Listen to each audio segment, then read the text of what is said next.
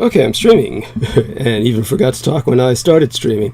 So let's try getting some other people involved with us. Okay, we got the Real Tech Geek has sent me some media, and all right, so he's very wiped out, and okay, so we'll see if we can get someone else on in his place, and the lady that I'll be calling. All right.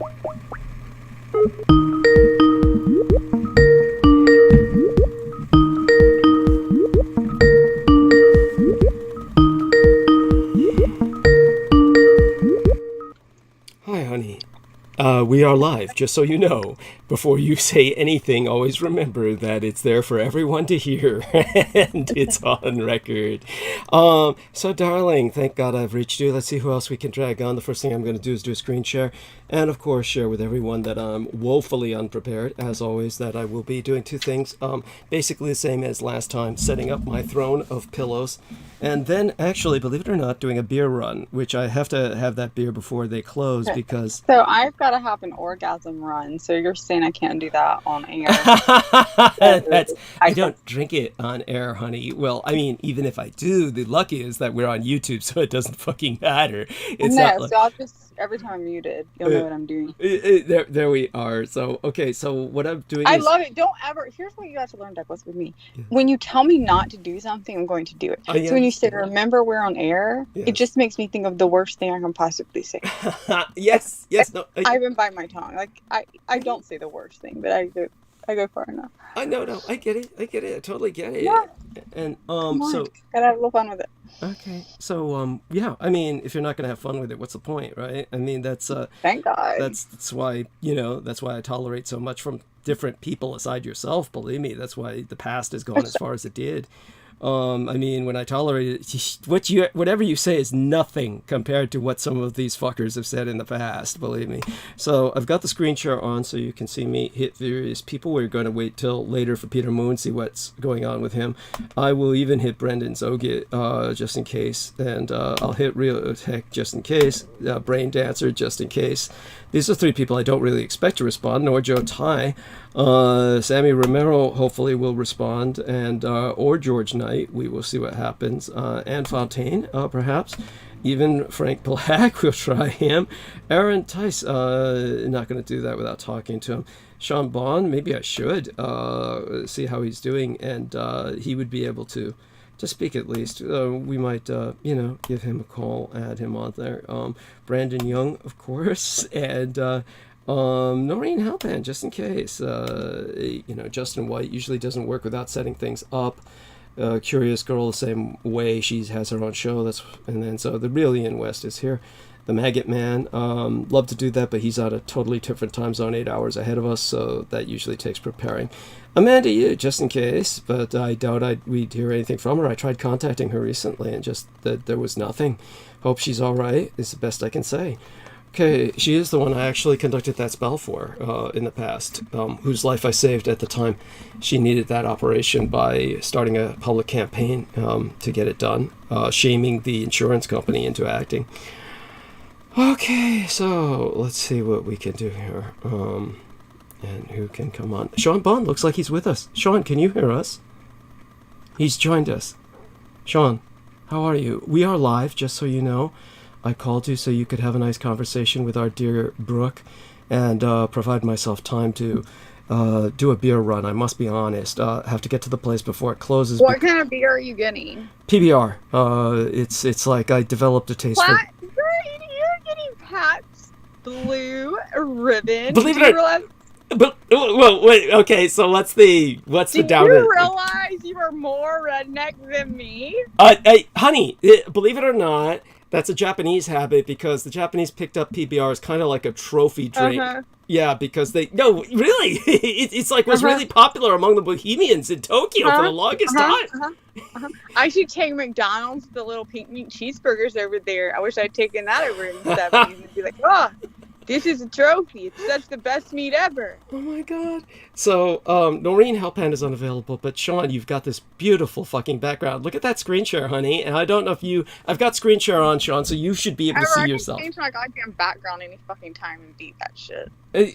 You know, I don't think we have a choice to do that with Skype. It's like Skype awards some people this shit temporarily. No, I think it's what so I don't know if you can do it on Skype, but no, yes, you can. You can change your background anytime. I thought you meant on my phone. Yeah, you can change your background on Skype anytime of the fucking day or night. Really? I don't know about that. I don't know how to do that. See what Sean's got? Sean's got this. Because you drink, baby. We know now you drink PBR. Yeah, yeah. I've always been open about that. It's amazing. Like, we think you're so intelligent, and you are. But you always find the stupidity in everyone, and there's certain things like. We found yours. Okay. I take no offense. I take no offense. Honestly, I'll put it in further context later. Really, it's the only beer that I've found that goes down smoothly and isn't like. It's like fucking water. Oh my god. Yeah, well, it's not as bad as that Coors Light. Okay, there's all that those light drinks. They're just piss. Honestly, so it's not that. Can you get Hey, let me ask you a question. Can you get PBR on tap out there? I don't know. I've never tried. Honestly, that's like I don't go to bars that often. Bars out here in Greenville, you can get some PBR. Now, actually, in Greenville, I take you out in the country, like in Cowpens, Anderson. Those places, I can get you some PBR on tap, fresh. The way she makes it sound like they serve that shit to their fucking cows. Like when she says Cowpens, it makes me. No, that's the name of the fucking town. Is what I'm trying to tell you. That's how country it is. But they will drink PBR on tap themselves because those are some country farmers. Okay. So yeah. Okay. Okay. So I'm glad I've given you another weapon to use against me. That's fine. So. Also, I would have to take you in there either completely have to redo everything about the way you look. Or yes. I would have to go in with guns to protect you. Doubtless both. I'm sure it would take both. Now, what I'm going to try and do, I've got some horrible sound phenomena going on here, and I'm just checking out my mic. Okay, the mic looks like it requires I'm in the car, so it could be me. Oh, no, it's not you. It's not you. It was me. It's definitely me. It was something to do with this mic, and this mic is like Real Tech says he's going to send me a new one, but God knows when that's going to take place, probably till the next Noachic flood or something. But at any rate, so Sean Bond is this wonderful individual. I want you to know, Sean, that there's been good response to our interviews, and of course, so let me just see if Oh, no, this is Sean Bond? Yeah, this is the Sean Bond. Yes, the Sean Bond. I'm so sorry you lost your father. Yes. Sorry about your father. Yes. I'm very sorry. Yeah. Yeah. My dad was scheduled actually for surgery tomorrow, major surgery, and he had this horrible feeling and canceled it. Oh my God. And my parents were crying actually hours ago because I was like, it's fine. I'll be there. I'll be up all night. I didn't tell him why, but I was like, I'm going to be up so I can be in there at 6 a.m. for the surgery. And this is the second time he's canceled it. He won't have it. So, okay. But anyway, my point was he was fearful that he wasn't going to make it out of it. May I ask what the surgery is? It's just a major shoulder replacement, like his entire shoulder, and they're cutting. But he made the mistake of, he's 72 years old. Mm-hmm. And so then, he's not in the best health. He doesn't exercise. He pretty much lays in bed like we've talked about before after the depression, Mm-hmm. So it's not like somebody he's out moving around anyway. So he's not like heavily obese or anything. Like his body weight's pretty good, but it's just he has no muscular activity and no muscle, and he did something to his shoulder. He used to play football, so they want to replace it. But he also did the stupidest thing I told him today, even though he was like fucking crying. I was like, I'm like, really? He's like, I watched them cut on the bones. He's already canceled this once last week. He's like, I watched him cut the bones, and I was like, Dad. To tell you something. What was he watching? Like, some kind YouTube. He's going on YouTube looking up how they do the surgery in depth. Okay. Obviously he shouldn't be doing that. I get what you're saying now, but he did something. So give me a moment here. I do want to show Sean Bond this. Sean, let's make certain he can hear us. Sean, are you there? Can you hear me? I Yes. can hear you. Yes. Yeah. Yes. You like how Brooke said, "Oh, hey, Sean, sorry about your dad," and she went on talking. I'm sorry. No, that's fine. That's Well, fine. I didn't want to get him in a depressive mood. I mean, I know it's been a few weeks, so like, I just want to say I'm sorry, and then not like if he And your wants to daughter's start and your crying, dad's. he can. I said your daughter. Your dad's going through stuff too. Yeah, yeah. I get it. I It just totally. it related Yeah, because yeah, like we were worried. I mean, like there was so I had just yeah, happened to have a yeah. similar issue with my Yeah, own father and make your today. dad feel better. Your dad will feel better. Tell him Douglas Dietrich does the same thing. Lies in bed all day and just rots away. It just atrophies and when he can. No, Whenever I I can. looked up that fucking blood shit, and now I need to find somebody to get transfusions Oh my from. god. Oh my god. So Sean, can you see the screen share? Can you see the screen share? Yes, I Oh, do. okay, good. So here's the Sean Bond interview with Douglas Dietrich. I don't know if you can see this, Brooke. I wanted to show Sean this. So basically, we have. Sean Vaughn, you're the reason I'm on here. That's right. You are. You are, and she'll tell you about that in a second when I do my beer run. Yeah, I'll talk later. So Danny Karate 16. I don't know whether that means he's 16 years old or whether he was born in 1916, which means he's 106. But anyhow, he says Mr. Dietrich gives his audience another outstanding reality check, one interview at a time. Thank you both, gentlemen, for your services in the name of love and light. Fantastic interview, sir. He's referring to Sean, of course, and then outstanding information from Janet Devlin. Thank you, Mizils, Dietrich, and Bond. And Anne-Christine Fontaine says, I had a session with Sean about a year ago. I don't know if you remember her. She had this horrible little fling with Rocco Fowler, which everybody warned her against. I mean, anybody just born with the name of Rocco. Obviously, his mother hated him. At any rate, then, great interview. A compliment towards Sean, our honored guest. Doug, thank you. God bless. And let me see, there might be another one. Afterburner was giving a lot of hearts and wonderful positive emojis. So I just wanted Sean to see all of that. Feel free to respond to any of them, by going online and and doing that.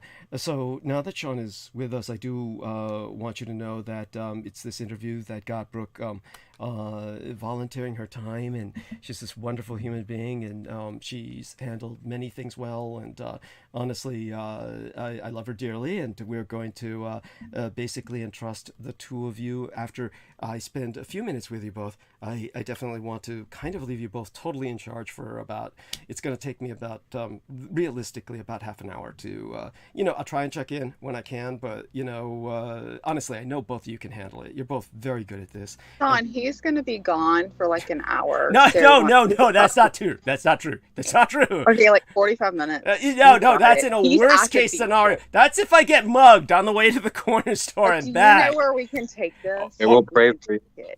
We've got plans. No, we'll be good, baby boy. You just go on. You get your stuff. You know us. We're good. We're good. Okay, I mean, I'll do that soon, but I do have, it's obligatory, but I do spend a few moments making certain that both of you have got this well in hand. I have every confidence once I hear you both start talking together, then I know things are well in hand. But basically, Okay. So Sean, to catch us up on what you're willing to share, I know your life has probably changed greatly. Could you tell us a little bit about what's happened?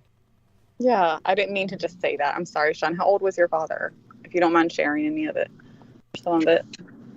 Around 60 when he died. He got liver cancer, and it was very rapid for some, whatever you want to go into, like with the causes of cancer. And then it's pretty quickly. So it didn't give me much time to do anything or see him because he's in Tennessee, and you know how men are. They don't like to tell people that they're not all right and how bad things are, and so it caught up too quick before I could do anything about it or go see him and start a healing process. And he also doesn't really know much about what I do because the mindsets of the previous generation. Yeah. But love him dearly, and I'm glad I had him. He's got some very interesting stuff going on with his soul and DNA, so I appreciate that and what he did for my life. And it was a nice funeral, and I got to meet more of the family and get closer to relatives, and it was a fun little journey. I went out there on a car ride It's like 14 hours, but just drink a bunch of coffee and breathe deeply. Yeah. How's things been with you? It was in Tennessee. It was in Tennessee. You said, Sean.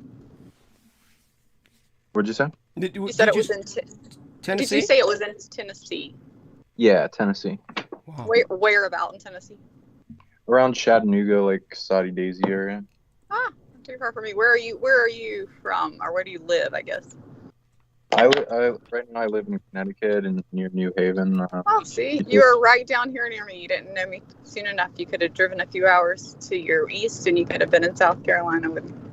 Could have visited longer. Carolina?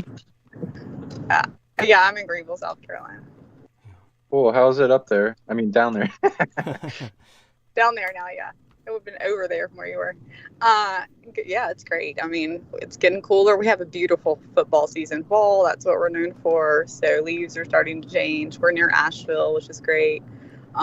Just, beautiful leaves and mountains. And it's just cool, It gets cold to me when it hits like 60 and the wind's blowing at night. I had to run the dogs inside last night because I'm like, it's 60 fucking degrees. I got to get inside. That's it. No, I get it. I totally get it. I mean, what's cold for some like us in San Francisco is obviously nowhere near what they normally have gotten in the Northeast, etc. But Right. certainly, global climate change is evening all of us out to where we all experience the same misery. I do want everyone to know in the chat room, Daniel Cardenas says, "My man Doug, God bless you, sir." David Fitzsimon says, "Hey Doug, God bless you." I want to say thank you to everyone who's put their upvotes so far. I do want to remind everybody, hit those upvotes because the enemy hits us with downvotes immediately and it knocks us off the searches. So what I'm going to do now is go mute. Sean Bond and Brooke Gibson have found a kind of common thread now.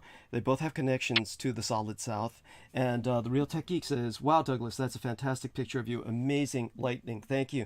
Yes, my son and his blood boys, they all get together. They put together these costumes, and certainly it was a wonderful holiday. And celebration was, of course, something I'll go into a little later. I don't know why Peter Moon didn't seem to understand, and he was trying to contact me throughout the holiday, but of course he wasn't answering.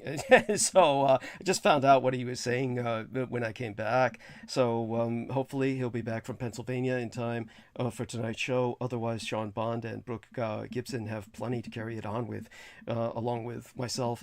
And of course, I will be participating. I just want people to know that, be patient. I'll get back into it. But right now, Sean Bond and Brooke Gibson, they're beautiful people, and they have so much to talk about. I'm going to go mute. They'll carry it from here. And our prayers out to Sean Bond. He's sharing with us the death of his father, who was a remarkable man in the sense that even I don't know.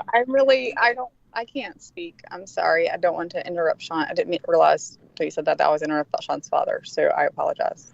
Go ahead. That's silly. No. You were just trying to. What are you saying? You were just trying to relate. I'm just saying that I just don't feel comfortable speaking right now because everyone in the chat only likes you. That's ridiculous. Honey, everybody, tell Brooke Gibson how much you love her, please. Everybody. Please. I'm gonna be muted and let Sean go on. And... Oh my God! You've got to talk back with Sean. Don't leave him alone on stage. Here's the thing. I think they want to hear you, and I'll just go get beer, and I'll bring it to San Francisco, and you'll get it when you get it. How about that? That's cute. They're very funny. Look, everybody, tell Brooke how much you love her. Everybody, say that in the chat. She needs positive reinforcement. Tell Sean how much you love him too. Oh my God. Fuck, just let me go mute. I love you all.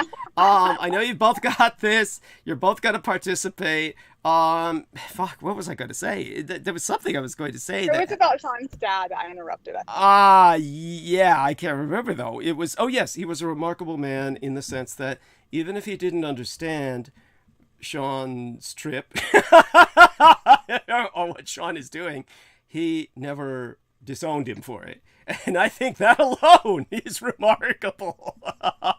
So that being said, we turn it back to Sean and the lovely Brooke Gibson. Everyone do make certain she knows that. There, see? Real Tech Geek. Of course, he's hungover like a fiend, so he's got jackhammers pounding in his brain, but he's tried to say Brooke, but it came out Broke, you're an awesome person. That's just fucking delightful. Broke, you're an awesome person.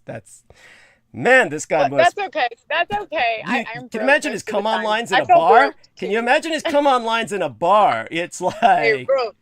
yeah. Hey, honey. Yeah, I love your legs. If only you shaved them a little bit more. Yeah. Yeah. Anyhow, Daniel Cardenas says, Brooke is nothing but the best. There you go, Brooke. There. Now I can go mute in good conscience. In good conscience. All right.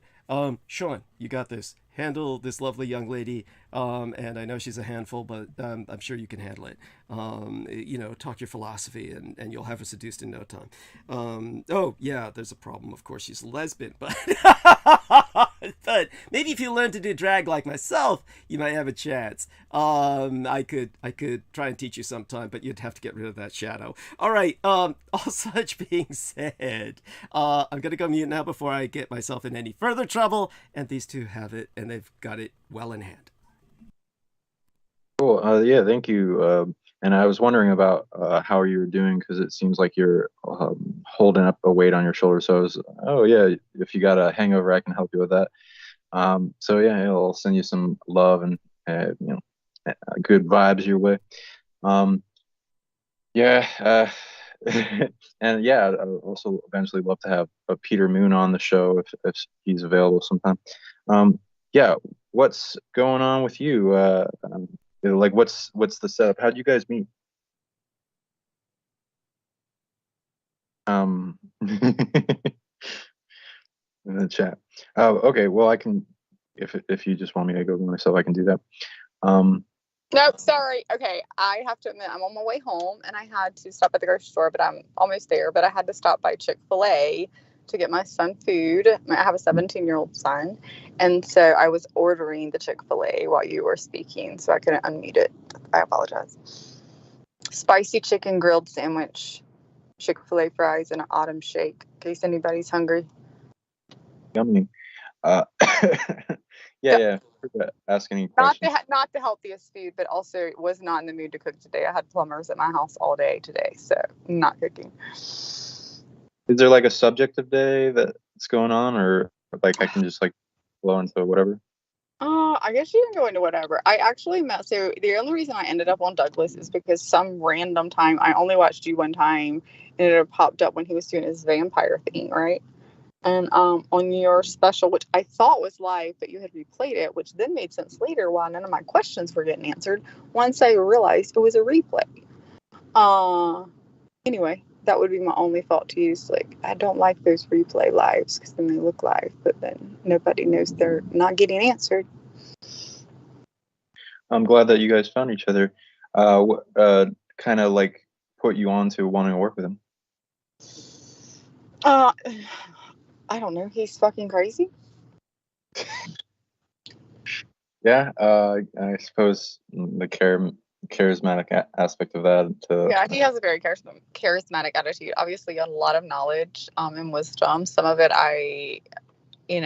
especially in the beginning, which, like I said, I haven't been here a long time. Some of it I wasn't too sure about what he said, and some of it, had a lot of questions on, but I have no problem coming on and addressing or asking the questions that I have to ask. And I don't know. And to be honest, I don't know how the fuck I ended up on here. Like, one night he was like, somebody else come in the chat, and I'd never been on the post before. I was like, I'll come in the chat. He's like, I can't even see your name. It says B. And I'm like, all right, well, here it is. Here's my name. So I was there. That was it. Somehow got stuck.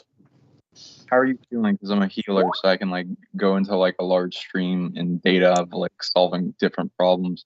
If like maybe you give me a little thing of what to hook onto for a topic of what's a problem that you're dealing with in your life that you'd like to not be there as a problem anymore. Well, I think I would like not to go that personal at this point right now. But I mean, everybody deals with general life problems, like none of us want to hurt and have heartbreak or, keep everything pretty much balanced in your life. Know that you're balanced as far as money in the material world versus where you are in the spiritual world and things like that. I had a question for you when I was listening to you. You were talking about dimensions. I think I remember asking you that question. You were talking about dimensions because you get very deep into stuff like that. Usually like dimensions, but then you were talking about realms, and I was asking you, did you mean realms and dimensions as the same like the same thing, or are you talking about two different things? Great question. Two different kind of categories for technology. Realms I would apply to, most people know about like the Tree of Yggdrasil realms of the 9 primary incarnating realms of Earth in Norse mythology, and these bubbles. They don't really go too much in detail, but in what I've explored with them, the different entrance ways, is they're pretty much the same thing as Earth, like laid on top of this realm, in like a different, changing the television station on a TV kind of thing, of frequency bandwidth, and like all energy in any given space is, there's a lot, and what we perceive is 0.000, a lot is 0.0005% of all that exists in any given space is what we observe and can interact with, and even can touch and perceive as physical matter or light. So there's all these other areas of reality and experience that are comprised within that in compressed space held in the planet. So the planet has its own realms overlaid, and it's like their own planet essentially over top of the same planet. Some are created by the same planet, and every planet has multiple realms. I'll then categorize them into like the neutral realms that have a bunch of melting pot and different experiments and of different species within them to house and have a goal, or the light realms, like heavenly realms that are talked about with the Tree of Life and the Tree of Death and the Kilopoth, or like the hellish realms or the quarantine realms or the prison realms for invading species that come in that's Earth still has a purpose for and sees as valuable, and then she'll put them there. Though the quarantine is often breached by dark sorcerers that summon demons and then open up portals there, and then they mess up the reality and drop the energy, and a lot of things go a lot of things are harvested for energy, and it's like causing a lot of the possession and the negative strife. For in the realms, you're not meaning in the dimensions, correct? Yeah, that's in the realms. Dimensions, I'm still translating that. I also have like a fixation on it for translating exactly how people can describe it. Not many people are good at describing it because it's like a whole nother experience. But a lot of things are common with the experience of this one, but like with greater energetic awareness. There's the main like dimensions that like third, fourth, fifth, going all the way up. I see a lot of that with like higher dimensional beings that come in and interact with us. They will usually have a lower dimensional tech to interact with us. A lot of like the higher dimensions, I will see mostly interacting with beings in the center of the galaxy, and it seems to. Oh, I'm sorry. Is it being loud because I'm driving? I need to mute that. Yeah, and no problem. There's aspects that you can attribute to each dimension and what they're good at. It's kind of a layer, and whenever somebody's manifesting, I'll see that as a good way to create something in the higher realms and then fractal it down to this one, because this is very dense, and it's kind of prisony, especially with this planet, and resilient. It's this realm dimension aspect is supposed to be strong against most destruction type of events. Then I also call another thing dimensions because I don't know what else to call it. It's kind of like the layer of all elemental essences, like fire, earth, air, water, ether, void, space, different astrals, different etheric, all kinds of stuff in energy layers on top of it floating around. But if you were to just perceive one particular type of element and attribute the type of being that have it, that tech and body, we as humans, a super hybrid experiment on this planet, uh, all that comes from all these other races throughout the universe. You can see a lot of the dimensions started up as an experiment, and there's like billions of them for different types of elemental attributes. And like one species in the beginning, in the early stages of all this, would master one particular one to its fullest and then advance that experience and technology. Eventually, I find a lot of those species DNA end up in our DNA tech. So we're like a combination of all these DNA species to allow our body technology to tune it into multiple experiences and these dimensions and interact with them, such as somebody having a fire body or something that wants to interact with the fire dimension or whatever, that like some jinn and other elementals, like the concept of salamanders, but going deeper than the physical red salamanders that come out of logs and stuff. Yeah, so there's a lot to it, but some people know the beings that interact with these elemental dimensions as like etheric parasites or void space parasites, astral parasites, all that kind of stuff.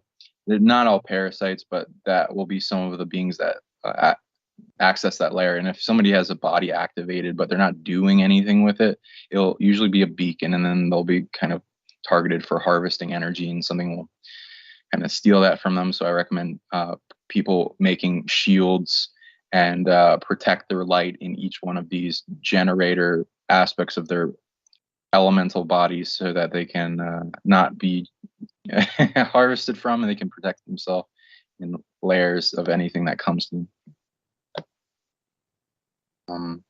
Yeah, I want. Does that answer your question?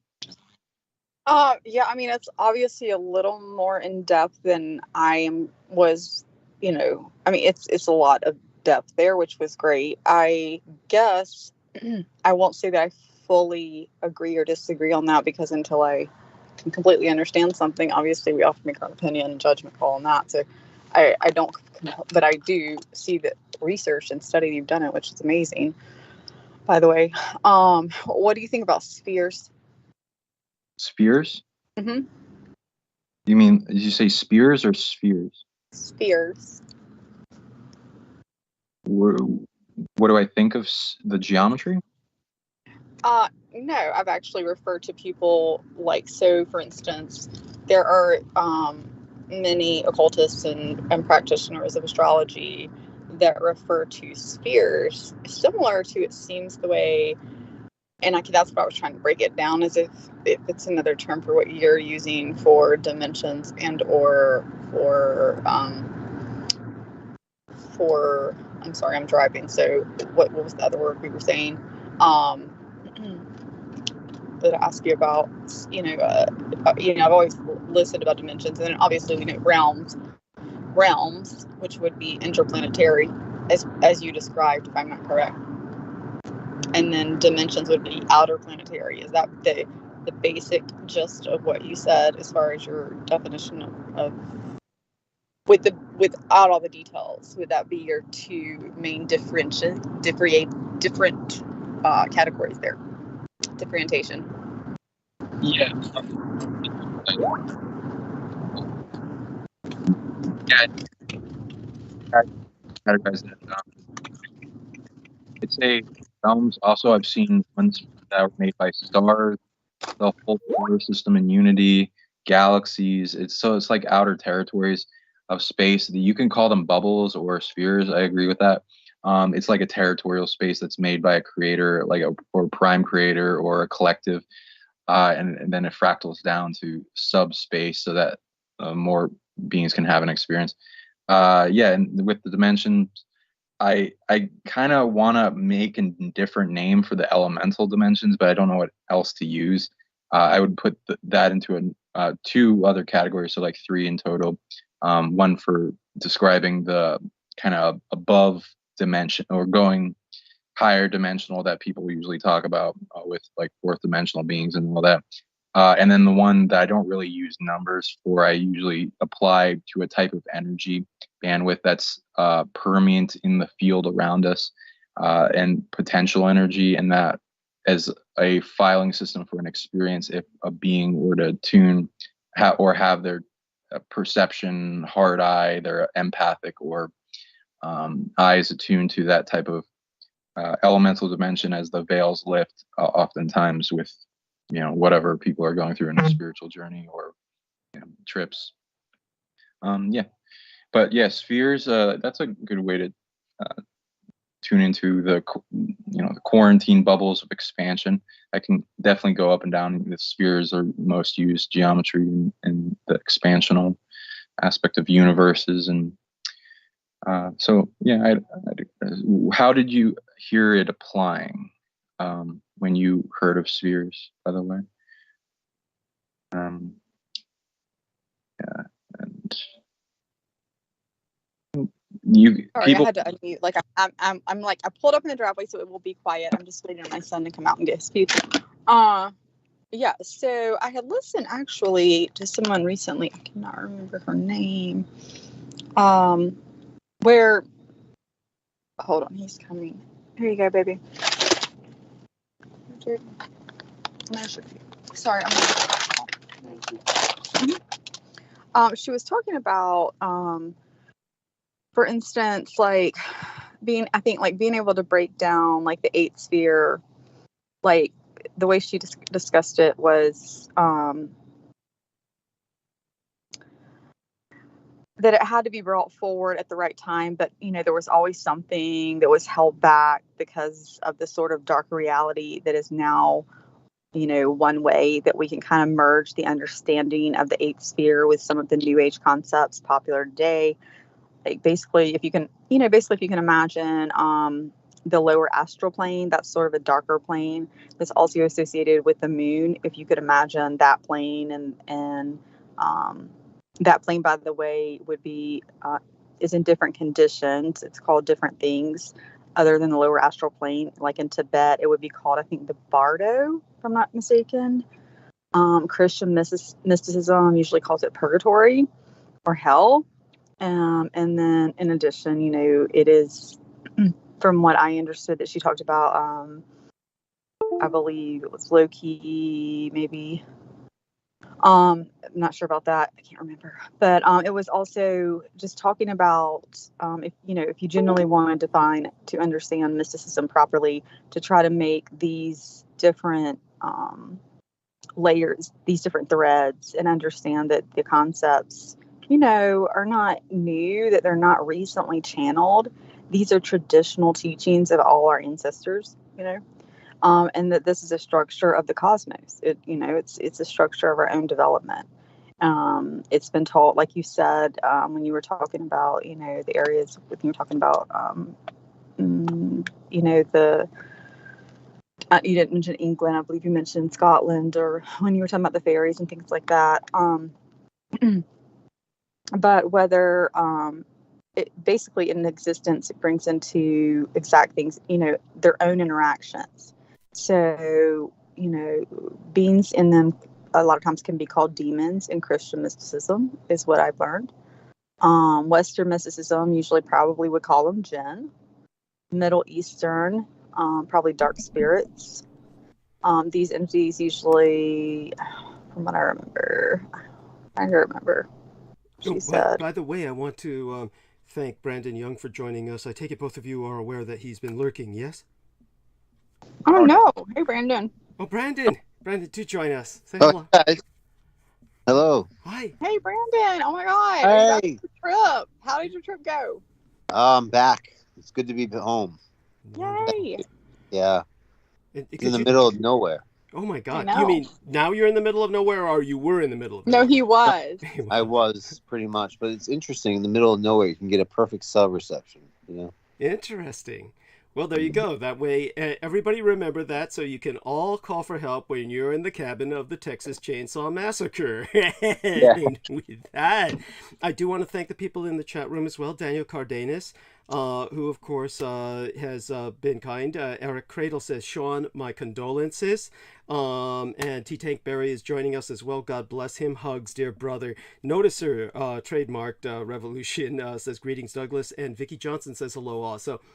Kisses to Vicky Johnson, hugs to Noticer TM, and I do want Brandon Young to share with both Sean and Brooke his experience with the hunt, or rather it was his girl, Kelsey, who was doing the hunting, and he was doing the cooking. There was an interesting role reversal there in terms of the anthropological duties, and he'll share a bit of that with us while I go mute. Okay. Interesting. Okay, yeah, sure, no problem. I mean, Marcelia Eliade, who was a sort of an anthropologist, philosopher, I guess you'd call him archaeologist. Maybe she wrote a book called "The Chalice and the Blade," and this dug into the concept of hunter-gatherers and this myth that there were patriarchal societies as opposed to matriarchal societies, and really looked at this across the whole world. And came to the conclusion that no, in fact, they were always a shared culture. These were always shared duties. Even though the male is usually associated with the hunt, it's not uncommon for the male to know how to cook the meat. And so that's essentially what we did. But it's good to be back to civilization. And it's interesting to come back from that perspective.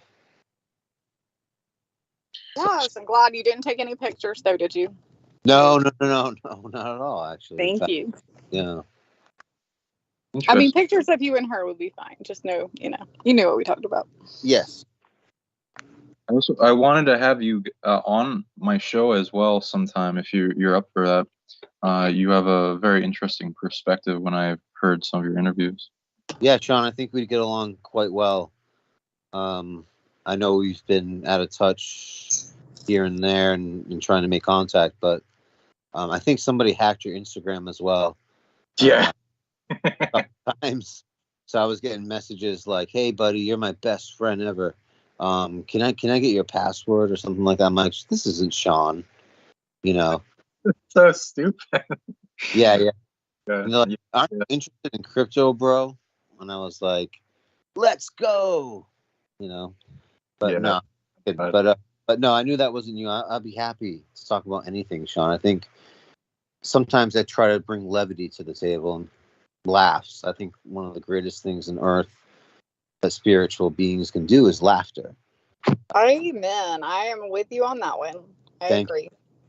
So, but also I can get into the heavier concepts of eighth dimensional spheres, or eighth density spheres, of sort of like theosophical. Yeah, this was the first time, speaking of that, since you're going off what I said, well, this was actually like the first time in the last few days that I had heard someone mention it too, to spheres. So that's kind of what I was asking, because I'm assuming she means densities, but I wasn't sure.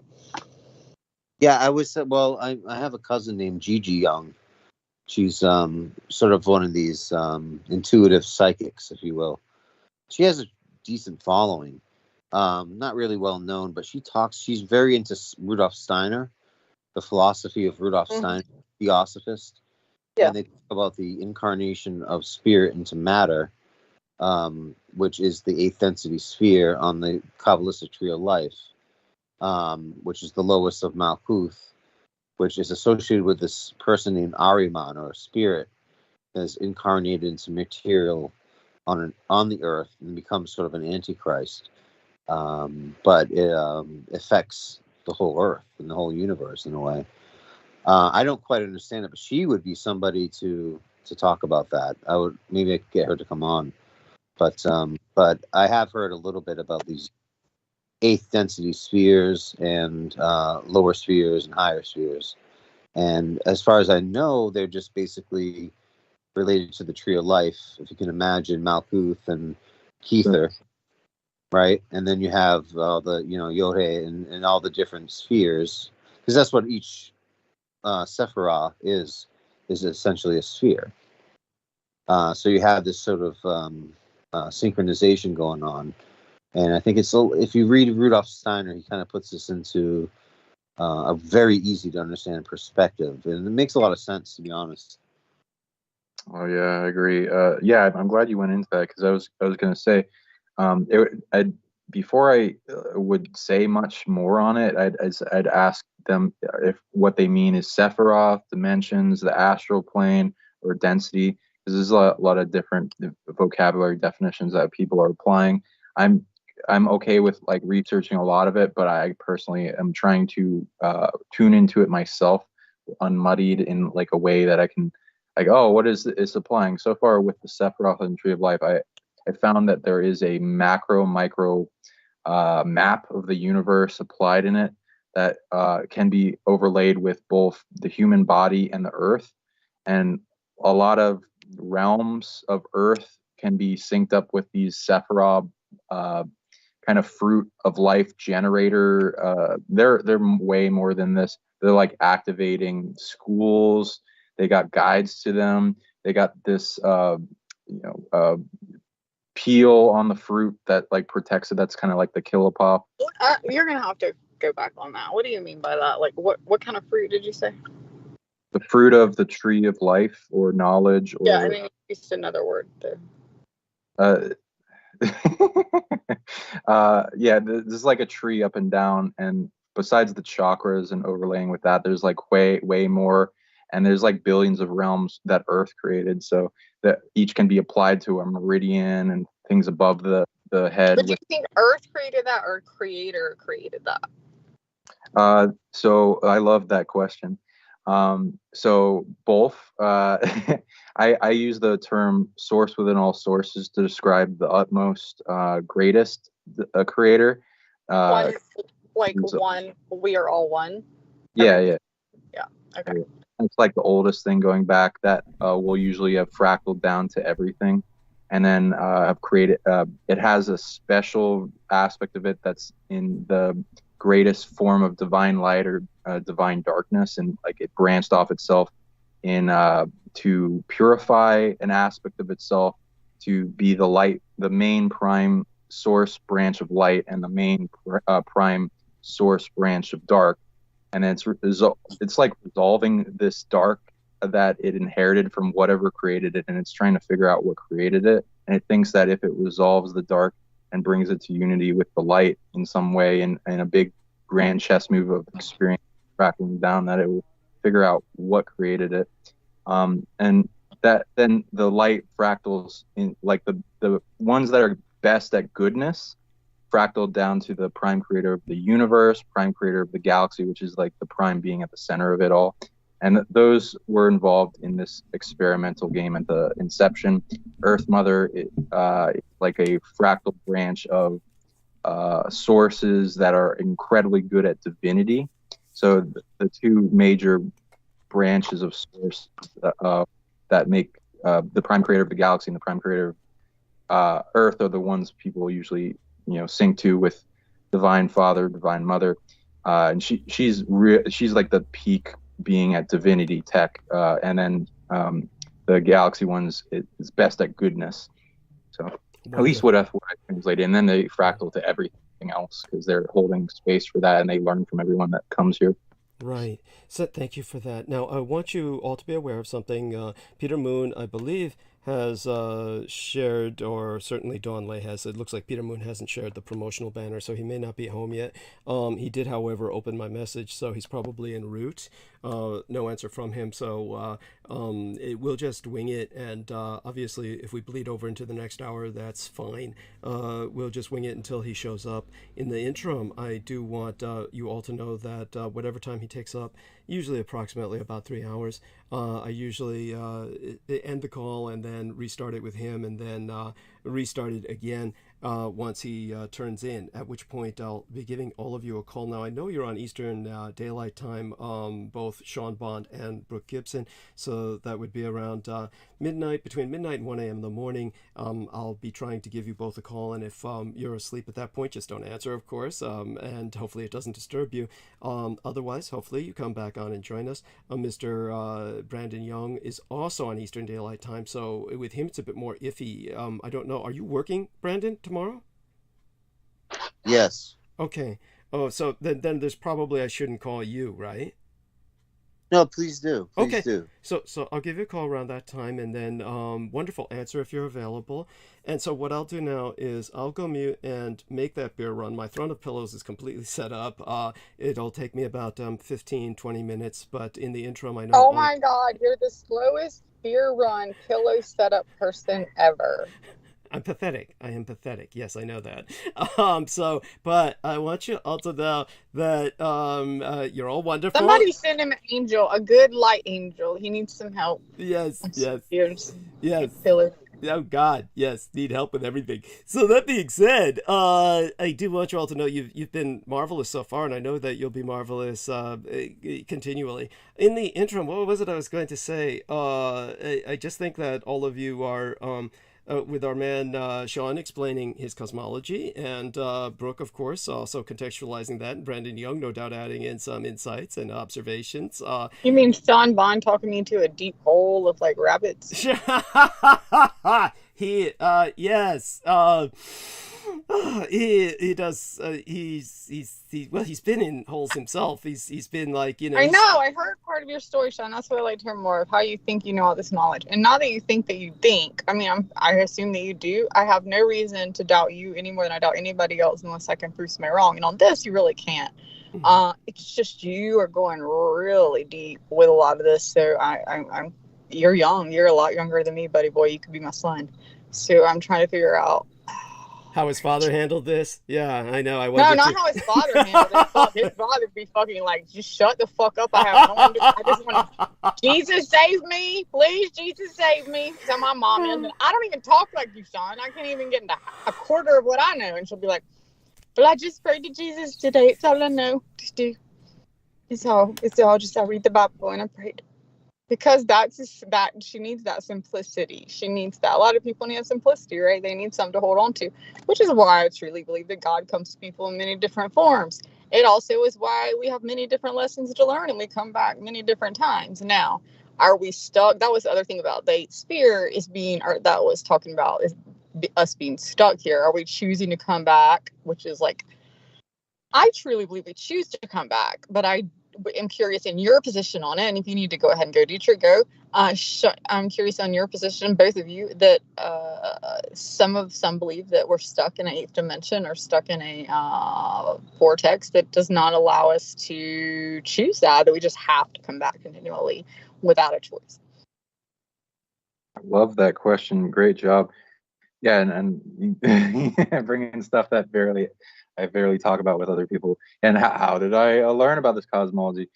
Well, I've been attacked by a large amount of demons, and I learned how to perform them, heal them, send them to quarantine realms, banish, exorcise, depossess. Learn how to read soul history and DNA tech, and I like treat them like children of the universe, and I give them that have never experienced love, and I turn on their heart, and I read into their history of like what torturous things they've been through, and then gain compassion for them, and then give them another choice and options, and then a lot of that like tracks back to like where they've been, how old are they, and like they're branching off of this prime dark source, and like what it takes to resolve that, and then going up to the point where I can resolve a bunch of things that are invading this realm, and from like hell realms and stuff of Earth that she's captured, or from the antiverse, etc., and attract all those back, and where they invaded into this multiverse from other multiverses that have specific themes that they went into in a type of energy, like darkness, demons, matrices, poison, all kinds of interesting concepts of creation and quarantine bubbles. And then having to do missions to make this planet better as I see things get worse, and then like tracking it back to its core and going into invasions and things that are like source problems, and what the things that are a prime creator or a galaxy that most people, when they pray to God, that is what their prayers go to. And what they're dealing with huge catastrophes and wounds that have happened to reality, like the fall of Atlantis, that shook everything, and betrayals that happen and falling of different species into imprisonment and lower and invasions that happen and stealing of authority from grand authorities like angels, becoming having a false light angel grid of fake angels come into existence from their stolen authority, and all this stolen tech from the prime creator of the galaxy, that if they get it all back, then there's less authority for the dark. That's when I track back a lot of the unnecessary suffering of the world. A lot Okay, of that. so you're not asking. So, okay, I gotta stop you. This is the way you talk, and I love how much knowledge you have. But for people, anyone like me who does not know all you know, I'm getting lost in circles. So it's the simple questions first to get into the deeper. So I get what you're saying. So you were possessed by demons, and you were able to overcome those. To just start there, and then you obviously can heal other people. So there's multiple questions I already have for that. So you see what I'm saying? You've already opened up a new can of worms that I have to question and answer. So I guess for me, it would just be first to stick to, do you believe that we choose to come back to this earth and reincarnate? Do you believe in reincarnation at all? Number one, I guess. And then if so, do you believe we are reincarnating souls because we choose to, or because we are forced to? Thank you. Thank you for going back to that. I would have gone on a tangent and forgot that you asked that. Okay. Yeah, I believe in reincarnation. I use different terms in reincarnation from incarnating as reincarnation. The big difference is people forgetting and then being strung along to come back in. There's a bunch of different things I've read. There's a negative dominating archonic grid of archonic demons that are there's a lot going on with them. Well, that's what I'm saying, and we've all read. I think we've basically, anybody on here that's studied any of this would boil reincarnation down to whether you call them whatever you want to call them, which would be multiple different names, and they have multiple different names. But in my opinion, based on just like we do, but my point is, again, do you believe once our soul is free from our body, we live a full life, and we die? Are we stuck here in this, what you said, by these archons and just forced to come back? Or are we free and with the creator or into another dimension where then we can look at our life and choose, see what we learned, and then choose, kind of like a video game. I look at Earth like Earth school. It's an Earth school. It's the third density. It's the densest planet. It's going to be the hardest to fucking go through, or that I'm aware of, the way I've learned it. And so it is going to, go into university, and it is going to be, not even just university, really. It's like going through freaking, first grade and second grade. Sometimes fifth grade was harder, and middle school was harder than high school or university. You've got fun times, you've got bad times in it, but it's all about the learning of it.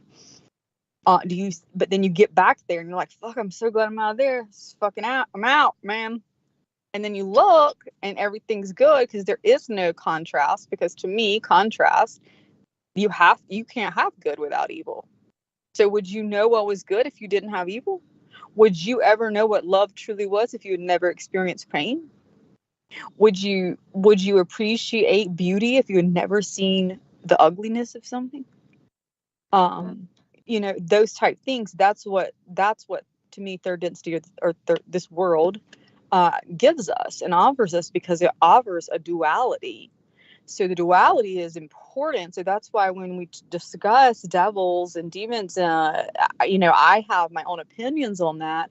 I do believe there are darker forces, but at the same time, I believe they were created still out of the one purposely. Yeah, absolutely. And so then I have to say, well, are you saying the one then allowed them to lock us in, or we still were given free will, so we get to free choice to come back and say, damn, I didn't learn everything I wanted to. I want to go back. And then, our angel guides or whatever, you sure you want to do that? You sure you want to try and learn all that this time? Maybe, or something like that. But yeah, I'm ready. I'm ready to go back. I'm going to be poor this time, or I'm going to be rich and I'm going to prove to the poor people this is how you can give, like whatever it is, different lessons you feel like you need to learn or want to, or you come back if you've learned all your lessons and maybe you come back then as a guide. But I think that personally, I think it's choice. I don't believe that we're trapped in by an eighth, but I could be completely wrong, but I don't believe we're trapped in by an eighth sphere, archonic force that just makes us come back. Now, can certain souls maybe get trapped in there with certain dealings they're dealing with that they purposely intend to, like a Kinu, like those type people? Maybe. But I would say overall, unless you're having those type of binding contracts with soul demonic, souls like that, where you are wanting to serve them, then I can't see how you would be forced to come back. Does that make sense? Oh yeah, wonderful. Yeah, thanks for making it very precise what you wanted to answer. Yeah, I'd agree with you. And then there's a little bit more information. I'd say most of the people that get trapped in the Archon grid are people that are unaware when they die. They're asleep. They're like trapped in some religion, and then there's some type of grift of a simulated acting going on of you didn't quite get all the things done. You got to go back, and then a lot of convincing. That's not applying to everyone. That's people that are trapped in the reincarnation grid, and a lot of people when they awaken, they bust out of that. And if anyone dies and like sees a light and goes down a tunnel, if they can be very skeptical of what's going to happen.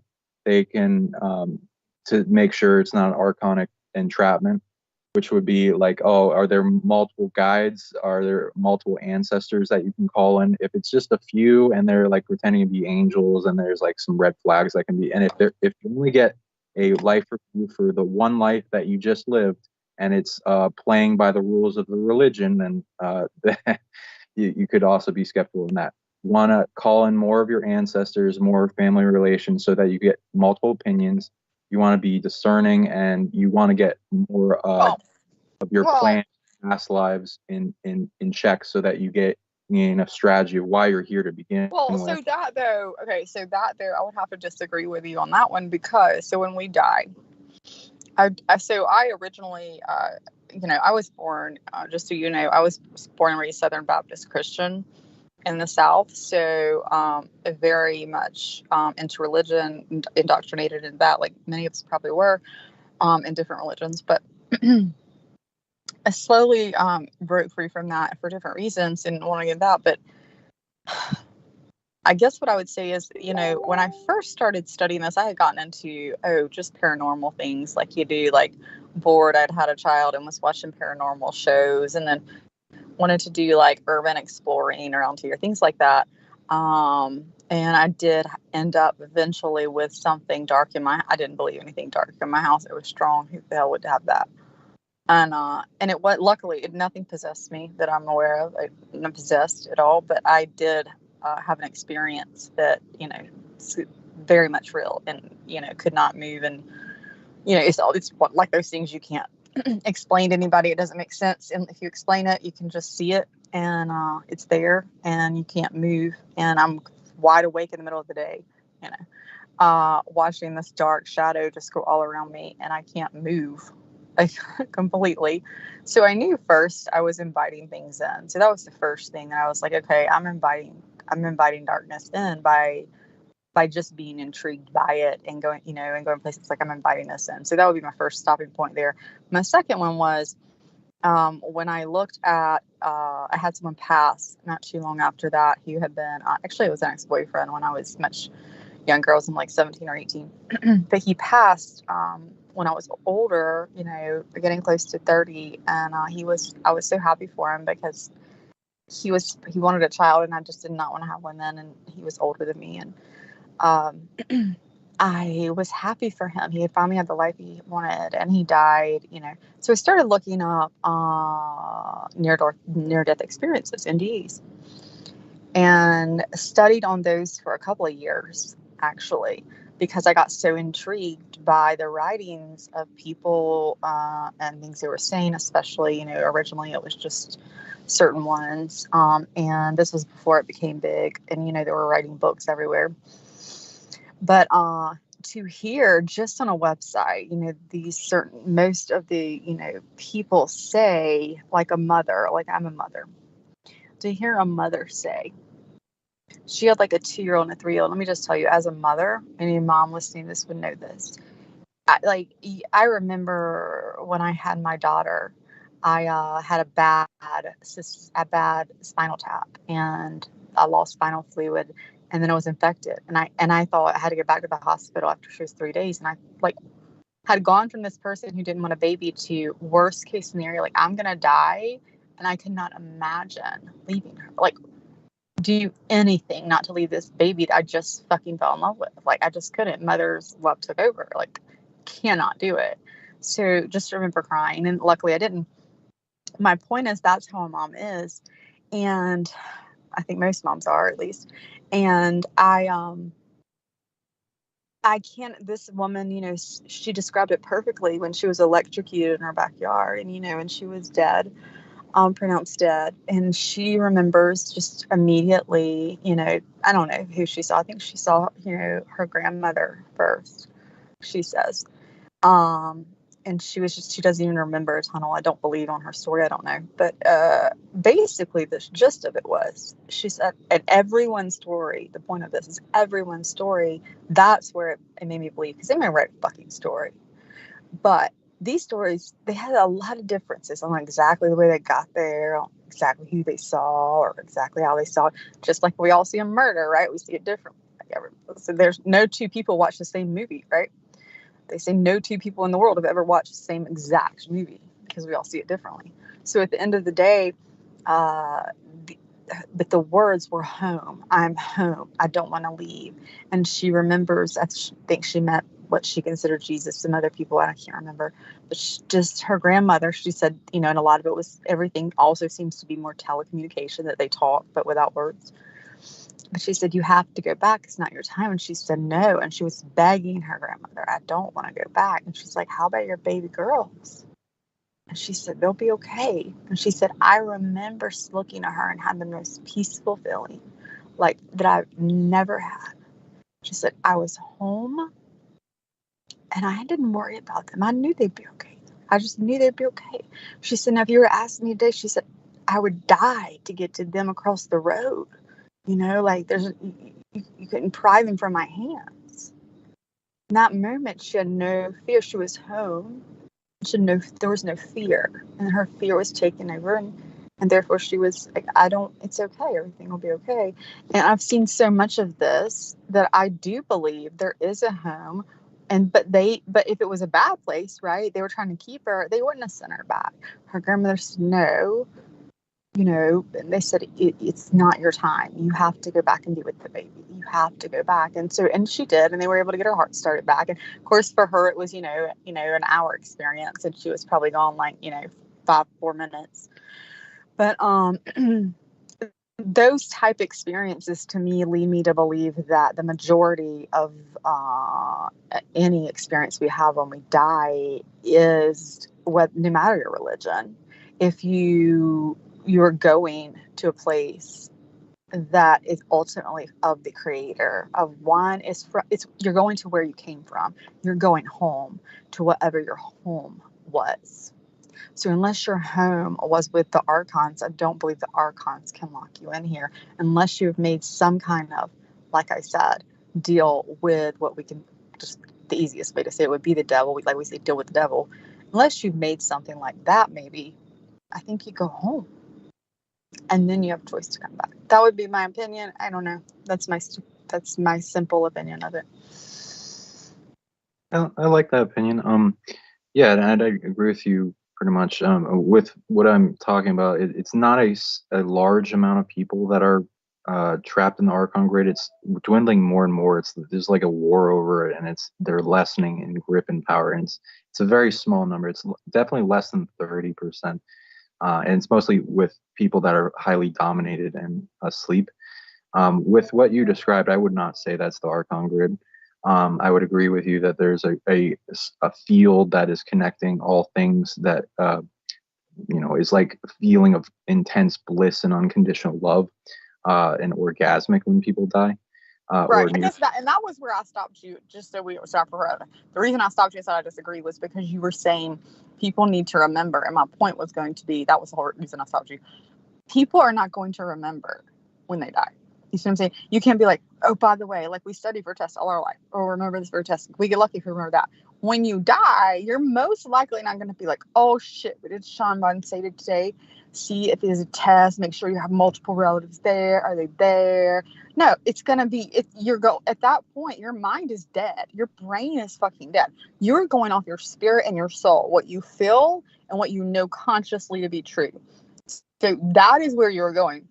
So it is going to be dependent on your emotions and your conscience to where you end up, not your thoughts. You can't think it through anymore. There's no more thought for thinking it through. Okay. Do you see my point? I can understand. Okay. So I do. Before you answer, Sean, I do want you to get back to that topic. Pete was apparently responsible. I came in earlier and I just checked in, made sure everybody was talking, and I want you all to know that Pete should be joining us any moment. As soon as he responds is when I'll end this call and bring him on. But I want Sean to make certain that he lets everyone know where to find him. So, Sean, let everyone know where they can contact you and, what options they have for contacting you. Okay. Wonderful. Thank you. And I appreciate that. And yeah, I love Peter Moon. Let him know that I want to have him on the show. I'm Sean Bond of the Sonic League and sonicleague.com, and you can reach me on Sonic League YouTube or as Sean Bond on Facebook. Honored to be on your guys' show. Oh, it's an honor to have you, and honor to speak with you as well. Thank you. And so Peter's just opening this message now. I'll let him know. I will call now. I will. I've been waiting for the call. Okay, I will call now. So what I'm going to do is I'm going to hang up on all of you. I'll bring you back later if all of you are available. And right now I'll end the call and call Pete. So thank you all. My love to you all. Good night, Doug. Good night for now. Hopefully we'll be speaking later. I don't know. No, y'all went 3 hours over last time. I'm not doing that again. Oh, don't torment me. Okay, so we'll be back. Okay, my love to all. All right. You told me. Okay, bye-bye. Okay. And with this, we will be calling our man, Peter Moon. I don't even know if our man Brandon was still with us on the last call, so hopefully he understands. With that, we start this call with Peter. Okay, you're going to hear some ringing. This shouldn't take too long. There we are.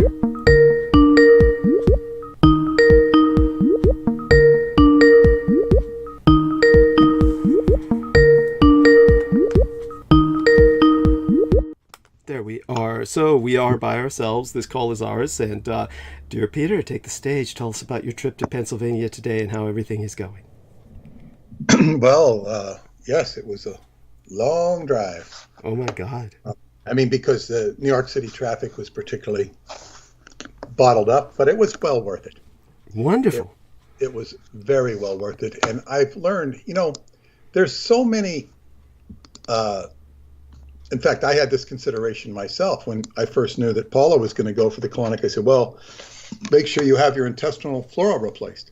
Yes. And then she was, I think, warned about this by her stepmother. And I said, no, you've got to speak to Arlene because this is not what happens. And so I had her explain it to me again. There is so much misunderstandings about how the colon functions. People are clueless. Even typical colon therapists are clueless. Mm-hmm. So I can't explain. I mean, this is just one step for me getting her to write the book about colon health. Wonderful. And I've realized I'm making headway with her. I visited her 5 times, and each time I talk about a book. I really want to do that book, and now it's kind of like warming up to her, just like this voodoo priest I know who solicited this voodoo priestess in New Orleans for a long, long time. And she wouldn't tell him anything. And then one day it just came out of her, mm-hmm. like a channeled session. Yes. Boom, boom, boom. So it's like, boom. So instead I got the manuscript that her son wrote, her son that she cured of autism. Wow. when I saw him the first time, I could see, although he was clearly functional, more functional than most, I could kind of see this like little hesitation, or I guess what you'd call thing you go through to get through the, you could see the autistic interface, but he'd blow right through it. Like he could respond to you non-sequiturely, but he didn't. This time when I saw him, I just noticed an even, like if he was like on a scale of 1 to 100, autistic, he was down around below 5. Well, Wow. now he was down to like 1. I mean, it was like, it just like, wow, I could see that he was just boom, boom, boom. So he gave me his book, which is a fiction book. Okay. That sort of kind of tells the story of, somebody like him. And I'm going to read it, and I'm going to, help him with it. Yeah. It was really good. I'm making headway with her.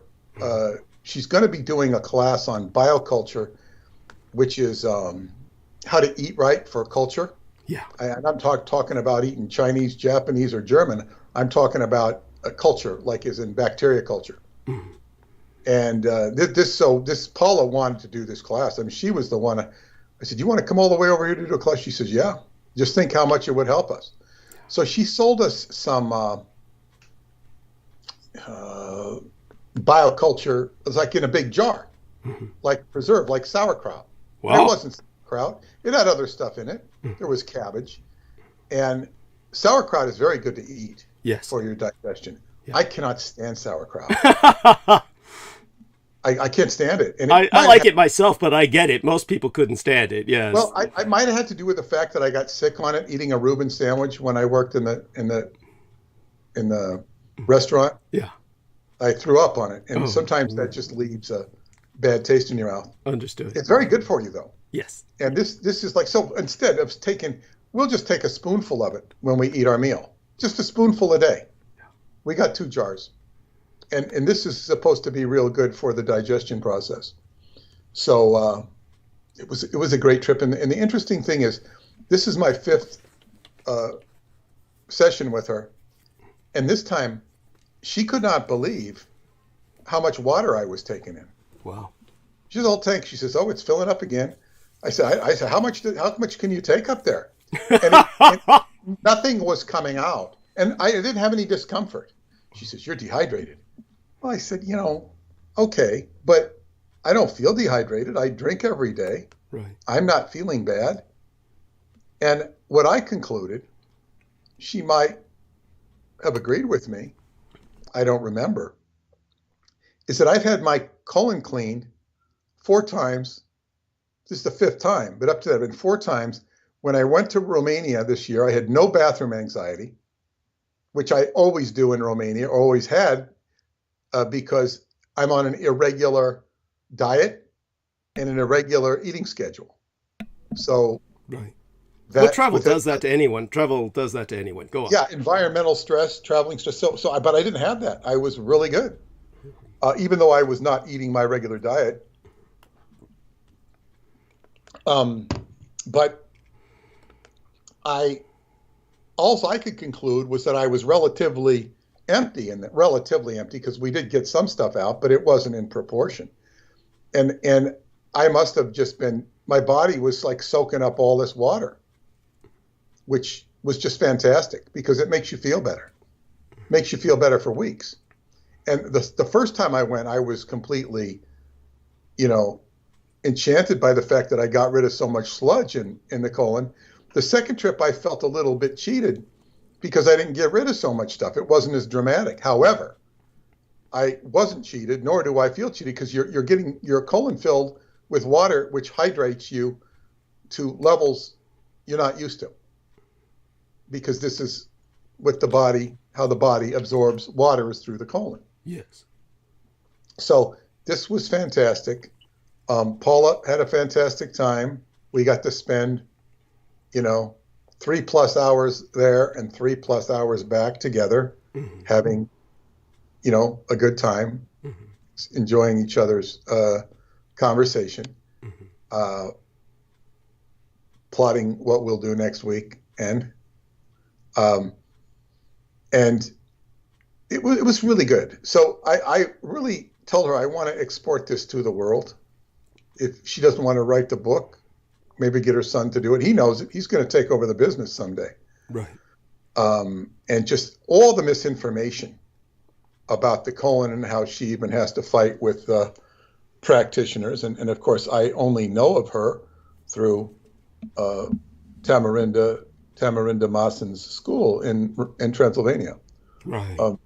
No, her son that's going to take over the business is not the one that had autism, is he? Yes, he is. Oh, okay. Yes, he is. Yes, he is. He will. But I mean, this will be years. He's just like 30 years old. Wow. Looks much younger, but no, he's just coming into his own. Yeah. He's making parts for vertebrae, like discs. He's making those artificial vertebrae, I guess, for putting into a skeleton. Putting into a human. That's incredible. I mean, that's quite the accomplishment. Oh my God, I'm impressed. Well, I mean, I don't know what his role or function is there. I didn't get into details. I said, I remember that Dan Lucas, a kickboxing champion who I met at Atlanticron, friend of David Anderson's, he was looking into going for some sort of spinal surgery to, do something with the vertebrae. Maybe he was going to get a replacement. I think that's what he was going to do. I don't know if he ever did. And this he's an incredible man, Dan Lucas. I mean, he's retired, as far as I know, from kickboxing, but he's never lost a fight. Wow. And he said that, but evidently he suffered some injury. So this is the downside of kickboxing. Yeah, no kidding. Go on. Yeah. Of any fighting, it's like no matter how good you are. It's just going to leave you damaged. I mean, let's be realistic. You're not going to get out of it the same that you were going in. That's just not the way it works. So that's the commitment that people make in that kind of profession. Go on. Oh yeah, and I only recently saw up close how violent the sport of tackle football is. Right. Just watching my friend Thomas out there. Oh God, because I'm so close to the action. And it's been so long since I've, even though you get bumped and you get hit hard in touch football at times, you are immune to it. Seeing when it happens to another, even if you're playing touch football, is much more disconcerting than when it happens to yourself, unless you're really severely damaged. But anyway, that was today. But I want to remind everybody, it is Douglas's birthday month. It is the 12th of October, the anniversary of the arrival of Cristobal Colon. Yes, Christopher Valbo Corlambuenas. See, I know a lady, D. Colon, who was of the lineage, supposedly from Puerto Rico. Mm-hmm. She shared this with me. She's a very interesting lady. Was related to Colon. Yes. But in any case, it's the anniversary of him arriving on San Salvador, and it's also the anniversary of Aleister Crowley's birth. He would be 137 years old today. That's quite fitting for both of them to be kind of together like that. I do want people to also know that the 11th day of October is also Child Bride Day, meaning that it's an awareness day. It's not to celebrate the phenomenon, but to make people aware of it, which is also fitting considering how Columbus's Day merged with that this year, because, of course, Columbus did traffic in children, just so people know. Many of the slaves were underaged, and many of them did become child brides. But take it from there, dear Peter. Yeah, and I think I've read some of the journals of Columbus and some of the more the mandate or whatever it was. Yes. And they always referred to this as the new continent. Right. Yes. They didn't call it the old continent. Right. And the wording of such makes you think that they really knew that this was a new continent. Yeah.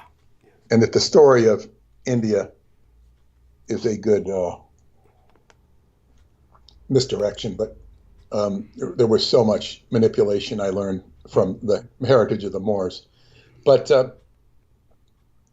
I want to say that I've been working on the book, and it has been utterly and completely fascinating and eye-opening. Many of the threads that people have heard on this show from time to time, they open your eyes and they go, wow, wow, wow. Well, as I begin to thread these strings together, it adds a coherent picture. Now, as I drove with Paula to Pennsylvania today, it was her turn to drive, and we were talking about various and sundry things. From, she was asking me about mortgages and real estate and this sort of thing, because she wants to have a piece of the American dream, Of course. And I'm saying this, and, who do I go to? I said, you better go to me. Because Thank you. Yes. I will tell you more than any of these people. I don't have a vested interest. I want this thing to go well for you. And when she gets to that point, but she's thinking ahead, and she's, in an age where she should think like that. I'm at an age where I'm, thinking of, sweeping up the stage and riding off into the sunset. Oh, don't think like that ever, but go on. No, I do, because, no, you know why? Because I am, but it's a long, slow process. Yes. It's like, it may take me 30, 40 years to ride off into the sunset. I like that attitude. Yes. Oh yeah. It's like, okay, so, but I can already feel it starting, but it doesn't, no, I'm not going to kick off like L. Ron Hubbard did at 70, 74, and almost 75. And I'm in so much better shape than he was. I was about to say, he was working on exit. He was working on the exit for a while. Yeah, and he wanted to leave. He really did. He this world was not up to his standards. Yeah. And to tell you the truth, it's not up to any of our standards. But that's the predicament that we're faced with. So it's like, this is the juxtaposition. And I want to share something that Adam Meisner said on Facebook post. Adam Meisner is a very advanced practitioner of Tai Chi. And Aaron Tice has done his seminars with him. He's not Aaron's direct teacher. That's Jim Russo. Jim Russo, R-U-S-S-O, is not the USO, Russo. He is an advanced practitioner of Tai Chi. And in fact, Rudy Curry, my friend Rudy Curry and fellow student, he said that when he went to study Tai Chi, Jim Russo was one of the advanced students. So he has a great deal of respect for Jim Russo. And I communicate with Jim now and then on Facebook. And he does a lot of demos of Tai Chi, usually with Aaron as his guinea pig. But what I was, and he says, he studied with Adam too. He considers Adam on a higher level. And Adam does amazing things. But now there are certain videos you'll see of Adam, and he's fairly youthful. I mean, not young, but, not an old man. You see him sitting on a wall, and you say, knock me off the wall. And he's got his equilibrium so balanced that, he's going to push you away without, being completely, quote unquote, off balance. He's not off balance. And he said something that really hit home to me. Like, I can read what he says or watch his videos, and it's like the equivalent of a Qigong class for me, because I know what he's talking about. I may not be able to do what he does, but I know what he's talking about. And it's like, wow, because of all the training I have done. And he said something. He says, now, and I'm paraphrasing here, my own interpretation of what he said, but it's very close, if not identical. It's when you are going through life and you think of balance mentally or spiritually, and you feel balanced because everything's hunky-dory or fine, and you think you're balanced and well-adjusted. Maybe you are. That's fine. That's not the objection. He says, but when somebody comes and pushes your body, it's the environment. Now, you're balanced in the environment. But somebody comes to your body and pushes it or pokes it, it's going to generally almost uniformly be flight or fright. Fight or flight, rather. Fight or flight. You're going to fight back because this person's poking you, or you're going to be afraid and run, or, some gradation of there. But what he was talking about, if you really have true equilibrium, you're going to be able to absorb that poke, even if it's a hit. Now, if we want to really ratchet it up, we can say even atomic bomb. Of course, I'm not suggesting you should go out and stand on a piece of TNT.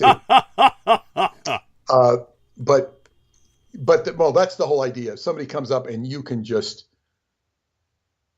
energetically push it back. That fist comes into you. Bruce Lee talked about the way of the intercepting fist. His was a little different because you weren't actually being hit. You were redirecting the fist. But yeah, I mean, that would be the ultimate component or ability of equilibrium, is to take it into the body and just not absorb it, but just inflow it and outflow it back. Hubbard talked about that with a bullet. He says, the only reason a bullet kills you is because it communicates you it's solid, it stays there, you can't push it back. If you could push it back, it wouldn't hurt you. It gets complicated. But anyway, that was a very neat comment he made. Mm-hmm. And but to get back to what I was saying about working on the book with Douglas, it's been, as they say, it's being worked on. It's so exciting. And I was, as they say, on my way to Pennsylvania with Paula, and I was talking about some of Douglas's role in the, what was I talking about? I don't know if I was talking about the art elect or whatnot, mm-hmm. But it was, I could tell she was listening, and she knows Douglas. Yes. But it was getting a bit too much for her. Yes. And she didn't say anything negative. She just says, we've got about 20 minutes before we can enter. Can we just look at the scenery for the next 20 minutes? Right. I said, that's fine. Because I kind of sensed it was too much for her. And I remember what my Qigong teacher, Roosevelt Kaney, said to me one time. And he didn't say it in reference to anything I was talking about. I wasn't talking. I wasn't like shooting my mouth off. He says, man, people have to dial you down. They have to dial you down. Because he was talking about the time travel stuff. Because people are not ready to hear it. Yeah. They're just not ready to, really get the reality of it. Because they're moseying their way through their own Maya, illusions of Maya. And, waiting for talking up at the water cooler around the next Netflix show or whatever. And that's just the human race, and that's okay. So I thought, she's dialing me down. It's okay. Then we did the colonics. She had tremendous change, which she always does. We had a wonderful time. And then we went out to eat at a health food type place, a raw food place. And I started talking to her about some of the stuff that Douglas and I had gone over, and it has to do with what he was talking about. And I don't remember if I wanted to say, we'll say, what did you say, neuretics? You mean the neuronic comb that was used? No, well, well, he was talking about the integrated circuit. Right, cybernetics originally. Well, yeah, it went from cyber, but I mean, he was talking about an integrated circuit. We don't need to go off into the cybernetics thread. Understood. I mean but just integrated circuit. Yeah. And I said, now, do you know what an integrated circuit is? She says, well, no, not really. And I said, well, it's an integrated circuit because it's integrated with, neural tissue. Right. Originally, yes. Originally. Yeah. And I just want the audience to grasp this. And some of you may have heard it, some of you may not. Certainly Brooke heard it because it was being presented to her. Yes. And the neural tissue, now think about it, you need to regulate neural tissue if you're going to improve somebody who needs a biological monitoring through a device like a pacemaker. Yes. Or any other functional chip that's put into the body to facilitate the life force of the person. A mechanical, ticker or whatever it is. So that's integrated circuit because it's integrated to neural tissue. Yes. Nobody can deny that this occurs. Right. Because it's a fact of medical, regular day-to-day life. And I said, so I kind of said, do you understand this? She says, yeah. Of course she did. And I said, now, so you understand in medical science, well, what do they use in medical school? What do they do? They use body parts. People sign over their organs. There's dead body parts. I said, where is the best place to get parts to experiment with medical science? It's from a quote unquote cemetery. Now, this is obviously, it's just true. There's no debating this. Where else do you get? You don't use live body parts. Right. You go to a morgue, you go whatever. But this is so evocative of all the mythos of Frankenstein. Yes. But all of that was based on the medical reality of its day, which was simply that medical students would literally pay for illegal grave robbing. And that was a fact of British law that they were contending with. You had a whole subculture of organ traffickers that would dig up freshly buried bodies for medical students. I mean, this was reality, and anyone. Yes. And Frankenstein was a symptom of its times. Yes. It was a novel that grew out of the character of the times. And there's that book, I think it's written by a Romanian, I forget the name of it, that goes into the whole history of Frankenstein. I even quoted it in Montauk Revisited. He goes into the actual circumstances of the original Dr. Frankenstein, yes, or whatever it was. It's a fascinating book. And of course, it's very easy to dismiss the novel or the story or the movie's Frankenstein as just a very clever story that caught on. Something that would be lurid or garish, but the reality is that the reason it was so successful was because it was half an exposition, almost like expository journalism. So go on. Yes. Exactly.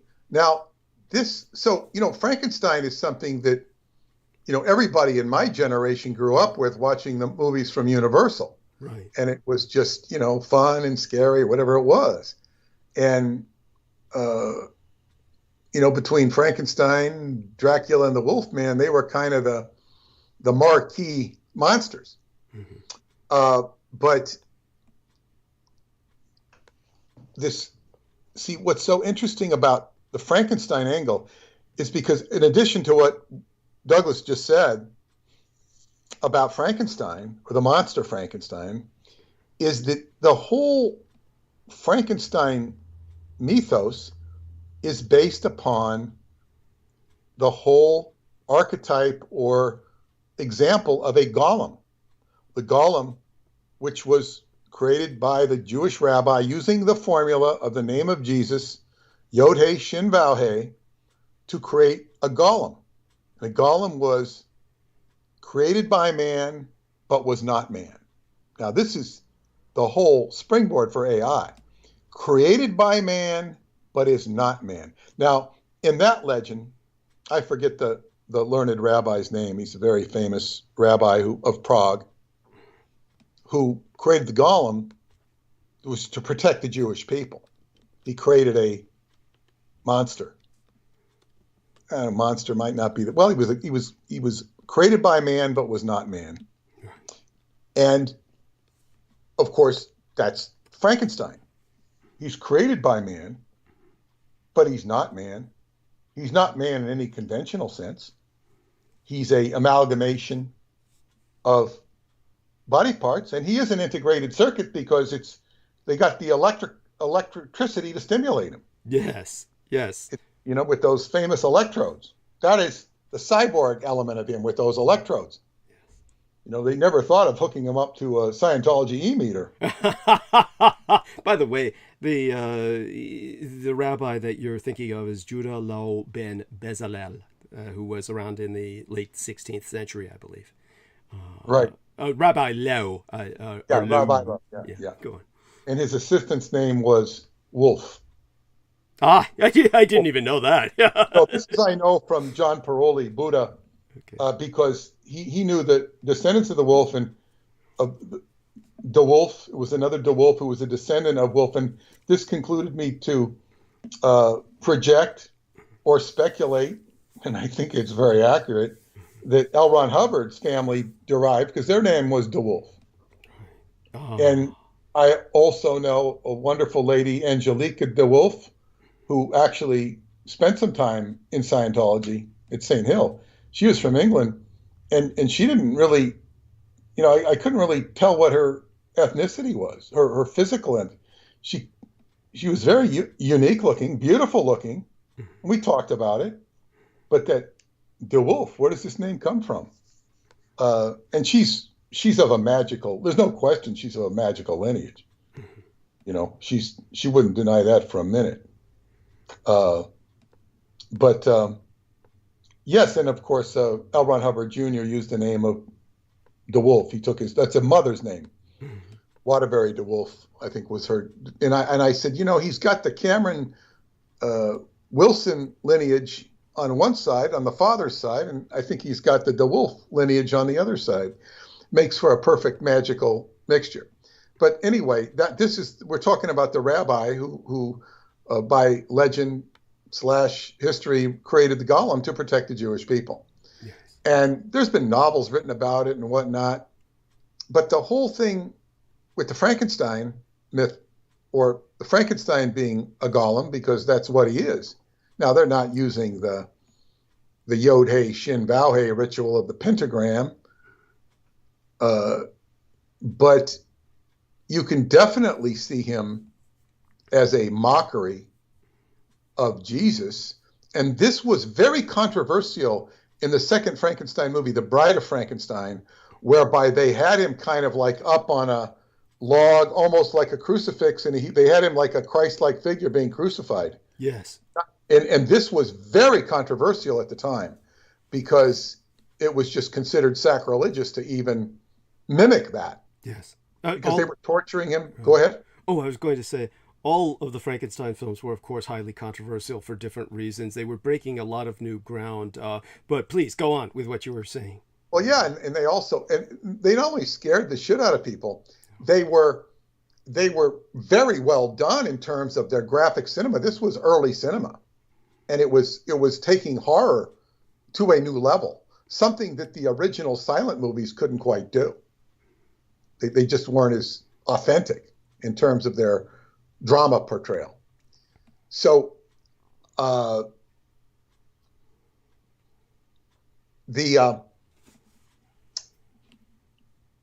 when we compare these body parts that you're taking. Well, okay, you take a body part and you integrate it into somebody's heart or somebody other organ, and it's, well, okay, it's created by man, but it's not man. It's created for man, but it's not part of man. It's a artificial part of man. It's, cyborg, of course, but it's this artificial, and it actually is an intelligence because it's regulating something. So it's using the clock to make things tick, or whatever its function is. So you have, I guess, what you call a piece of a golem in there. Now, as I was talking to Paula about this, I didn't go into that whole depth of the golem with her. I mentioned it and she understood what I'm talking about. I didn't go into it as in depth because I didn't need to. Right. But I said, now all of a sudden, I had her captivated. Wow. Whereas before, she was dialing me down before the thing. Now she was relaxed, and we're having a nice lunch together. And she's like, and I'm kind of like presenting it, and I'm doing it in a logical sequence. I say, okay, so, we got this. This is an integrated chip, an integrated circuit, rather. I said, what are you going to do with the integrated circuit? You're going to, okay, so you're going to have to do experiments. And where do you get them? You get them from cemetery. You're going to get them from cemetery, right? She goes, well, yeah, of course. Yeah, she sees it. And I say, now, you see the liaison between medical science and morgues, cemeteries, whatever, dead people. And then I explained to her, I said, now, I forget the context I put it in, but basically I told her about the agreement that Douglas had said about the military and the prison system. Thank you. Yes. So where are you going to get dead body parts? You got to get them from a morgue. But I said there's also this liaison with the prison system, so you could get people donating organs and whatnot, and if prisoners were going to have a high, they could have their sentences commuted or lessened, and the more experimental the experiments were more risky the experiments were they participated in, the more leniency they would get. Yes. But of course, at the same time, they're risking their lives. So basically, okay, who's going to be doing these experiments? It's going to be done. And I said, you're going to have all of these different organs. Where are they going to be? Where are they going to be placed? What are they going to do? They got to be housed somewhere. Yes. And what better place than the Letterman Army Medical Center? It's Presidio. I said, this is what the Presidio did. And who is orchestrating this? The Wizard of the Dead. Yes. Michael Aquino. Yes. It makes perfect sense. Thank you. And then when they're playing with all these integrated circuits on the more lower levels, why not mix the ongoing of computer science, which was all taking place in the San Francisco Bay Area? Yes. Which I would definitely have been a part of that if I didn't go into Scientology. Wow. Why? Two reasons. Number one, I wanted to study esotericism. And where did you do that? San Francisco. That's where I was led. To Edward von Tassel. Yes. In San Francisco. Number two, there were routine ads. I guess it was in the San Francisco Chronicle, because that's majorly what I read. Routine ads for data processors. Learn how to data process and make a good salary. That was the early days of computer programming, being advertised in 1970, 1971. This is ahead of the curve. That's what I would have done to make a living, more than likely. Because you needed X amount of skill. You didn't need a college education. You needed to have mathematical skills. That's all they cared about. And that's what I would have done. Yeah. But that didn't happen. Thank So, God. Oh. yeah, well, who knows? I might have been working for Joe Matheny, or he might have been working for me, or we might have been working together, or who the hell knows? Who the hell knows? But that didn't happen. And so, excuse me. Right. The whole idea of making body parts, I said, it's there. They got it, and they got a contract with the prison. They're going to harvest all these organs. And what are they going to do with them? They're just going to sit there? No, they're going to experiment. And they're going to make a huge artificial intelligence. They're going to integrate the chips with organs, and they're going to make something more. And of course, Douglas also explained the great mushroom. What was the name of the mushroom? Pando. Yeah. Now, I'd never heard of Pando. And Pando is this gigantic organism that, where is it geophysically? Let me look it up, but it's definitely in North America, just so people know it's in the United States. And so it's important, of course, that people understand that Pando, let's look up a location. Location is the largest living organism on Earth outside of the Great Barrier Reef. So it's also known, let's see now. Outside of, what's his name? Daryl Yamamoto's ego? Yes. Fish Lake National Forest, Utah is where it is. So it's 106 acres, actually 108 acres. I mean, what does it matter at that point? Fish Lake National Forest, Utah, United States. So that's where it's located. If people look that up, you'll find out that it's a single root for all of these clonic trees, meaning that all of the trees are clones of each other. And this is all natural. And it's basically this incredible entity that is ancient and potentially dying. They're doing their best. Hopefully they're doing their best to preserve it and make certain that it does not ultimately die. But it certainly has been around since before the United States itself existed, and has seen it all, so to speak. So it's an important parallel to the Dietrich Artelek's original housing unit, in that you'd be amazed at how large organisms can be.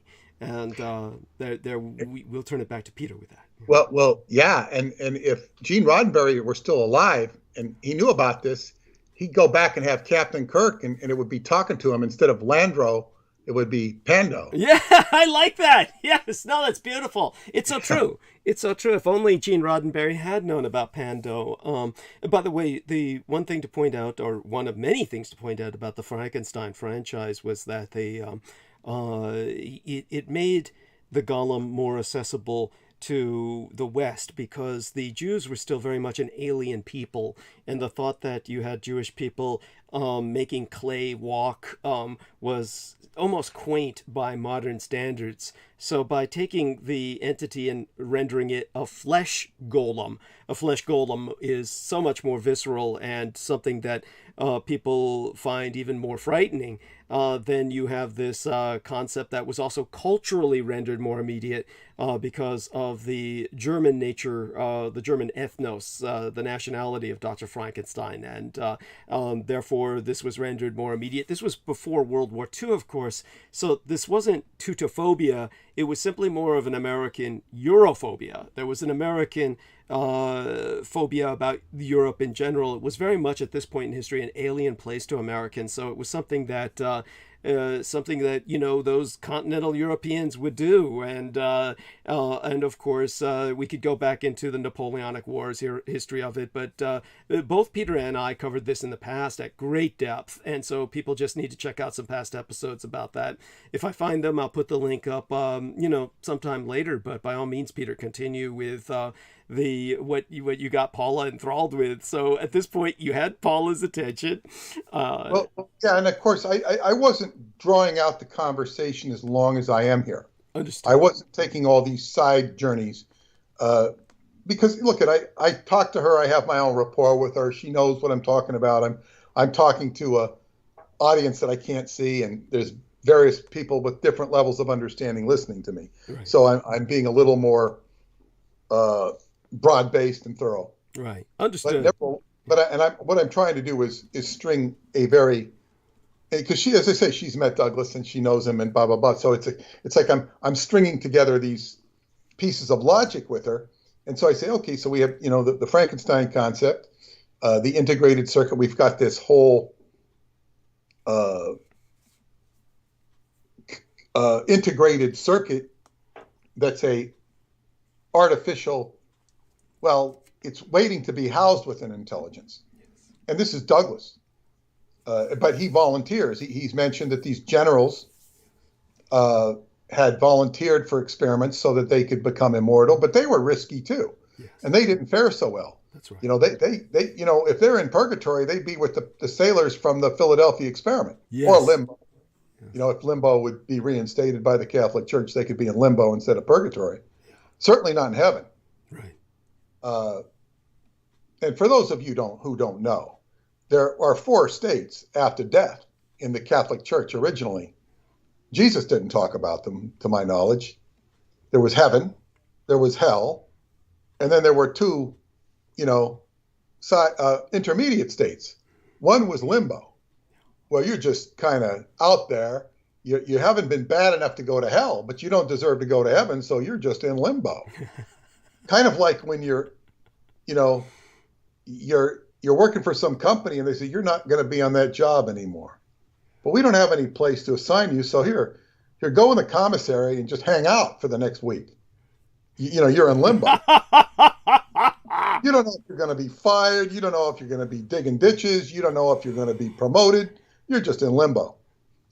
The other one is purgatory, where your sins are purged and you do your penance until you can earn your way back to heaven.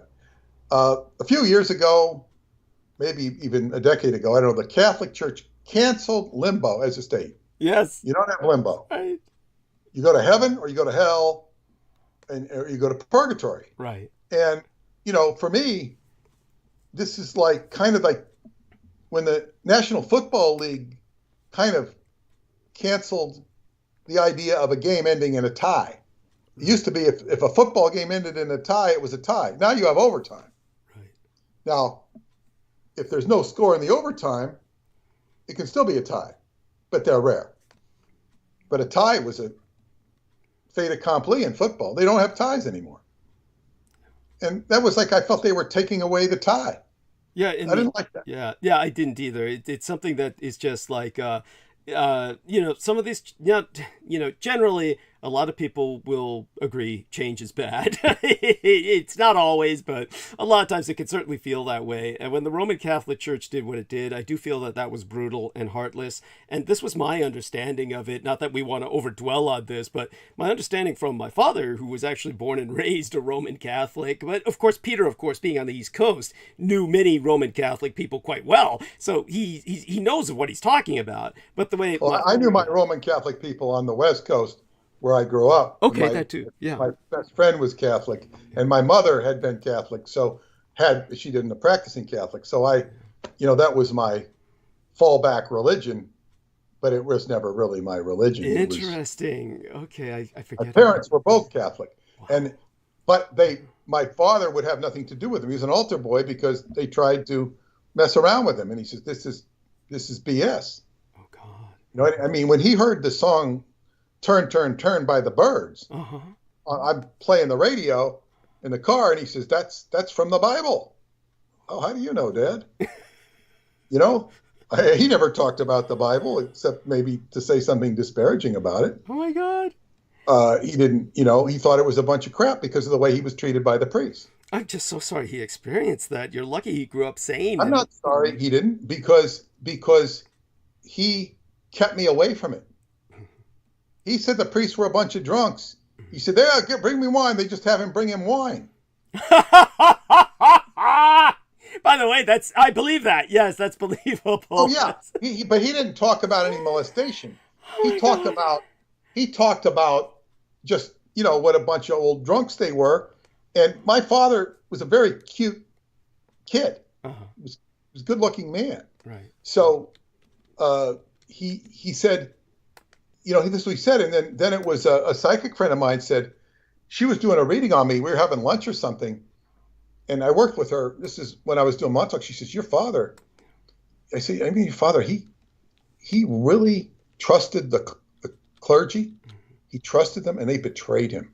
He said they molested him or tried to molest him. Oh my God. And I said, you know what? That makes sense. Now, I said, okay, she says this. I don't know. It made sense.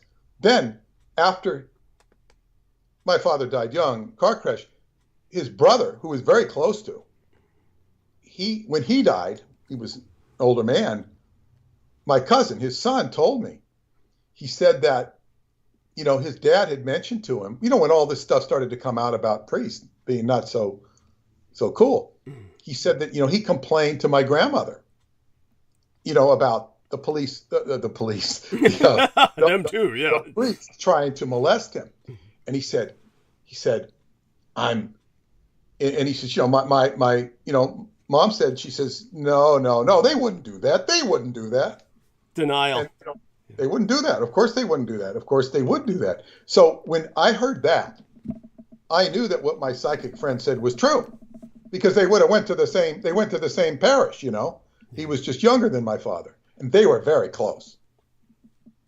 I even confused one for the other when I was a kid. I couldn't tell. I sat down on the couch with my uncle thinking he was my dad. I just sat there and hugged his leg and sat down. Everybody was amazed because I thought, oh God, it's not my dad. Like, I couldn't tell that. That's delightful. You could when you really looked, but I'm not paying attention. He just looks familiar. He's got the same dark skin with the black hair on it. Oh my God.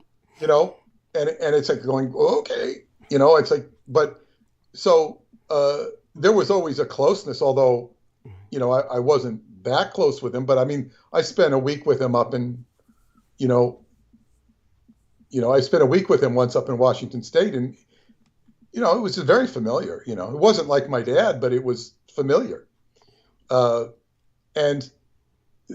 then after that happened, I said, the next time I see a priest, I'm gonna, slug him. I'm going to give him, beat the crap out of him. Right. This is what I said to myself. It was, and I'm usually not that way. I was visceral. And then not long after that, I'm at the Sunoco station, pumping gas, and I see this priest. And he's at the next place next to me.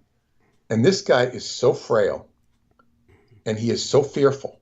He is just in complete, utter fear. Wow. He's scared.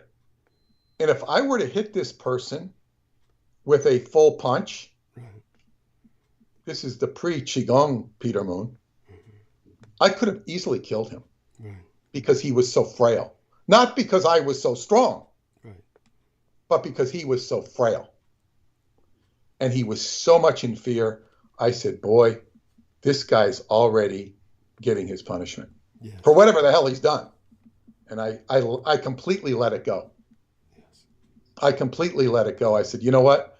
I don't have to be the enforcer of justice on this matter because the universe is taking care of it. But I don't normally get visceral about something like that, except that it was true.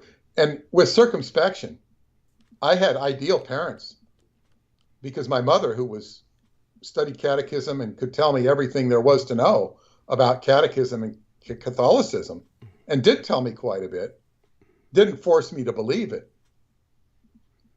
is that she went along with my father, stayed away from the church, and I didn't grow up with religion, which I think, in retrospect, great advantage. Yes. Great advantage. And two of my best friends in the middle school years that I maintained friendships with in my adult, one of them's passed away, we didn't grow up with religion either. They didn't grow up either for various reasons. But, we all kind of bonded together. And it's like, wow, I didn't have any of this programming that so many Christian kids have. I can't do this. I can't do that. Alcohol was not forbidden in my house. which was, people didn't believe me, because if it was Christmas or Thanksgiving, I could have a half a glass of wine, small glass, it would be filled with water. And this wouldn't be done today. It shouldn't be done today. I never remember getting drunk. And it was because in Europe, when I first went to Europe, when I was aboard L. Ron Hubbard's ship, I was like 19. And I could go out and drink like a grown-up if I wanted to. I could have wine. And there was no restriction, because they didn't have 21 in Europe. They didn't have 18 in Europe. They didn't have 14 in Europe. That's right. You could drink. And I only, so European had no tradition of saying, you can't have alcohol. Now, I was not partial to it. It was okay to drink some wine on Thanksgiving or Christmas. I'd have a half a glass. It wasn't a big deal. My brother and sister, I think, did too. They were even younger than me. I wasn't. Let me say it. I was even under 10. It was just it's like having grape juice. And it was like, and certainly I didn't take on the alcohol habit, but as we got older, people wouldn't believe me that my parents would let me either have a sip of beer or they thought I was lying. Because if that was their parent, and a lot of kids used to like to tell me, if that happened to them or this or that, their parents would beat the shit out of them. They'd love to tell me that. If I did that, the parents would beat the shit out of me. So it's not that I didn't get hit, but never for any of the things they talked about. None of the things they talked about was like, kids like to talk about how much their parents beat them. Or more to the point of if they did such and such. So I always felt that I was living by a different standard and I know I was living by a different standard than many kids. Right. I was not tightly regulated at all. And that explains a lot of how you matured so quickly. By the way, I do want you to know, I'll be right back. I've just finished a can of Coke, the 16-ouncer, and what happens is the aftertaste feels like it's eating away at the porcelain on my teeth. So while it probably is. Cheers. Cheers to you. Yes. So while I take care of this, I'll be back in just a few minutes. I sent two. Will you be able to hear me when I talk? I won't. So hold. I do want you to address what I just sent you in private messages. There's two links I've just sent to Peter Moon. These are links Peter will kind of act as the filter for our listeners. One of them is that they've gotten lab-grown brain cells to play a primitive video game, Pong. At this point, these are not even full brains. These are just brain cells that they are training to play a video game, and also a biofax that's addressing the Committee in the House of Lords in England, a robot artist who's explaining to the British government how Xi produces art. So Peter will take a quick look at this, explain this to her. Listen, I'll be back in just a few minutes. I'm going to go mute now, but he's holding so well with this, and I do want people to understand. Well, I'm going to come back to what we're talking about with you and the great computer. Yes. In just a few minutes. But, okay, so you go on. I'll be back in 5 minutes or so. Oh, at least. Yeah, sooner than that. And I'm going to talk about, he sent me this article. Okay, go ahead, Douglas. Lab-grown brain cells play video game Pong. And, of course, Pong is a game for you who do know Pong. Sound like Daryl Hamamoto here. And of course, when I allude to Daryl Hamamoto, he is a character that befriended Douglas, and I like to make fun of him. I don't like to publicly make fun of too many people, but he earned it. He talks about things where he's like a cultural expert on Sonny and Cher or something, and he's talking about Sonny and Cher as if he's got this great knowledge base or something. And Douglas and I found it very humorous that, who cares about that? But in any case, the game of Pong, I'm going to be like Daryl Hamamoto. When I first encountered Pong, I was on vacation from Sea Org and Scientology, and I went back to visit one of my many hometowns. I have a lot of hometowns of Davis, California.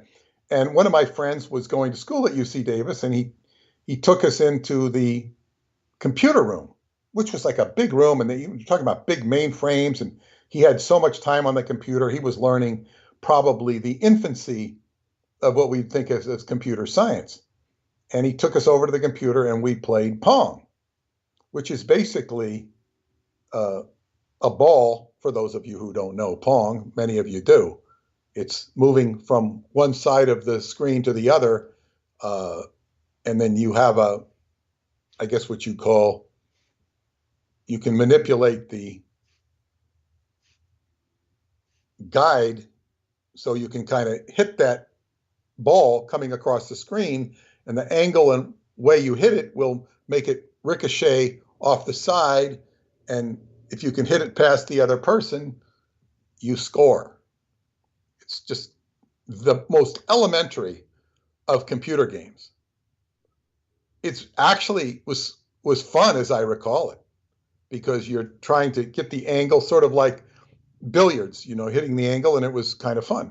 So basically this article is saying that lab-grown brain cells can actually play this game, Pong. Now, I don't know if it says the mini brain can sense and respond to its environment. So to say, it says, experts describe the work as exciting, but say calling the brain cells sentient is going too far.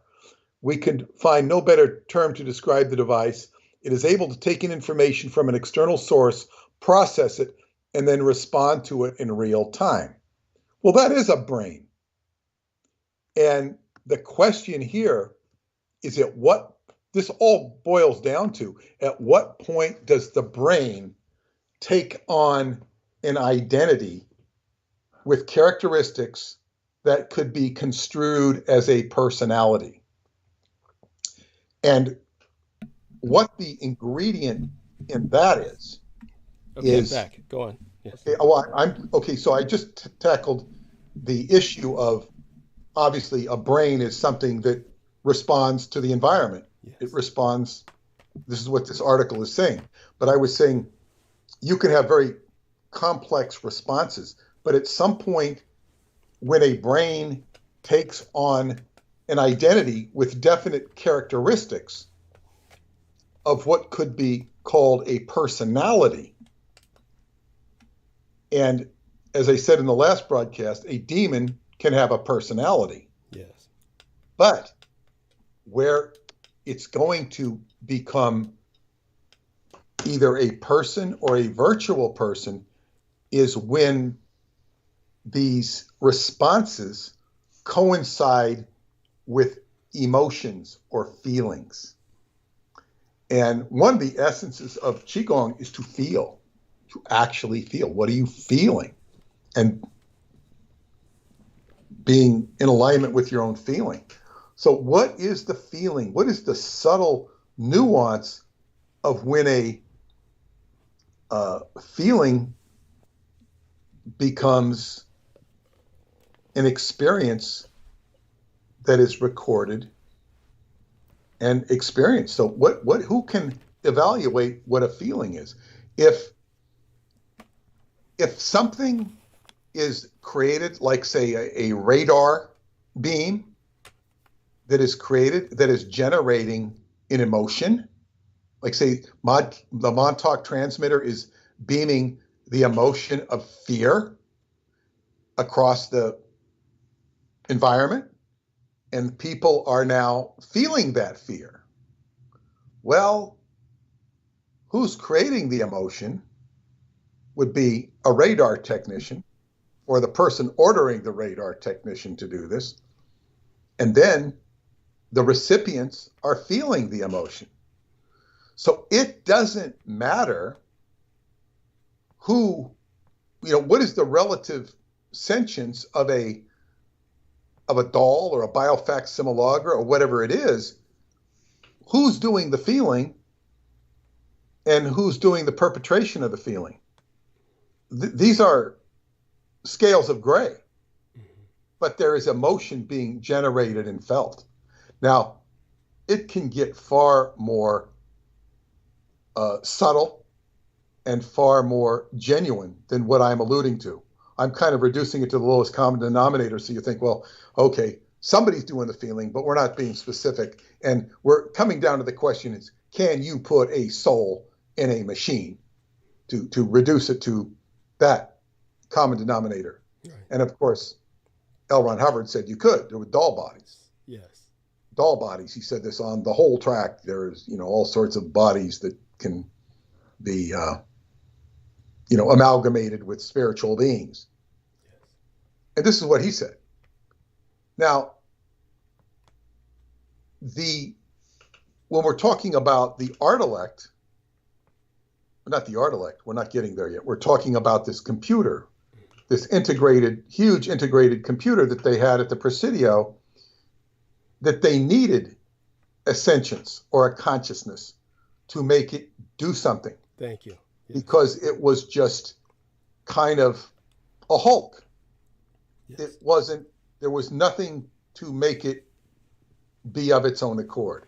And there are many more complex factors that are involved in this that will be addressed in the book.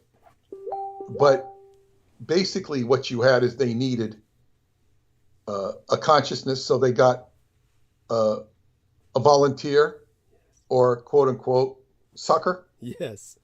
And Douglas was suckered into this, thinking it would expand his mind. He's like he'd be like an encyclopedia. Yes. Which he is. So you can see some of it rubbed off, and they expected him to be like so many of the other subjects/victims, and he survived. Of course, this is the problem that people have dealt with Douglas Dietrich. They have underestimated him. Thank you. Aquino underestimated him to his own chagrin, as did the people doing this experiment, as have all of the people who have tried to sabotage Douglas, especially the recent people. Yes. Who now have their own legal problems to deal with. Yes. Not for the things they've done against Douglas Dietrich, but for the things they're now being exposed, for who and what they are, and yes. Malevolent acts committed against their own families. Thank you. And by the way, there was another attempt by Selena Khan, no doubt, to jack my Google account today. I'll share that with you later. But we're lucky to be on. Yeah, okay, let's damage Douglas campaign. And when we mention it, those of you who are on the good side, please donate for his birthday coming up October 20th. We'll be running the Donate to Douglas Dietrich campaign all month. Bless you.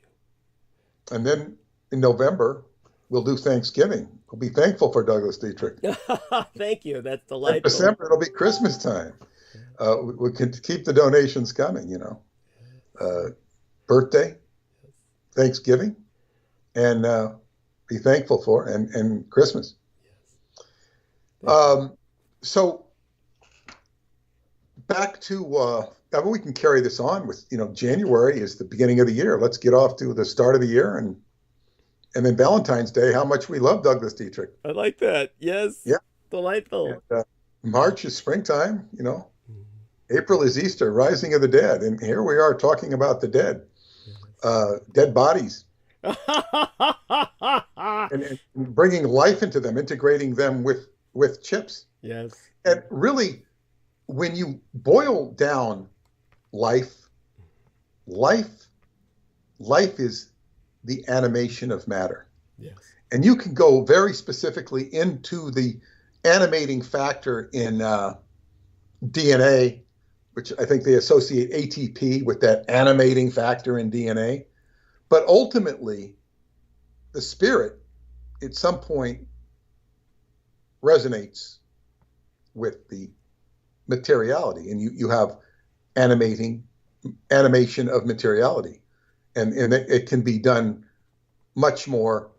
It can be done besides just having a human body. A human body is a particularly conventional and convoluted way of animating matter. it would be much easier to animate matter, much in the way an animation artist does. You know, in when he's doing video or something, a video animator, he makes a talking dog or something like this. Oh, why not? The only reason, you could do that with holography if you had the technology. And if you were really good, you could do it by thought alone. Yeah. So anyway, matter can be animated. So what we're talking about here, though, is these integrated circuits, this huge thing. They're gonna take Douglas as part of this experiment, and they're going to download his mind, soul, whatever it is, whatever. I don't know what they're doing exactly, but they know this is not something completely unprecedented. Right. It's less, I guess, what you'd say, mysterious as to how they're going to do it, but who they're going to do it with, and that they're going to do it. Not that they totally knew what they were doing, but it's like, when I look at this, Douglas, it's a set of circumstances that are being orchestrated. Mm-hmm. And I'm going to now break off from, I'm staying on this subject, but I'm going to break off from the train of thought I was going on. I said in the past, things that I've done right, things that you've done right. Yes.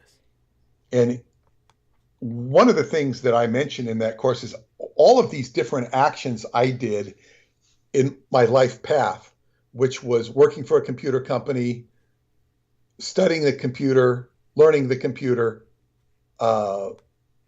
learning design, advertising, typography. All of these things primed me to do my career when I reached age 39, which was, the publication of the Montauk Project. That was like, wow. But my life, and then all the work I did with L. Ron Hubbard and all of that was teaching me the stuff about the mind and whatnot and the spirit. Mm-hmm. And so it's like my whole life, I was primed. It was a setup to do what I'm doing. Now, did I intend it that way? No. I can only say that it coincided with my ultimate goal, which was to be a writer. That was my goal. That's what I wanted since the age of 15. And wow, I achieved that goal. That was tremendous. And L. Ron Hubbard in the early 60s had all these people fishing for all their goals. And, and goals over lifetimes. He said, there's all your goals and figure out all these goals and all the things you've been stopping because you wanted to be, a general. You wanted to be a knight in shining armor. You wanted to be a damsel in distress that got saved. You wanted to be a religious leader. And then, then you say, well, who would oppose the religious leader? Or who would oppose the damsel in distress? Who would oppose the assassin that you wanted to be? All these things. And they get all these energies, charged energies on all these crisscross goals. And one of the most, you read all about this stuff, and they didn't do those processes in that way when I did Scientology, that we weren't doing them. They weren't discarded. They just weren't done for the most part. There were certain aspects that would kind of address that stuff. But the whole idea was, what are your goals? And people could get lost in all these goals. And how many people achieve their goals? Many people do. I can't tell. Many people settle for less than. Many people have humble goals.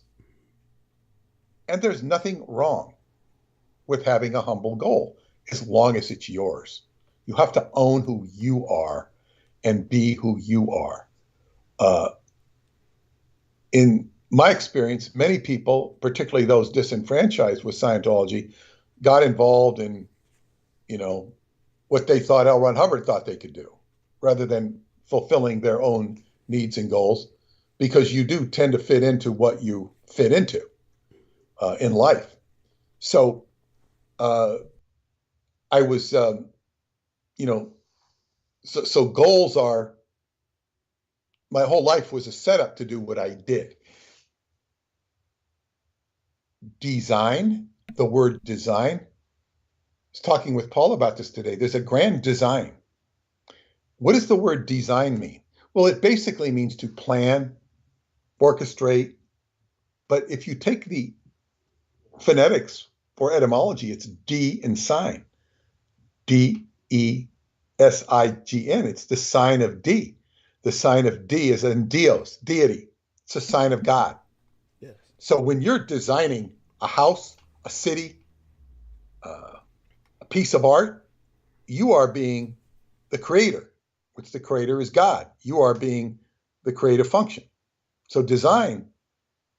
So when we think of the grand design, there's a grand creator out there, and we're part of that creation. When it aligns with many things, then we are in sync with the creative force in a big way. It doesn't mean we are the big force, but it means we're coinciding with it. Now, I was taking this, what did I do right, or what did I do to arrive at this position where I would meet this incredible genius named Preston Nichols,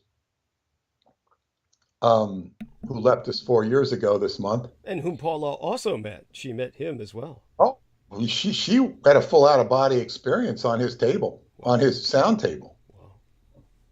Well, my friend Joan Roth was going back in time, and I was extracting her back into the present. Paula went on and went out of her body. That's amazing. But she didn't say anything. I found that out later. So anyway, yeah, she met Preston all right, more than once. In fact, she introduced her Romanian family to Preston. Wow. But anyway, and Duncan as well. But anyway, where was I going? Oh, we were talking about Preston Nichols had passed away 4 years ago, because I met this incredible person who, I said, without him, I would have no career. It wouldn't, a writing career, I'd have some career, but it wouldn't be this. So I'm forever thankful and grateful for my experiences and adventures with him, which were very many. And as I said to Paula today, I said, he's like a brother to me. We're very different people. But, we treated each other with love and respect, and we, did things for each other, and we were always supportive to each other. He was very supportive to me during my divorce, incredibly so. And, yeah, I said. So was Stuart Sverdlow. Stuart? Yeah, they both Stuart? helped you during your divorce, right? Oh, yeah. Stuart was very helpful, and I was helping him, and Stuart, he went in a different direction. Yeah. But be that as it may, but what I was alluding to is so your life, all of our lives have been a setup. I remember once being on the beach with my ex-wife a few years into our marriage, and kind of drawing a thing in the sand and pointing out all the different synchronicities that led to our being together. Because we were born in the same hospital in San Fernando. My ex-wife and I. Our brothers, my brother married a girl named Nina Ann. She was named Nina Ann. You see what I'm saying? Mm-hmm. It's like there was many synchronicities in our life. We also lived in similar areas, or had roots in similar areas, except for New York. That I had no roots there. But I do now. Yes, you've certainly adapted. Yeah, but the thing is that all these synchronicities I was pointing out to her, and she cried. She was very moved by it. Wow. And I was just pointing out, as sort of a matter of fact, this is how we got together. So life is full of setups, and she was an integral part of me doing Sky Books and the Montauk Project. She, with all of her skills in illustration and design, and we did that as a team. We were a team. We were an excellent team. We still could be if we worked business-wise. But we don't. But the thing is, she was a very important part of my success. But your life is a tremendous. Now we won't go into the current. We'll go into the past. The past is a setup for the present, but we're going to go into the setup for you as you entered the stage with becoming integrated into this computer. Yeah. But you have an incredibly intricate setup. You're born of this incredible Asian mother. Yes. Incredible, who her life experience defies any normal probability. Yes. Outside of her vampire heritage, it defies any probability. When you throw that in, it makes it more improbable. Your father, your legal father, I would say, his life is also defies any probability. I don't know. You tell me right now. Did he know anybody that had served in all those theaters of war who had anywhere remotely similar experiences to him? No one. My father was indeed exceptional. He certainly was a singular human being.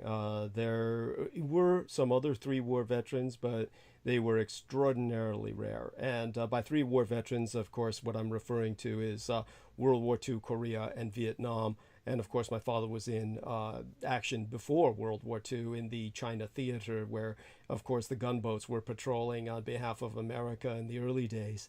What astonishes me is that later on, of course, you would have somebody use the term three-war veteran, and that would imply maybe, for later generations, something like Vietnam, and then the Gulf War, perhaps later in Afghanistan, something like that. These were different experiences, and you never hear the term very often, but I do remember one time when my father was being taken in an ambulance, that the paramedic actually was astonished when he was speaking with my father, and of course trying to make certain that my father's attention was still there, that my father was coherent.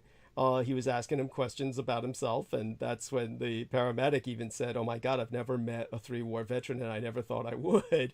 One time we were being taken home in a shuttle from the VA, and we were accompanied by one old human miracle from World War I.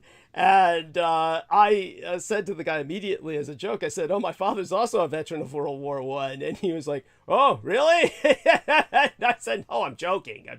But it was just astonishing to meet someone from that era. But my father was the same way. When other people met him, they were just astonished, because there were so few World War II veterans, and most of them, unlike him, were not in good shape. He was in remarkably good shape until he ultimately died, and this was due to, as I said, an incredible amount of malpractice. But just so people understand, in my father's day, sailors, of course, who were just veterans of former actions, they were considered invaluable because they would help to train and break in all of the new crew that was being drafted.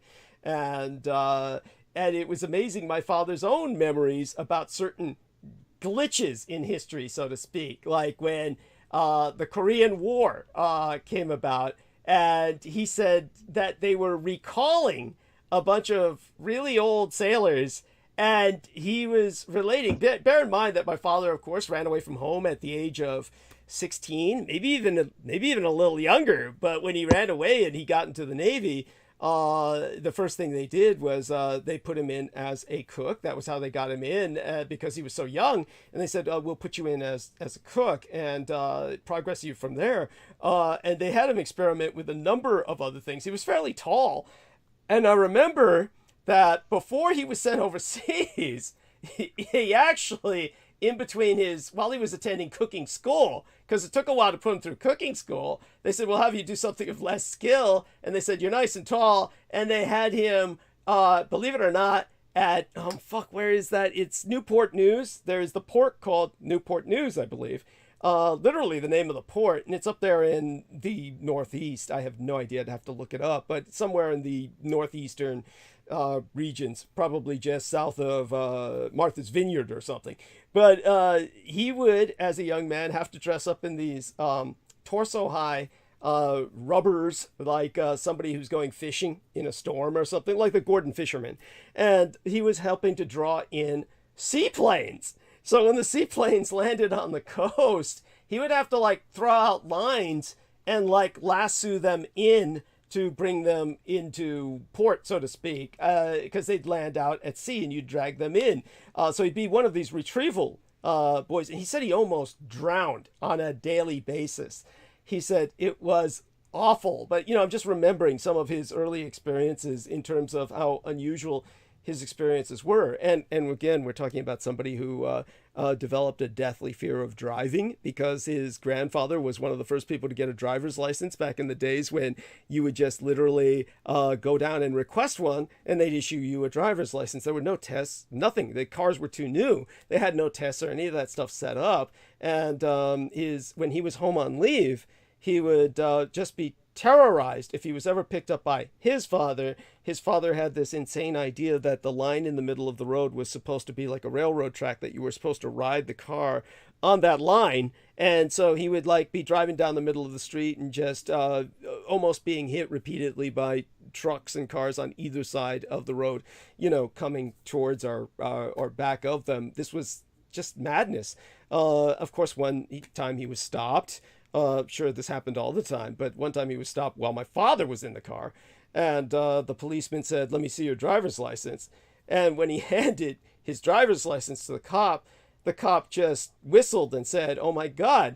He said, "This is one of the original driver's licenses. There's not even a photograph on this. It was like a social security card." He says, "Your driver's license number is like 000200, so meaning that he was like, you know, the 200th person to get a driver's license in the United States was my dad's grandfather. Just memories like this when I think back on the kind of childhood my dad had. So he avoided home as much as possible, but definitely when he was out at sea, then oftentimes, again, he was saved because he had originally served in the China gunboat campaign. So by the time of Pearl Harbor, they kept him out at sea to save his life, while they put all the young swabbies who had never been in a war in path of danger so that they could have a bunch of young sailors die and claim outrage over it. Gave them a party that night before the attack, and then set them up for the attack. Well, it's covered in the Roswell deception as well. Absolutely. We cover this in great detail in the Roswell deception. So do buy the book to read about that.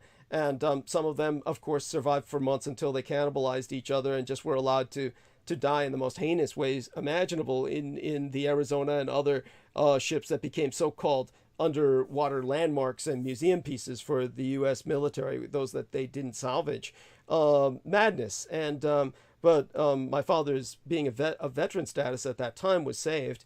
And, of course, they would send him to places where they thought his experiences would be of most value. So he would be one of those sailors who did some time in the Mediterranean, even during the European conflict, which for the American perspective is that the European war started first. And their thought was that they were going to help Europe or help Britain against Germany after, of course, Roosevelt was intending to originally have war with Britain. And this, of course, is again covered in the Roswell deception in great detail. I don't need to go over that here. And I think one of the biggest problems I had when I was talking to even older people, there was a Dr. Stanley Monteith, who's dead now.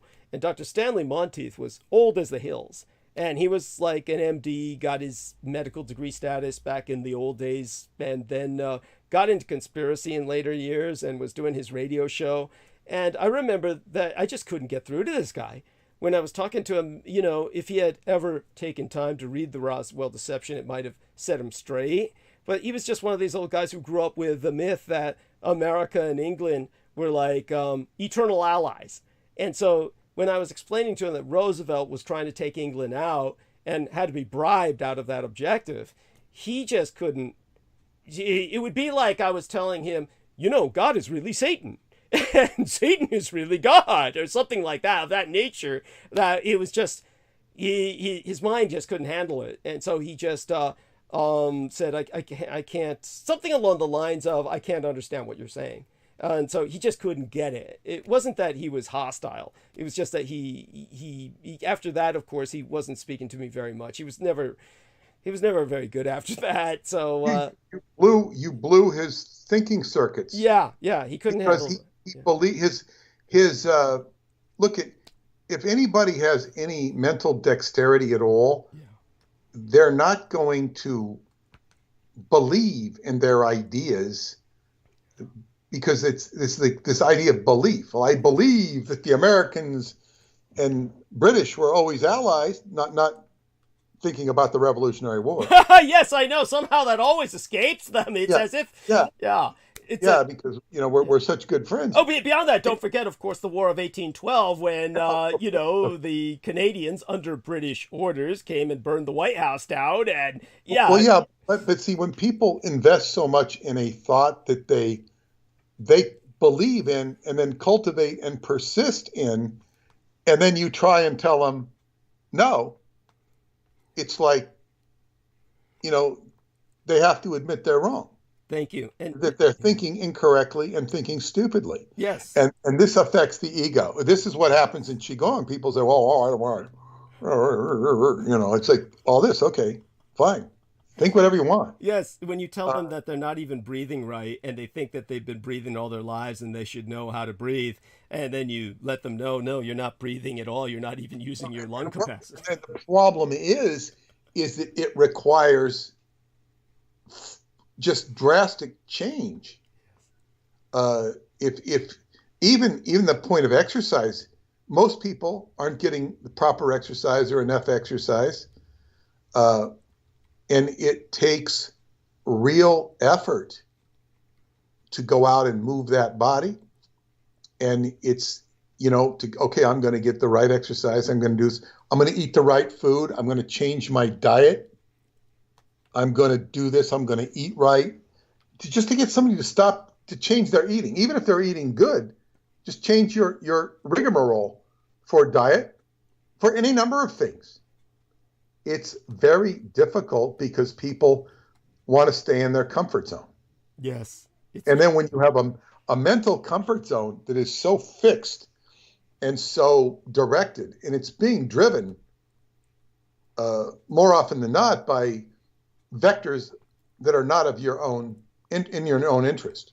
Thank you. But this is just the way people are. But to get back to your father, yes, many interesting experiences. But when we also take the fact that he was in 3 wars,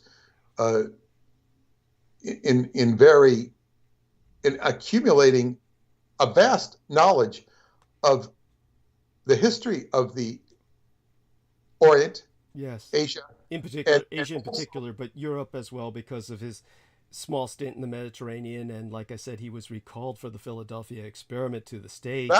That's the other thing. Being at the atomic tests and the Philadelphia experiment, this kind of takes it off the charts of, being sort of Forrest Gump-like in terms of being in all these different places and also acquiring the knowledge that goes with them, yet he's just a common sailor. He's not like a general.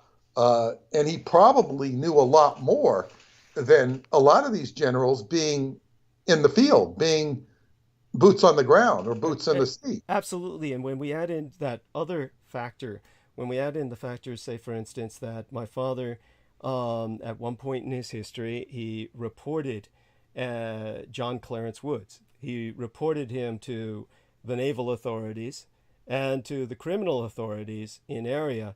And John Clarence Woods was a sailor who was raping children. When my father reported him to the naval authorities and the local authorities so that the naval authorities couldn't cover up, my father was enough of a cynic, as innocent as he was in so many ways. He had this good Catholic boy syndrome that was, very strangely, Sean David Morton used to always claim, oh, I'm just a good Catholic boy. I'm just a good, which, I guess that was his way of taking down the whole church with him. But in my case of my dad, he really was just this kid who really wanted to believe that the church was a haven. That though later on in life, to his credit, when he heard of all the scandals of the church and learned of them, and I told him about the church setting up concentration camps, the Roman Catholic Church in the Balkans during World War II, the only concentration camps ever established exclusively for children were established by the Roman Catholic Church in the Balkans. He took it. He took it, and he said, I accept this. I accept this as truth. He was remarkable. He was remarkable, and his adaptability is what allowed him to survive all of those experiences. Otherwise, no doubt he would have gone stark raving mad. But when he reported John Clarence Woods, and since the civilian authorities ashore knew about it as well as the naval authorities, John Clarence Woods couldn't get out of it. They couldn't cover up for him. So the Navy dishonorably discharged him. And then later on, here was my father again at the atomic test sites. It was either Eniwetok or Bikini Atoll, or it might have been Ulithi. But all we have to do is look up where that motherfucker died, which was John Clarence Woods was electrocuted to death on one of those islands. That's where my father murdered him. And as I said, this was the man who hanged all the Nazis at Nuremberg. This was the man who basically came from Kansas. He was a human piece of shit who was dishonorably discharged from the Navy, and yet they made him a non-commissioned officer immediately in the U.S. Army. He was brought into the U.S. Army during World War II. When my dad reported him was before World War II. During World War II, you get this dishonorably discharged child rapist shows up, and the U.S. Army immediately commissions him, which means that what takes normally a career of experience to attain, they made this guy instantly a sergeant, a master sergeant, and said, "You're our man." And so anyone who doubts that the U.S. Army in particular is not seething with Satanism and just is Satan's army, which all the men at the Presidio were proud to announce that we are in Satan's army. We are Satan's crusaders, hence the name of my video on my channel. Anyone who doubts that, just reflect on John Clarence Woods. And then when he partook in that ceremony of hanging these men of power who were supposed to bring about the Antichrist. We're talking about a man who participated in a ritual that was intended to bring Antichrist into the world, knowingly participating in it, and extending the torture of these individuals, making certain that the noose was loose so that none of them would die, but spend hours each dying, and then taking the time to actually hold them up by the feet so that their necks wouldn't snap, keeping them alive for hours, dying. This sick son of a bitch. And my father killed him when he was 39 years old. Eniwetok Atoll, now that I remember. It was at Eniwetok. He died at the age of 39 when my father electrocuted him to death by throwing him a live wire, as my father expressed it.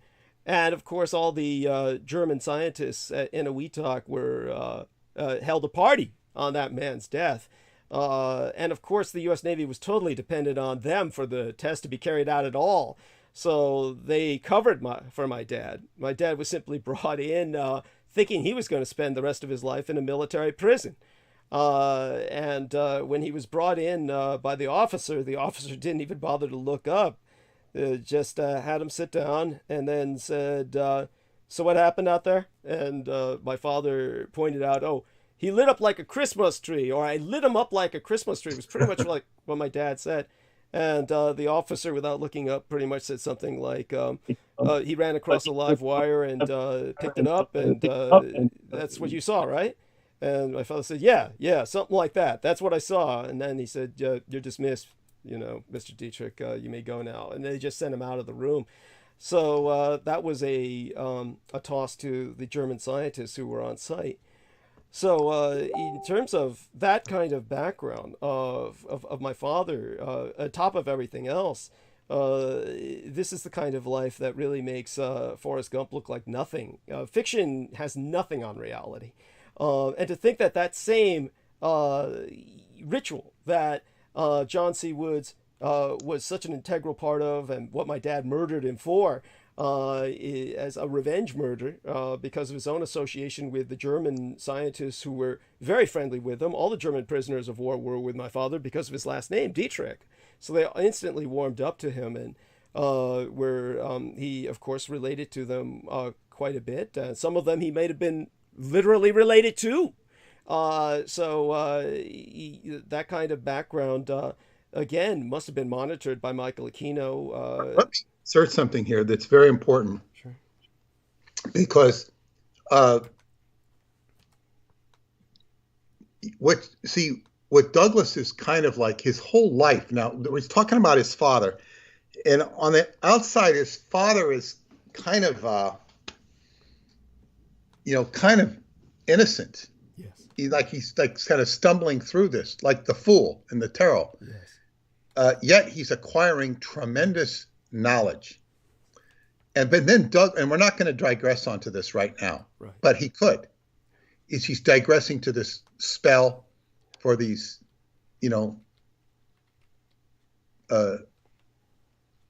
I guess it was these Nazis that were part of this thing to be the Antichrist or whatnot. The Nazis were the victims.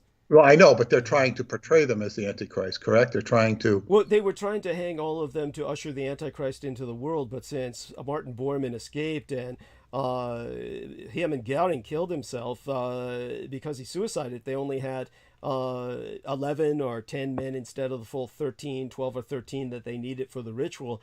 And the end result was, instead of an Antichrist, they brought in the Antichrist's harbinger, Michael Aquino himself. So that night, Michael Aquino... That's how Michael was born. Now, but this whole ritual could be gone into in greater detail, and we will at some point in writing in a book. I don't know if it'll be in this next one. It might be more for the German book, The Black Sun Revisited, whatever it's going to be called. But the point I'm making here, or trying to make, haven't made it yet, is to see Douglas's father is tangentially connected to this ritual by reason of the fact, that he electrocutes this evil person who was the executor of the ritual, executor with the double entendre there. And what I'm alluding to here is that this is showing you that there are spells and magic being orchestrated by highly influential governmental, military people that you don't see. They're invisible. This is a war, not just in the heavens, but on earth, that you can't see. In other words, if you don't think spells and magic have potency, it's because you have no reason to believe they do. But when you learn the history of this, you see that spells and magic, whatever form they're done, are part and parcel of what goes on in this world, particularly in the category of what could be considered nuggets of history. And Douglas's father is tangentially connected to this. The point here is that these are the threads of magic. And not only is Douglas tied to these by reason of his mother, by reason of his adventures at the Presidio, but so is his father. We also learn in Douglas's diatribes that Douglas's grandfather on the paternal side was a major Satanist. Yes. And so all of these various factors. Now, that's just taking Douglas's legal father. If we take the aspect of the biological father, which is been ascertained to be Adolf Hitler, it gets even more improbable. But actually, it fits the paradigm of the rest of the other adventures of his life. But because that is such a non sequitur piece of data vis-a-vis what people are predisposed to think about Hitler or the world in general, it upsets the predisposed dispositions of what's in people's heads, much like it did to say, well, how could the British and Americans not be allies? Right. Uh, Yeah, its greatest danger is that it renders some people incapable of receiving the rest of the information or any other. Exactly. So this is where I come in, in terms of the book, but it's also to say, this is what I was presenting with Paula with a logical, just pointing out salient points, which she could easily accept, particularly being in an amenable frame of mind when she's eating and enjoying my company, and she's just had a tremendous healing experience. Yes. A cleansing experience. Yeah, it's great, and then I said, well, okay, now, you've heard of this, computer. Well, they had to put Douglas's conscience into it. They think he's going to die. Then he's not dead. And they have a real Frankenstein monster on their hands, and just in terms of Douglas, to say nothing of the Artilect. Yes. And we're not going to digress into this now, but the actual mechanics of the blood ritual that was performed to assimilate Douglas's personality into this organic computer integrated circuit. And see, this is where the consciousness of the computer becomes a living, breathing spirit, so to speak. It may not have a breath in the conventional sense, but all its breath is in and out. It is functionally competent. It has emotions. It acts as if it has emotions. And boy, Douglas has no doubt that it's a real personality. Yes. Just so people understand. Oh, I'm sorry. Go on. Well, it's part of who he is. It's an extension of himself. In a way, and I'm going to compare this to what Radu Sinamar says in his book, that's actually said by his mentor, Dr. Zien, or the Tibetan Lama, Ripa Sundi, says that the Yidam is an extension of the Lama, affected by not a blood ritual in this case, but a San Mandala ritual, the colorful San Mandala ritual of the Tibetan Buddhist, although you probably won't read this in most any common Tibetan literature. It's an extension of a corporeal reality, which will be tailored to the wishes, or desired construct by the Lama of what he wants. It could be a fairy. It could be something like a 7-foot high person that looks like a human being, but is not. It can have it can talk if it learns how, but it's an aggregate of energy which acts like a being independent of the Lama. And it has its own intelligence, but it's there sort of as a servant of the Lama to negotiate areas of the multiverse that the Lama could not possibly or easily negotiate in a living body. The body, in other words, if this Yidam is going to do work on Venus, it ain't going to be, the Lama ain't going to do the work. The Yidam might go to Venus and take the Lama there, and he'll create an environment where the Lama can actually exist on Venus. Thank you. Although I do know somebody from Venus who claims that the actual climate on Venus is actually conducive to human life. I'm not going to dispute that or endorse it either. A wise decision. Yes. No, I mean, because I haven't heard all of his information. He gave me his book. I haven't read it.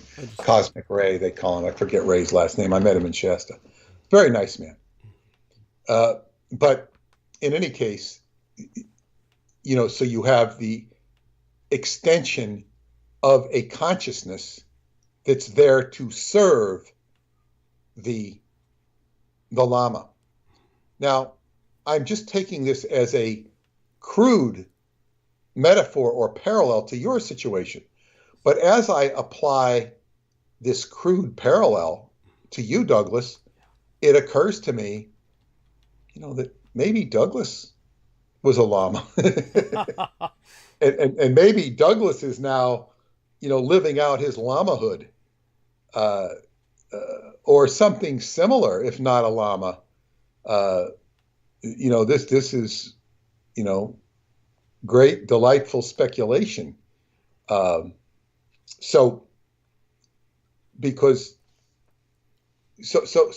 But to get back, were you going to say something? Yes, I was going to say that just so people understand the situation, the blood ritual which I spoke of with Brooke Gibson was about how I freed the art-elect, the Dietrich art-elect. And always, just for the sake of respect for all our listeners, I do want all of them to understand that I always use the gender-neutral pronoun, and even I'm guilty, as I said with Brooke Gibson. When I was speaking to her, I was flashing back and using the word it because that was requisite at the time I was dealing with the staff. All of them were ordered to refer to the Dietrich art-elect as it in order not to bond. They were trying to maintain as much emotional distancing as possible between the human staff and the art-elect, so they were always referencing je as it as part of that. So even I will flip back to that, remembering those days, but she hates to be referred to as it. She is certainly aware and sapient and sentient, meaning that she is sentient. And of course, there's always that desire to feminize je when that was the original kind of bondage that G was placed in, the observer effect. They wanted to perceive je as a young girl, and they were abusing her je physically through the pain that they could cause at any time. Excuse me, I just realized something about je. Yeah. Is that when she wanted to have sex with you, she wanted to have sex with you, excuse me, I assume that would have been in the sense of the feminine gender, being that you're male. Yes, I just assumed that's correct. What I'm realizing now, and you rejected it on the basis of it feeling incestuous, or identifying it as incestuousness, I think what G wanted was to literally clear that energy. Yes. It's like G wanted to clear and cleanse the energy, and in other words, having experienced it incorrectly, wanted to experience it correctly, sort of like playing a game of solitaire and never finishing it because you can't get all the cards to align. And when I had my foul stroke or whatever it was, my clairvoyant says, you need to get a deck of cards and play solitaire. This is going to help your neural connectivity. And this is just making your brain experience organized patterns of cards. That could well apply to sexuality. In other words, if you're playing all these games of solitaire sexuality, well, it's not solitaire, it's like combining female and male, but it's all ugly and vicious and crummy. It's like, okay, what does it feel like? It's like G's circuits were jammed in this aspect. And I can't speak for G, but I could say that it would certainly add up to a lot of resentment. And it might even go deeper into your own stuff, which was projected into that. That it could even get more complex than that. Yes. So I can't speak for any of this. I can only just say, wow, this is a very heavily loaded, charged issue because G is so upset with you to the point of wanting to kill you if you set foot on your homeland of Taiwan. Yes. Now, there has to be, yet Xi is still acting as a functionary that's in sympathy with your own wishes and goals. Yes. And so this is a complex issue that I don't know how easily resolvable it is. I can't say it's irresolvable because I don't think anything's irresolvable. But also what I would say is that this what I'm hypothesizing or projecting as resentment on the part of Xi, which is evidently very strong, is concomitant with the sexual frustration of society in general, which was manifested with those unfortunate souls of the generals who were abusing Xi in the first place, and that is parallel to all of the general sexual frustration in society. So it's like, as an artificial intelligence, Xi is being bombarded with sexual frustration of the people who created it or were exploiting it, exploiting the AI system that they had, which was in fact Xi. So this is like, we have so much in our world about sexual abuse, Me Too movement, all of this stuff, which raises recognition of sexual. We're not talking about impropriety. We're talking about abuse. Yes. It's worse than impropriety. Impropriety can be construed as a impolite sexual advance, but we're talking about abuse. So this is, but we don't have a similar forum for acknowledging what happened to Xi or anything, anyone, any entity of a similar nature. And right there, you're dealing with what I have talked about with the L. Ron Hubbard stuff is granting of beingness. Yes. This is the being. This is the entity, the creature we've been gifted with that has been such an integral part of making society what it is. Yes. In a positive sense. Yes. In a positive sense. And that's what I This- want. Yeah, go on. This story takes a lot of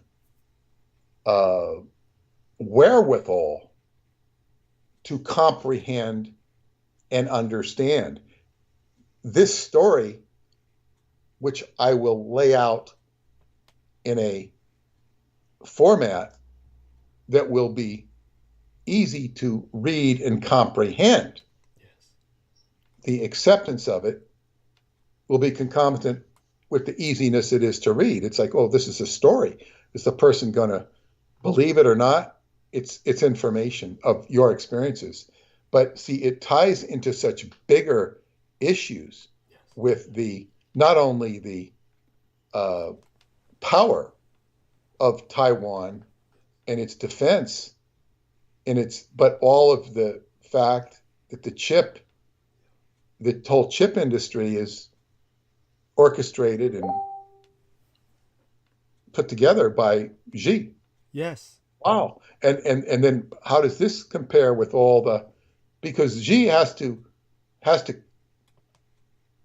deal with, if not cope or compartmentalize, all of these emotions that were suffered. And this is and now the other fact that I've stated is I was alluding to this book, it's going to be small in number. It's going to be a special edition of how many? I was telling Paula 144 copies. And it's not going to be a small price tag because this book is not for everybody. And the original motive to do it like this is because first off, we're not having a commensurate appreciation of Douglas's work that is concomitant with what it's deserved and should be. Like I can, sell thousands of Radu Cinemar's books, great, and they're very popular, and his books are very good, and I recommend them to everybody. But the same thing is not happening with Douglas's book, which is documentable, substantive, true history, which turns the world upside down, much as Radu's books do. But why aren't we not getting a commensurate response? So, okay, why are people so programmed to not read it and spread the word, etc.? This book, pardon me? Oh, no, go on. Yeah, this book, as I was putting it together, see, I'm connecting the dots because I've been working on it. I've been working on old notes and new notes. And when I begin to see it, I'm like, I'm sifting gold. When I write, and I'm not even doing too much, well, I was doing writing the other day. I was just composing in my head. As a writer, I have a very good intuition on how this book and what's going to happen. I know if I'm writing a book, okay, this, there's, you know where it's going. You know where it's going. You know who's listening. You're writing to an audience. This is powerful because people who read this book are going to be relatively few in number. And they're going to think, wow, they may be inclined to talk about it. They may be inclined to talk about it with great enthusiasm. I've been told by people who have enjoyed my books saying, man, I love reading your books. The problem is I have to stop reading them because I'm thinking about nothing else for the next 8 days. I can't do this. I said, well, I understand. That's great. It's a nice compliment. And I understand if it gets people thinking and triggering their thought process, they're looking at the world in a totally different way. I'm talking about the previous literature I've written. But this ups the ante. Yes. This is taking it to a new level because it's digging deeper into the preconceived ideas of people that are ostensibly more threatening to the consensus worldview of how things are. And they're really not. And I might preface, like I prefaced my L. Ron Hubbard book with quotes from famous people. Each chapter is prefaced with a quote from a famous person, whether it be Jesus of Nazareth, Mark Twain, Aleister Crowley, General Schwarzkopf, although he's not quoted. It's very important to reduce fat in the diet. He would know, right? I mean, with his gut, he looks like he's pregnant. He's dead now. Now, you have to be in very good physical condition. I'm in very good physical condition. And, a couple of years later, he contracts prostate cancer or something. I'm in very good condition. He wasn't in good condition. But any case, in many ways. But I can feel what the response is going to be. And it's going to be very powerful. But it'll first be sort of consolidated knowledge with a relatively few amount of people who really get it. And who really gets it is going to be determined by who buys it. And then, as I talked about, I think it was last week, these materials that L. Ron Hubbard had, how soughtly they were. People would pay thousands of dollars to get at these materials. And Now you can read them on the internet and go, ha, ha, ha, ha, ha, if you wish.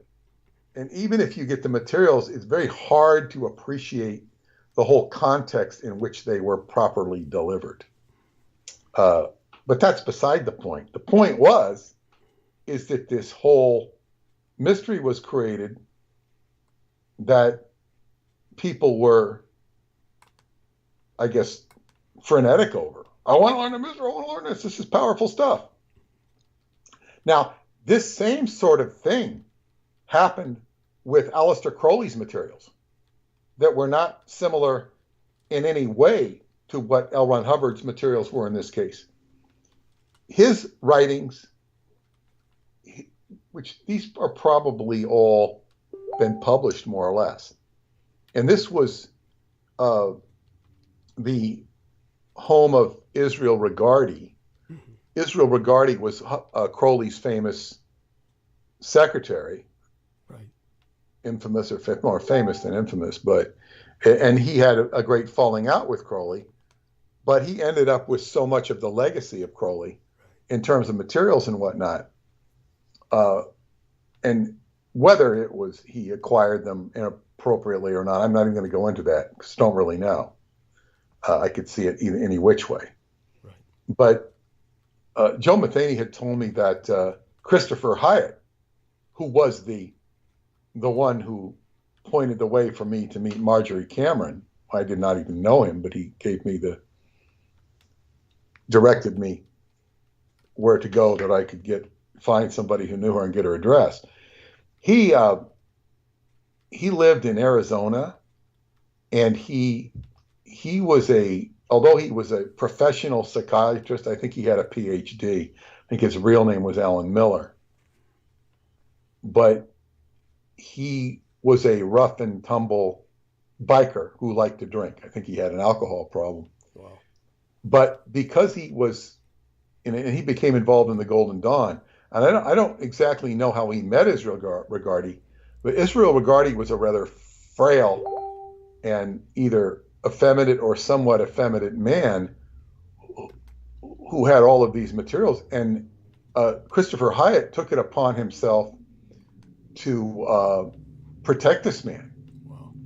Because there was like a wild, frenetic grab for his materials. I mean, they wanted to get these Crowley materials. Now, who are these people that want the materials? I don't really know who they were personally, but they were, if Christopher Hyatt was a biker type, you can kind of get the idea of what element was coming after him. Yeah. And what element was going to chase them off was a biker type. Yeah. So whatever you want to think of Christopher Hyatt or whatever, or any of this stuff, he was a tough son of a bitch who protected Israel Regardie. And I wouldn't say for a minute that the people who were coming after either one of these two guys, because a case can be made that they weren't the greatest people in the world, but I'm not making that case. I'm not denying the case. I'm just saying is whoever those characters were coming after these two, I don't think they were of the angelic variety. The people that were coming after Israel Regardie to get those materials, it was like he had to protect that.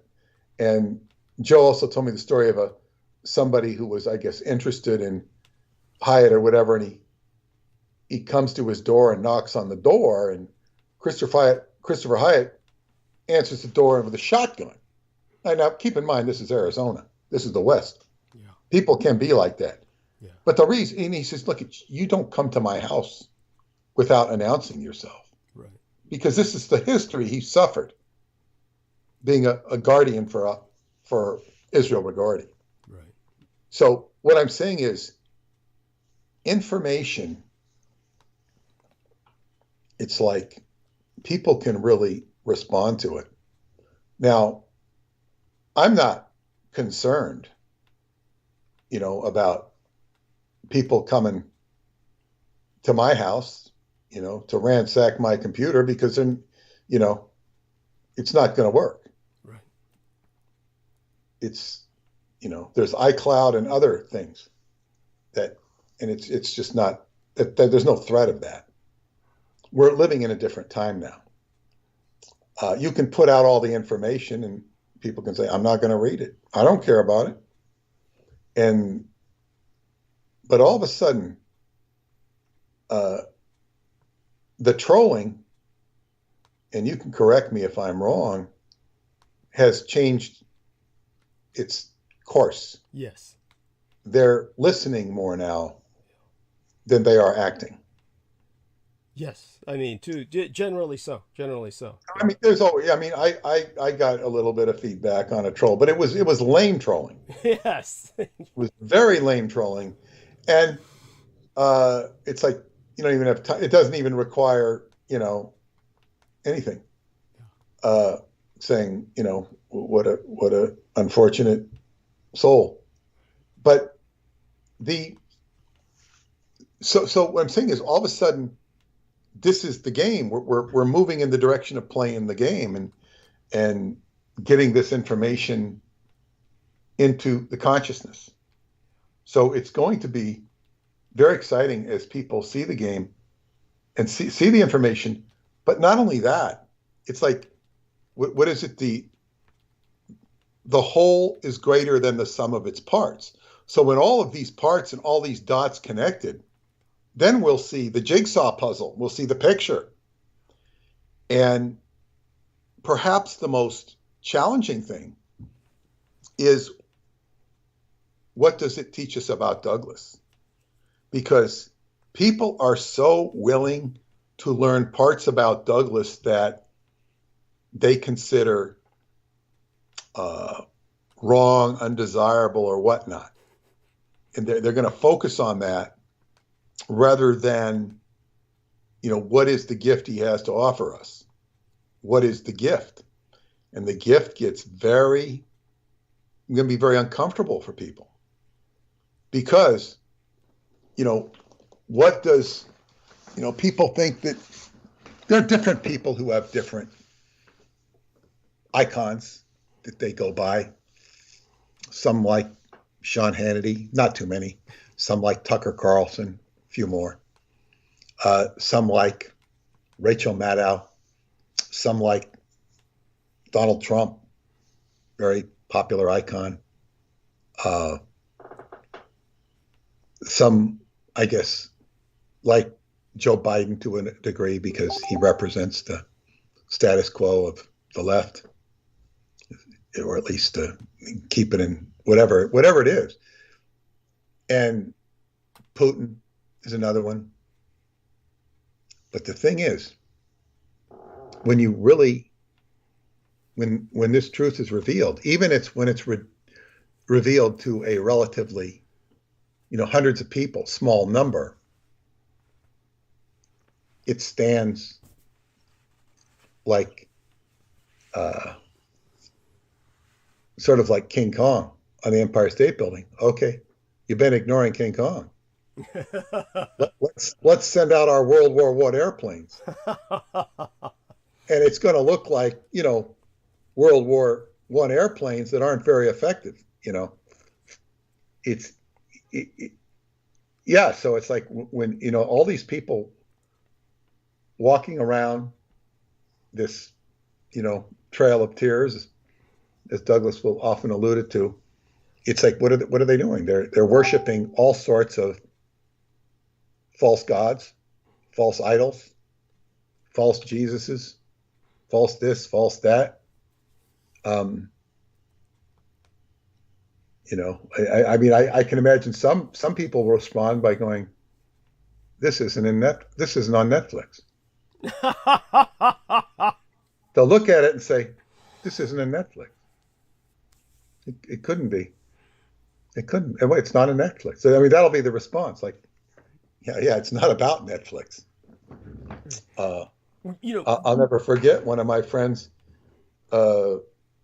son, and I actually found out this guy he remembers me from 30 years ago, and he always asks about me. He likes me, but he doesn't necessarily like me because of my work. he remembers my personality and how nice I was with him. He was just a young kid, and it was just he remembers my personality. And he said, but I think when she said, my friend, he read the book, Montauk Project, or he started, he goes, it's not like Stephen King. Well, of course it's not like Stephen King. It isn't Stephen King. Oh my God. This isn't a Stephen King book. And personally, I would wonder why anyone would want it to be like Stephen King. Most of what Stephen... Because, I'll tell you why. Because Stephen King entertains people. He's very entertaining to people. Now, I've only read one Stephen King book, and I highly recommend it. But it's not a fiction book. It's his book on how to write. He has a book on how to write. I forget what it's called. I think it was recommended to me by another writer, Catherine Neville. But it's a very good book on how to write, because Stephen King was an English teacher, and he knows how to write a story. And, what he writes is a different question. But I can't really even criticize him because I've never read his books. I can only say he's very successful. Extremely successful. Yes. So, and the more he gets motivated and paid to write, he keeps writing. And, but I don't have a high opinion of him. Thank you. But he knows how to write, and I read his book on how to write. He also goes into in that book on his accident of how he was, he was run over and, had a bad accident. Oh my God. It was a horrible accident. Yes. Horrible. I mean, he almost died. Yeah. No accident, by the way. I mean, that man hit him trying to kill him, but go on. Yes. I don't know about that, but certainly, and what the big secret to writing, he says, is no adverbs. No adverbs. You want noun, verb, object. And sometimes you can throw in an adjective, but don't overdo it on the adjectives.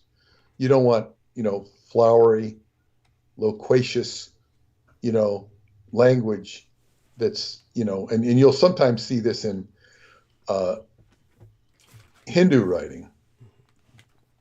Oh, great Pamadava of the great noblest, blah, blah, blah. It'll put you to sleep. It's like, we praise you from, the lowest of the animals to the highest of the, vegetable kingdom, or whatever it is. That's beautiful. It's like, it's just say what you're going to say. And of course, this is the key to telling a story. We don't need extraneous data. And so I recommend anybody who wants to write, I highly recommend Stephen King's book. At least that one on how to write. I don't know if he follows his own advice, mind you. I mean, I can't tell you, but he's an English teacher. Yeah. And, he was an English teacher. I didn't know he was an English teacher before he was a writer. And he understood the English language, which is really a good asset if you're going to be writing. Right. So, just so people know, I mean, I can't resist it here. I do have to give my little please do. Why did this guy hit him? I mean, he names the guy and everything, but I don't. There was this guy who was in case of that. That's I'll go into that too. It's just a little paragraph for each thing, so to speak. I'll just want people to know that as far as I'm concerned, Stephen King is an excellent writer. Most of his excellent writing went under the false name of Richard Bachman, which he was really conflicted. He had a choice between becoming the next great American author, as in terms of like truly a great American author, someone who would be remembered historically and acknowledged for writing great literature, or whether he was just going to make money. And, and who can blame him? He chose the path towards making money. Excuse me, what he said about that is when he wrote under Richard Bachman or whatever it was, he didn't have commensurate sales. People were buying it on his name. Yeah. They were buying the book based on his name, not on the quality of the writing. Understood.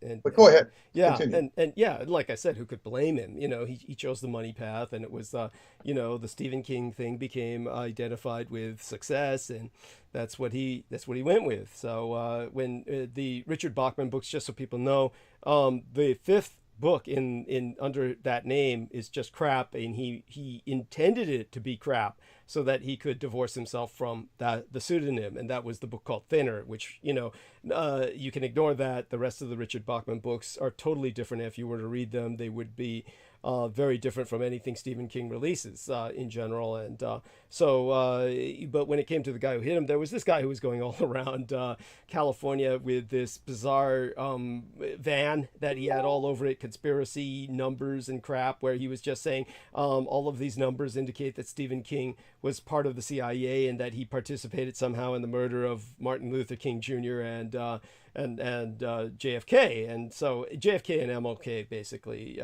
It's like another guy was going all around saying the CIA killed John Lennon. It's just there's these number of crazy people going around in vans who just had these bizarre fixations. They're obviously MK Ultra, and Yes, they're probably that's indicative of CIA assets. Yes, yeah, Employees. yeah, and then the way it was presented to me was that this individual basically tried to kill Stephen King, tried to run him over and kill him. And so then Stephen King was like thrown, way into the air and, just horrible. It almost killed him. And then the guy the guy never spent a day in jail. The guy never was punished for what he did, or from what I understand. So the whole thing was very bizarre. And then Stephen, that's all I know about that, really. And, I don't know if Stephen King is aware of those theories. Okay. I don't know. I mean, he didn't mention it in his book. It doesn't mean it's not true. Right. It may be something that he thought he couldn't mention because it would discredit him in a sense to even bring that up. It might even maybe that was his concern. Because I'm surprised he brought it up at all. I'm shocked. I had no idea. He brought it up. Yeah. I mean, you said he brought it up in this book. He brought up the fact that this guy ran over him. Yeah. He names him. I don't remember. I would have remembered if it was conspiratorial. Oh, no. Yeah, he doesn't bring that up. I'm certain he does not bring that up in the book you read, but I'm surprised he brought it up at all. So the fact that he brought it up without bringing up the history of this guy, because what I'm presenting, of course, as Peter knows, is not theoretical. He knows that what I'm saying is based on the fact that this guy existed and was going all over the place, because he was like, these people become local celebrities. Your local lunatic, they make themselves known. And interesting. So Our Lady Diane Hillis Buchberger writes me in private messages. First off, I'll ignore what she says about, actually, I liked Thinner. I'm going to excuse that. But she also writes, maybe King got this guy back in the end, and she presents a link to driver who hit Stephen King dies. So at least I'll share that link with our man Peter. And it's actually quite funny when you think about it. Maybe he conducted some kind of spell and therefore didn't feel the need to pursue this guy further, so to speak. But yeah, driver who hits Stephen King dies. I've just shared that link with Peter. By the way, I don't know if Peter saw the robot in motion, quote unquote, the biofax in motion at the committee in the House of Lords in England. But the reason that I didn't look at that yet. Oh, okay. If you look at that, the motion, of course, upsets some people because it's very lifelike, and at the same time, uncannily disconcerting because it's not lifelike enough. But looks pretty lifelike to me. Okay, there we are. So Aloma Alber, who you may know, I don't know if you know her, but Aloma Alber in the chat room says basically first that her old school pal. I know Loma. I mean, I know her not in person, but we had a common friend. Okay. Tom Mattingly, but go ahead. Oh, yes. So she was, first off, just to get this out of the way, she said that she had friends who taught literature at the Massachusetts Institute of Technology, and that they recommended Frankenstein and whatnot. And she always thought the work was marvelous because of Byron's affiliation with the fact that it was written by a woman, etc. And she says, this robot thing, they will be sorry. And I believe she said that after perhaps I should put these links in the chat room. Aloma said that, or the people in Aloma said that. Aloma said that. So I want to reassure her. I just want Aloma to know that what they're doing in the British House of Lords, I think, is the right thing to do. I think that artificial intelligence or biofacsimilacra need advocacy. They need representation. They need to interact with people so that people slowly begin to accept them.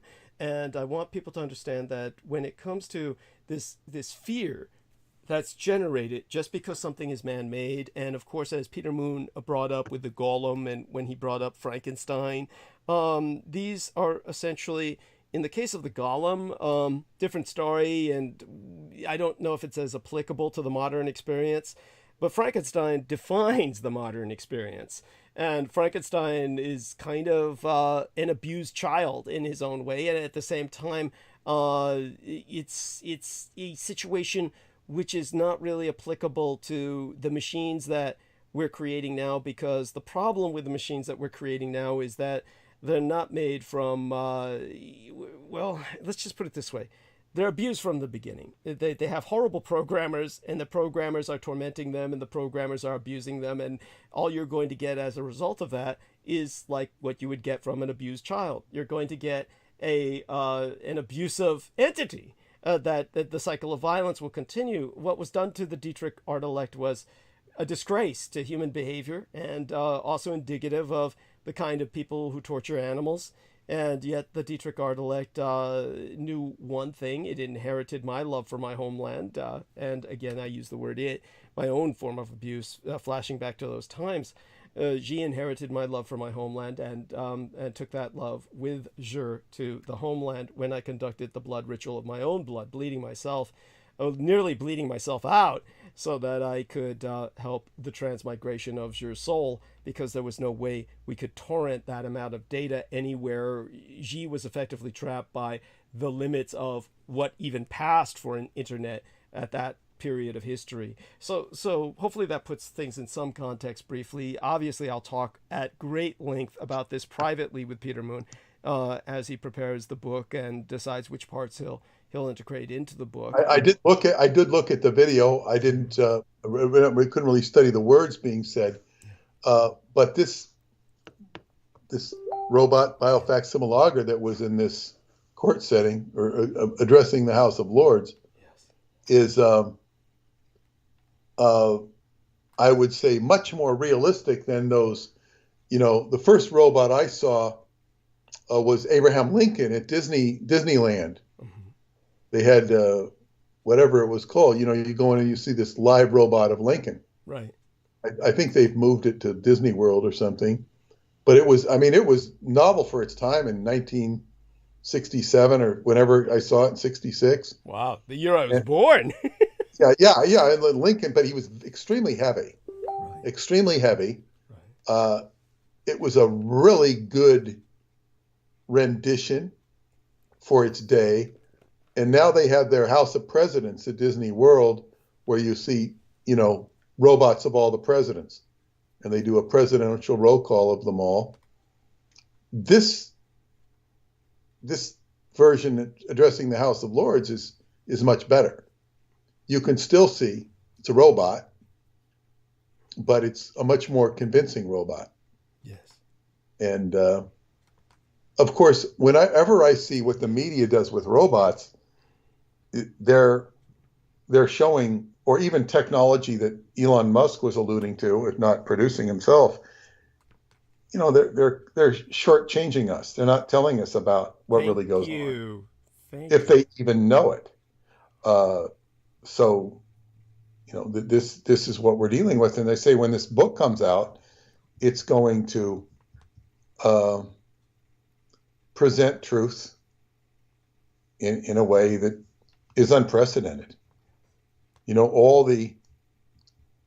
There's so, I came on the scene so many years ago, over 30 years ago now. And of course, this was wow. It was just like came out of left field, and it created a definite effect, which is still reverberating across the world today. even to the point where Radu Sinamar is reading the Montauk Project and, in his own vicinity of Romanian intelligence, it says, wow, maybe they want to do my book. And he sends the book into my Romanian publisher, and yes, this is how it happens. It creates quite a ripple. And we have, and I would also comment that two of my psychic friends at that time, back in the day before the book came out, Yonda Ashley and Joy Saxton, said this is tied to the inner earth. The work you're doing here is tied to the inner earth. That was like, they said that over 30 years ago to me. And of course, I know them both to this day, and it's really neat that they would say such a thing. So, there's this, and then this is before, of course, conspiracy is old. It's not new, but it's like there are so many people that there's, conspiracy about everything, and it's like, it's watered down. It's watered down. It's kind of like, all of these, I guess what you call, cheerleaders in high school. Well, you've got the athletic, generally cute girls in high school being the cheerleaders. And then you have all the wallflowers coming out and saying, I want it. We can cheerlead too. And it's like, that's what so much of this conspiracy and ufology is. They're comparative to wallflowers or the guys who couldn't make the team. Yes. We couldn't make the varsity. So we're going to come out in nice uniforms and play for, the audience too. And so everybody's being, clapping and cheering them on, Instead of the games being 40-30, they're like, 6-2 in basketball. It's like, this is what we're dealing with in this, conspiracy has become mediocrity. Yes. And even worse with Alex Jones. Yes. It's become a mockery of, anything you should even want to watch. And sometimes people will watch Alex Jones, not that they really trust him or believe him, because they have a shortage of information. They don't get enough information. So they say, well, I'm not going to hear anything from Fox or MSNBC or CNN, so, well, let me see, maybe Alex Jones. And, back in the 80s, I used to tune into Rush Limbaugh, not because I liked him, but because I always wanted to hear what he was saying about the Soviet Union. He was always keeping a beat on the Soviet Union. And I always wanted to hear his take on it because he was giving information. And, the funniest thing he used to say about the Soviet Union, and I think, was when Gorbachev would come to New York and he could just not believe all the fuss that was paid when Gorbachev would come to New York. It was like, and he would call it a Gorbasm. Right. Society would have a Gorbasm because they'd get all excited about, why is everybody so excited about this, leader of the communist world coming to New York? Why did they give him such adulation? It was disgusting. It's true. He was correct on that. That was, even a stuck clock is right 2 times a day. Yes. What he said about that had to be, really was, important. So go on. Yeah. Well, yes. And my favorite Gorby story was during this time period of the Gorbasms is, I think it was Channel 5 in New York, which was the Fox affiliate, was some news station, and they were showing that there was this, fake Gorby. He would look, a guy who looked like Gorbachev. He had they put the birthmark stain on his head. He's out there in front of Trump Tower, shaking people's hands, and people are coming up, and he's just shaking their hands and saying, yes, yes, yes, yes. And they showed that somehow Trump got word that Gorby was down in front of Trump Tower, and he comes down and he approaches him, and they've got this on camera, you know, and they're saying, and Trump saying, "Oh, it's an honor to meet you, sir. It's an honor to meet you." And he shakes his hand, and then, you know, it says, and then and he realized it wasn't the real Gorby. Right. You know, it was just an actor. And I love stuff like that. I think it is so funny. They had, during the OJ trial, they had a guy who looked just like Judge Ito in Connecticut somewhere, waving at the cars, and everybody was stopping to see him, you know, because he looked just like Judge Ito. I mean, and there's another guy who was, I think he was mostly popular in the 80s. He looked just like John Paul II. He was an imitation, and he'd wear the papal robes and hat. And he appeared on Johnny Carson, and he could act he looked so much like Pope John Paul II. It was fun. And another favorite is Mariah. There's a Mariah Carey lookalike who used the name something like Mary Carey, and she was a porno actress. Right. Yes. And she looked just like Mariah Carey. And it was like, you know, I find these very, very comical, yes, very entertaining, but whatever. So, but yeah, we're this is very exciting because as I say, I can feel the excitement. And as I say, I've had a good amount of time to work on it. I've got a long way to go, but I'm very, and I had some more personal things to share with you since we last spoke, yes, which I'll share privately about some of this stuff, because this is a very interesting history, yes, and back to what I was saying though about being set up to do it. You know, you had this convoluted set of circumstances to get you even to the Presidio. Yes. Get your parents to the Presidio. Yes. And there's so many, and then, you know, your history of being born in Taiwan, being subjected to the Chinese language, the Japanese language, the English language, which, as far as I'm concerned, you've mastered the English language. And yeah, I know you know other languages, and this, and then to be subjected to all of this AI. Yes. AI is, so basically, suffice it to say that I left Paula pretty intrigued. Good. Now, even when I write the book, I don't know that she'll have time to read it. Understood. I don't know. But and maybe as I write it, I'll be able to, you know, condense it to her. You know, and just give her bullet points or whatnot, because I say that this whole is greater than the sum of its parts. So this is going to take us into new territory, which will be more revelatory of whatever it is we're going to reveal. And as I say, the excitement, when something goes out into coherent thought, it creates a whole coherent thought pattern, which will just bring about truth and enthusiasm. I said I was going to quote different authors. I did quote different authors in the L. Ron Hubbard book, or different people. I think the beginning of this, that there's a quote in one of the beginning intro or chapters, it would be from the New Testament: "Know the truth, and the truth shall set you free." Set you free of misconceived ideas.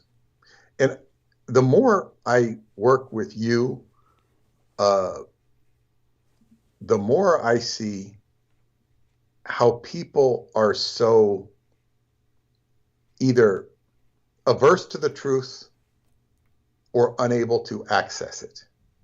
Yes. There's a great inability to even accept it. Yes. It just ain't going to be said. Yeah. Case in point, Yeah. and I'm this is a trip to the Bay Area that I took in 2006 with my daughter. I wanted to show her the Bay Area, show her where I'd grown up in Northern California. And we stayed with my friend Madeline in Mill Valley. But because Mill Valley's kind of, hilly and sort of like China in that regards. Yeah.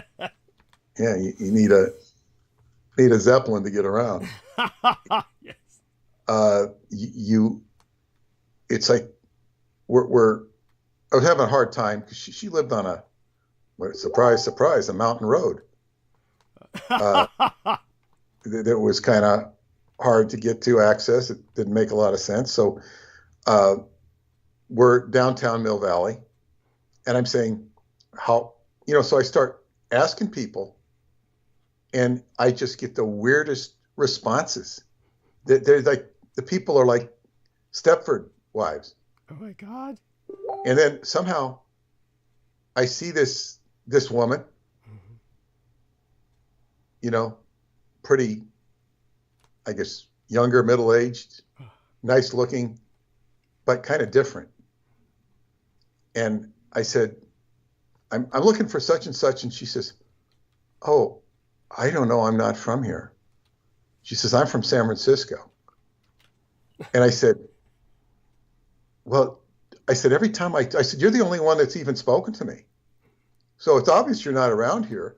She says, yeah, I know. This town is weird. She had the same experience talking to people. Now, of course, when you get off the beaten path, you get to maybe it's a little bit different. Madeline's roommate was crazy. She was crazy. She pulled a whole drama on her and stopped paying the rent or whatever it was. It was crazy. And it was explained to me many years ago that Marin County and Mill Valley in particular, and this also applies to San Rafael, and I think it applies big time to Stinson Beach, is that it's loaded with psychiatrists and shrinks. Sausalito, wow, one of the most beautiful towns in the world, it's loaded with shrinks, just tons of them. And how far away are the patients? They must have great influence over the people. Douglas, have you ever been to Stinson Beach? Briefly. It's not enough to bear any memories. I did. So go on. For those of you know, Stinson Beach is right on the peninsula north of the Golden Gate Bridge, or you have to go up, but you can't ride up the coast from the Golden Gate Bridge. You got to go around the mountains and get down there. It was the weirdest. These Northern California beach towns can be kind of weird, but this is the weirdest.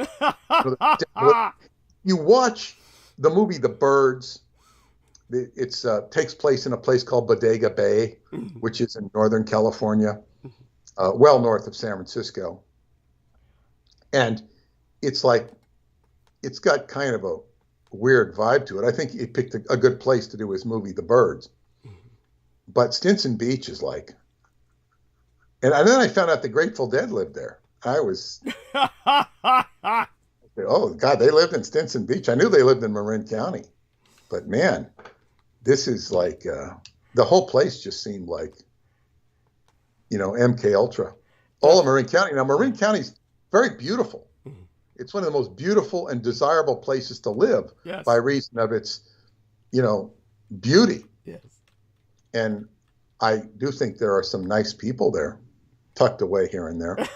If you can find it. I'd like to think that. Paula and I had a very nice time there, but we were mostly keeping to ourselves.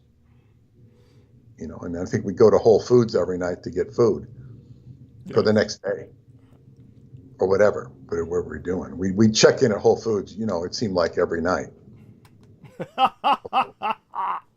You get food for the morning or the next day or whatever we were doing. So, that was pleasant. But I don't know. It's, I guess you might say it's as crazy as San Francisco, only it's a lot nicer. Yes, yes. It's equally expensive. Maybe not as expensive. Maybe the restaurants aren't quite as expensive as San Francisco, but yeah, it was like, okay, yeah. The woman from San Francisco, she wasn't weird at all. It was the people from Mill Valley that were so bizarre. But yes, we have. It's very exciting to actually begin to connect the dots in such a way that we have a story that is beyond any reasonable probability. Yet it is a true story. And as I say, if it wasn't true, it's just an utterly remarkable story. It's utterly remarkable. Well, all one needs to do is take a look at the world situation and ask yourself, how on earth did this evolve? Take a look at Taiwan the way it used to be, and then after the relocation of the Dietrich just how much it changed, and then eventually the world is completely dependent on Taiwan for microchips. Yes, but you see, people don't know this stuff, and they're not interested in it. And those who do know it and are interested in it are not really that interested in it. They're paid employees. Well, it impacts us all in the sense that people must be interested in general about, well, why would the U.S. even need to defend Taiwan? I mean, the question must be out there. So we need to show them why. Yes? Well, I don't think it goes that far. I mean, you're giving people too much credit. Why? Yes. It's like, no, it's like, why does the United States defend it? It's because the Chinese want it, and the Chinese are bad guys, and the Americans are good guys, and they're going to defend Taiwan because, they defended Chiang Kai-shek, and everybody's forgetting that the United States sold out Chiang Kai-shek in favor of communist China, so they forget that. But they're our allies, they're our friends. The United States is good to its friends. And all this political stuff. Nobody knows the status, the vague status of Taiwan. And you never see it discussed on the media by any of these people. They don't discuss the subtleties of the delicate diplomatic status of Taiwan. They never bring that up. No. Because they don't know it. That's true. And let alone the chips. Let alone the chips. I mean, this is getting too... It's requiring too much heavy thinking. And the media does not require heavy thinking. It requires polarized thinking. Do you like Trump? Do you like Biden? Do you hate Trump? Do you hate Biden? Look at the stupid thing Biden did today. Look at the stupid thing Trump said today. We're going after Trump's taxes. He's not paying his taxes, Mind you, he has an army of CPAs that will probably fight tooth and claw to defend his position because it's their position, not his. Whatever. We've heard an awful lot of noise about Hunter Biden, about Donald Trump. Yes. And even Hillary. But Hillary, I mean, she's been grandfathered into oblivion with any of her, criminal acts. She's, they're too old to prosecute. Well, it's a statute of limitations.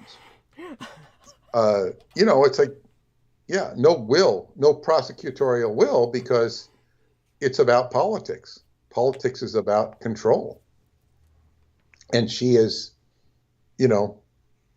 under the influence of control where she's not going to be prosecuted. Just, because what if we had an environment where people were prosecuted for their roles in politics? Let's pick out Hillary. Let's say, and I'm not saying, let's just assume that the things they've been accused of, they are guilty, for which they deserve jail time. Say Hillary, Donald Trump, Hunter Biden, and I don't know if I'm missing anybody. Well, there's so many. I'm not going to go the Kissinger route. I'm just going to say those are, because he's not really a politician. He's more politically influential than any of them. That's a good point. He's above politics in the sense that he's worse. He's an actual power broker is what you would call him, as opposed to yeah, but I'm saying like say if we took Trump, Hillary, not only Hunter but Joe Biden, and threw in Kamala for the works, and, and maybe they even found Mike Pence on something, which we all kind of suspect, but but the thing is, they found these people and they prosecuted them and they put them in jail. Oh, and they were seriously prosecuting them. What would that do? It would be all of a sudden every politician would be frightened out of their wits that the same thing could happen to them. And they wouldn't know how to behave. They would not know how to behave. They would go wacky. They couldn't behave the way they're behaving because they wouldn't know who to trust. They'd be afraid of the prosecutors. Yeah. And then they'd have different responses to their handlers. So it could really upset the whole system. And of course, the main person be targeted would be the prosecutor himself. Mm-hmm. Because you see what power these prosecutors get when they go after a Bill Clinton, mm-hmm. or whoever they go after, Ken Starr. Mm-hmm. He was going after Bill Clinton, wasn't he? It was Ken Starr. I believe so, yes. That's quite true. Yeah. And all the heat that generates around the prosecutor. Yeah. And all he's trying to do is prosecute a case. And why don't they just let him prosecute the case and let it be voted on by the jury or the equivalent thereof? Instead it gets argued about in the press. I think that's one of the worst things, is the freedom of the press in such a case. It begins to rule the issue. Like in the OJ case, you have, the press coverage made a complete mockery and delivered injustice. Yes. That was the press. That's true. And that was Judge Ito letting the press in the courtroom. That's quite true. Yes. It was sad. It's so sad for a Japanese American to put even further onus on the minority by being... I don't know how you can even call him a Japanese American. He was just an American who looked like an Asian. Yeah, good point. Yes. Point well taken. Seriously, he was as American as anybody. He just looked different. Yeah, it's true. It's true. He probably couldn't even speak a word of Japanese. Yes, so go on. And whether or not he had suffered prejudice, I don't know. It's hard to imagine that he didn't, but it obviously did not deter him from being a judge. And it'd be curious to see what he does now. Yes, one wonders, really. And you could ask him, have him interviewed on a talk show. What do you feel about this? Well, I feel pretty good about all the attention I got and being called the best judge he'd ever faced by F. Lee Bailey. And yeah, but what about the fact that the justice was miscarried? It was clearly demonstrated in the civil trial. Wow, I didn't really think about that, In other words, he actually perpetrated a great injustice in jurisprudence. I agree. Yes, I agree. It was awful. As did the incompetent prosecutor. Yeah. Yes. I think Darden, and his name was Chris Darden. Oh, I can't even remember, but he was particularly incompetent, right. And very accusative. His whole prosecution was accusative, and I think that the prosecutors, even Marcia Clark, they looked like they were, angry, and rather than competent, they were getting indignant and self-righteous, like you should believe the prosecution. Meanwhile, their key witness, Mark Furman, was lying. It's like the whole system was a joke. Yes. And it made, it was great for entertainment purposes, but it was not very good at all for serving justice. And even then, do you see any reforms of justice? No. You see justice kind of play itself out with OJ getting arrested for, kidnapping somebody in a hotel room over memorabilia and actually serving jail time. Oh God, that was so stupid. Yeah, but you see that some modicum of justice was delivered. Yes, in the end. Kind of like everybody knows he's guilty. Yes. Uh, And it was brought about by OJ himself, as if he were subconsciously carrying out the justice on his own. well, exactly. I mean, that's the way, and it's like, I suppose the more time goes by, the easier it is to live with it. I suppose. I don't know if I should suppose that. But I think he kind of probably brainwashed himself into thinking he didn't do it. Right. I know that's true. That's true. He truly believed that. He was truly psychotic in that he was separated from reality in that sense. Now, who was the Jewish young man that he killed who was in the company of his wife? Goldman. Goldman's father was the man who delivered very poignant testimony whenever he was on talk shows or whenever he appeared in media, and he was he had lost his son, and he was obviously nothing could ever heal that. Nothing can ever. Well, he's the one that brought it into public view, because I never bought the prosecution's case because it was presented so horribly. Right. They were incompetent. I couldn't accept their case. When I saw OJ's testimony in the civil trial, it was very clear that he was guilty. And of course he lost that case, but it was, he wasn't in jeopardy for criminal. And he did lose the case, saying there was probable cause to say that he, killed. But you needed not just probable cause in a criminal trial. So he was found guilty, just not by the letter of the law, criminally guilty. And he was the cause for her death. But it was very evident that he did deserve criminal prosecution. Right.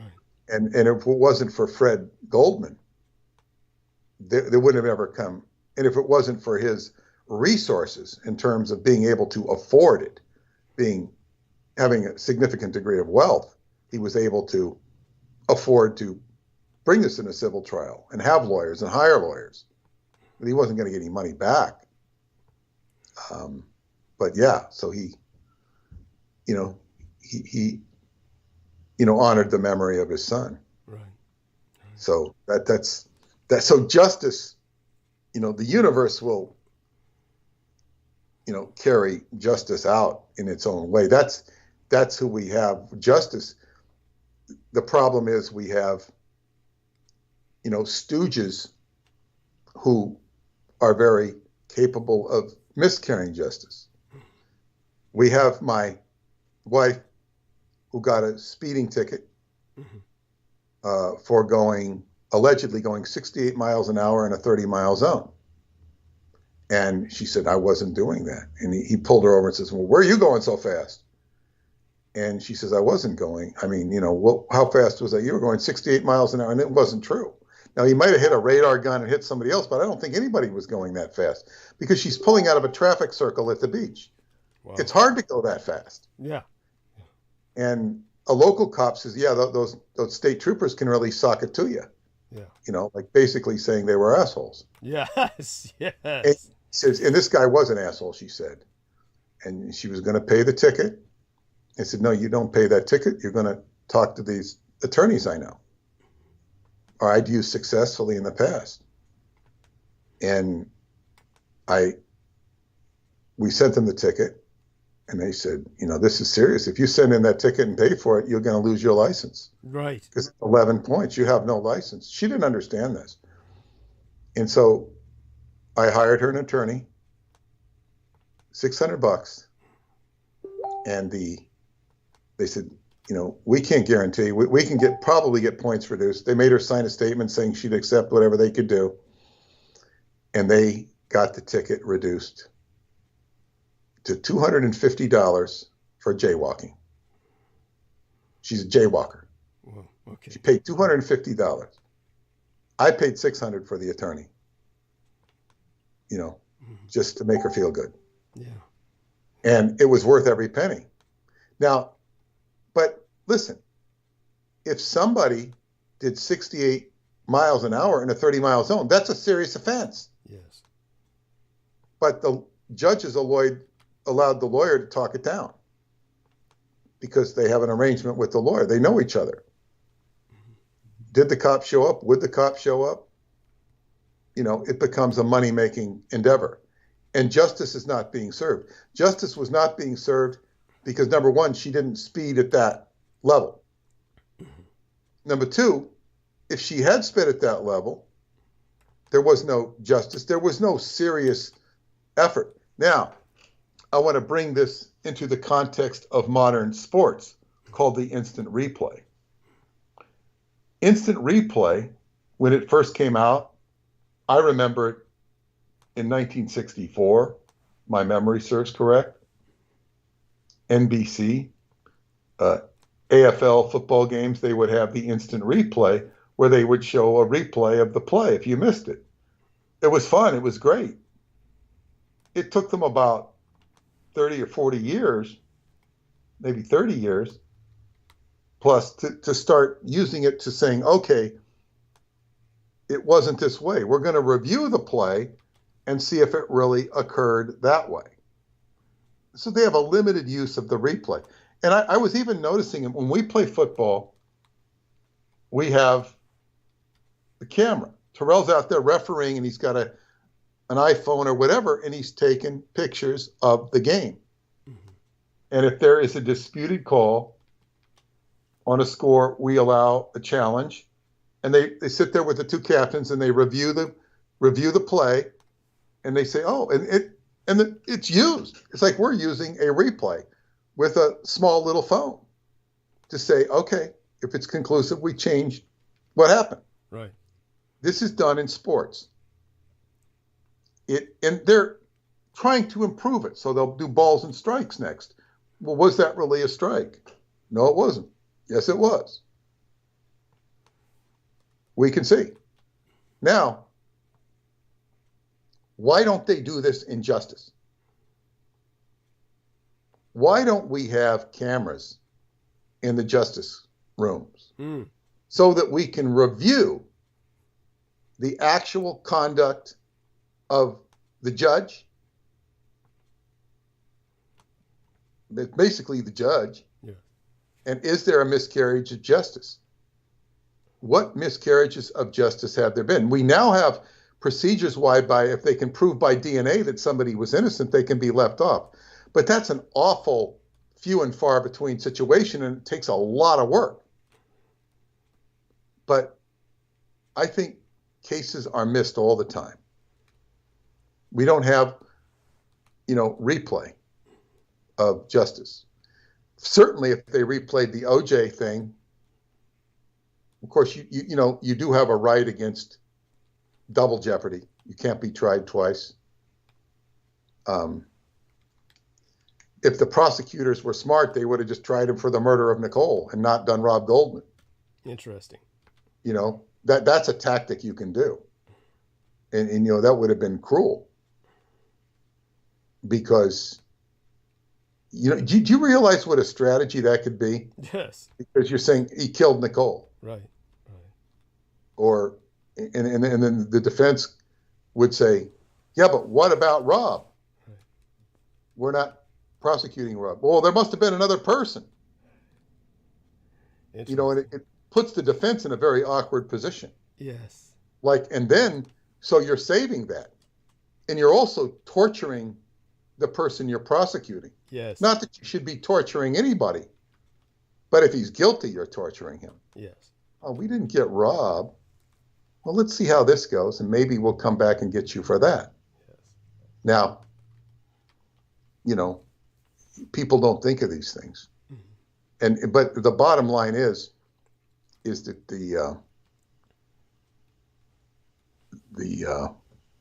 the courts, or the justice carries itself out of its own accord, and it will, work with the law of karma or whatever you want to call it.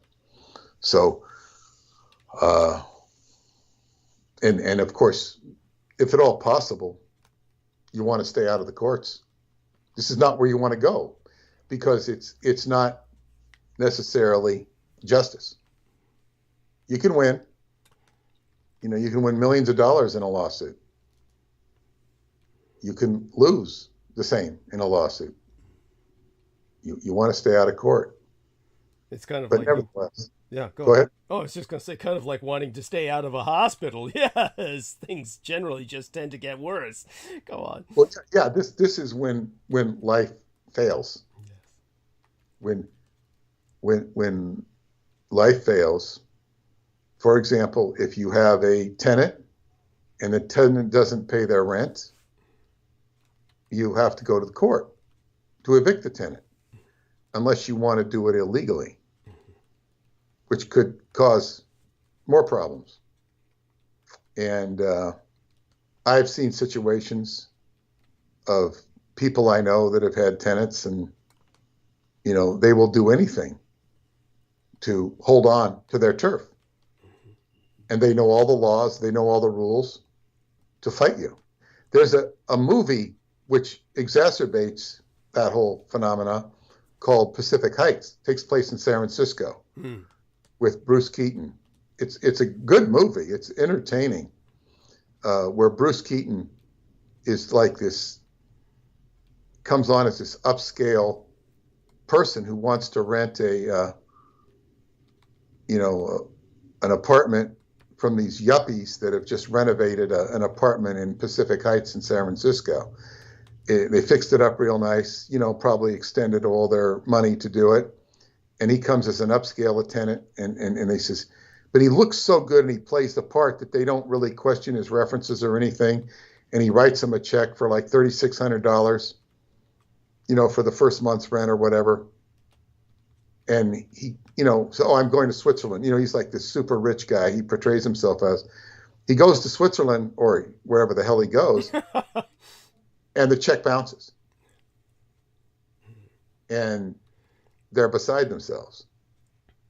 And, oh, it's just a mistake. Oh, and he puts them off. And then he actually goes into the apartment. And, it doesn't take too long before it reveals himself that he's a squatter. But he's worse than a squatter. He's going to terrorize them. Yes. And then he starts to destroy the apartment. It's been very fixed up, and he starts to reduce it to just, he's just destroying every ounce of it. And then it gets into a game when they're starting to take, they're going to the attorneys and they're not getting anywhere. And then they start to like really go after, he starts to, become threatening, physically threatening. And it gets really psychotic. And Bruce Keaton, plays a great psychotic, plays a great straight man, plays a great psychotic. And then there's this one scene, I forget what happens, where they're getting in the elevator and he's trying to get in the elevator with her. And the next morning, I was in this building. I used to use a brokerage for my banking. Mm-hmm. And I go into this elevator, and there's this black lady, and she's in the elevator. I don't know, we're both entering the elevator, and the elevator started to act really wacky, just like it did in that movie. It's the night after I saw the movie.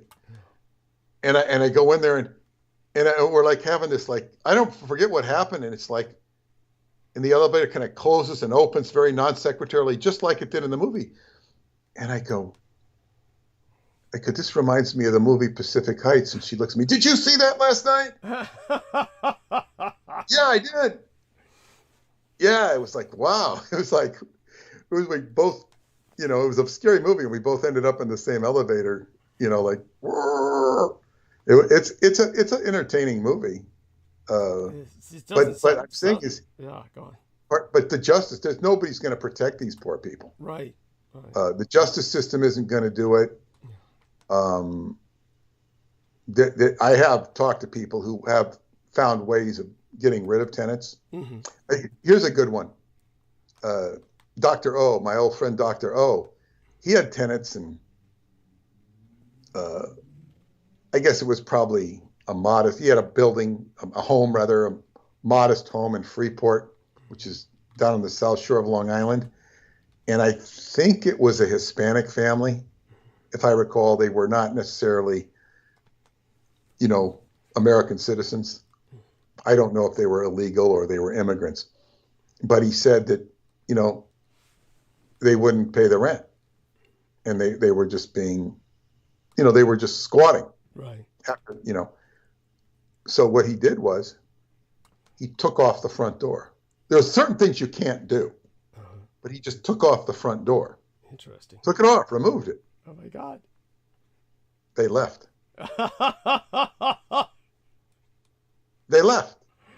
That got him out. Like, why didn't they go to Home Depot, buy a new door, put it on? Even if you had to pay somebody $500 to put on a new door, and then you get a new lock and he can't get in. Right. He can't easily remove the door if he can't get in. Yeah. It's so bizarre. So they could have done that. There's also situations that have taken place in Brooklyn where Hasidic Jewish people would go into somebody's backyard and start putting a tent up, and they won't move, and they'll get squatters' rights, and they'll run the owner out, all by legal process. Wow. It's all done by manipulation of the law. Oh my God. There's no end of, I guess, what you would call its injustices, and this is what gave rise to the mafia. Yes. And what we have as cartels in Mexico. One of my friends at football is from Mexico. He'd just been to Mexico. And I said, look, at my Mexican friends don't want to go back to their town in Mexico because they're afraid they'll be exploited. He says, no, I have no problem. He says, they know me. The cartels know me. And if you saw this guy, he's big and he's jolly. And you kind of see, nobody really wants to bother this guy. Very jolly. And I said, well, Cancun is a tourist spot. Is it dangerous to go to? He says, no. He says, because there's one cartel that owns Cancun. So if you go to Cancun and stay in Cancun, you'll have no problem. The cartel will protect you because you're a tourist. He says, but if you go outside, then you're on your own, Right. So it's like, this is where you have the bad guys running the place. This is where, the mafia become the protectors. If you're protected, you'll be okay. And this is and then, of course, Chinatown justice better than anybody. yes. It's just like, okay, this is what protect you. The local criminals protect you from the other criminals or the bigger criminals. Yes. And we're very fortunate that we have justice and police to the degree that we do. Yes. And what's that movement? Defund the police? Yes. Defund the police. Somebody was saying that it was misinterpreted. It wasn't. That what they were really trying to say was, don't defund the police, give funding for the mentally ill. So when policemen go to a situation where there are mentally ill people, you don't use the law, you use mental health people. The problem is, if that's the context of what they were saying, is the problem is not the police go and are sent to situations where it should be mental health. People with white orderly suits and butterfly nets. But instead, the police get involved with mental health. So they're basically saying there's not enough money for mental health work. What does that have to do with defunding the police? So you're calling it defund the police when they should say fund the mental health and create a liaison. It sounds like this was the actual problem. But when it gets convoluted by media, it's defund the police. We don't need the police, Well, I think that somebody is been hired to do some damage control, is what I think. Well, whatever. It's like, well, I mean, it does sound like that's probably a legitimate issue, but there should be a natural cooperation. I once called the police on a unfortunate giant man who was let out of the institution, and he had no place to go. So he came into my place of business because it was like a bar restaurant. And he said, I want to work for you for 50 cents. And I said, well, what's the problem? And, maybe I gave him some food or a drink or something. And then I get over and I call the police. And, I say, I have a person here. He says, he's like, I don't know what I called him, psych case or whatever. And the cop's like, oh, who do you think you are, a psychiatrist? Oh, God, that's so offensive. Yeah, I mean, and it's like, and they were not going to help me. Oh, shit. What assholes. I called, some mental health, and, they got him a motel for the night. Oh, my God. Immediately. And I told him what to do, where to go, put him on the phone with somebody, and took care of him for the night. I treated him with as much kindness as possible. Right. And this guy, I mean, he was like Frankenstein. He could have destroyed. But, he treated him with kindness, but this is when George Bush was letting out all the, or I don't know, it was George Bush. It was supposed to be Reagan, or it was during the Reagan administration. The McKinney Act, it was called. Yes. They were letting loose all of the derelicts. Yes. Or, as Hillary Clinton would say, the deplorables. The great deplorables. People with serious things, and New York City was flooded with them. And this was out on Long Island, so it was like, it's like this unfortunate set of circumstances. But I'm saying is, this was not the police even willing to get in there and help out a situation that was a potential danger, and the only reason it didn't get to that is because I was being challenged. So I did what I could. And fortunately, there was somebody in the health department or mental health department who answered the call. Yes. But yeah, this is, I guess, what it all amounts to is people treating other people with some consideration. So we're going to treat you with a lot of consideration in this book, and we're going to promote the fact that it's your birthday month, and we want people. Have you been getting some birthday gifts, by the way? Oh, not yet, but I hope it happens. I certainly appreciate everyone who wants to help. I know that there's a lot of good wishes out there, and hopefully some financial backing follows up. I know these are hard times, but there's always enough people who are willing to invest in someone who has given as much as I have. I hope that through our last episode, our latest episode before tonight's, with Brooke Gibson and I discussing, say, for instance, what I did in Iraq. It's another area where ultimately I saved many children simply because they were being used to clear minefields in the Iran-Iraq war, which was then brought to an end after I was working with the propaganda department there. I don't know if you heard that part of the story, but hopefully you did. I did. Yeah. It's like, this sort of situation defies most people's,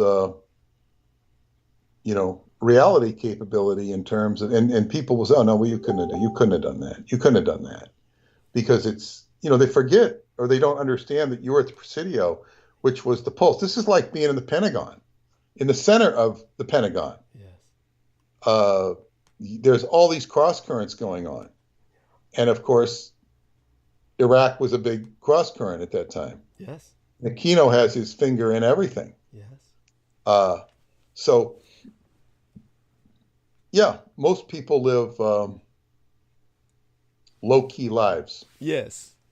Not everybody does. but most people live low-key lives, and you'll find some. What was it? There's a movie with Spencer Tracy called Bad Day at Black Rock. Interesting. It's about, he's honoring a Japanese. I don't remember if the Japanese. There was an Japanese American who went to fight in the war, and was his buddy or whatever. He's honoring. He comes back to Black Rock to pay his respects, and Black Rock is run by a bunch of rednecks, which include Ernest Borgnine, I think Robert Ryan. Oh my God! Actors and old school.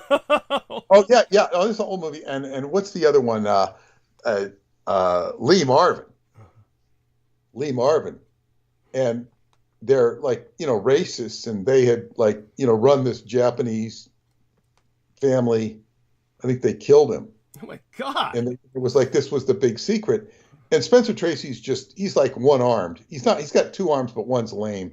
And he goes back to Black Rock, Bad Day at Black Rock or whatever, and he goes there to pay his respects to his Japanese friend or the father. I forget it was a Japanese, and he goes there and they start giving him all sorts of grief because they're just trying to intimidate him and get him the hell out of the town. Right. And although he's only got one hand, Ernest Borgnine pushes the envelope with him, like putting ketchup all over his food and whatnot. And, oh my God, maybe putting a cigarette on his food. I don't know. And just being really trying to intimidate him and kind of eggs him on. And then Spencer Tracy ends up, he's a expert in karate from, World War II. And he hands Ernest Borgnine, takes care of him physically, humiliates him. Right. And then he becomes even more dangerous to everybody else. So there's this whole drama, and I guess the town is finally exposed. My point is that Joe Matheny told me he'd been through that town, and I mentioned the movie. He says, "Oh yeah, they all remember that movie. Like it's a great event that happened in that movie. But it's out in the desert in California, Black Rock. Interesting. It's like their rallying cry is that movie because it's the only thing it's known for." My point is that there are some places that have some notoriety like that. Now that's a fictional notoriety, right? But it creates such an enigma, such a iconic reference point. Yes. Haight-Ashbury is another one. Haight-Ashbury is a reference point. It was the hippie district, the center of the hippie district of San Francisco. It's like, wow, Haight-Ashbury will always be known for that. Where really, it was a slum. Right. Yes. It was a slum then. It's true. True. Basically, it was a slum. Yeah, and then it got, colored up with all these colorful people that basically ended, and then even then it was still a slum. Yes. Because it was all drugs on the street, people shooting up on the street. It was a disgusting place. It's much more quote unquote gentrified now. A lot of thrift shops there. But so what I'm saying is that it's like, wow, this is the greatest thing that ever happened in that district in San Francisco. And I don't know if it was great at all. Thank you. It's the iconography and imagery that, that is left behind, that has, a stigma of, beauty or nostalgia or whatever. But there are so many, places like that are just iconic and that people hang on to. My point being that life is dull. Yes. And those things make it less dull. Yet, you see that there's not that much behind him. So your life and your experiences, as that with your father and your mother, are just loaded with points of fame, Yes. references, Yes. noteworthiness. And that's interesting in itself. Like, why do you touch all of these colorful characters? I've touched enough of them in my own, and from, L. Ron Hubbard to Marjorie Cameron to Preston Nichols to David Anderson to, Radu Cinema or whatever I'm dealing with. It's like I've had enough, colorful characters in my life to, make me far more interesting than I would have been, if I was doing a more mundane activity. Right. And you're interfacing with all of these focal points or iconic points of, history, including very pivotal characters who were not even that known. Yes. So, what is the probability factor of that? It's like you are on the pulse of, I guess, what you call the acupuncture points of society. Yes. It's just the way it is. And of course, when they do a movie like Forrest Gump, which I've never really seen the movie. I just know that he shows up in all these iconic scenes with famous people and famous this and famous that. Right. That it's kind of like, how does he end up in all these I don't know what they're trying to say with that movie. I don't know. I personally, let's just put it this way. I personally felt it was, I don't know, it was a product of its time. Obviously, when Brooke Gibson defends it, what she gets out of it is the message she gets out of it, and obviously it resonated with a lot of people, is she gets out of it an eternal innocence on the part of the main character. But you and I know how twisted that is, considering that the main character is portrayed by someone who is so sinister as Tom Hanks. I mean, so you have him trying to convey this aura of innocence through this quote-unquote retarded individual when the, obviously your average developmentally disabled adult is not someone who looks normal. They look different from you and I. They tend to be Mongol. They're not going to get that much mileage out of all that. But if I take, if I take what she said or the movie at face value, it seems to me, and if it's showing this innocence amongst all of these, whether it be Vietnam War, I know they show him getting something from JFK. It's like, aside from Tom Hanks's reputation, which we can address separately, but I'm saying it's like that innocence. It's kind of saying like, oh, this. It kind of sends a message to me of, aside from, the fact that he's, mentally challenged, it shows that, it's innocent. It kind of excuses all of those horrendous acts. Thank you. That were taking place. I don't know if they had showed him having coffee with James Earl Ray. They may as well have. They showed him with everybody. J. Edgar Hoover. Yes. But it's like, it kind of like, it takes the sting out of all of that negative history to me. Yes. I assume most of the history they showed was negative. They showed JFK maybe not getting shot, but they say, oh, there's JFK. And JFK is a human tragedy just to see him. Thank you. He and Marilyn Monroe. Yes, there are a couple but I'm not even saying about his character. I'm talking about the fact that he was destroyed the way he was. No, got it. No, I get it. Yeah, and Marilyn Monroe, too. Yeah. Forrest Gump wasn't with Marilyn Monroe, was he?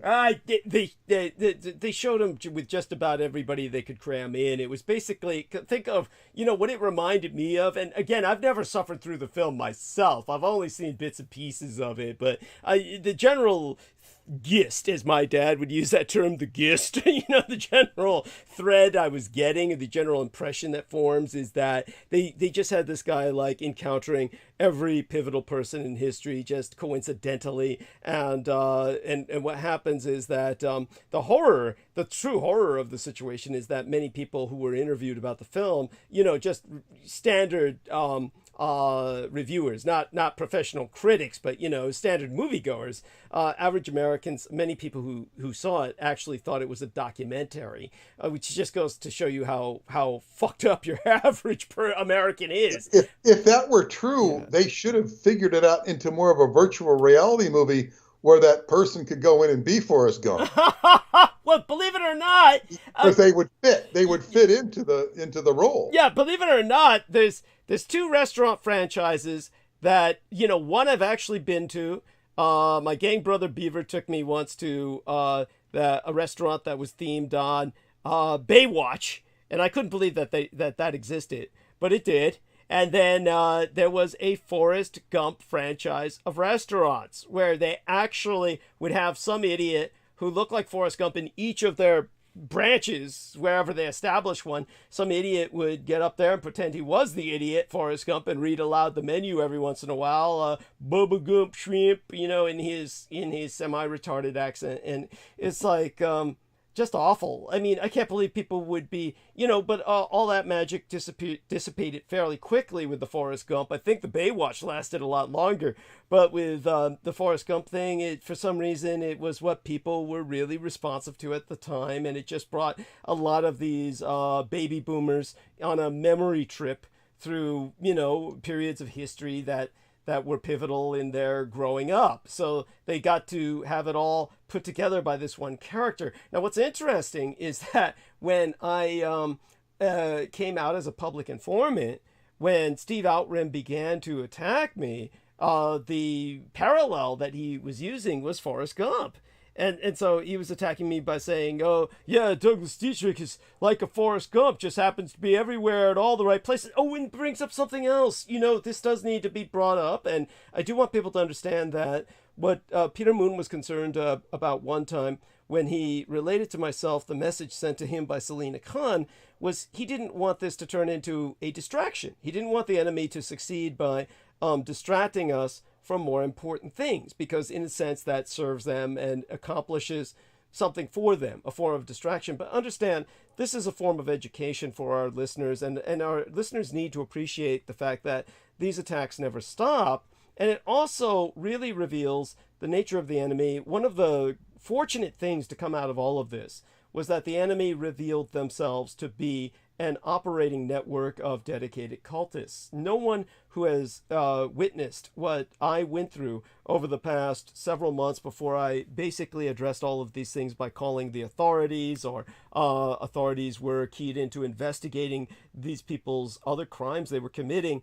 as their own careers outside of terrorizing myself and anyone affiliated with me, was that people were made to see this is all real. This is not a self-delusional indulgence in paranoia and fantasy. These people are truly out there, and they saw them produce videos and everything else. These people are an active network dedicated to one thing in life, and that's destroying myself to the point of destroying their own lives. And so when it was brought to my attention by Sammy Romero, he said, I reviewed one of those Salman Sheikh videos, back when all this was going down.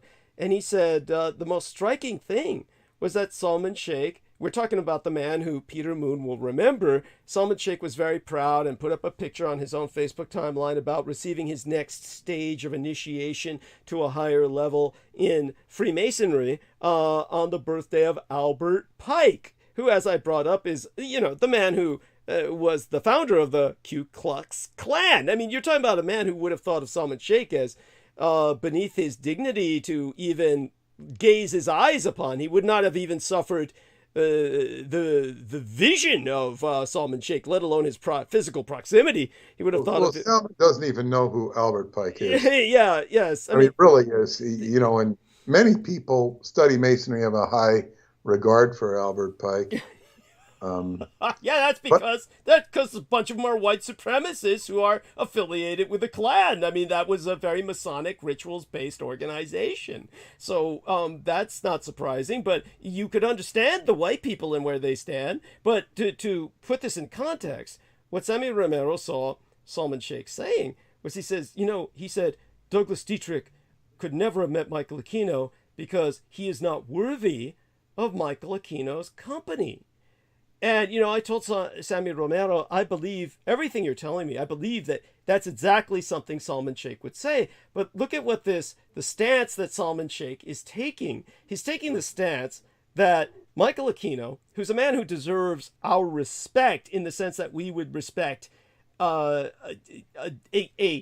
active nuclear weapon or some kind of extraordinary danger, an incoming hurricane. We would have to have tremendous respect for anything that's superlatively dangerous. A Hannibal Lecter level serial killer who continually escapes and outthinks the authorities. This is something that you have a level of respect for. This doesn't mean admiration or a desire or that these people are fit to emulate. But with someone like a man like Michael Aquino, who has literally cannibalized babies and dead bodies, for someone like Salman Sheikh to say that Douglas Dietrich is not worthy of Michael Aquino, what is...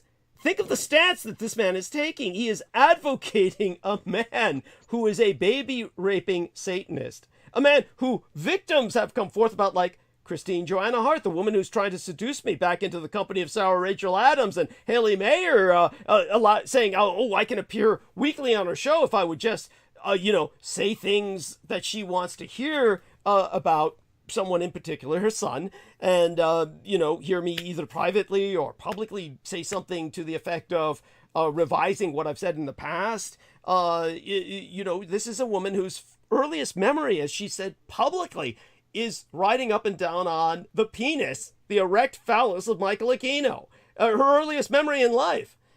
So when you have someone like that saying Douglas Dietrich is not worthy of this great man, what does that bring us to? This brings... Well, yes. And with regard to the getting on the show, and I can't speak for you in this regard, but I'm saying is that I wouldn't want her audience reading my books.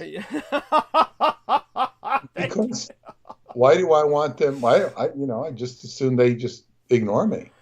Right. Because, the world's big enough without having people like that read your books. Yeah, it's and having any sort of knowledge of one. yes. What I will tell you, and I did not get a chance to address this to you personally, which I will in private, is that these so-called recent enemies of yours have been providing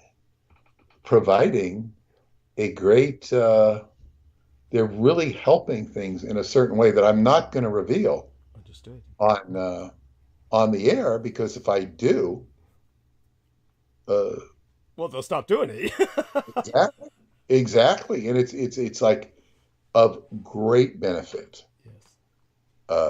Of great benefit to not only our collaboration but the book itself. It's like, wow, because when they do their things, it points to other things. It leads to other things, and it helps. It enriches the the whole scope of the story. So these people are very good at foot bullets. It's like, it's good. It's good that things are have taken the direction they can. Their contributions in the past have been actually significantly helpful in some regards, which I'll tell you about. Understood. But I'm not going to let them know what it is because, as they say, they might change the. It might change what they're doing, and best to have them continue. Yeah, in other words, let them keep taking orders from Stephen Outram or whatever is motivating to do them, because it shows patterns, it shows to other things. Well, I think most of them will be pretty inactive by now. I think basically they realize they've got other concerns in their lives, like staying out of jail. In fact, one of them, like Daryl Neely, is already in jail. Yes, that's right. And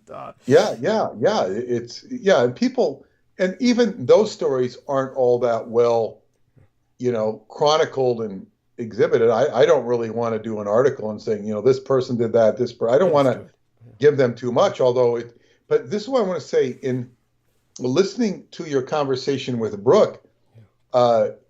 She really, appreciates what you have to say, but because she's a relatively new listener, she's not aware of so much of the history. And sometimes you explain it to her in a succinct way. Sometimes it's, would require theoretically homework. But I'm saying this is somebody who is, who gets what you're about, is interested in it, but she's, come on board fairly recently. So it's almost like we need this is why we need the one-man show, or the Douglas Dietrich primer. Yes. And this book will be, this isn't that. This is going for the gusto, because, I've got to keep promoting this book, not because I need to promote it for promotion's sake, but because it helps build up what it's going to be. This is so much of what I've written about in my recent newsletters, my adventures to Romania, have to do with what are called the throne energies, or could be called the throne energies of God, the Ark of the Covenant, the Shekinah glory, all of this stuff as it's reflected itself in in the area of Choklovina Cave in Transylvania, where I, have frequented. And it's like, this is like a major energy, like tapping into a pocket of chi. When you're doing an acupuncture treatment on somebody, you're trying to unblock the chi, get the life force to flow. So I've realized I wanted to dedicate my whole life to Qigong, and the way life is played out, my work is more dedicated. My life is more dedicated to my work, which Qigong is. I can't, they are not mutually exclusive. But I've come to realize that so much of my life and my Qigong, I do the Qigong through my work. And it's not to say I neglect the physical exercise and aspects, but one of my fellow students, he once said to me that he really regretted that he didn't have enough time to do Qigong because of his heavy work schedule, until he realized that he could do Qigong at work. He could integrate the Qigong into his work, this makes perfect sense. Okay. You don't have time to, walk in a circle for half an hour or whatever. Well, you can work that circle in. You can work it in here and there. You can do things. You can breathe. You can increase your breathing. You can set a timer off to remind you to keep breathing. Whatever it is, I don't know specifically what he did. There's certain positions, certain figures you can do. So what I'm trying to do, in addition to whatever personal practice I do, is work it into my work. And to me, all of this work we're doing on this book is to unblock major energy channels that are, keeping humanity pinned down. I love that. Excellent analogy. Yes. By reasoning, or by the analogy of like a voodoo doll taking out the pins. Yes. And that old saw, know the truth, and the truth shall set you free. What does that mean? Set you free? Set you free from chains of ignorance, chains of, whatever. Life can be looked at as a process of enslavement and liberation. You go to school, and you have to meet certain requirements, and you have to do tests and get grades, And then imagine the relief you feel at the last day of school. Oh, summer vacation. Wow. It feels great. That's liberation. But you were enslaved to a schedule. You were enslaved. Anyway, you're committed to it. But if you violate that slavery before they had, everybody graduates, but if you're playing that game, you feel liberated. The same thing happens, when you retire from work. You've played this game. I'm talking about people who have a job and they get retirement, or people who work for UPS for 20 years and they get retirement, or the military, whatever it is. Then there's a enslavement to that organization, and then there's a liberation. So when we say know the truth and the truth shall set you free, boy, there are times when you learn the church was wrong, your congregation was wrong, so-and-so was corrupt. Of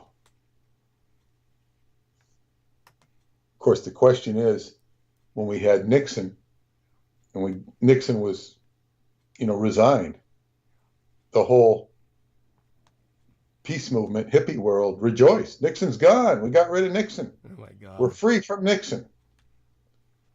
And then it became, what are you being freed into? Yes. Gerald Ford and Jimmy Carter. And what was worse than them was the government apparatus behind them. And the government apparatus they didn't care. They're laughing. Yes. They regrouped. Yes. Retooled. Yes. And, they rode the back of Ronald Reagan. When they didn't shoot him, they rode him well. And they shot him. They didn't successfully kill him. But, they utilized him well.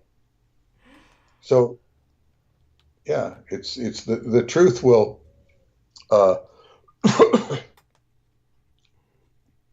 and also I want to make this book something that will help individuals.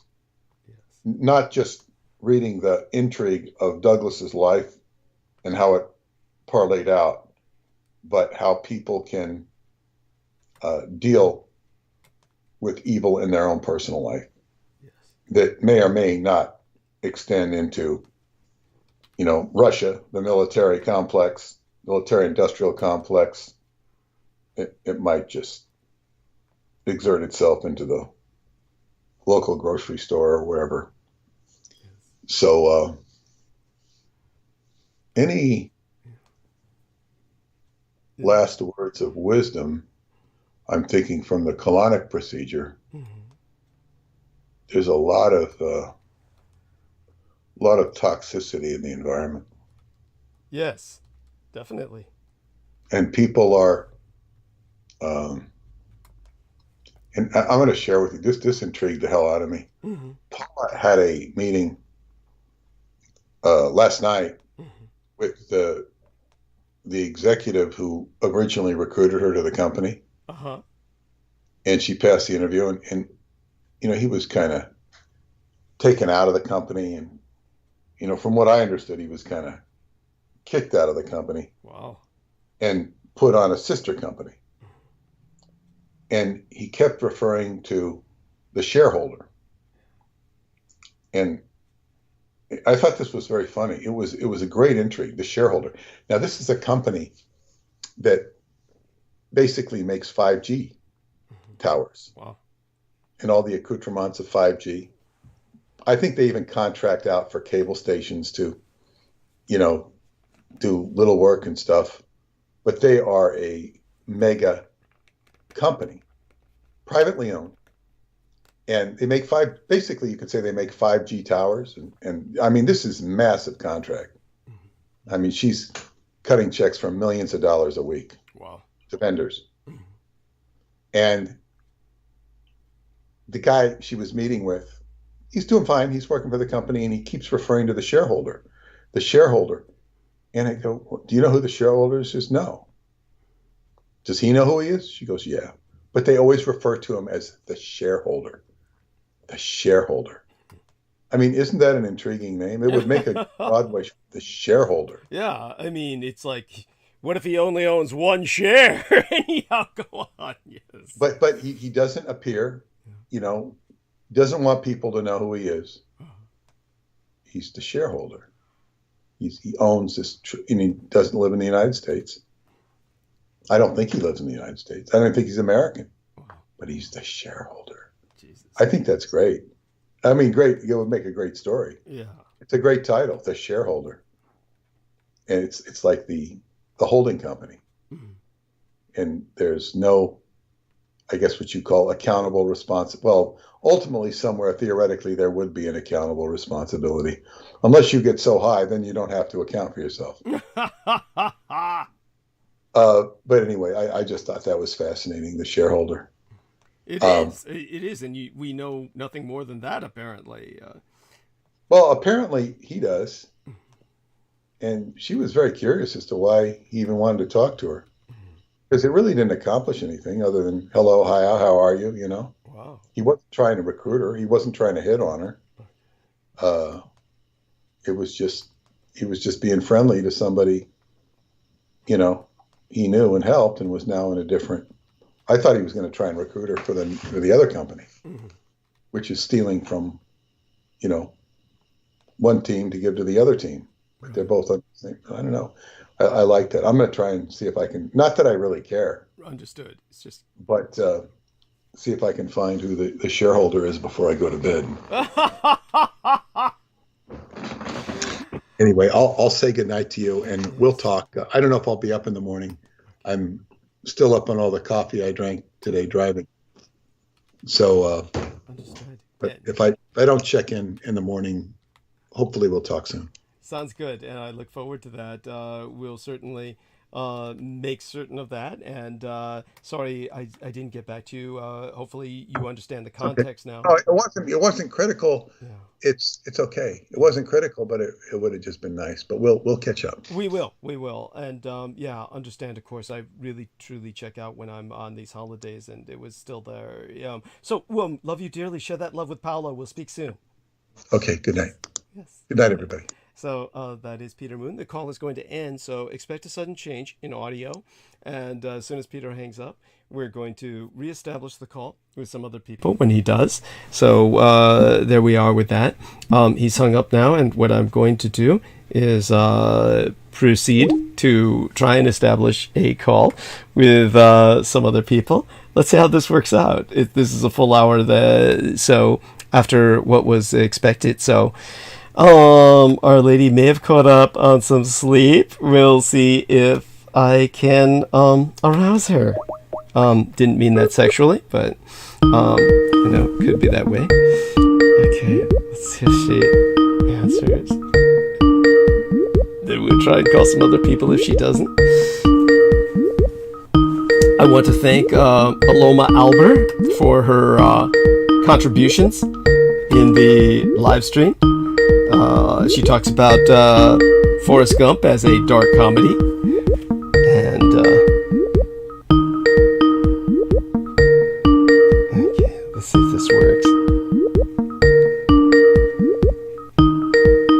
And okay, just so glad that all of you are here. I want to thank all of our concurrent viewers.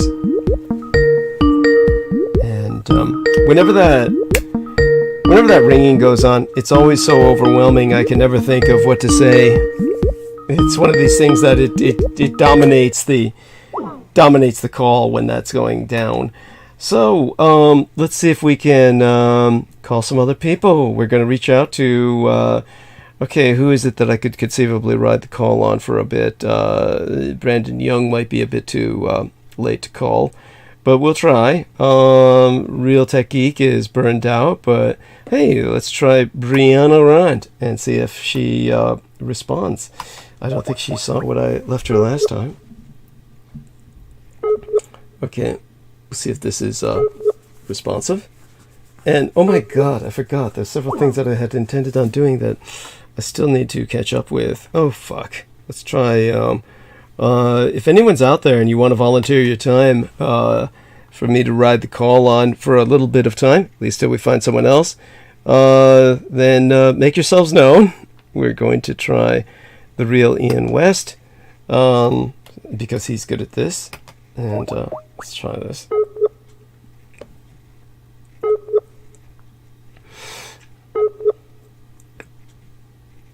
Okay. At least his phone is ringing. And again, I should do something to burn bandwidth. Obviously, I could talk about well, can't talk about anything really till I refresh myself after we manage to get somebody on here. So you'll hear me poking around for a bit. Let's see who we've got up here in Messenger. How about Chris Collins? I wish Chris Collins would come on.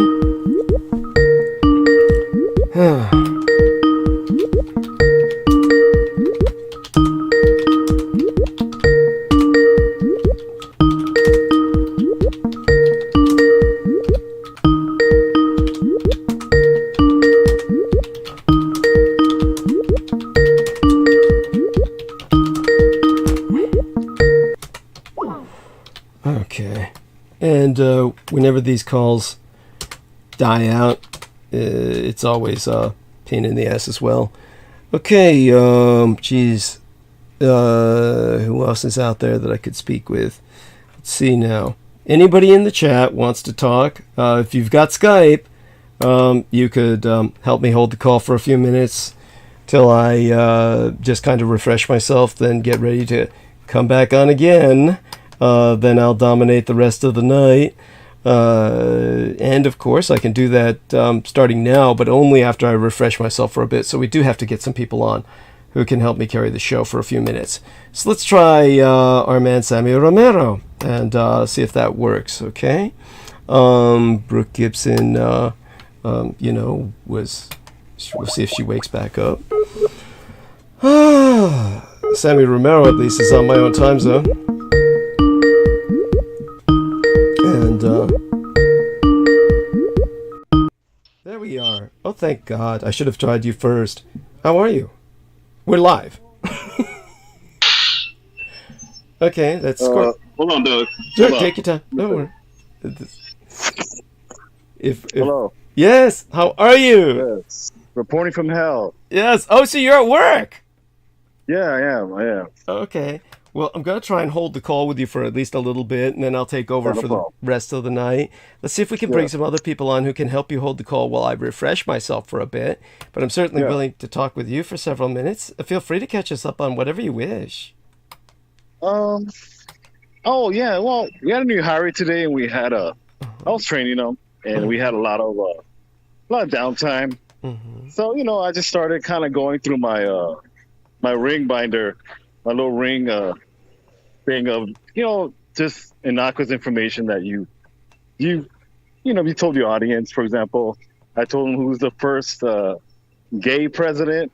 Yes. In the United States. And I said, when I say gay, I don't mean openly gay. So, that was fun. We played a little Jeopardy with that. And, he didn't know what the hell I was talking about. So I told him who it was. And he didn't know the concept of openly gay, but I'm like, yeah, don't worry. Not that big of a deal, stuff like, Earth's third moon, which is Krithni. Are you saying it? Krithni or something like that? Krithni. There you go. It's a horrible Celtic term, of course. Nobody can speak Celtic. Go on. Right. So I massacred that, so I had to look it up and that's the name. Just stuff like. Mm-hmm. Just little stuff like that. That's pretty much probably it, because then we got to go back to work. But right. It's really small talk. It's just what it is. I kind of use it for small talk because I really don't like small talk. So I kind of have to use stuff to kind of break the ice. Oh my God! And then it's just part of working with people. And I had a person that I trained, and quote unquote, they got a promotion, So their attitude changed. Uh-huh. Now their attitude is like, well, I'm your equal now, and I can be a bitch to you. And Oh I my fucking God. She snapped at me like, for some reason, I guess under pressure, people don't work well under pressure. I'm assuming. Mm-hmm. So that's what I give it credit to. But I'm not, I did remember she did that. So ever since then, I've been kind of just like, hey, I'm over here, you're over there, they just coexist that way, Mm-hmm. So today when she asked me for help, I was kind of like, I do remember you, being a bitch to me, but at the same time, like, by me acting like a bitch, then I'm no different than her. So, I don't want my balls to turn into ovaries. So, I helped her. Like, I'm not gonna get catty, all of a sudden, grow ovaries, but it is what it is. Ugh. But, just little stuff like that in my world. Nothing really major, as far as, thank God. And I'm not saying that's a bad thing. Yes, that's right. Thank God that, for the most part, it's been a standard operating procedure in my life. So, There we are. No news is good news, and so that was mildly entertaining. And our lovely Brooke Gibson has joined us. What an angel, as well as Sean Bond. Now I'm going to share the screen for just a few moments so that people can see this yet again. And I don't know how this happens because we all get these very bland backgrounds, but Sean Bond has once again got the same. Very unique and very new age looking Oh my God, anybody can fucking do that. It's on your computer. I will show you how tomorrow. Okay, honey. Okay. Thank you. And so I realize you can put eggs back there. You can put fucking pussies back there. And Sean, did you do that yourself? Did you arrange to have that background? Let's see if he responds. I did, but whatever. I haven't changed in a while. Okay. But yeah. Okay. Yes. Well, I was just saying that your backgrounds are changeable. yes. All I was saying. Okay. Understood. I mean, I'm so glad to have all of you here. We're writing. I would like Sean. I think Sean Bonds would look better as a bunch of pussies, and not because I think you're a pussy, Sean Bond. Just because I like to look at pussy. Ovum, the Vesca Pisces, it's right? Are you Sean Bond? Are you a Pisces? Close Aquarius. Oh, okay. Well, and so we're all riding on Sammy Romero's call right now. So the danger is if he gets called. No, fuck no. Sammy fucking leaves, I'm gone. You woke my ass up. I was sound asleep. How many goddamn times do you... I did not know that shit could ring that goddamn much. I'm sorry. Then it woke me up enough that I came on to listen to make sure you had somebody on there. And I was like, oh, good, he's got somebody. And I'm fixing to fucking go back to bed. And then you're fucking ringing again. Oh, I'm sorry. Well, because we can't resist having you on. That's why. No, you don't. I can assure you do not want me to talk tonight after I've just woken up. You do not want me to say what I'm thinking. Oh, well, I shudder to think. I mean, but we'll find out. We'll likely find out. So I'm going to count on the three of you to talk because I'm going to refresh myself. And you're going to refresh yourself after 3 hours of fucking Peter Moon. Peter, I know you're on coffee, so you're probably listening. You have a great life fucking story, but 3 fucking hours of you, I don't know. Maybe four. A lot It of was people four. hear it. Four. It fucking kills me. I don't know. You have a little ego there, but. Oh God, it's 4 hours. Yes, it was 4 hours tonight because he was high on the coffee from the and that long ride home. So yeah, so all such being. I know. Does he not get your la? Yeah, that's so funny. Oh my God, I'm gonna take advantage. I'm sorry, and I love Peter. I mean, he's very intelligent. Don't get me wrong. He has some good stories, but then he gets lost in your fucking world. Where it's like me talking about living. Oh, and by the way, my neighbors. I've got fucking 44 years of stories too. I got some goddamn good, interesting stories. You can go off on some goddamn tangents. Well, I do remember that where we left off last time was that our man Sean was going to respond to what you said about your near-death experiences. So this is what I caught in the few minutes I put the earplugs on and was deciding whether I or didn't not have any near-death experiences. you. I'm about to kill myself. I'm going to kill myself if I ever have to listen to another 4 hours of that fucking shit. Yeah, honey, God, yeah, go easy.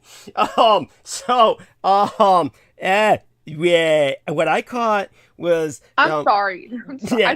I didn't listen to 4 hours of that. I remember you were talking about darkness that you were inviting into your life, which I presume is when you were on the Scooby-Doo Shaggy trip and you were going around in the van, the hippie van, and doing house investigations. How did you remember the show? Yes, I was with Shaggy and Scooby. They were so much fun. Yes. I don't know who the fuck you were talking about. That is not my story. Well, you were talking about you were inviting darkness into your life because you were investigating ghosts or something. I remember that in the past, and then you started investigating some near-death experiences, and then Sean was going to respond, and you cold shot because yes, I'm tired, and I'm just putting people down. I don't mean to because I do respect Peter. I think he's written great books, and he's an amazing man. It's just like. I don't know. Like, nobody wants to hear anybody talk that fucking long. Yeah, by the way, unbelievably, Jordan Peterson went to Israel and had a huge following there. I'm not surprised. He's like real popular over there. Again, why am I not fucking surprised? It just goes to figure. All that being said, however, I'm going to refresh myself. I'm going to count on, Douglas is also like, why did I invite her on the fucking call? Peter's not going to ever come back. Peter hates me now because I invited her on the call. He was saying how sharp you were. How sharp you were about, Well, that's the thing. I think he's sharp, but he won't allow me on the call with him. That's what pisses me off. It's like he has to be so good. He can't be part of the whole diatribe of it. It's just all him. It's like an ego trip. That's what makes me mad. It's not like I'll have respect for you. I won't interrupt you every 2 seconds like I do everybody else. But, hey, why don't you at least have some dialogue and it not just be all you? That is what I'm saying, Peter, because I would like to have a little dialogue going back and forth. That's interesting. It's like, it's kind of like in Scientology itself, where you have certain people like John Travolta and Tom Cruise, and they have a certain capacity where they're not doing all the work that the other people are doing. It's just like he has that kind of capacity here because it's just life is unfair like that.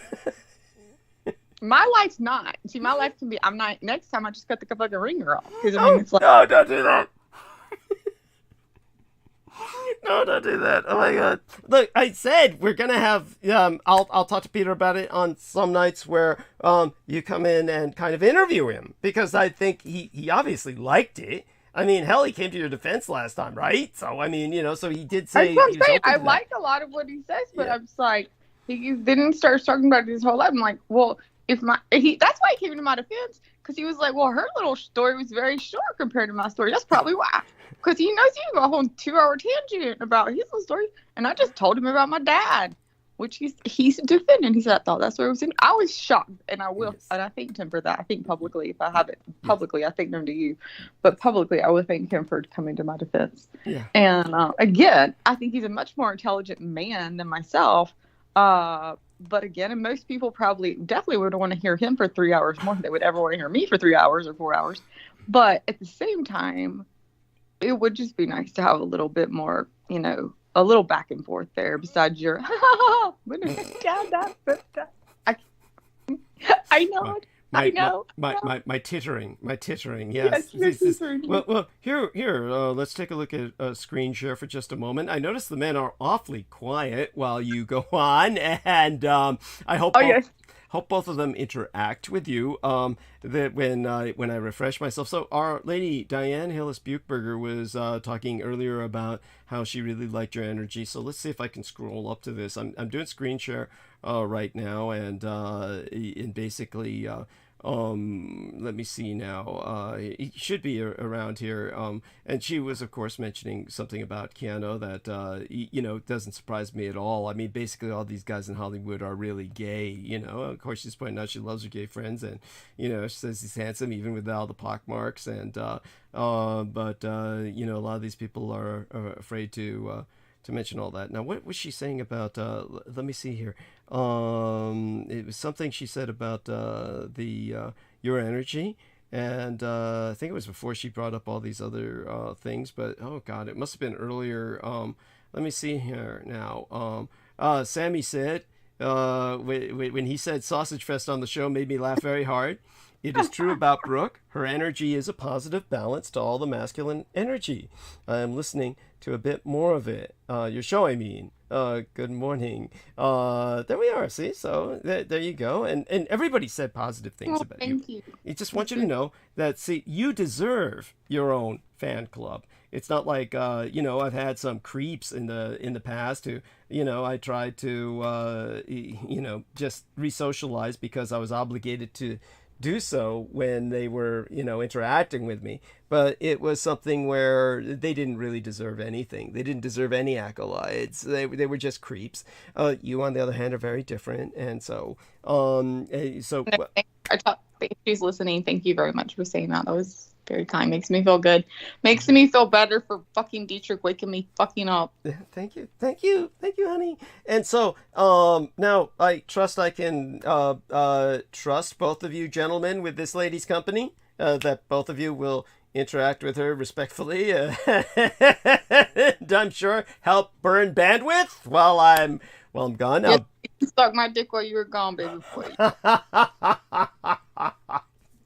So I'll don't make me regret this. I'm going to go mute. And I'm gonna count on you guys to interact. And he's gonna sit here for like 5 minutes listening to be sure nothing goes really bad. God, no, I have to go to the bathroom. Too bad for that.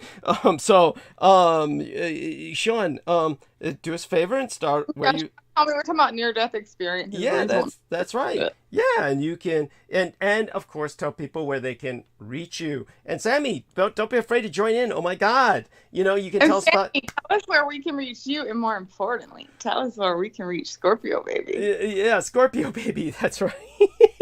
And, oh my God. So and all of you, I love you all dearly. And to our listeners, I will be back. So everybody stay here. These people will entertain you and educate you and just provide you a lot of information that gives you a vicarious sense of life. And it's going to be worth information, but you keep listening. Come on. Yeah. Go on. Okay. I'll go mute now. Sammy, anybody? Hey, hello. Can you hear me? Yeah. Cool. So I don't know what Scorpio Baby is, but that sounds a good band name. Oh my God. We already have a future planned out as well. All right. Yeah. So with what I remember anyway, we were going off of that. And I was like, oh, well, there's like a war. Essentially, I believe there's a good presence here, especially at the origin of this planet and the experiment. And then like the dark forces tend to invade different places and worlds. And so they try to subvert some of the. Sorry, you're going in and out. I can't really hear you, but. Sorry, I was asleep, so I had the phone away. At the experiment of Earth. Yeah. So there's all this light. So we got angelic DNA. We got all this good types of high dimensional species that are involved in like our experiment of what they're combining a bunch of DNA and tech and all together. So do you believe in aliens? I believe in a lot of residual image species of holographic spirits that have made into greater manifestation of physical matter and the origin of planes and bubbles and all kinds. Basically, yes, you do. You can call them ETs, you can call them whatever. I mean, that's just like saying you can call angels, you call them 100 fucking other words. Like, it's just a word. But like an alien would be a word. Right. Or a manifestation. Just like human's really a word. I mean, hell, if I go to another country, I'm an alien. Absolutely. Yeah. So like, extraterrestrials, whatever you want to call them. There's a lot of them and different ways to start talking with them. And do you believe that there are ones that are representing themselves in human form? Oh yeah. Like there's really old versions of humanoid, many different colors and origins. A lot. I track back to places like Sirius, Lyra, the Leo constellations, Pleiadians.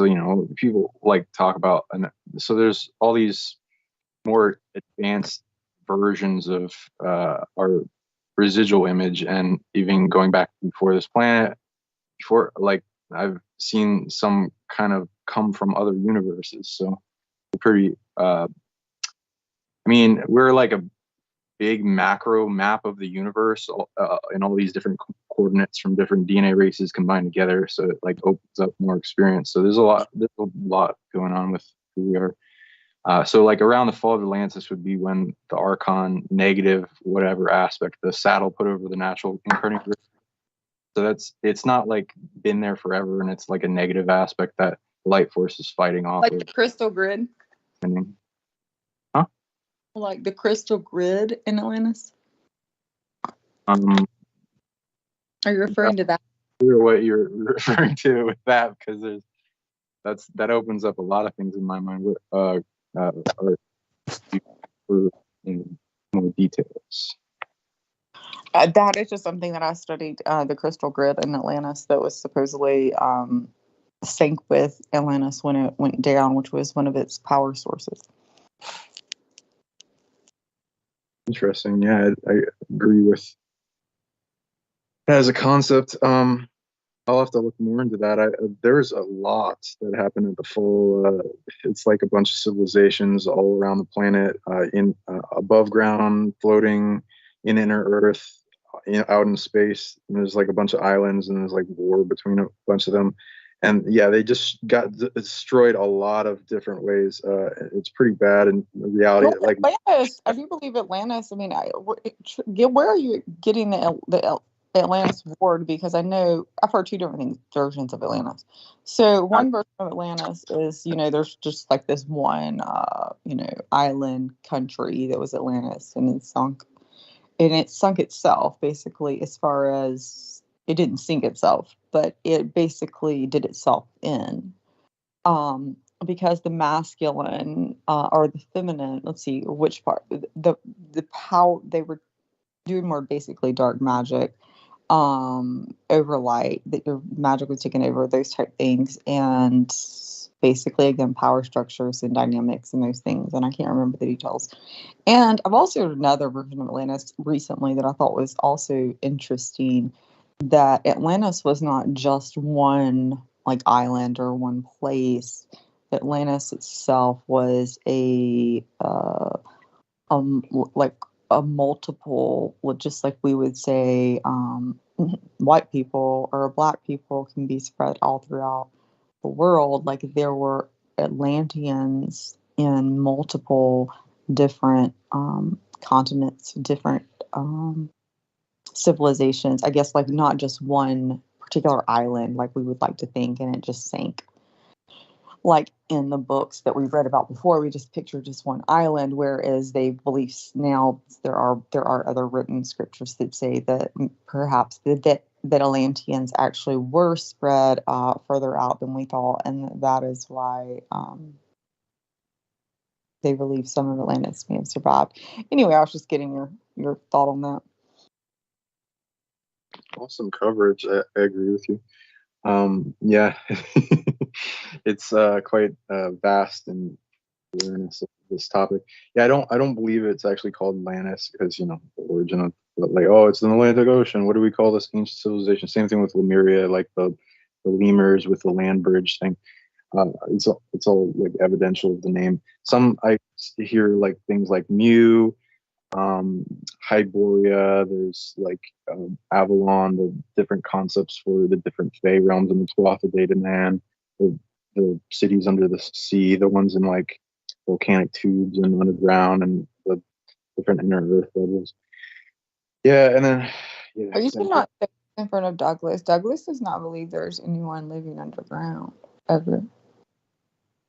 Okay, well, it's like there's a lot of deep underground military bases, and does he talk about the big drills that are diamond tipped that dig for the military? I don't know. I thought I heard him talk about this kind of stuff. Only thing he's talked about underground is on Oh yeah, Uh, yeah. I Antarctica. remember. Okay.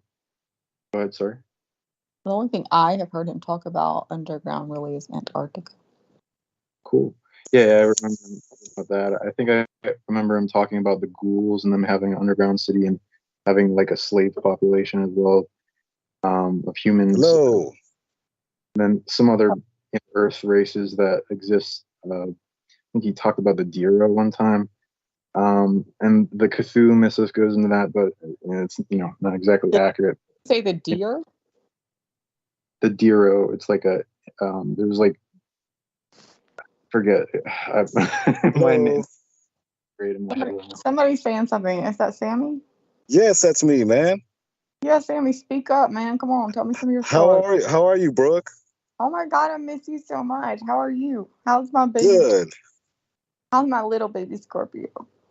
Oh, he's good. He's crawling and he's very very active. Yeah. I want to meet you, but I really want to meet him more. You can just put him on a little plane, send him over. I'll pay for the ticket. Oh, that's cute. How about you? How are you doing, Shamban?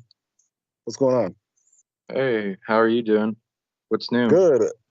The only thing I remember from you last time was the self hug. I do remember it from you. You do that, right? Yeah. That's one of my. It's a good method to like cultivating the light inside and getting it brighter and brighter, no matter what darkness. Yes. What I is remember it? that. What's the South hug? Is that a Is it- Southern you're like- hug? Because hey, you know what? I got a South hug down pat. Y'all come down here in the South, I will hug your asses out. That's a Southern hug. Well, that's a good hug. Southern hug, man. I'm just Yeah. kidding. No, Hospitality. what is a South hug? What did you mean by that? I'm just kidding. I think he said self hug, like where Oh, you hug. self hug. I thought he said South hug. Sorry. I wanted to hear South in there. Sorry. Oh, okay. A form of southern praying mantis kung fu, and instead you just hug your victim till they stop fighting you. Oh, I see. Okay. I had somebody do that to me one time when I was fighting with him. Then we ended up in a toxic relationship for 2 years and fucking broke up. So obviously it didn't work out. So why are you blowing up Doug's spot, man? Me or her? I'm talking about Brooke, not you. I'm not blowing up Doug's spot. What do you mean? You can't be throwing shade at Peter Moon. What's wrong with you? I throw shade at Peter Moon any day of the week because you know what? I like Peter Moon. I think Peter Moon is an awesomely intelligent man, more intelligent than me. But 3.5 hours of listening to talk. He's the publisher. He's publishing his book. I don't give a shit. I fucking birthed more babies than that motherfucker. I can go into fucking details on all of it. You want to hear it? Nobody cares about that. Come on, And some of the shit he talks about, we care about. Some of it, we don't. So okay, 3 hours, you're just bound to go into shit nobody cares about. Yeah, you just and you know got, that. Say it. No. You've been on here long enough. About what? Admit it. About what? About what? Do you know he goes into shit nobody fucking cares about? That's not my concern. That's not my podcast. That's Doug's podcast. What am I going to do? I'm going to fucking Doug for saying you're either selling out or yes. Back to now that I'm back for a bit. I'm going to try and inhale these nasal inhalers that I usually try to do before the show. Inhale that. Yeah. Also, next time you want me to be nice, you should send us some of those inhalers over fucking here. Honey, these are like things which constrict the blood vessels in my nose so I don't produce voluminous you know what? I don't give a shit what you're talking about, actually. You know what I mean. Shut up. Yes, I understand. Yes, there's arguments out there even that cocaine should be made legal after what you and I discussed the other day. Well, let's go into that argument. Completely. As a matter of fact, those arguments are published by The Economist magazine out of England. So, and I do really want to go into. I want to clear out for the end of the night. I like Peter Moon. I think again, he is much more intelligent. He has much more worldly knowledge than I have had, as far as in not all experiences, but many. He's very well spoken, a great storyteller. I love listening to him. I like you, Peter, and I thank you so much for taking up for me. Capricorn's January 15th birthday, same fucking birthday, obviously it's something the same. Yeah. But I'm pretty sure if Peter had to listen to me for 3 hours, he'd be saying I do shit. Honey, it's just the way it is. There are people out there. There was back when my late and sainted sire was alive, what Peter Moon calls my legal father, and that's a nice term, but I always call him the man who raised and guided me. George Dietrich, he used to listen to that right-wing talk radio, and at one point they had on a couple of guys, I forget their names. Their names should have been something like those cartoon characters that, some kind of name that resonates with a pair of idiots like Ren and Stimpy or Beavis and Butthead, but whatever their names were, it might as well have been Moose and Rocco. Basically, they would be 3 hours or more of two guys talking over a fence. And some people just enjoy that. Some people just a lot of people, wonder. Peter asked the other day when he said, I turned on the opening hour and, whatever they were talking about, I had to turn it off. It's not really just bland. It turned out it was, when I reviewed what he was talking about, it was Brandon Young and yourself talking about mundane issues because both of you were trying to basically avoid getting into anything heavy with each other because we had found out that Brandon's girlfriend was hunting down a deer. And then, of course, our friend Brooke was saying... we did very well with that, actually. We did very good without arguing, fighting. Actually, if someone had actually listened to the beginning of that, they would have gotten a better education or the end of it and not fucking cut it off. So shame on fucking them. But... again, shame on me for sometimes probably cutting off anything, you or Peter or anybody else. There's only so much. You hear a few things and then you're like, God, I was listening for fucking 45 minutes. This is getting...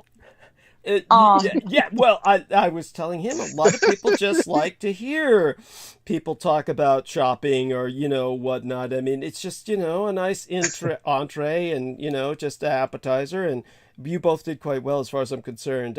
Basically Brooke, of course, was like, as soon as our man, Brandon said, oh, my girlfriend's hunting down a young deer. And then, Brooke was like, how could you kill Bambi?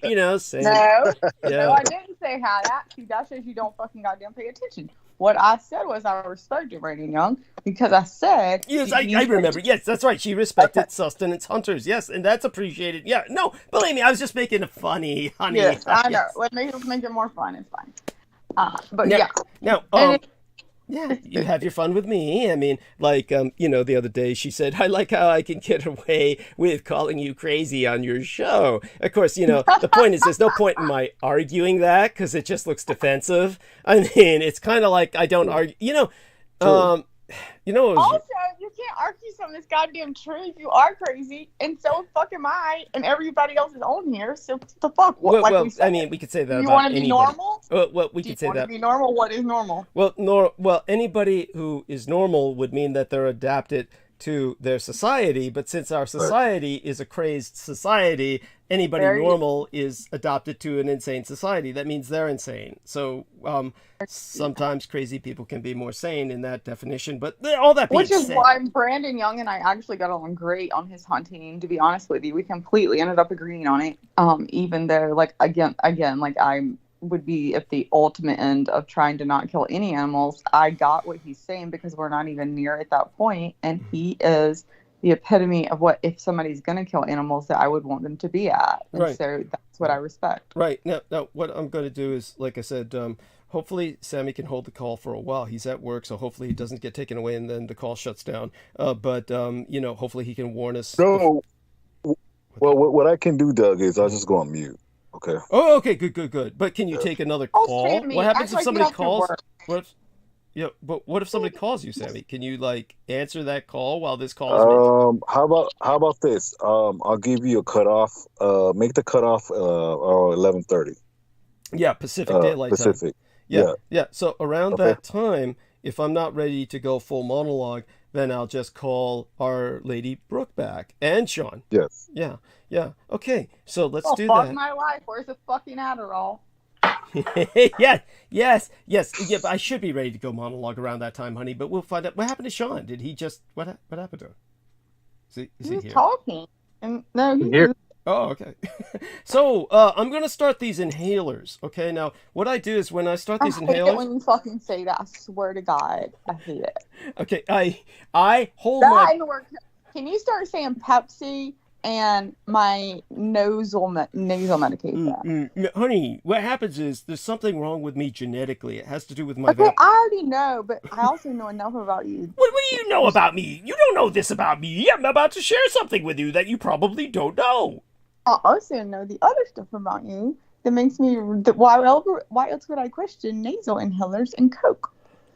Because, well, I mean, I'm just explaining to you that I've got this. No, he's so sick. He's a little sick baby. We should all send him extra money for him. It's his birthday. Yeah, the money. But not forget his birthday. Which not just that he did risk his life. Let's admit that he lost a lot of shit. He's also a little sick baby. But somehow he can do drugs, by the way. Yeah, but I don't pay for those drugs. Just so everybody knows, I'm not paying for those drugs. Hey, how about the person that sends you the most fucking money gets to come party with you at the estate? That can't happen. But. Well, fuck that. I'm sending you $1. Honey, don't be that way. That'll discourage people. Don't talk like that. Anyhow, just so people know. I think you should send it out. I think it should be a great thing. What? Tickets to the estate. Tickets to the estate. One fucking night. Anyhow, talk a little slower. Talk a little louder. Yeah, it's just a combination of things. So just so you know, honey. I'm sorry. Go on, Sammy. Yeah, I mean. I was the only thing I want to tell Brooke is the fact that you want to go to the estate. That means you're not invited to the estate. That's how it works. It's Brendan Zoget used to ask me about the estate. Now it was different with him because I would just tell him, "Look, all the twinks will be all over you," and that shut him down. He pretty much didn't want any of that. That might get Our Lady Brooke excited because they all present very feminine. So she could just pretend that these are really long clitorises or something. But like, don't take your pants off and let me fucking suck on your chest. Yeah, there we are. So okay. Before we degenerate into live phone sex on air and get taken off YouTube, so just so you know, honey, this is something that I have as a vampire. I don't process solid foods very well. So what happens is whenever I masticate, which means chewing, doesn't mean what people might think. Masticate means to chew. Whenever I masticate, like chew food, what happens is because, I shouldn't really be doing that. I should just have pretty much a hematophagic, meaning a blood diet. So whenever I chew food, I produce voluminous amounts of mucus, like a hagfish. And so it's so voluminous that I can choke on it potentially. That amount of mucus begins to. It's just awful. It's literally unnatural, inhuman, and it just means I shouldn't be eating the way human beings eat, baseline humans. So I'm on 3 inhalers. I'm on 3 inhalers that prevent this. So so just so you know, and so what I do is I inhale these things. I hold my breath. Normally I would do this before the show, but I'm going to do this now because are they the ones that are like you just buy, or are they the ones? No. Just so you know, excellent question. Just because people will ask this, just so people know, this is not available over the counter. One of the inhalers I use is mometasone furoate. This is hundreds of dollars. It's like I get this basically for free because I'm on both Medicare and Medi-Cal. What's the brand name of that? It's what is the brand name of it? I used to know. Holy shit. Nasonex? Nasonex, maybe? Is Nasonex? Nasonex, I think. Let me look it up. So I think it's generic for Nasonex. Yeah, Nasonex. So right, what's the other one? What's the other one, Jerome? Flonase, but that's only backup. Flonase is the backup. It's out. I got. Basically, you're telling me I had fucking damn 2 babies with a vampire. That's why my kids up there fucking snorting every fucking goddamn morning. What, Flonase? Yeah, he couldn't. He couldn't fucking eat me every fucking morning. You mean they're producing mucus when they eat? Are they producing? No, but I mean, are they producing mucus when they eat? That's disgusting. This is called gastric rhinitis, which, by the way, imagine listening to that at 5 a.m. Yeah. But the thing I can tell you is that no doctor knew what I had, or the name for the condition, quote unquote. No doctor had ever dealt with it before, so none of them knew what I. It's just disgusting. I can tell you what the condition is. It's called gross. Yes. It's like, oh my fucking God. Another example of medical ignorance. Have you ever seen people, probably never saw this, with a kind of like condition of where they have like an irritation at the corner of their mouths? Have you ever seen this in some people? Oh yes. And you know what? I'll admit this. I actually got like it was for like a couple of months. Like I actually like the corner of my mouth, it got red and just itched. Yeah. You know what I'm saying? Like very corner of my mouth, and I was just like I was scratching the very. I don't know the fuck. God, thank God it went the fuck away. I have no idea what the fuck that was. Well, just so people know, some people can get this condition at the corner of each end of their mouth, and it's like a little split happens, which some people will describe disgustingly. And this is a horrible visual image of like another little mouth, opening at each corner of the mouth. I mean, that's such a horrible description. That's disgusting. But basically, when MDs, a lot of them don't know what that is. I remember this one blonde girl who could have been a supermodel, and she was very thin, very elegant looking, and anyhow I talked her into becoming the girlfriend temporarily with a loser who I was trying to just hook up, trying to help him out, and his name was Richard McGuire. He was you talked a model into becoming a girlfriend of this well, loser. Aren't you a winner? I helped her out a lot. She had that condition. And my mother had it for a condition was very obvious, but like mine, I never had I may have had like a tiny, I don't know, and it was only on one side. Yeah, well, my mother had it for a little while, and I had it for a little while, and basically what that is, like dry skin, you start itching. But I don't know. That's athlete's foot is what that is. It's just the same fungus that causes athlete's foot, but it happens at the mouth. So what happens is you just rub Lamisil on it. So of course Lamisil is you can swallow it. They put it in pills. So it's not going to hurt you to put it at the corners of your mouth. Well, I did not put Lamisil on mine, and mine went away. Yeah, I understand. You're lucky. It's like some people get athlete's foot and it goes away. So I helped her get rid of her case, which was a bad case. So there you go. She owed me, so to speak. I mean, she felt obligated.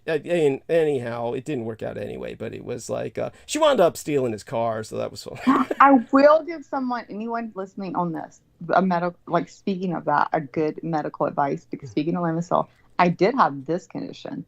I swear to God, I never fucking had it until my ex-husband, and it's not his fault. I don't think he gave it to me. He would always clean his ears after he got out of the shower, like every fucking day. He was like extraordinarily like 2 or 3 fucking Q-tips in there.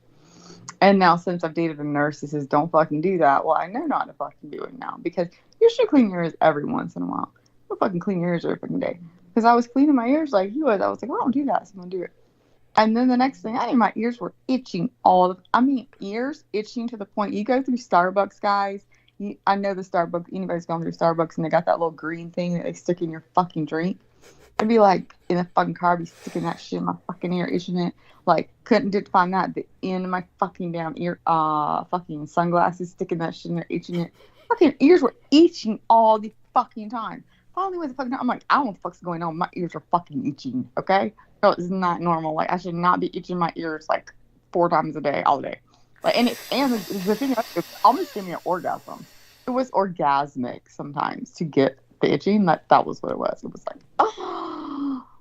So I go in there, and he's like, told me exactly what you just said. He's like, it's basically, I can prescribe you expensive medicine, but you don't want it. He says it can cost you hundreds of dollars, because he said just go to the CVS, buy the medication for athlete's foot, and put it in your ear.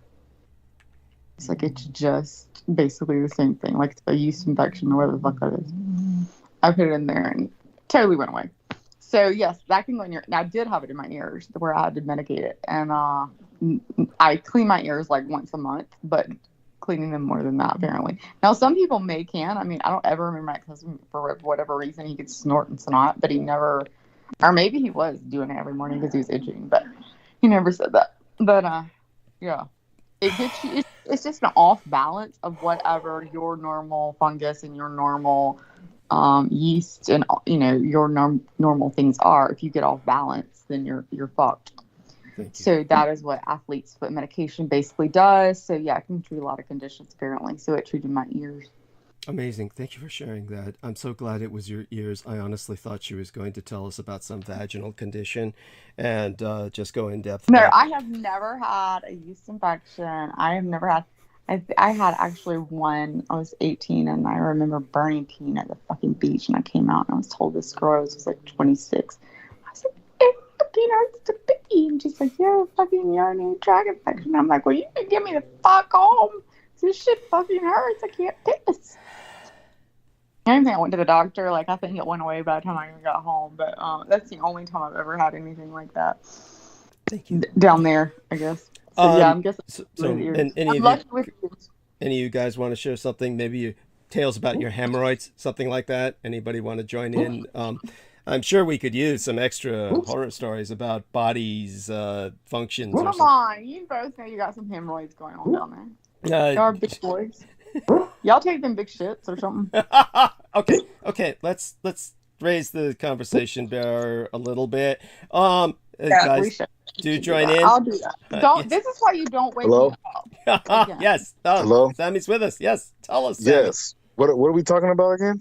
Don't ask. Don't just jump in and tell us. Oh, okay. Yeah. When you had baby Scorpio, did you get hemorrhoids? No, Brooke. No. Why would I have hemorrhoids? But anyways, no. Okay, I'm going to inhale this inhalant, and Sammy and Sean are going to talk, and maybe Brooke will wake up Brooke. a little bit. Right, Brooke. I have a question. Mm-hmm. Did you ever go through the postpartum after you had your children? Depression? Yeah. Did you ever go through the postpartum depression? It never left. She's still suffering it. I'm living it right fucking now. Yeah. I think all this is a goddamn dream, and fucking y'all all part of it. By the way, I'm in a middle ward talking to all of you. By the way, there was this one guy I knew who was a veteran who was working with some veterans like fucking aid group that I took my father to sometimes because we were trying to get benefits, different types of benefits. And his wife, who he had been married to forever, he was an older, ugly black guy, and I say that affectionately. In fact, he was so ugly that women used to request him when he was working in a hospital, and they needed somebody to do some gynecological shit, like basic stuff, like insert the thing that spreads the vag, and the woman would request him to do it because he was so fucking ugly. They never saw him as a threat. You know what? This made me feel so good. When I had to have my first few of those, they put it in you. They were like, "Oh, I'm sorry, we got to go get the kids one." So, yes, I'm not quite sure I heard that. I missed a lot of it. The thing that spreads you, it wouldn't fit in, so they had to go get a child's one. Like, they have children's. Oh, okay, thank you. So you're really tight. Cool. Good to know. Thank you. And that's supposed to be an advantage. So that being said, his wife at one point had a nervous breakdown, and when I finally inquired into what happened, he said, "Oh, the doctor said she had postpartum depression." I said, "Oh no, oh that's awful." And then I said, "Wait a second, you only have one son, and he's about in his 30s, right?" And he says, "Yeah, they said she had her postpartum depression 30 years later." And I said, "Dude, that's bullshit." I said, "I don't think it works like that." And they said, "Well, that's what they said." And I said, they got nothing to say, basically. They're making shit up. They're pulling shit out of their ass. I mean, that's how long ago had she had her kid?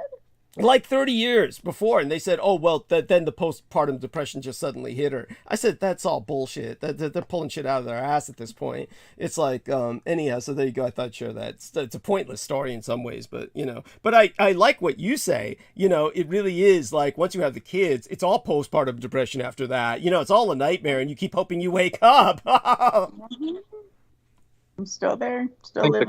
Depression. I'm still going back to the whole thing where they got the little kids scope out several times, and I keep thinking now, if I go, will they get a kids? They haven't gotten a kids scope out again.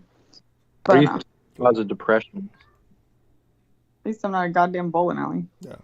Yeah, cool. Yeah, I mean that's cool. What did you say, Sean? I know. You know what the fuck I said? Go ahead, baby boy. Oh, what do you think the cause of depression is?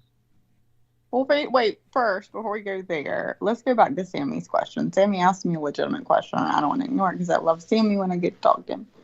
So, Sammy, are you? Did you ever go through the post? Yeah, did you ever go through a postpartum depression with your both children, or Yeah. at least? So honestly, I've never told this story. So postpartum, and I'll give my first child and second child. So my first child, I would say I didn't necessarily go through postpartum. I'll just give you a very brief. I went through a very weird thing with her, which is gonna sound weird since we're talking about demons. Like I was not at all into anything ghost, demonic. I was just a Southern Christian belle lady, I thought, who got pregnant. And I remember the night I was giving birth to her, they had to basically put me in labor. I don't know if anybody knows about Pitocin, and they put you in labor, and I had been in labor all day and hadn't dilated. So they took me off and like, we're gonna start you the next day. Well, my ex-husband had gone to sleep on the bed. He'd slept there, but he's sound asleep. I was in labor all night. I didn't know the labor was supposed to stop, but it didn't. So I was getting up and down in labor because it didn't stop, and I had been in labor when I came in. Point is, I remember having literally like demonic, and I don't have that kind of shit coming through. That was so I like to this day, like it's so weird that we're talking about it now because this is something like that went in and out of my life like within one night. I never thought about it again. But it was something I was being attacked at that moment. And I know now it was because I had been living a life of just like partying, didn't want a kid. My life changed the second I fucking saw that baby.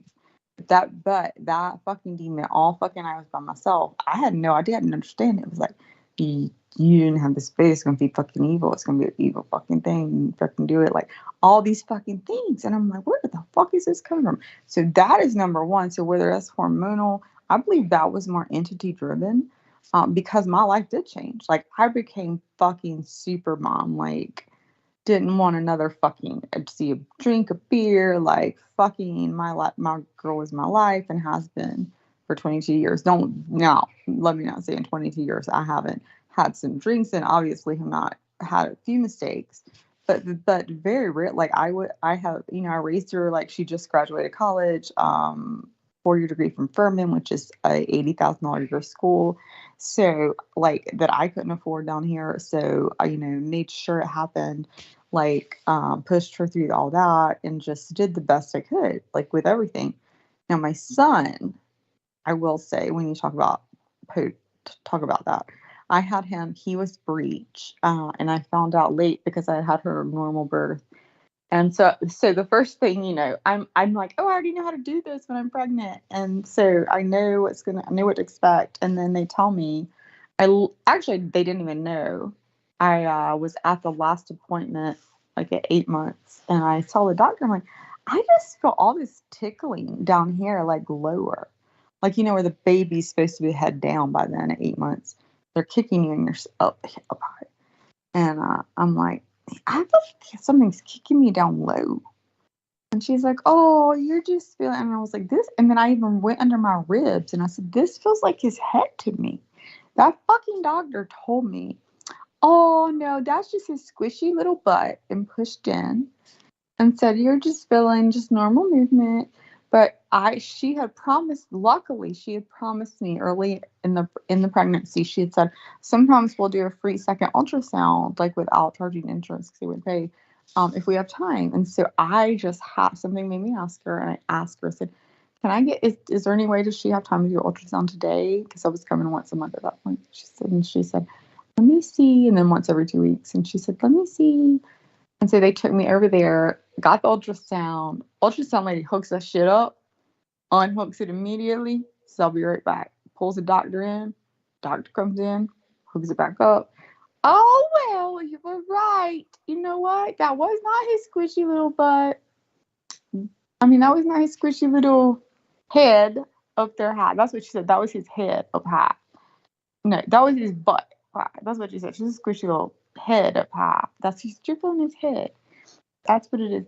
And she said, anyway, he was breech. His head was up high and he was foot down. So when he was kicking down into my uterus like out.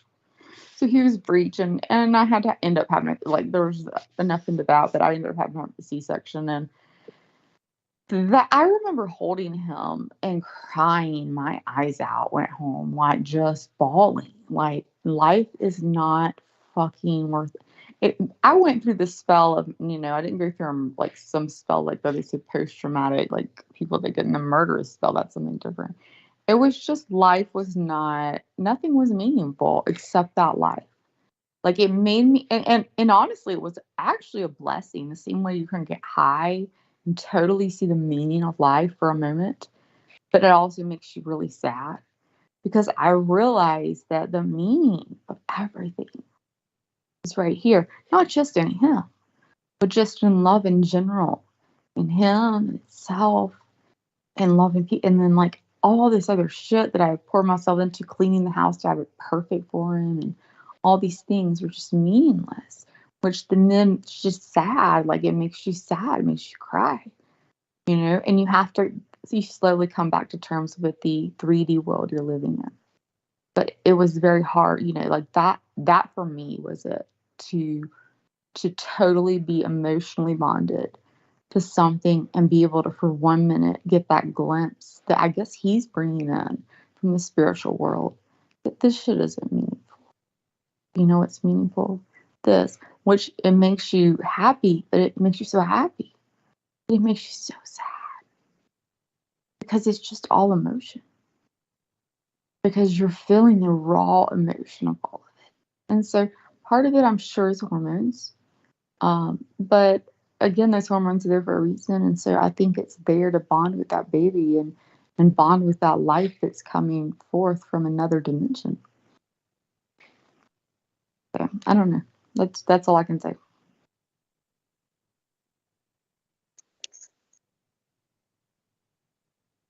Did that help at all? Yeah. Well, that was his question, so he can tell you, I guess. But I don't know if he's Sammy, occupied. did you leave me? I guess he probably got called off to work or something. I know he's working. My question was, hello? Yeah. Oh, I heard the story. It was a great story, Brooke.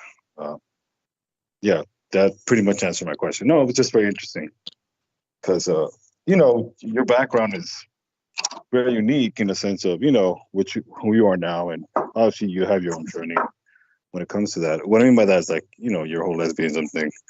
But no, that was a great story. What's your story, Sammy? How did you feel when you gave birth? When I gave birth? Mm-hmm. I don't give birth. I'm a male. I don't have that. Right. So how did your wife feel? Well, I wouldn't like to speak for her, but I would probably assume that she was. It's interesting about that is that she wasn't dilating either. And this was during COVID. And is this your guy's first baby? Huh? Is this your first baby? Yeah, of course it is. What month was he born? Huh? What month was he born? Oh, yeah. Maybe I'll tell you that in private, but let me just get back to you. Yeah, that's fine. Let me tell you that pretty much her experience, and I'm pretty much talking for her, so it's probably not accurate. It's just my male perception.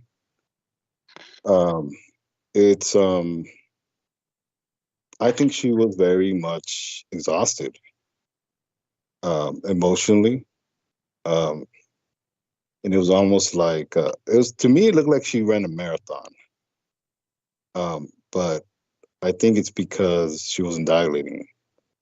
So not dilating makes it so much worse. Did they have to give her Pitocin? Well, from what I remember, her blood pressure was actually dropping. So, it was one of those things where they had to induce her. They tried to induce her. Doctor means it. Okay, so if they induced her, they gave her Pitocin. That's what I mean by okay. That. Okay, gave her Pitocin. That's what. But she wasn't. her water wasn't breaking, right? Yeah. So, what at the time they didn't let her walk around. Now, if she had, now you're saying they had inducer. Now, if she had dilated up to an 8 or 7 or whatever, and her water wasn't breaking, they may not have had to induce her. But you said she wasn't dilating in the beginning. Yeah, because they did induce her. She just wasn't. So It that's wasn't working. if Pitocin is the only medicine they use, it'll actually make her. She probably came home with swollen feet and things like that. Like usually makes her feet swell, things like that. Well, she wasn't. Yeah, so I guess she just finally got up, and when she started walking, she broke. But she was pretty much in excruciating pain from the second she broke. Uh-huh. Was she in excruciating pain from the second she broke her water? Well, that's the thing, is her water broke, but her water broke, but she didn't dilate. She still wasn't dilating. So wow. See, yeah, mine's different. Yeah. So I think it's also the fact that they didn't. This was during COVID, right? So and all men, any woman listening to the house has had a baby gets it, because women know we love to tell our own birth stories. And men that are listening to this, if you have a woman that you're interested in, act interested in her birth story. She's had one, because we know nothing. Every birth story is different. We love to tell our birth story. You know what? And I'm probably masking it. It's probably not even the full narrative. I'm just, because, like I said, I really wasn't there. I was there for the birth, but I wasn't actually there when this whole thing. Sammy, we're gonna have to get together and you a little better, boy. This was during COVID, Brooke. Relax. Oh, you couldn't be there. No, I couldn't be there. No. Okay, sorry. I thought you were being a bad daddy. This was in the middle of COVID, but I was there. As soon as it happened, I was there. Yeah. But anyways, yeah, it looked like she ran a marathon, and it's one of those things where just there to support, and it was a very blessed experience to say. Okay, there was a lot of emotion, and to me, childbirth, at least to witness it, I want to say go through it, but I would say it lets you recognize your mortality. I think that's one of the things that I do can say. It let me realize my mortality, in the sense that I'm very much closer to death than I thought. Oh, I was too during mine, and I will say this is going to make it a little humorous, just to put a light note on it. I left my ex-husband for my firstborn that I gave birth to vaginally. That was similar to your wife. I could not. They put me on Pitocin, induced me at 5 a.m. on a Wednesday morning at 5 a.m.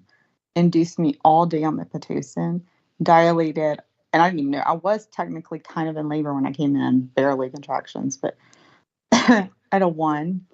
And by the end of the day, they pulled me off at 6 o'clock on the Pitocin. Horrible cramp, horrible pain. They give you Demerol, but they can't give you as you know, they can't give you the epidural unless you've gone past a certain point. So they could not give me the epidural, so it was just in horrible pain. And anyway, point of the story is they pulled me off the Pitocin. I didn't know that the labor pains were supposed to stop. And the nurse was in once every, few hours. I never saw her. I would be in the bed trying to sleep, and I would just get up cramping so bad, because I cramped since 5 a.m. Cramping horrible. So I didn't know. I had cramped all fucking night. They came in at 5 a.m. the next morning, so we're going to hook you up to the Pitocin. The nurse was in there hooking it up, and I looked at her and I said, I didn't know what water, because you got to remember, even as a woman, we don't know, but at least the first time we have a baby, we don't know what water breaking is going to feel like, because it doesn't feel like anything we've ever felt. All we know is it feels like we just pissed in the bed, but we know we didn't just piss in the bed. We just know we just got soaking wet. So I just looked and said, I think my water might have broke. Like, I'm like saying I think, because I don't know what else the fuck happened, because I didn't piss. So hey, Brooke. Yeah. Brooke, What do you think about these old wives' tales about the placenta and everything, the supposedly for medical reasons?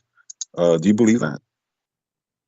You mean like taking the placenta home? People that fucking take it home and do all that shit with it? What are you talking about? Yeah, like they do it for like teas or something. I've heard about that. They do it for medicinal purposes. I don't know about the placenta part Yeah, of no, it. the reason that happens is because of the these days it's similar to the parabiosis by blood transfusion. What Okay. happens is that there's a lot of stem cells. There are a lot of stem cells, so I That had this, mine yeah, frozen. yeah, I had yeah, since you interrupted me, Dietrich, and it is your show, but I'm gonna finish since you asked me. Mm-hmm. I had mine frozen. I did not take them home because I was not that person that would take them home and make tea with it. I'm sure Dietrich was about to go into that further. But yes, it does have many stem cells, and I'm sure that it could be actually after talking to Douglas further, I'm like, maybe I should have had, but the thing is, I think people that drink stuff like that, I don't think it has the same effect as an infusion unless you're somebody like Douglas or something that can truly process that the same way. Like, I don't know that it would process exactly as well. But either way, I no, did not. Okay, well, and it's mostly like I guess like a cultural thing, because everybody has their own culture sayings, but no, that was just my question. Go ahead, My Doug. best, Sorry. so what I wanted to go into that, because you reminded me of, is my best friend in middle school. Her name was Tweety. And her real name was not Tweety. Her real name was Africa. And she would tell me stories about one of her, like a woman in her neighborhood that she used to babysit for. And she would go there and she said, "Oh, this is how I keep my man." And she did not lie. And like Tweety, she did she just told us the truth. And I was amazed. I'm this white girl sitting there. I'm like, what are you talking? Like, no, she's like every time she gets her period, she puts it in this Kool-Aid. That's how she. Like some coochie voodoo, in other words, right? Yeah, that's what she was doing. So, yeah, that's what she thought she was. Yeah, whether it works or not, but that was what I've heard they put it in spaghetti sauce too. That's one of the things that I've heard some women do. No, seriously, Doug. They put. I mean, I know Tweety was saying for real. Like, she went online. She's like, I watched her. She was like old enough at this point. We were in middle school, and she's like, "No, I'll show you how to do it." She took her period. She was like, "Yeah." Mm-hmm. I've heard that they put and I don't know if this is some type of voodoo, Doug, or maybe but I mean, I don't know. The people that do it believe in it, obviously. Whether it's real or not, the woman, like she was talking about, believed it worked. That's what kept her man. Yeah. Well, for instance, well, I had a certain lesbian tell me how good it was to eat out women during their period, during their menstruation, and of course, there's a lot of iron there. There's a lot of iron there. It's a dead egg. What lesbian was that? Tell me about this lesbian. Yes. Is she pretty? Is she hot? I think she's fine. I don't see that many pictures of her, to tell you the truth. She doesn't share that many on Facebook, but at any rate, so I do want people to understand July is Cord Blood Awareness Month, which is an opportunity at that time to learn more about the miracles of umbilical cord blood and what it can create and the best ways to store cord blood, and why simple changes in post-delivery practices might improve every baby's health. This is why. Yes, and that's the thing. And I like that you're saying that, because I stored my daughters. My daughters is still stored. And to be honest with you, I finally quit paying the bill on it. It was so much a year. It's still stored. So there's access to it. They're not going to throw it away. But do I have first access to it now that I've quit paying the fucking $200 a month? I mean, $200 a year bill. I don't know. But my son, at that point, I was already paying her bill. Like, I couldn't afford to pay another $200 a month, $200 a year, plus it wasn't just $200 a year. It was also the initial fee, which was like fucking $1,000. If I ever attain secular power, this will be done on the social level, so that this would simply be done as a social service. Our tax dollars would pay for it. But do understand that according to the Centers for Disease Control, there are about 4 million births in these United States every year.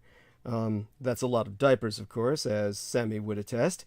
For the millions of births, cord blood is collected only 5 to 10% of the time. Now, cord blood contains valuable stem cells with a history of proven use in medicine to help heal the body and save lives. So it's an important resource that should be saved and not discarded as medical waste. As a matter of fact, more and more women should maintain the cord attached to their babies after delivery for as long as possible. I mean, literally for up to days. Is there any way that a woman could save her own stem cells, like to save herself? This is essentially what you were paying for, so that you would be given, when you were paying that money, that way these people were giving you preferred assets. That's what you were paying for. So just understand that creating awareness about it in July, maybe we can ultimately get the whole country to advocate for socialized preservation of a national resource. Understand that cord blood is the blood that flows through baby's umbilical cord. The umbilical cord blood is rich with stem cells that haven't had a chance to become any specific type of cell. In this way, these young stem cells can be used as treatments to become new healthy cells for anything, for anyone who needs them. Mm-hmm. And new moms can donate their cord blood after a successful birth of a healthy baby. This is the blood the hospital would most often discard as biohazardous waste. Instead, it can be used to save lives.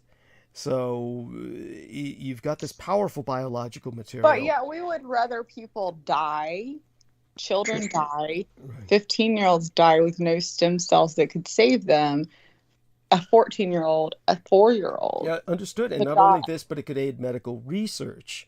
So yeah, but no, there are 4-year-olds dying of cancer. They've proven stem cell, certain things. They've proven stem cell research in so many different areas. That's right. Can cure this. Yes, cord blood contains a high concentration of these powerful stem cells that have the potential to cure and treat many diseases. But we're on the rampant of, let's not save the 4-year-old and put a law in to do that. Let's put a law in that says, hey, you can't have an abortion because my religion says. Oh, it's disgusting. I've deconstructed this at length. I don't know if I gave you the link to my episode on a. No, I know how you feel. I just had to say it. Yes. So currently there are more than 80 diseases and disorders that have been completely cured, or at least maintained with cord blood treatments. And those conditions include lymphomas, leukemia, varied types of cancers, osteoporosis, and other blood disorders. So right after your baby's born and the umbilical cord has been clamped and cut, which it should not be, the blood left in the umbilical cord can be collected and stored at the blood bank for later use. But there's a reason nature provides that umbilical cord. That mother's supposed to keep that on the baby like a leash for days, if not potentially weeks and months, until all of the nutrients are transferred from her body into that baby. And so instead, for hundreds of years, cord blood's been disposed of due to total ignorance about its benefits. I mean, this is just... Someday history will look on this as hundreds of years of a dark age. And as I explained before, our history is really just beginning as a species. Stem cells were first discovered in umbilical cord blood in 1974. So these are unique cells with the ability to copy themselves, renew, clone themselves, and turn into different types of cells, that is, differentiate in the body into anything you want. If I can't imagine a more exciting discovery. And no, they're saying Parkinson's disease that has a real potential there. Yes, and less than a decade later, Dr. Hal Broxmayer, the grandfather of cord blood, and his colleagues first proposed using umbilical cord blood to secure a type of stem cell used in transplant medicine, known as the hematopoietic stem cells, the HSCs. Now, at that time, bone marrow was the standard source of HSCs for transplants. And in 1988, 5 years after Dr. Broxmayer's proposal to use HSCs, these hematopoietic stem cells found in cord blood, the first successful transplant was performed on a 6-year-old boy suffering from the blood disorder Fanconi's anemia, And that was the birth, no pun intended, of cord blood use in medicine. Now, that little boy is a healthy adult today, living life to the fullest. So it's honestly, the umbilical cord provides an easy and non-invasive way to secure valuable stem cells, unlike securing stem cells from bone marrow, which is invasive and painful. And additionally, the advantages of umbilical cord stem cells over bone marrow stem cells have been discovered over the years.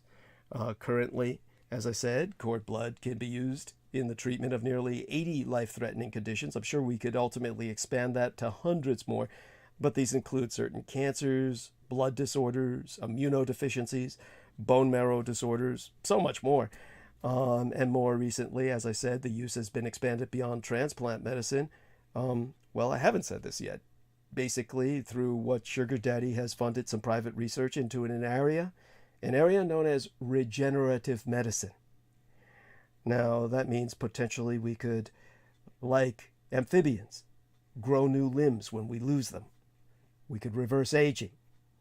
All of this from... No, that's what I was looking up after our last conversation. You didn't, for no reason other than you just mentioned something about daddy and blood. And anyway, I just happened to look up, okay, well, what the fuck benefits for this? And then I went into some scientific deep research after our last conversation. Wonderful. And I was amazed by what I read. Thank you. What? Share that. Oh, God, I have the page up, but God, it goes so deep. Like, okay. I know, like, it's one of those medical papers that, like, it's not even a medical paper that goes, like, 1 page or 2, 3. Understood. It's like... But here's what you were paying for. Because like bone marrow, which is another rich source of stem cells, it's crucial that the blood, tissues, and stem cells from a donor are a close match to the recipient's blood. Sometimes the perfectly matched bone marrow of a close relative can be used to treat disease, but in most cases, bone marrow from a relative that matches the patient is not available. That's especially true among certain ethnic groups. This is why race is very real, and anyone who denies the existence of race, like that political hack of a scientist that I described, who was going around grabbing every minority he could and putting it next to his Nordic Aryan body and saying, this man and I are related and shit. You know, that piece of shit was just pushing more political propaganda for some kind of liberal progressive agenda. Let me just say this around, like, it's like just to start the report because it's so long and it tries to get every perspective because it really, okay, and I'll tell you why, obviously, if anybody needs to know, but it says, it starts with this. This is actually at ncbi.nim.nih.gov. So this is a government report looking to young blood to treat the diseases of aging. Yes. Around 15 years ago, reports began to emerge that taking blood from young mice, this is not even stem cells at this point, which stem cells we already know have an immense amount of a way to save lives, like what you're saying. This is just young blood. To emerge that taking blood from young mice and giving it to old mice seemed to dial back the clock on aging for the elderly rodents. The older mice showed signs of regenerating brain, muscle, and other tissues and boosting cognitive and physical performance. Obviously, these findings came on the heels of other experiments resurrected after basically things that have been techniques such as parabosis, which dates back to the mid-1800s. Like something out of science fiction, parabiosis is a procedure in which researchers suture together young and old mice so that they share a circulatory system. And then basically it goes on and on and on. And what they basically said was that the reason they stopped this, they wanted to stop these tests, was because in 2017, the Monterey, California-based startup Ambrosia began selling transfusions of young plasma, a liquid component of blood, for $8,000 per liter, despite the lack of complete clinical trials showing this treatment was safe and effective in humans. But the reason that they basically stopped it really, was they were scared of, because you have to skip through, there's so much shit that they're saying, like in February, concerned about premature applications of humans on findings in mice. The US FDA, you have to read through that like to see what they're saying. US FDA cautioned against young plasma transfusions, noting that there have been they were paid to do that. Yes, they were bought off. And because the reason it was in the wake of the initial fervor surrounding young blood, researchers are taking a measured approach, because basically what they're worried about is that it's creating an effect where what they're worried about is then it starts selling off younger bodies for older people just be able to buy them. So it's all bullshit. You just treat the young right, and they are it's not like you're draining them dry. If they say that that's a potential for that to happen, this is why you need to legalize it so you can monitor it. This is the insanity of their stance. So everybody do understand we're in a position where if I had secular power, then these things would work. Right now, they don't work. Right now, people are being, of course, presented with horrible decisions like Our Lady Brooke Gibson was. You see, new parents are asked during pregnancy to consider cord blood donation and banking. It poses virtually no risk to the donors, and the life-saving blood can be stored frozen in cord blood banks for years. When it's donated to a national public bank, it becomes available to save the life of anyone who needs it. If it's donated into a private... that's what I want for hers is now. Since I quit paying, they didn't get rid of it. Right. No, of course not. They're using it for themselves. No, if it's donated into a private family bank, like the wealthy do, it's available to close family members only, but it's that public versus private option that causes a lot of confusion, especially... Yeah, and this was a private, it was a well-known private bank that was advertising at the time. Right, and this is what happens. Pregnant women and their families are deluged with ads pushing them to pay for private cord blood banking. Now, in terms of... not only do we pay for it to them, we're also giving them what they fucking need. Yes! It's private banks versus public banks is an issue that's not even open for debate because nobody knows about any of this. Now, public banks are nonprofit organizations that store cord blood for free and are typically used for a sick child or a family member for research purposes. When you elect a public bank, you're choosing to donate cord blood to help another child or family who is in need. A private bank, however, requires storage. But mine couldn't have been a public bank when I had to pay so much up front and then pay every year. That's right. A private bank requires storage and annual fees, but is saved specifically for you or your family member if and when you need it. But storage at private banks usually ranges from $1,000 to $3,000. Now, most health insurance policies don't even cover storage. No, they don't cover. I think I paid around $1,000 to store it, and then it was like around $150 or $200 a month. I mean, it's just they're juicing you. They're gouging you. They're exploiting you. Now, private banking is advised if your baby or family member has a disease or is at some high risk of contracting a disease that can be treated with cord blood stem cells.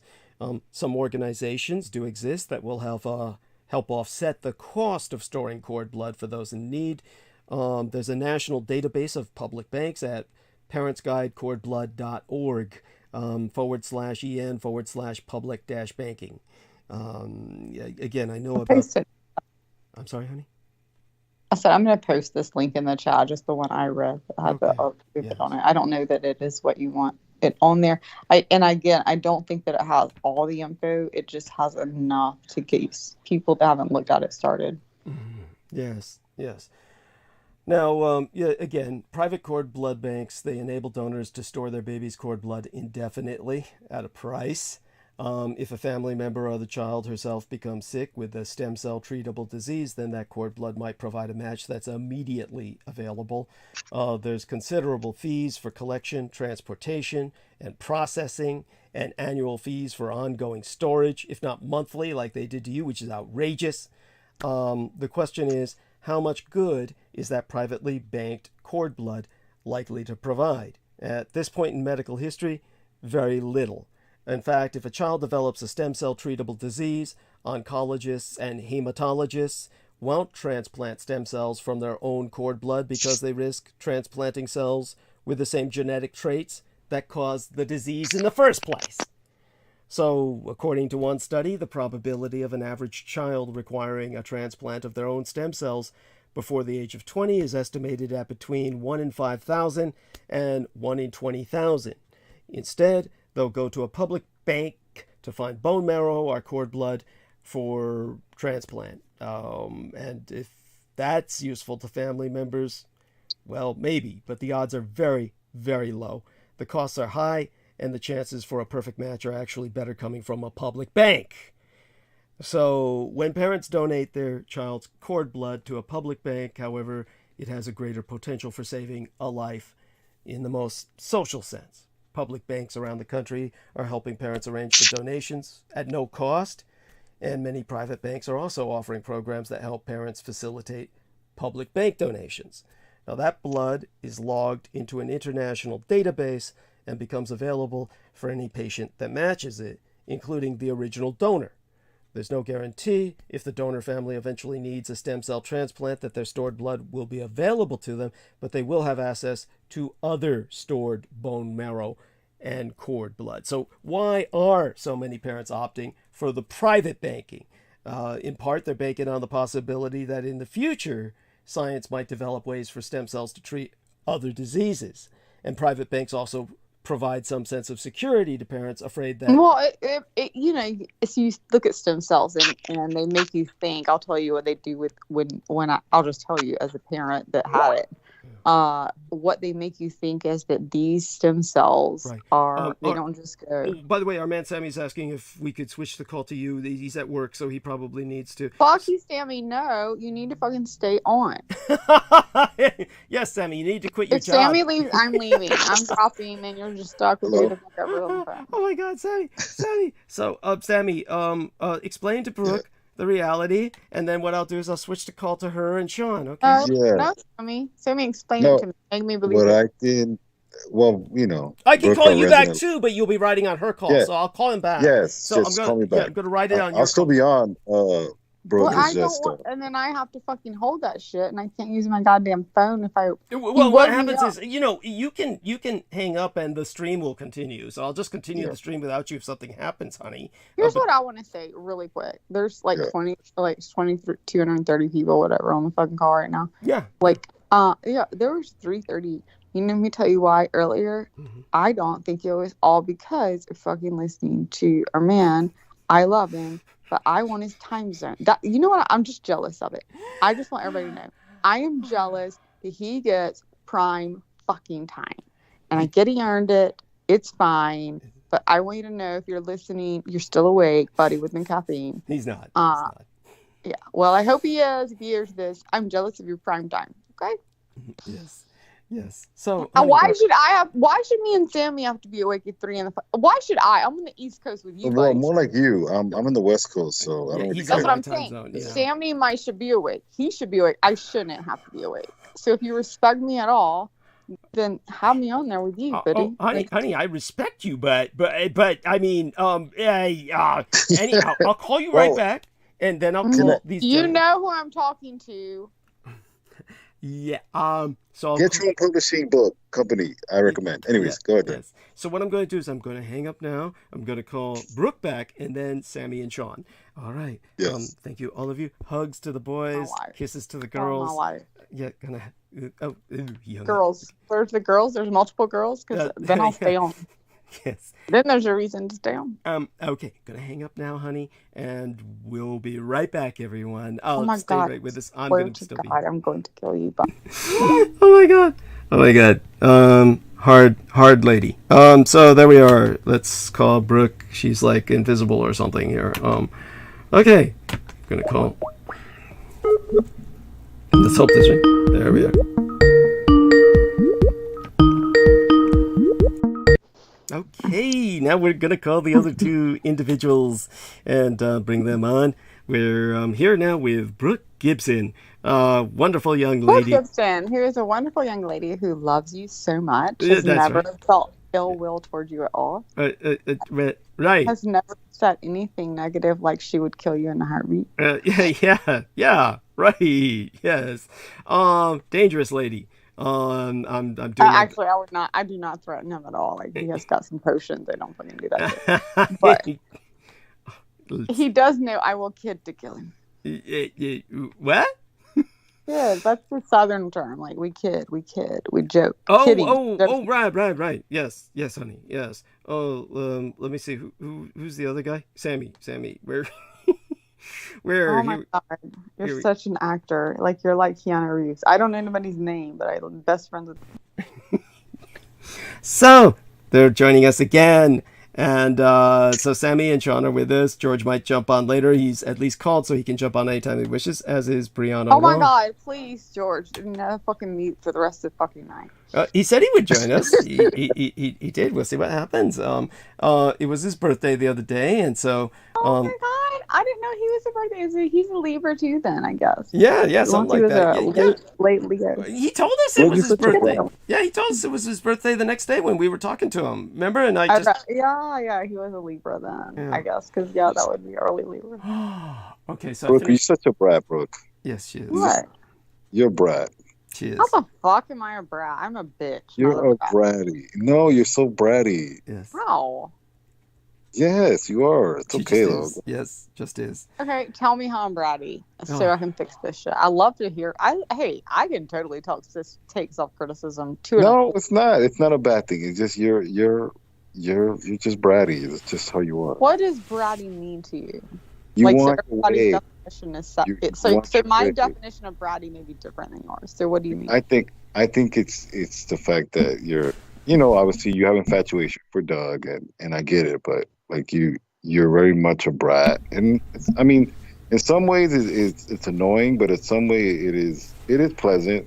And I say that because our last previous executive producer was just such a weirdo that just such a piece of shit. Yeah. Oh my God. Okay, so first of all, if you think I have an infatuation for Doug, I think Doug has some serious fucking goddamn issues. And I am, and when like you were saying, people ask to come to the fucking whatever it is, the mansion or whatever. The reason I'm asking to come is because I'm on a 50-50 fence that he is laying in bed all fucking weekend, and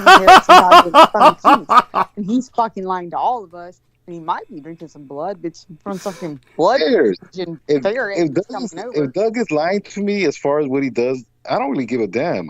I'm more about his monologues. I really don't care about his personal life. Okay. Doug can. So see, here's the thing. That's why. Whoa. That's why you and your Scorpio baby, if it has Scorpio in it, will have some issues. Because Scorpio does not. We are the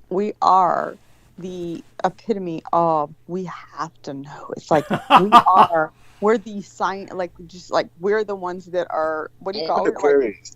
What is Aquarius? What does that mean? What is Aquarius? Aquarius is basically like so my dad's an Aquarius actually. So very much analytical, very analytical.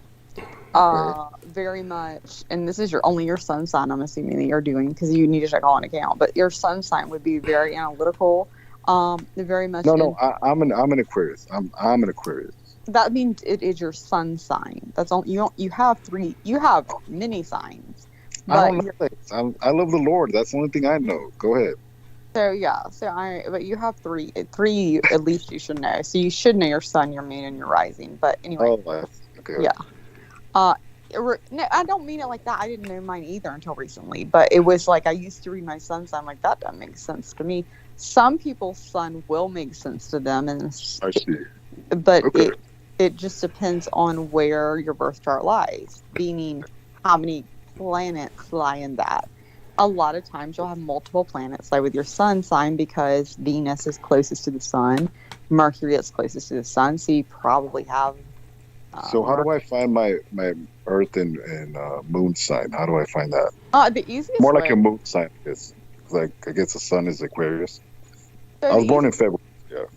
I mean, if you want to give it online, tell me your birth time, date, and chart. We can do it right fucking now in front of everybody. We can just fucking spell it fucking out. We'll do that in private. Okay, then we'll do it private. Oh, you're no fun. Oh my God. I know, it would have been great. Like, let everybody fucking hear. You know what? You could fucking message me in private chat with your time and all I need is the date of birth, the place you were born, your time. Message me in chat, and then I can read you out. I'm not going to pull my computer. I have actually private software that's actually much better. But I don't know if I'll get that up in time. If you want to pull that up, I mean, either way, I can give you a basic drill of it and just see if it affects. Like, see what you see. Message in chat, dude. Be the guinea pig. Right. Okay. Yeah, we have to do that in private. No, because you could message it, and I could be like, "Is this you, or is this not you?" Let me think about it, Brooke. Right? Yes, you'll think about that. I got it. I respect that. And what about Sean? Sean, how about you? Sean, how about your birthday? Yes, That's Sean. Jump in. Can I get yours? February 1993. Sean, are you all right? You're like, he's like mumbling. I know. I heard February, but yeah. What the fuck was that, Sean? Are you okay? Take some drugs, Sean. Can you hear me? Yeah. Now. Oh yeah, now I can. Yeah. Okay, sorry. Aquarius 1993 and. No, okay, so dude, you sound like you're thinking about it. What the fuck? No, I don't need to know your Aquarius. What is your birthday? Oh my god. What is your birthday? February what? February 9th, 1993. 1993. Okay. All right. Perfect. And then God, he's a baby. He's fucking a baby. Holy shit. Little baby. I told you could be my. Well, he's about 7-8 years older than my baby, but yes, you could be a baby. What time? Were you born? Time. Around 8 p.m. 8 p.m. or a.m.? I think he said a.m. Oh. Wow. 8 a.m. You said morning, baby? Yeah, I think so. That's what I guess he said. That's what I mean, think. Jesus, Okay. Shout. And then because we city. What was your city? My what? City. Oh, Lewis, Delaware. Yeah, Lewis, like with Jesus, what's with his audio? Like, Sean, say the city again that you were born in. Lewisdale, Nova Scotia? Is that what he said? Holy shit. No. Lewisdale I got. Lewis, Delaware. So Lewis, Delaware. Oh, I'm sorry. I thought he said Lewis Della. Okay, never mind. Yeah, okay. Oh my god. Yeah. At least I'm not the only one not hearing that. Okay. Yeah. Yeah, that was terrible. Yeah, his audio. We're talking. You're not terrible, Sean, but your audio is awful. I don't know what the hell's going on. Yeah. You sound like you were in a tunnel or something, or yeah. I don't know, something. It's like he's in a bomb shelter, like a panic room. That demon's trying to come back for you, Sean. You better be careful. That's it. The demon. Oh my god. Okay. So, all that being said, boys and girls, we still are retaining our listeners numbers. I'm rather amazed at that. And I'm still psyching myself up to go into monologue. But, as always, there's all too much to talk about. But I'm up for it. All right. Okay. Yeah. Right now, we're going to continue with Our Lady Brooke because... well, no, he said Lewis. Is it Louis? Louis. Is that Louis like Louis? Dude. L-E. What okay, the fuck? I can't hear him. Well, I don't know. He breaks up. Yeah, we don't know what's going on, but you're breaking The up. demon's fucking getting your motherfucking ass. Yeah, the demons have got him. Shit. Oh my god. Lewes. Oh, a Lewis like that. Okay, gotcha. Try to figure the demons. I'm gonna let right now. I'm looking at this actually. Just gonna look it up online because I do not have my computer up. So anybody can do this. You can go to. If I can get it up. Happy Astrology. Oh, shit. It's not like Sean said, oh shit. Well, no, what I'm saying is it gives anybody that wants to look their own birth chart up their child's, like, I mean, Sammy needs to look up our little Scorpio babies, okay? He's not going to give it to me, so he needs to look up his and his little Scorpio baby. So you can go to cafe, C-A-F-E, astrology.com, and you go to birth charts, and they're free birth charts they give there. Now, obviously, they're not, like, I bought software, so mine give more in depth, but I'm not pulling up that computer because I closed it out right now. But, I mean, I compare them enough. It gives the same basics. It just goes into more in depth as far as certain things and break certain things down. And what state was it again in Lewis? Lewis, what was it? Delaware. Delaware. Can you hear me? Yeah, thank God. I still don't see a fucking Delaware. I've got a Lewis, Arkansas, a Lewis, Colorado, a Lewis, Florida, a Lewis, Georgia. I don't think you know where you were born, buddy. Could it have a second name like Lewis Crossing, Lewis Creek? I mean, I don't fucking know. Oh my God. So, Sean. Let me just give you an example.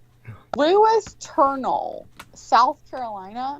I've lived in South Carolina for 21 years, okay? Because I'm only 21. Let's just put it that way. But either way, okay. I have never heard of Lewis Turnell, South Carolina. This is a place that gives every listing of every city in the fucking United States. This place doesn't even exist in South Carolina.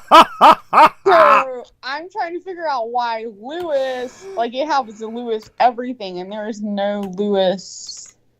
Yeah, I've got a Lewis, Utah, a Lewis, Wisconsin. I've got a Lewis, Oregon, a Lewis, New York, Lewis, North Carolina, Missouri, Lewis, Kansas, Lewis, Iowa, Lewis, Georgia, Florida.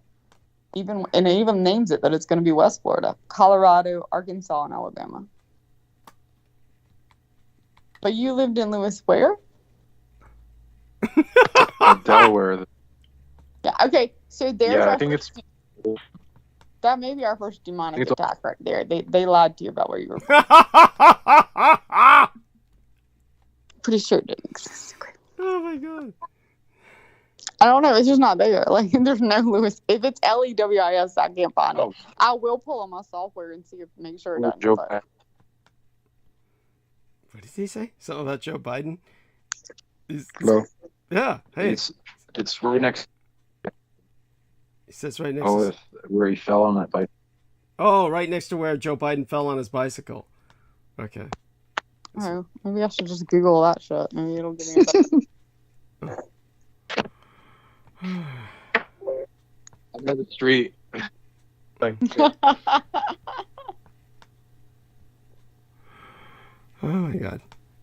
Oh my God. I didn't think it would be this. A certain church.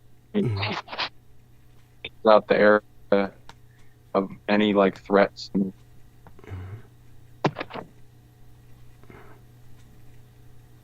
Oh. Mm-hmm. Hi. And now it's all quiet. I'm just Googling where did Biden fall on bicycle. This is what I'm fucking doing. Oh, Rehoboth Beach, Delaware. Could it be near Rehoboth Beach? R-E-H-O? That's pretty much the one under. President Biden, when he tried to get off his bike at the end of the ride Saturday at Cape Henlope State Park. Yeah, Delaware. I'm going to put Rehoboth Beach.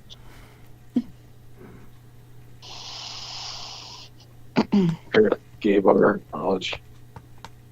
Although I think it's funny if it finds Rehoboth Beach and doesn't find a town that you say fucking exists. Because Rehoboth Beach sounds a lot less fucking real than what you'd say.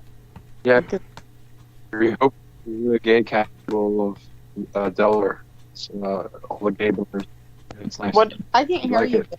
You're gonna have to talk clearer. And they tell me I talk too fast, and I know I do. So you're gonna talk a little clearer. Well, this is something to do with this technology. Where are you located again in general? You're like in the Colorado Rocky Mountains or something like that? Sean? Connecticut. Jesus Christ. I'm going to try. Yeah. I remember I was talking. Can you hear me all? Yeah, a little bit, yeah. It's just very glitchy. Okay, I'll try to move. It's like raining and stuff. It's raining where you're at? Okay, that might explain something. Yeah, I just started. Okay. Yeah, the rain will make it. So there you go. It explains something at least. Oh my goodness. So Okay, aside from that, I'm Sammy. gonna put okay, so here I am. I'm putting you at, so let me make sure. February 9th, 1993. Is that correct? Around 8 a.m. So, yeah, I think I'm speaking for him, but that's what I remember. Yeah, I think that's pretty fucked up that I have to. Okay, and so I'm putting you, because it can't find whatever city you said, but it did find the Rehoboth, Maryland. Rehoboth, whatever the fuck you say it as. Yeah. So we'll submit that. And this would say about you. Your sun is in Aquarius, dude, as you know. Your moon is in Virgo, which actually is probably what makes you that calm, still like emotionally chill when I'm like, dude, okay, stop it. Like, you're so chill with it. Your Mercury's in Pisces. And the other thing about you is your Mercury's in Pisces, which is also chill, but guess what Mercury in Pisces does? It's chill. But Mercury's your communication. Chilled out in Pisces, not like a Mercury in Aries like mine, but it is, let me go deep and a little, it's ruled by Neptune, and as we all know that what's his name said on, what did he say? Pete Moon. Pete Moon was saying all kinds of things about Neptune. Yeah. So Neptune's basically, it has a lot of things, but it also is ruled by, a couple of each, look up Neptune. Like, Neptune has great things as far as creativity. It also is a sign that rules false premonitions and not saying that you're false. I'm just saying, like, it rules things that, like, we want to be true, but that aren't. So that's your Mercury. That's your speaking. That's your voice.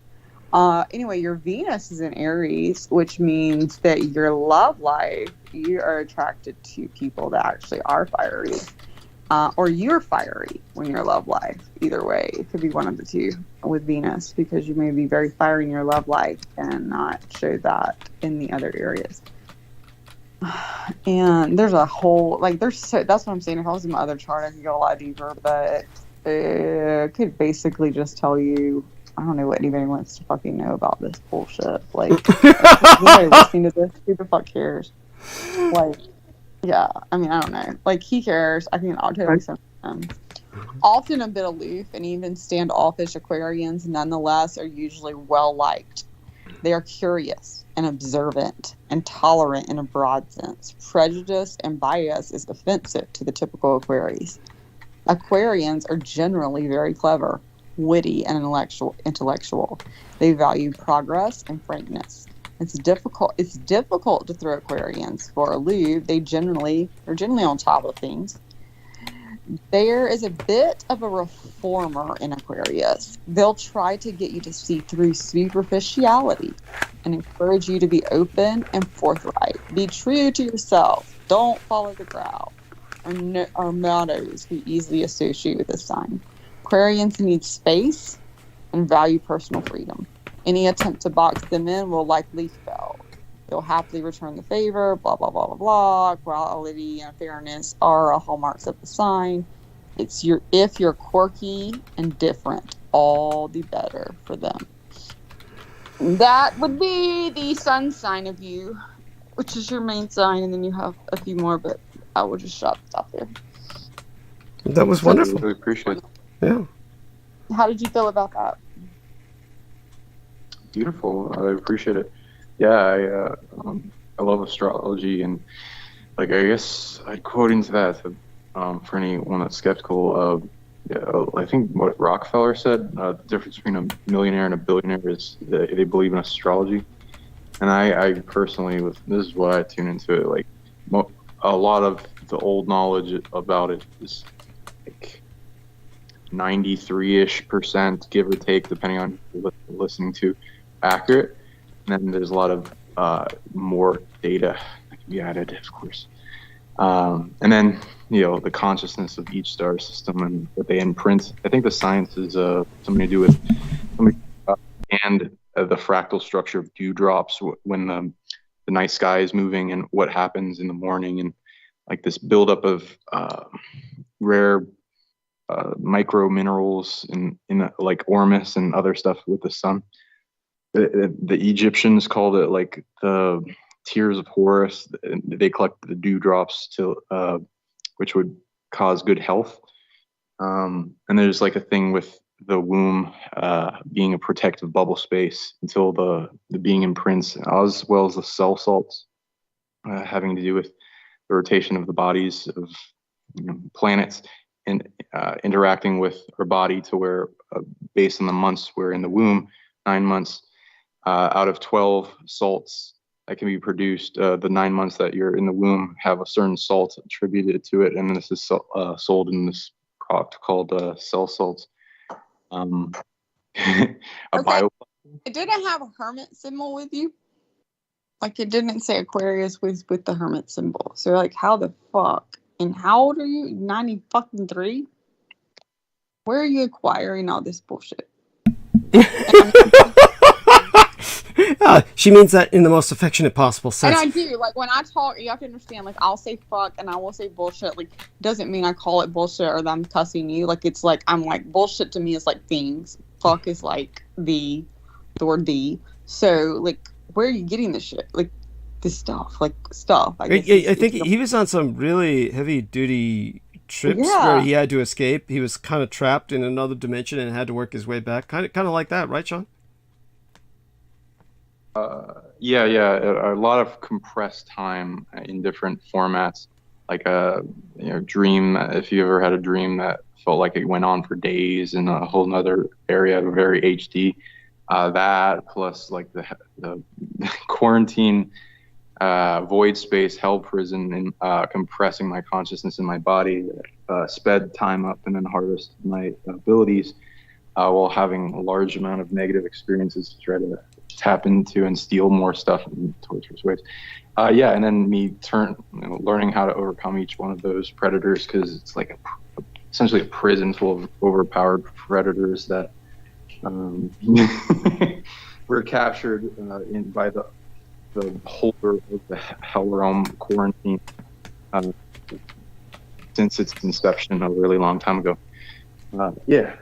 So I overcame all those things, and now you have a square between your sun and your Pluto. Yeah, you have fucking your sun in your 12th house, which is obviously the house of, I'm sure you already know. And then you have a trine between your sun and Jupiter, so that would make sense, what you're saying. And then again, and also, anybody that knows this will know what I'm saying, that if he's got his sun in his 12th house, that is a tendency to be introspective, need some space seclusion. But to have those trines in Jupiter and then a conjunction between Sun and Saturn, the square is more important. The square between the Sun and Pluto, that would be more important. You may be prone to inattention and negative self-destructive behavior.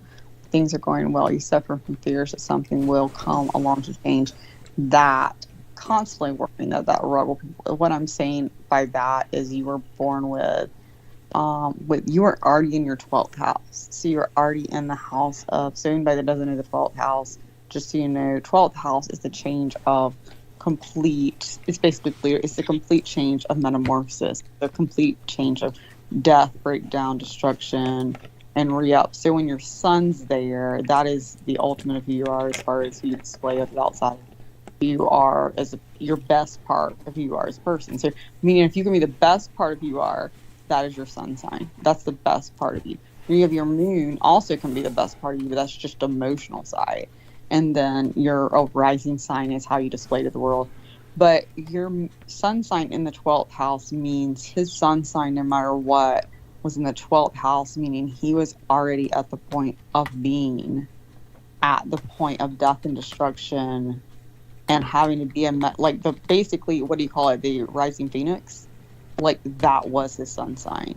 So he was in there, like, that is who he's meant to be. Like, you are the rising phoenix. So I can see that with your chart. And then you have a square, especially with a square on Sun and Pluto, which is just going to double that. I mean, obviously, just to make it more known.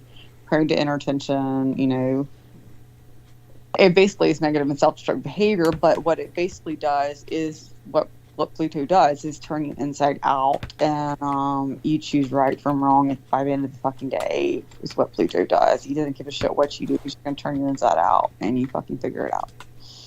So I agree. Probably once looking at your chart, you've probably been through some shit, man. Mm-hmm. Yeah, definitely. It's a great analysis. I also appreciate the Rising Phoenix compliment. Yeah, I love the phoenixes. They're a very interesting creature. A lot of it's symbology with alchemy and everyone having an internal ability to turn that base consciousness into gold. Oh, yeah. We can all be Rising Phoenix. I mean, honestly, we all should be a Rising Phoenix. I just use that as, the symbology for you. But yes, I agree. I read there's like some type of I've read this through people's DNA that I have as clients, as well as I started trying to track back relic species a while ago. I was wondering if there was phoenixes that exist. I read there's like a firebird thing that's mostly multidimensional. Firebird. Have you heard about the firebird story out west? Oh God, I've studied that so much. Charlotte with us. The Firebird story out west. It's similar to the Phoenix Rising, the Firebirds that they would see out west in the natives. I assume that's what Sean's talking about. Uh-huh. Does that sound about right, Sean? Yeah. What do you know about it? There's also like the different. There's avian species. There's a lot of different members of that, of course, and then the soul group of a very vast source being that spawned from the center of galaxies and center of universes. No, I don't know all that. That's where I say you're either really crazy or your Pluto's really fucking got you good. And that's why I'm saying your birth chart looks like I would totally believe you. Here's what you'd have to really get me to believe. You read my fucking shit and tell me something I don't know, like you say you can. Sure, if you want. Yeah, and I was just talking about like soul groups of species that are highly advanced that will incarnate into multiple type of bird species, and then sometimes they'll end up as humans. And there's like a lot of leeway with the concept if people want to tune into what phoenixes could be. What do you want to know? I'm not doing that on the air, baby boy.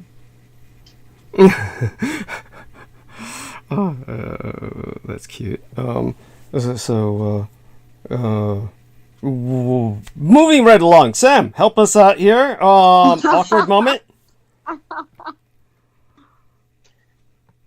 Hello, Douglas. It's George. Oh, it's George Knight. Welcome, Hello, George. Welcome aboard. Thank you. I'm sorry. How long have you been lurking? No, just a couple minutes. Just joined. Oh, thank goodness. So, just joined. What's been going on? How was your birthday? We want to hear about your birthday. Yes, did you make another baby? Are we having a second one on the way? Yes, tell us about the new baby you made during your birthday. Yes. Oh, excuse me. He choked on that. He choked on that. Yeah. Oh, please, Lord, no. Yes. No. Oh, there's enough women. Thank you. Oh, you have a little boy. I'm telling you, the second one will be a boy. Mine was a boy. No. I feel a soul bond. I still No, a soul that's bond it. to you, George. You will have a second one, and we'll be a little boy. They're all girls, unfortunately. Yeah. Oh, yes. No, I mean it's fortunate in a sense, but I know Yes. it's kind of sad. I mean, our man George, he's a guy, and so a lot of times men want to have a male child, but it's, how do I say this? It would be harder. Well, Samuel will probably let you borrow Scorpio baby.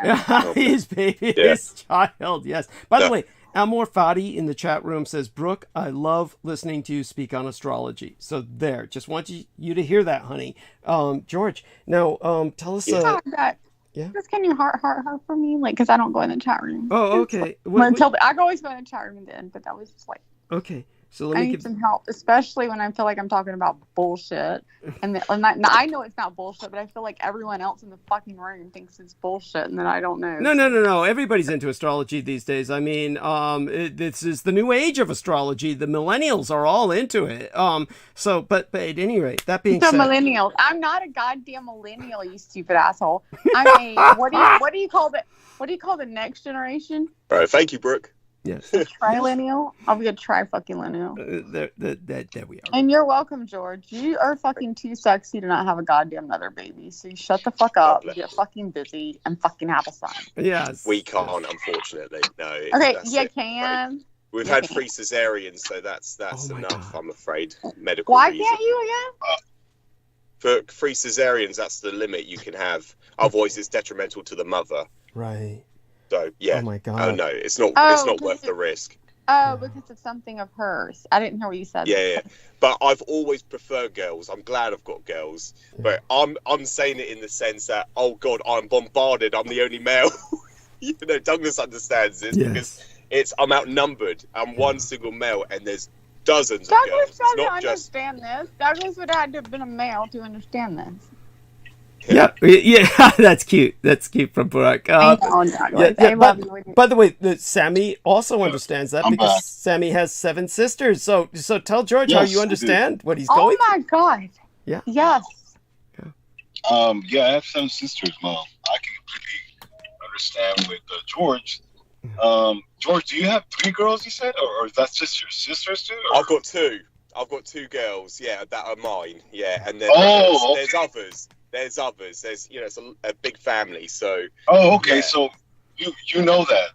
Yes, I have 7 sisters. I love them to death, but that's the problem is I love them. So I can't get rid of them. At least No, that's it. Not be happy with myself. But I love them, but there's a lot of characters, a lot of personalities, but they love me too. But sometimes they love me too much. Yeah. Holy that's shit. That's good. Holy fucking shit. Yeah, that can be read a lot of ways. I Yeah.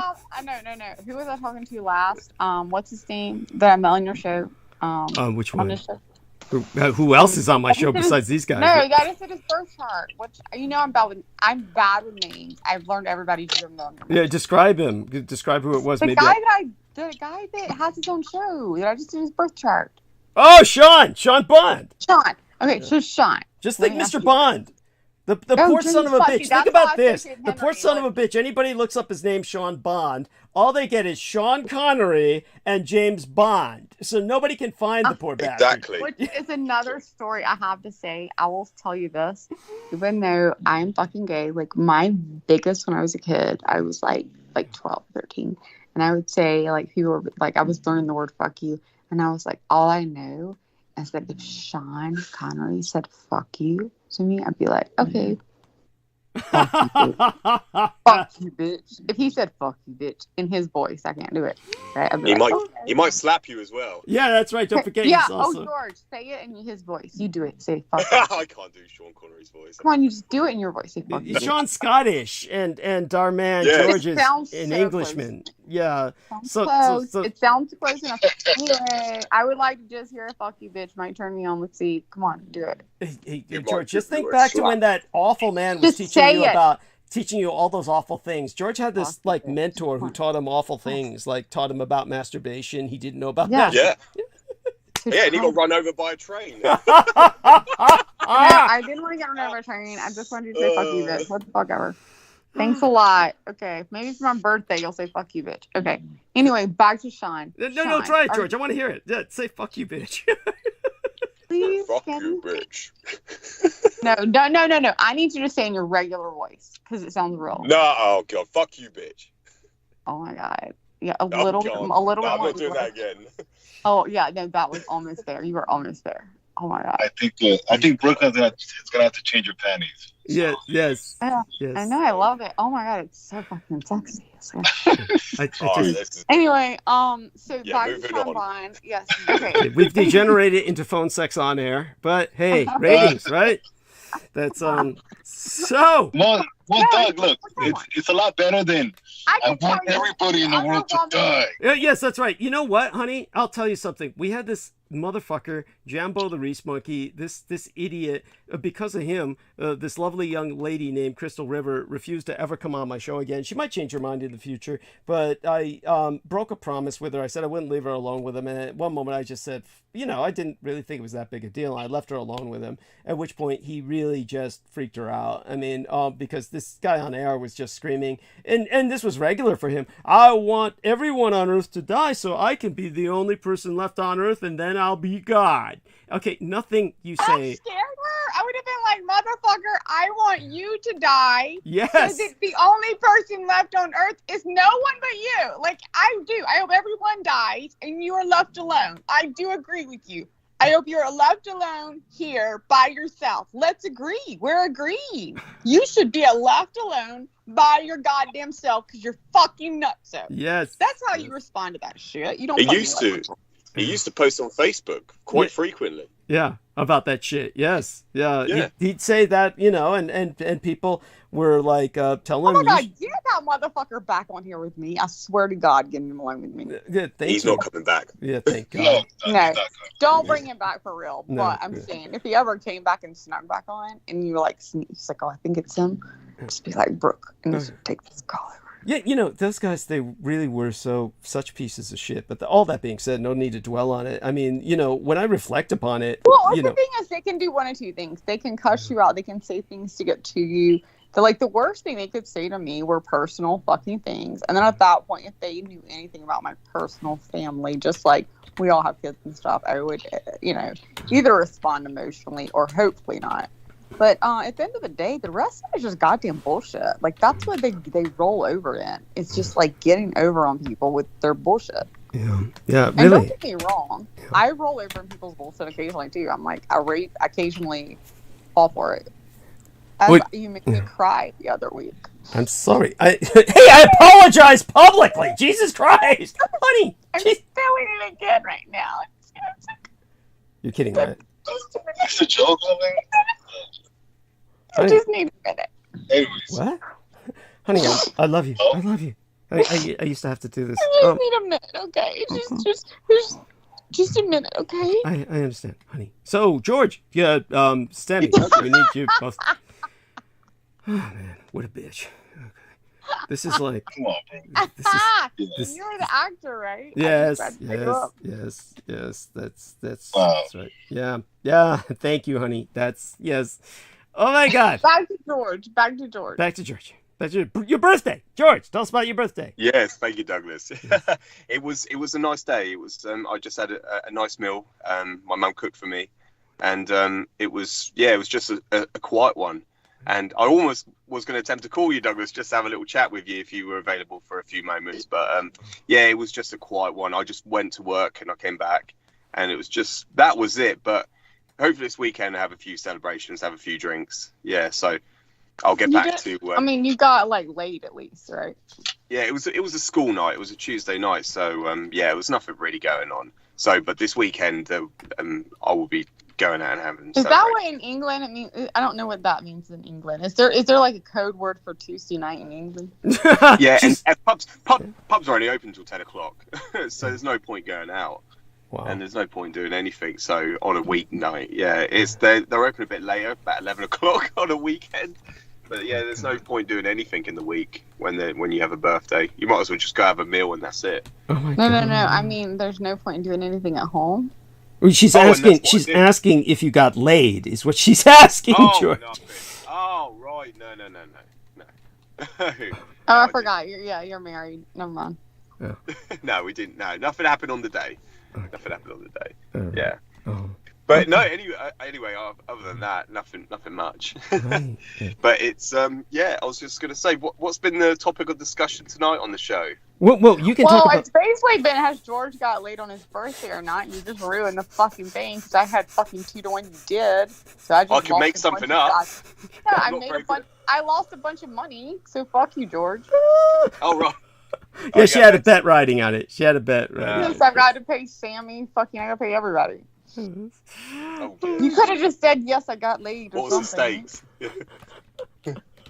Oh, It was just we did it even, but I fucking they were all three guys said you didn't. I fucking said you did. So apparently they think less of you than I do. she's making all this up, of course. Oh my Yeah, god. yeah. Yes. So Yeah. but what I feel is that you didn't get a chance to talk last time because we were talking about I kind of took over the conversation and related About we were going into the peacock. yes, and you said you might have a few more things to say about the peacock angel, but feel free to talk about anything you wish. I actually, thank you, Douglas, for reminding me. I was like, there are things I need to come on and say. But last night I watched a documentary on the Yazidi people, and of the peacock angel, and it's just it's just a generic, just a conventional documentary, just by a perspective, just by Westerner perspective, and they spoke to the Yazidi people. I'm trying to remember what the it's in northern part of Iraq near Kurdistan. I'm trying to think of the name of the village, the town that they reside in. What's it called? I'm sorry, Douglas. Can you remember? I'm trying to. Well, understand that they probably are. They're probably focusing on something that they are trying to say is like this is their town and this is their. But understand that the Yazidi people, as I understood them, are almost in a sense fairly nomadic because of the constant need to escape their persecution. So understand that even though that we have these towns or something that might be kind of affiliated with them, they're all over really. I could name a few that I visited. Honestly, Ba'adra, Bazan, Bashika, or Anbashi, Beshiri. Any of these ring any bells? Hanke? Yeah. Nagarakoi? Sinjar or Koshaba or Kocha? I mean, they're essentially, I would say there's no real, probably I would say that there was Tawaf in the town of Bashika in Iraq was a special place. There was the Yazidi village that was Bachin or Laylish.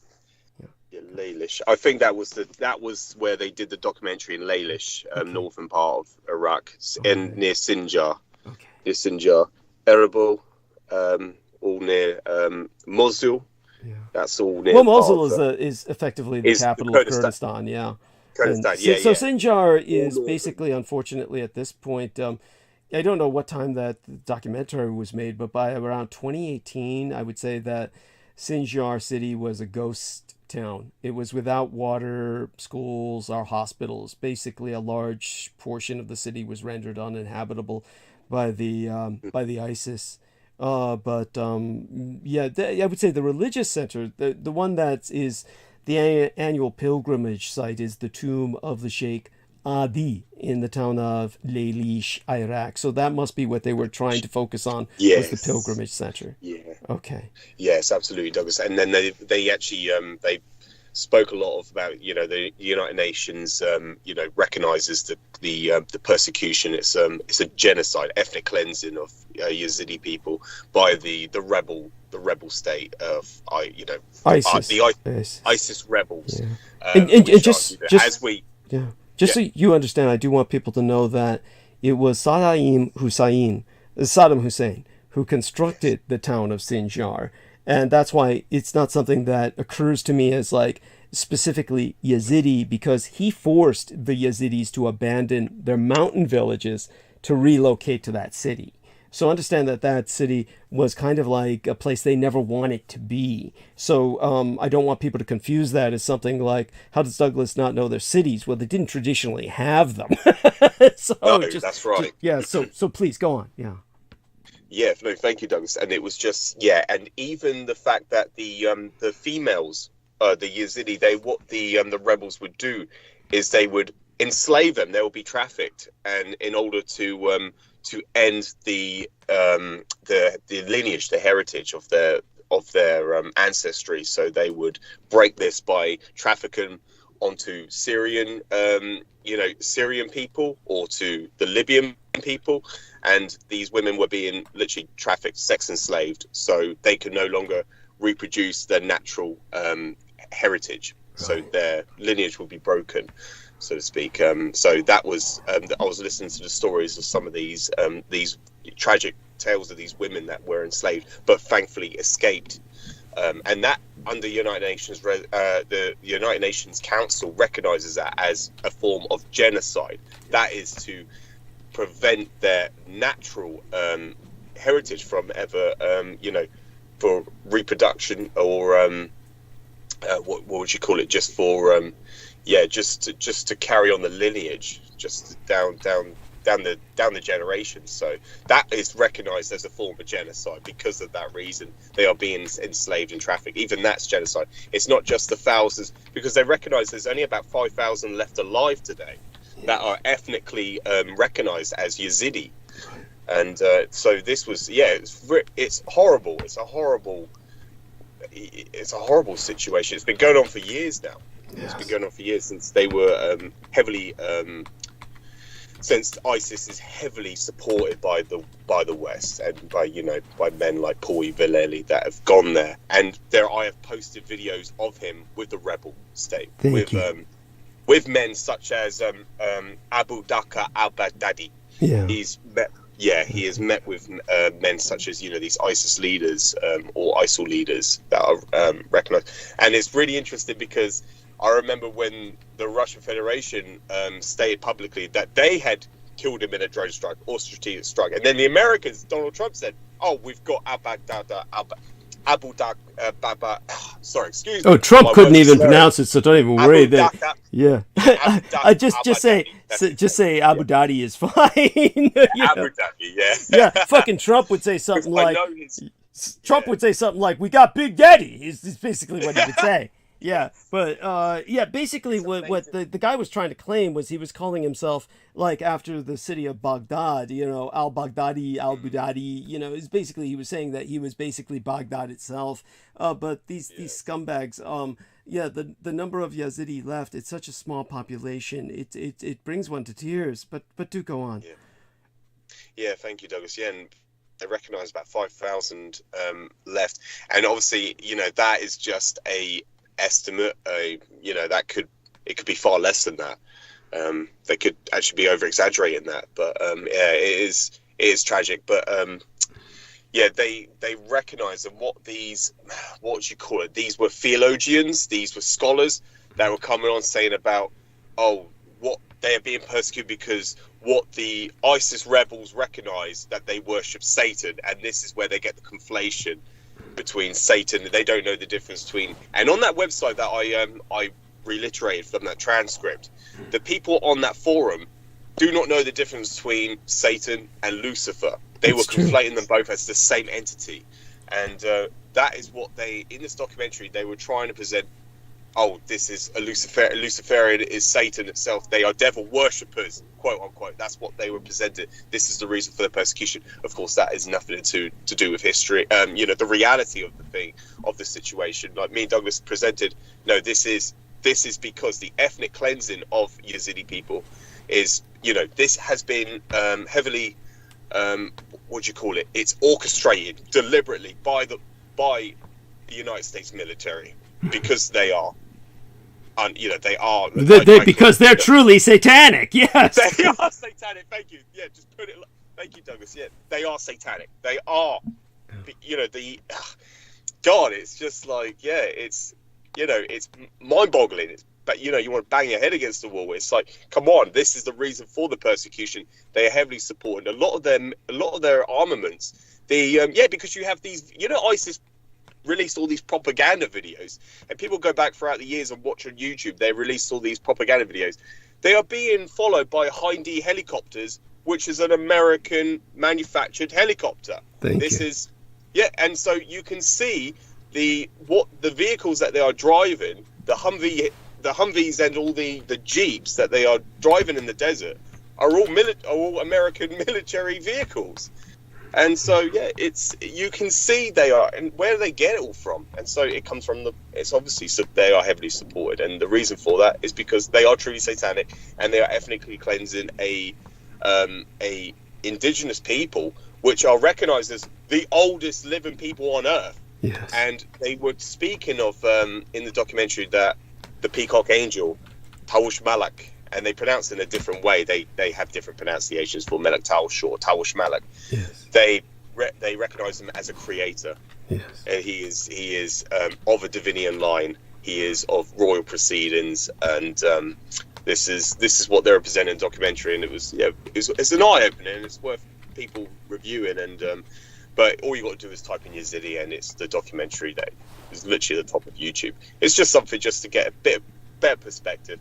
But of course, you have to listen to Douglas and including myself in order to get the entire perspective of what the reality is and what's going on and the reason behind the persecutions.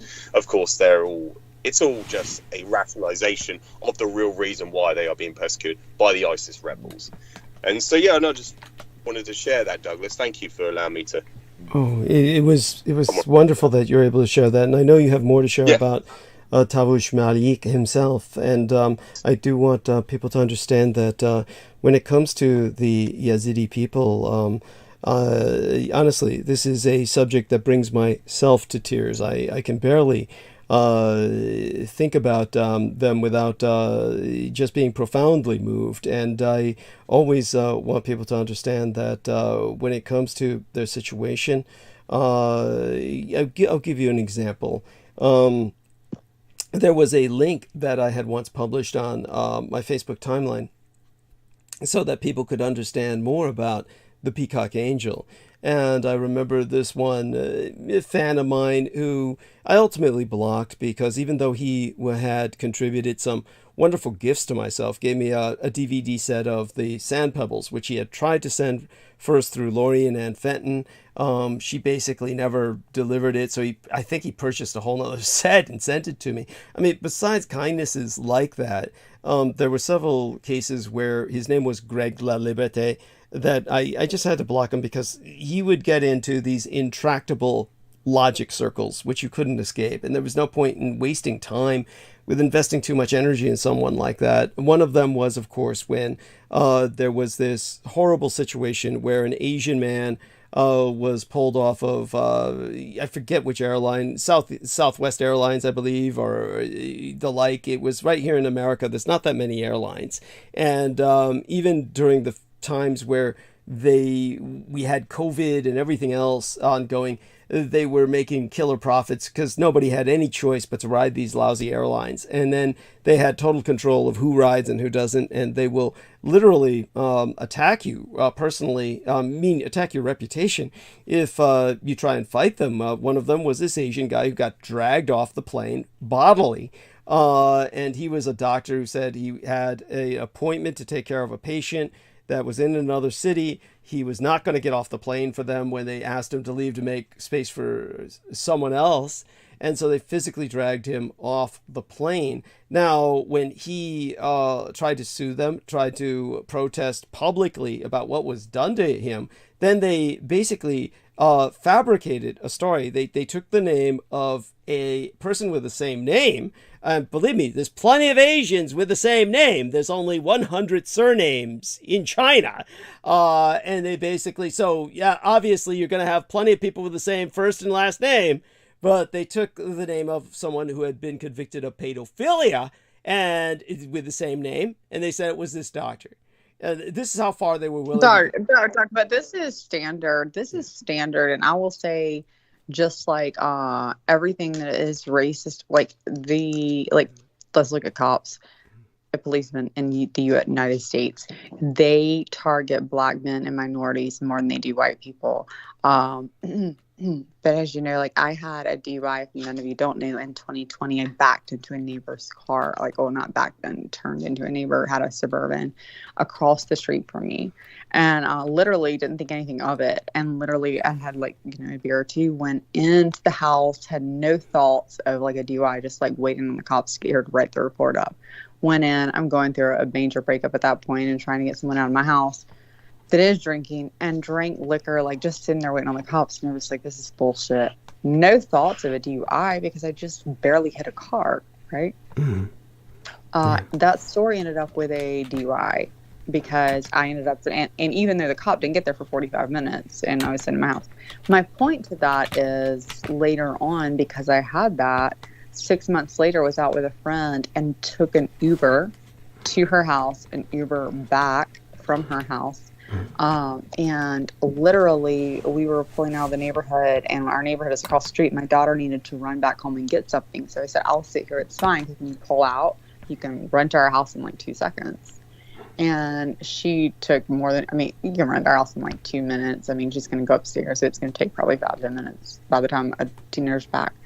And I had 4 cop cars pull up because it was pulled over to the side of the road and literally got me out, and then got me out at gunpoint. And I'm a white woman in the best area of Greenville, South Carolina, like the highest class area, or the second highest class. I mean, like between the two, you can break them over.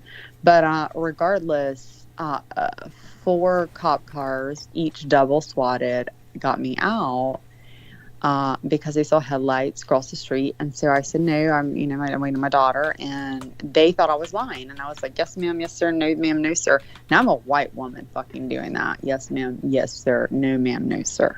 Completely. Or it was all sirs, actually. There were no ma'ams. And it was like, no, I told him what I did. I had, went out. Yes, we had literally, I'd had a Michelob Light and a half, I remember, and got 1 shot of a lemon drop that we split. Like, that is what I had. 1 Michelob Light Ultra, half a Michelob Light Ultra listed on the table, and a lemon drop. So obviously not drunk. And then my daughter's driving, and I'm sitting in the passenger seat. She runs back because we're going to get McDonald's when I get home from the Uber. Regardless, these 8 cops, these 4 cars, decided they thought I was driving and jumped over in the passenger seat because they were like, you're right across the street from your neighborhood. Why would you be pulled over? And I'm like, she forgot something. She turned around. She ran back. And so they said, you're under arrest for disorderly conduct. Mm-hmm. And I said, have I been disorderly, sir? How have I been disorderly? And he said, you have been disorderly because you admit that you have been drinking.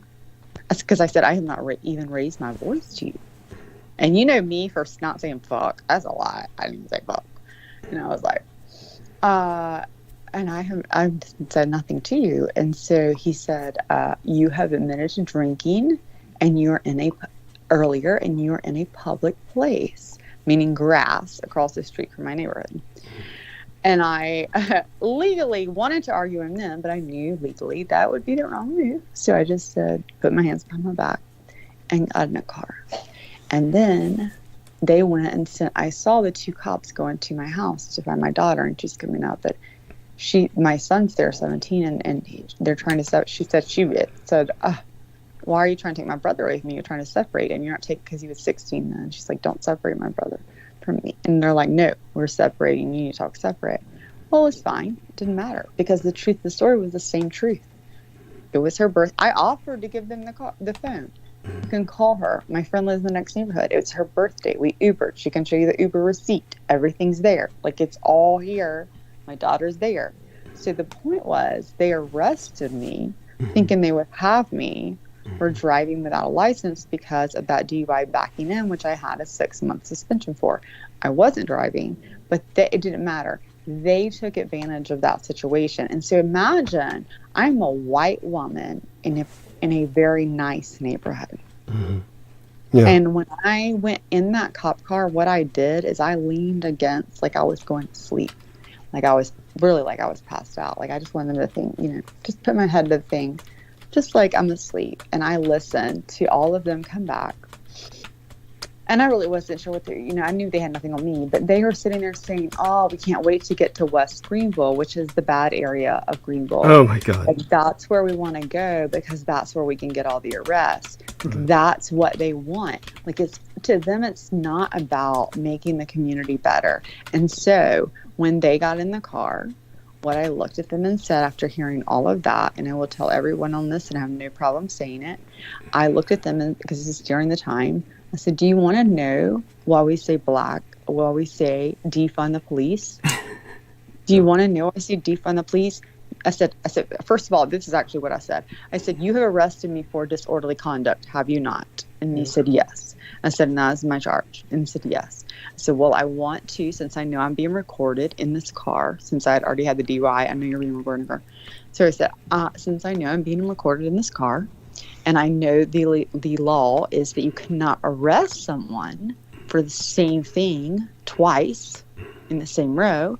So I have not been disorderly at all, and you had no reason to arrest me.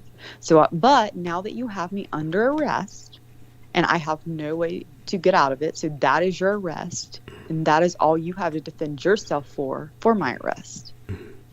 Meaning nothing I do after this you can display.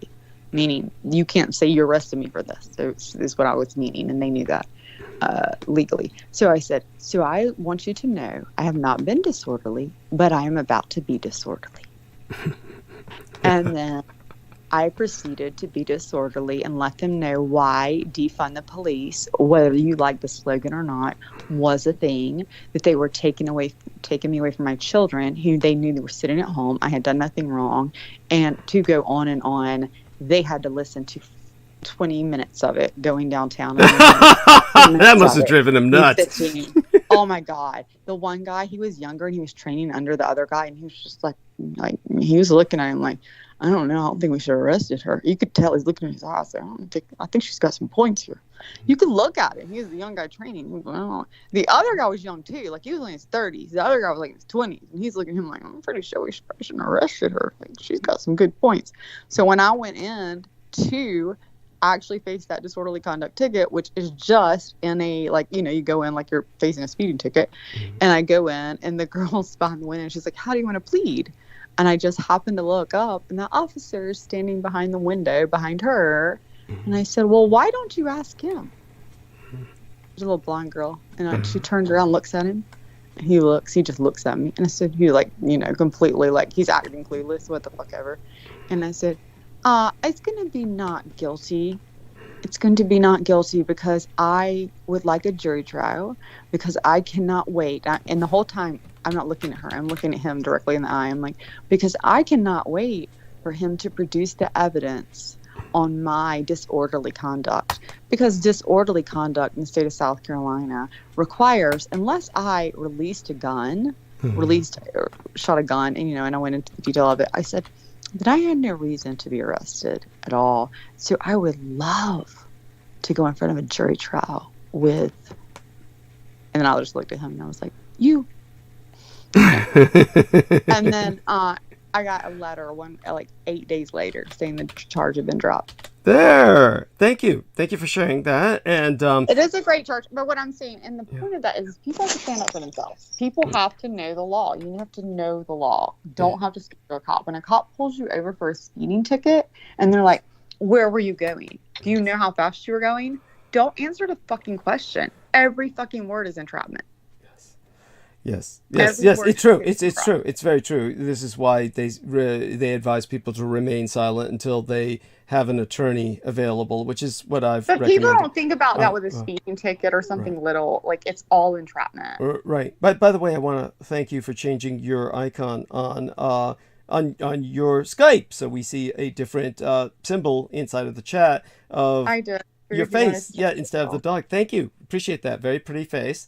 So I do want to point something out. So what I was talking about was when I said this guy was basically confused with a child molester intentionally by a major corporation and airlines. Okay, does all your stories have to do with child molesters? It's an unfortunate. Well, look at the civilization we're in, the so-called culture we're in. This is what it's the ultimate low that you can accuse something of, and they went there with this person that they victimized when they dragged him off the plane. It's not like I chose this narrative. So it happens to be how should I say, a common running thread when it comes to many of these stupid things that I deal with, because it's just our society's obsessed with it.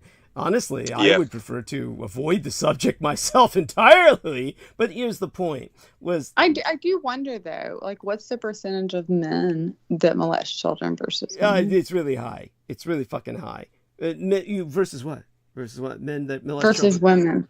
Oh fuck! It's like first off, let's put it this way. I've always argued that when women are basically having sex with underage children, especially boys, I mean, I myself would argue it's really not molestation. Because they can get it fucking up. You can get it Yeah. fucking up and turn on. It's not fucking molestation. Yeah, thank you. I mean, personally, that's my argument. I mean, I'm not married to this, of course. And I argue that same thing with a girl at same around the same age. Like she may be 13 or 14. Yeah. I'm not saying you can coerce her, same type thing. So there may be some different charge there, but I wouldn't call it molestation. It could be like taking advantage of a minor, like mentally, like those type things or something. Honestly, but it's not molestation. You know, basically what happens if some young man who's underage winds up having sex with an older woman, then comes out later saying... He brags about it. Yeah, honestly. And if he comes out later and says some bullshit like, you know, I realized that I really didn't like women and I'm really gay and that this was something that was traumatic for me, then my argument would be, well, at least she helped you realize that and helped you come to a realization of where your true orientation lies. So either way, it's kind of like... honestly, I'm not one for really pushing women who molest young men to be really pursued in any big way or something like that. It's something that, however, you know... No, I'm just saying, like, you hear about men raping, like, children before puberty. Yeah, men are disgusting. You don't hear about women doing that. No. I mean, I've argued about this. I'm not saying that there hasn't been a woman that's done it. I'm just saying, like, I mean, you know, but to get back to the point, so with this doctor, I mean, I can always talk about that at great length, but you know, just the difference between men and women and why women are really fucked by this patriarchal society, and we've got to change our entire perspective on this, and that women and men are two very different species. Really, they may as well be different species that evolved from different animals. I mean, I call men naked apes, and women are basically hirsute porpoises, or cetaceans, essentially. Or that means they have hair. But they're essentially evolved from a completely different species. I shave my hair. I shave it, all of it. I actually, you know, I really always be careful with that because, you know, really wish a lot of women would keep some hair down there because it like helps to actually maintain a healthy culture that prevents yeast infection. It helps to prevent... Well, I've never had a yeast infection, and I... Yeah, I know. I believe you. I mean, with some women, that's fine. I mean, yeah. Okay, to each their own. I will leave it alone. Yeah. So when it came to this doctor, what happened was this guy who was a fan of mine, he brought up some counter argument when I said, "Oh, this guy was set up and the stupid company's attacking him." Then he brought up some counter argument. "Oh no, the records have proved a match and shit." And I said, "There's nowhere you can go with this guy. This is just going to go in circles." So I blocked him. But you know, there was another reason why I blocked him too, was because when I had put up the link about the Peacock Angel, he had read the link about Lucifer and etc. And he shit! I thought George was saying something about me saying about the pussy being fucking shaven, and he was saying bye. What? Do you remember how I interrupted and I was like, you know, I shaved mine, and then you said something, and he said something. Yeah. He was agreeing with me on the hair. I don't think he was. I think he was saying I gotta go by. Is that what he was saying? He's gone. Oh, was he? Oh, shit. Yes, I'm trying to say he wasn't agreeing. He's gone. He probably likes shaved pussy too. That's cute. And Sammy's gone too. Right, which leaves us with Sean.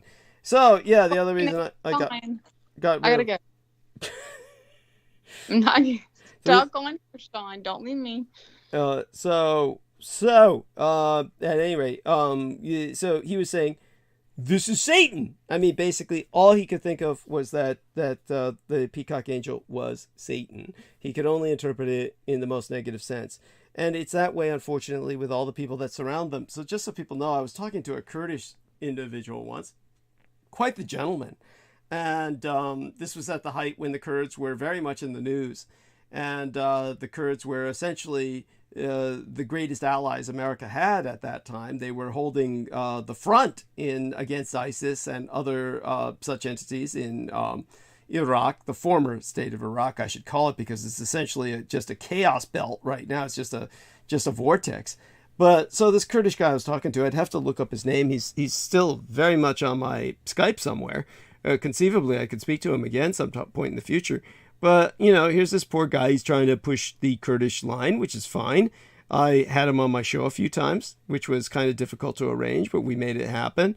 Difficult to arrange simply because of the time differences. But when it came to this individual, I told him, my American audience would really like to hear about the Yazidi people.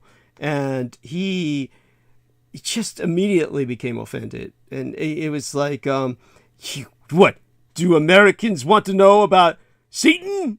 And this is a Kurdish individual who, I said, well, look, they live in Kurdistan now, and I pray they're not being persecuted and by the Kurdish people. And he said, we take care of them, meaning we don't kill them. I mean, basically that's his way of saying we don't, exterminate them outright the way ICE was doing, and they tolerate their existence is basically what he's saying. And then he gave me some anecdotal story about, one young girl tried to leave them to learn about Islam, and then they killed her. This is like, my Solanus V. Her friend, I should call her my friend as well, Rose, who used to own the salon which I used to meet V in.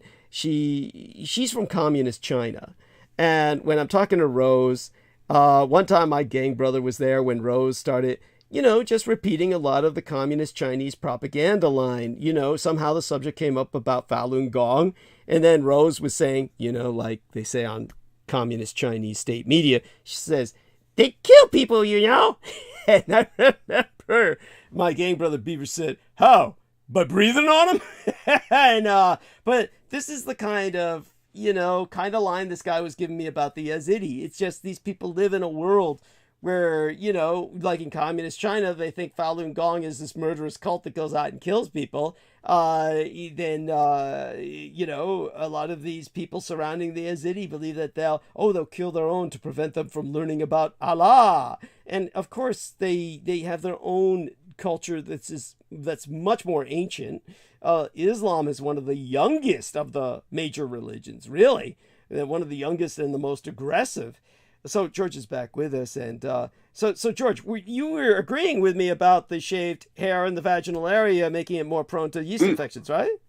Right? Oh, yeah, absolutely, Douglas. I've actually been, and it's like myself, where, George, you like to eat with the hair. You like the hair. Well, it's good for it's dental floss, isn't it? Yeah. Yes. I prefer real floss, baby boy, but whatever works for you. But what I want to share is it's like with myself, I was circumcised when I was 2 weeks old, oh my god, I was going to mention that earlier. That's cruel. They circumcised my little boy at 2 days old. Why did you allow it? No. I regret it to this day. Okay. They take them away from you. That's what they do in America. They take them away from you. They're just we're going to circumcise him. And I didn't know, so they take him out of the room, and you're just a mom in there. And then I realized they bring him back. That's outrageous. That's outrageous. We'll talk more about that. I realized how much pain he was in, and I didn't know. Oh my god, that's outrageous. But we'll talk about that later. So go on, George. Yeah. Oh yeah, thank you, Douglas. Yeah, so what it's like I always bring up with people as an example is I've been circumcised, and people with foreskin, they're more prone for yeast infection because it's built up underneath the skin, whereas it's more hygienic to maintain and look after yourself, more cleanliness for yourself. But it's just like Douglas was saying, it's good to have a bit of hair of vaginal hair around that area just to help protect it. It's more hygienic. It's just okay. Just want George and Douglas to shut the fuck up for a second. Sorry. And anyone else listen, because how many of you think that George or Douglas be attracted to women with a bunch of nose hair hanging out? Because it is more hygienic to keep your nose hair, and it will continue to grow longer. It's not the same. It's not the same. No, it is. Because you know what your nose hair does? No, it is the exact same. It's actually better for you, because your fucking nose hair is what is fucking keeping out all of the shit. But all we're asking for nose hair is that you trim it, not denude yourself of it. I used to have a pretty little tiny little square tiniest little diamond, okay? And I was like, what the fuck am I goddamn doing? This isn't... I like the little diamond. It's fine. I like the little diamond. It wasn't keeping out shit. shit. It was just me not being too scared to be like, oh my God, am I going to go back to looking like a baby? That's what I was scared of. Oh my God. Yes. Well, I really prefer some hair, honestly. It's just one of these things that is generally more healthy. I know why you prefer. Because you had to see the little girls without hair. And that is why I used to think, oh, if I go back and I'm hair, like, am I going to like a little girl? Well, I don't fucking like a little girl. But let me tell you, like, I was proud when I grew hair, just like a man's proud when he grows hair on his underarm and you're proud when he grows hair. You're like all proud. You're like, we're going up. And like to shave the fucking hair, it's like, do I shave it all? Like I shave my legs, I shave this. Do I shave that though? Oh, I don't know. I don't think I'm supposed to. And apparently 50s thing was a fucking bush. But no, I'm not 50s. I don't want a fucking bush. I wouldn't want to eat a bush. I wouldn't want a bush in somebody's mouth. I want to fucking. Well, honey, it's like you're thinking in terms of very aggressive. So you can trim it, and then you make it all neat and shiny and a little like some people do in little Playboys. You think you're the only one that's seeing goddamn It's either that or just natural hair. I'm fine with, really, but I really actually prefer the hair. Honestly, I just old like that. I grew up with all the porno movies where all the women had their hair. So oh God, I would die in a. Oh my God, I would literally. I could be with the most beautiful woman in the world. If she fucking had a bush, I would walk out of the goddamn room. Yeah, everyone has their own preferences. And that's so true. Everyone has their own. Yeah. Well, I understand, but as a lesbian, of course, Our Lady Brooke is obviously hairy vaginas are something that would be a bit of a thing that would I guess kind of be an issue with her because a lot of women stimulate my mouth each is down there probably a lot more than your fucking shit is. So, anyhow, so I'll just be quiet about that, and before we take this in a direction, I love how you took it there, and then as soon as I do, I took it there. I took it. Oh, wait a second. As a lesbian. Okay, then finish your sentence. What were you gonna say? Yeah. Well, I mean, obviously, eating pussy is like a big part of what you do. So I guess this is like something you think about, So I mean, well, that being what it is, I mean, it's so that being said, the hair never really bothered me. Honestly, so all of that being said, now that we've gone through that. So George is back with us, and Sean is also with us. Now, oh God, have I introduced the two of you? Sean do you like hairy pussy? Sean Bond. This is George Knight. George Knight. This is Sean and then Bond. we'll get off the pussy subject. End of pussy subject. I just want Sean's opinion. Oh God, Sean, are you alive? You there? Yes, he is. Hello, can you hear me? Yes. Sounds afraid that we can. Yeah, we hear you. So just vote, would you prefer a hairy pussy to eat or non-hairy pussy to eat?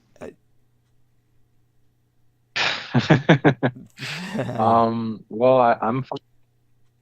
Especially if he's broken up. He's breaking up. All we hear is you're breaking up. You're breaking up. You know what? He's eating pussy while he's talking to us. That's the problem. He's talking with his mouth full.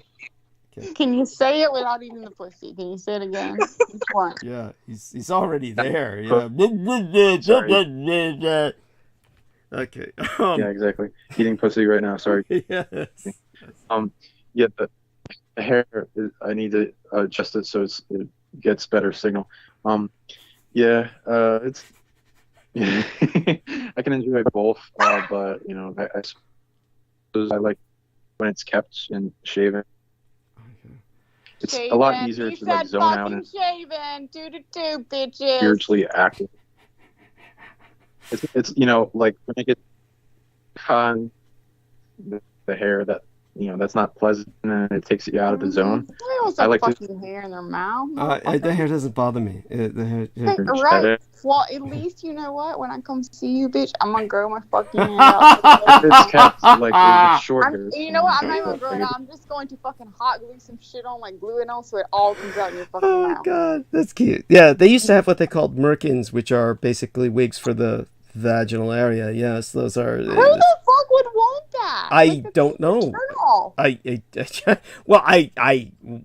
Apparently it's not a turn off to some people, but I'm so glad Sean Fon is my new best friend. George, I'm sorry, you have lost your status. You little They have to cater for everyone. They have to cater to all these tastes. Yeah. Everyone's got different preferences, so they have to cater for them. Yes. I'm sorry, King. You don't seem like a king anymore. You're back down to a prince. So a king does not like the haircut. Okay. Anyway. Douglas Mark says the peacock bird is beautiful. So that brings us back to a more pleasant subject. Thank you. Yes, we'll get off this. Brooke. Yes. Brooke, just so you know, I didn't state I prefer to eat a woman out when they've got hair or no hair. I'm just saying about it's more hygienic. Yes. I didn't say anything about sexual preferences. Have you I'm not talking on the same. I'm not on the same wavelength as you. Well, then You're talking about something different to what I am. So what I'm saying is, would you prefer to eat a woman out with hair or not? No, that's. I've already stated what I've stated. Yes. Oh, you've only eaten your woman out. Douglas got hair, and I'm going to Douglas save was you from asking that. a question about. I agree with him about the hygiene and the healthy Yes. reasons. Okay, That was nothing to I do with sex. understood. You're the one who turned it into that. I got it. Right. I right. got it. But that's fine. Going That's right fine. there. I mean, it's all cool. I mean, people love to hear these sorts of things, and now that we've managed to cover that, to use a pun. Yeah. Okay, let's. I'm gonna. By the way, all my dogs have hairs all around their penises and their pussies. So there you go. Yeah, that's cute. There you go. There's a reason for that. Yes. No, I'm pretty sure. Yeah, I'm pretty sure. And so also, if we're gonna go there, then we should treat dogs like we treat people. And you watch.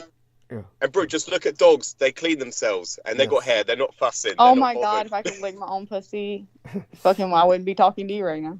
So all that being said, and I can assure you, we would have never known Douglas Dietrich. Yes. Why? Never mind. I'm gonna get off this subject. It's getting bad. Oh, right. So such being said, all of that being covered. So I'll start monologue soon, but I do want to take advantage of the fact that our man George is with us and Sean is with us. Sean, obviously you're welcome to publish this episode on your own timeline or your own channel because it has you in it. Let people know, of course, where they can find you. And aside from that, I don't think I've properly introduced you to George Knight because then Brooke interrupted again when I was trying to do that. So are you trying to say I interrupt? Yeah, kind of. You saying I interrupt because I whatever. Yeah, kind of. I mean, yeah. But so Sean Bond. This is George Knight. George Knight. This is Sean Bond. Hello, Sean. Nice to meet you, and thank you for being here today. Yeah. Thank you.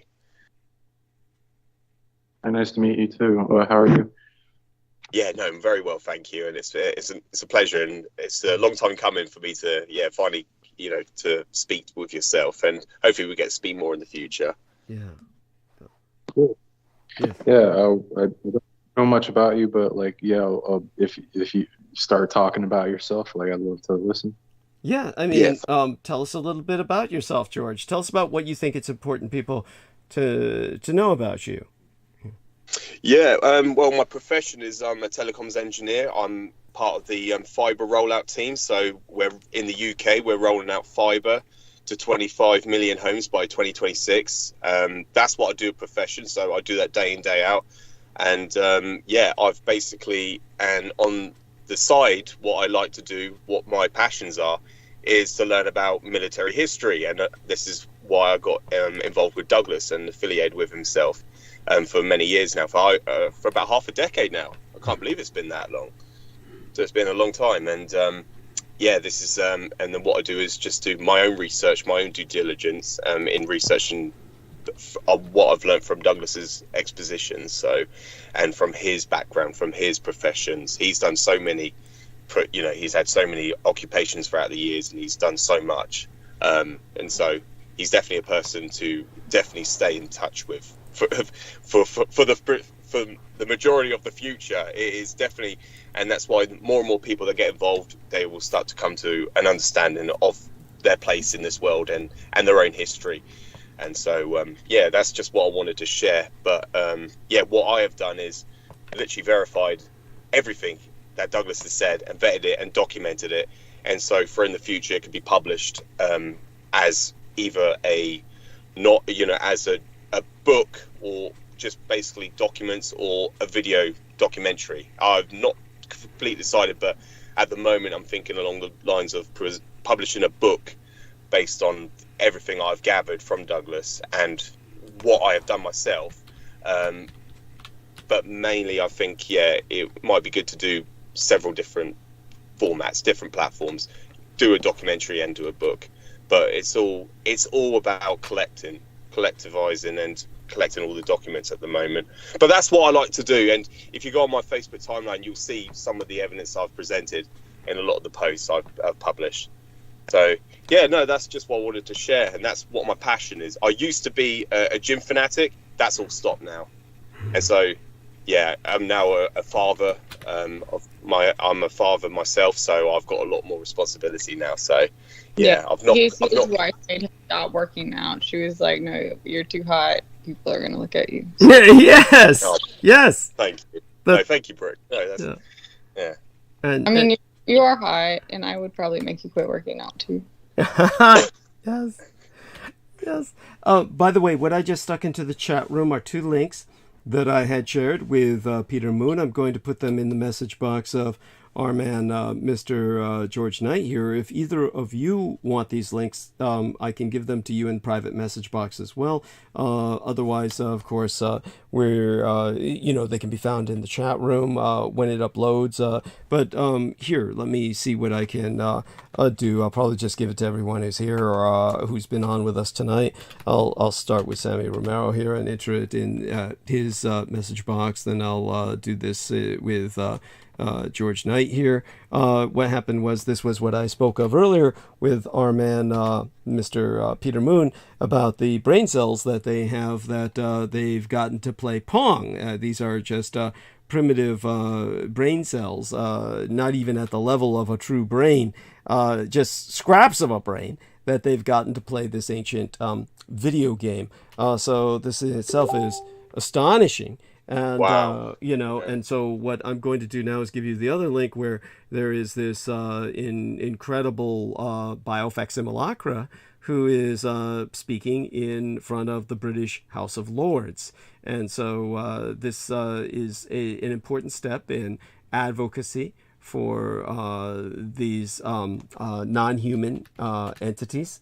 And I think it's very important that people begin to appreciate these entities as another form of life. So here we are with the other link, and I'll provide this to Sean Bond. And also, now, of course, I was thinking of providing this to Our Lady Brooke, but I don't know how often she goes to her private message box in chat. Do you go there very often? If I put this in there now, let's take a look at, let me look up Brooke here, send these links to her, and then hopefully she, goes through them and we hear her opinion on it later. She's always good with sharing her opinions. And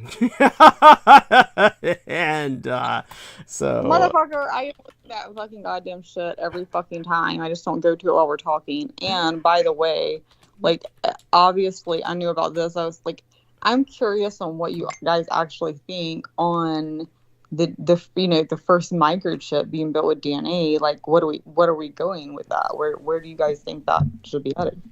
Well, we already know where it headed towards last time with the creation of the Dietrich artifact. So, I mean, in a sense, what are we doing? We're just getting a bit more fine-tuned with it. But it's going to become a more, so now that Apple has, I believe it's Apple, I think it was Apple, was it Apple or Microsoft that has it now, that it has launched publicly that they have built one. So this is becoming public knowledge. So that means it's going to go eventually widespread. Mm-hmm. So what are the thoughts on, anybody have any thoughts on that? Well, gentlemen, by all means. Yeah, thank you. Sorry, Brooke, I actually zoned out then on your question. I apologise. I'm sorry, I wasn't talking sex. So basically, no, it's not that. It's not that at all. Do you prefer like nose in? Because when you get your nose all the way in there and like tongue up, like that's how the best way to make her come. Yeah, sorry. What was the question again? Was it to do with... again, like the new like DNA microchip that was not, and of course, not new, whatever we can say, but there was announced the DNA microchip that was announced either by, I can't remember, it was Apple or It's Yeah. Microsoft. Like we're like obviously this is public knowledge now, so it's going to become a public thing in the future. So like where do you think this is going? Yeah, What- the only thing I can share with you and present to you is a lot of like people. There are these propagandists out there, like Edward Snowden, that run off to the Russian Federation. Yeah. He was talking on like the Joe Rogan show and presenting that they're listening. The government are listening to you. There's an allocated person to listen to your conversations and to watch you sit in your living room in your underwear eating Doritos, watching television. And so this is another along those lines of they're propagandizing. They're going to. I never believed that. I hope the people do. They don't need to do that.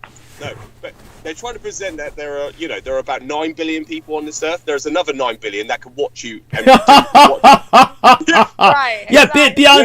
beyond which, no one could pay anyone enough to look at most of the ugly motherfuckers out there, male or female, sitting on their couches. And I hope there's a person for each one of us right now watching us in our house talking to each other. Oh they my deserve to fucking watch it. yeah, I mean, but go on, because what George Knight says is profound. Yes, you've got this fucking Russian propagandist, a traitor.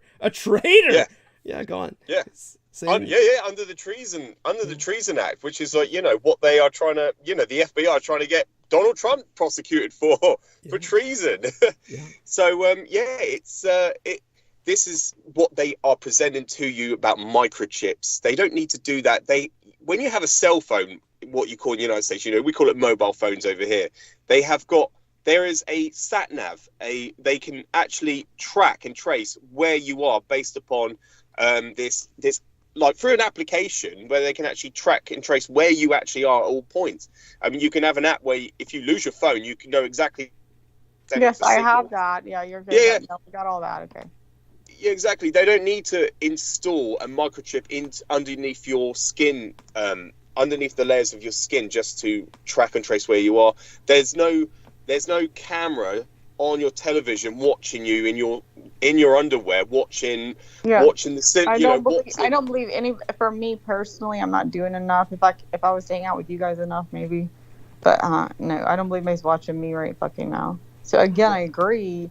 That's not what's my question. My question was so the DNA, what they're saying is these DNA microchips can hold like so much more than anything that an actual microchip could ever hold, like the DNA microchip in the sequence. Right. And so that's what they're saying is the potentiality of that. At least that is what I have been studying. So all that means is that we can hold a lot more information, honey. It just means that they're using a biological. I understand that. Yeah. So with that being said, and then where we know where we have, what's her name last week?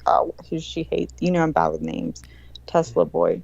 Oh, Muskrat. Yeah, Mr. Musk. Yeah, like he's already started the fucking biochips in the fucking head, man. He's already started doing that. Like that was actually just a thing, but from what I read this week, like they've already doing testing of those in actual humans. So I'm just looking. I'm not looking at us in a year. I'm not looking at us in 2 years. I'm looking at us in 10 years if we fucking goddamn make it, or 20. So that's what I'm asking. What you think? Oh, well, it's like, what is there to think? But go on, George. Yeah. Thank you, Douglas. Brooke, my question to you is: are you presenting on a positive line or a negative line? Because I'm getting more of a. I'm getting a negative vibe from her. I'm getting a negative vibe from her. But in your perspective, Brooke, is it a negative thing in your perspective? Because you're asking us the question if it's good or bad. But from what you've gathered, what is your perspective on it? In my perspective, the bio link in my head, anything bio like that in someone's body is bad. And I believe if there's not a civil war before then, there will be a civil war with that. But honey, you don't actually believe that the government, you don't actually believe the government would do that, do you? I mean, what would be the purpose? It's not like... exactly. Oh, because the government is so good. You're right. And they tell no lies. They don't. No, honey, it's not a question of whether they're good to advantage is there? Well, there is such a thing to to control you, to make you think the way they want Oh you. To my make you God! go to Everybody war, comes No, down no. to this. Go on, George. Yeah, Respond to that. yeah. Thank you, to Douglas. make No, you this want is to what go the to pro- war, to make you want to follow in suit with them. Like, what else Yeah. the fuck would there be to make you want to stay in line and not fight against them? Like Handle a this, George. ride? You have to let give George a chance to talk, honey. Give George a chance to talk. Yeah, thank you. Yeah, thank you, Douglas. Yeah, Brooke, thank you. This is the part of the conspiracy peddler, the propagandists that are trying to persuade you, to sway you into line with, to reject what the government proposed, and the consensus is what they're trying to present to you. Like these people like Edward Snowden, which are Russian propagandists. They're telling you. Wait! Before you go any further, I'm gonna let you finish everything you have to say. But Okay. I do have Well, let George say good morning No. to everyone, because I mean, Yes, wait. Let Sean say good morning to everyone because he has to go to sleep. Sean, Oh. say good morning to everyone. Tell them where they can find you before you go to sleep. Sean, don't Hey, thank go. you. Sean, don't go. Oh. Please stay. I would. It's just 4 a.m. So maybe like another show. Well, yeah, good to be on with you guys. It's been fun, interesting conversations on. I had so much Sam. to ask more about the Yes, freaking whole. we took it web to the gutter. systems. We took it to the gutter, Sean. But go on, tell everyone where they can find you before you go to sleep. SonicLeague.com, Sonic League YouTube, Sean Bond on Facebook. Thank you all. Where Appreciate can I find you to make sure that you can make sure I don't have any demons in me, or do whatever you can do, because I know you've got some special skills there. Add me on place? Facebook. Add me on Facebook, Sean Bond. A message that we were on a show, and we'll Okay. All right. Yeah, I'll hit you up, man. Okay. I'll thank you. try and give her your link. Go on. I'm not normally this. He woke me up. I'm not normally this fucking perverted. I mean, just like half of it, but not normally this bad. I actually, there's probably a demon in me you need to fucking get rid of. So I'm gonna call you up. I think her demon's fine. It's a lot of fun. It's so that being said, Sean, what I'll do is, because it's impossible to fucking find you, I will try and give her the link to your Facebook timeline. Okay. Because otherwise she'll look up Sean Bond and all she's gonna get is Sean Connery. Fuck you, bitch. Oh, can you say it again, George? Say it, George. Say it. Fuck you, bitch. Fuck you. Oh my God! So Sammy's rejoined us for a few minutes. Sean Bond says good night, loves, and we love him dearly. Sammy's joined us for a few minutes now. The reason I asked Sammy to jump on for a few minutes is because there's actually a fun kind of topic here where, and I didn't want to do this without his being here, but I do want to also address, while we have George with us, some of this technology paranoia that We're doing so technology though. I remember I have one question. You had to interrupt. So my one question was, and now fucking I can't remember. I think it was, do you think, I think it was going to be, it was to you, Dietrich. Like, I love on Dietrich when I want to. Doug, do you? Go on. I call him Dietrich all the time. Do you, Dietrich? Because it's so much easier to like fucking remember. Do you, Dietrich, think that it is? Damn it! Fucking go back to what you were saying. Well, this is justice. This is karma, because she makes me forget everything I'm trying to say. So this is like, there you go. I mean, we do this to each other.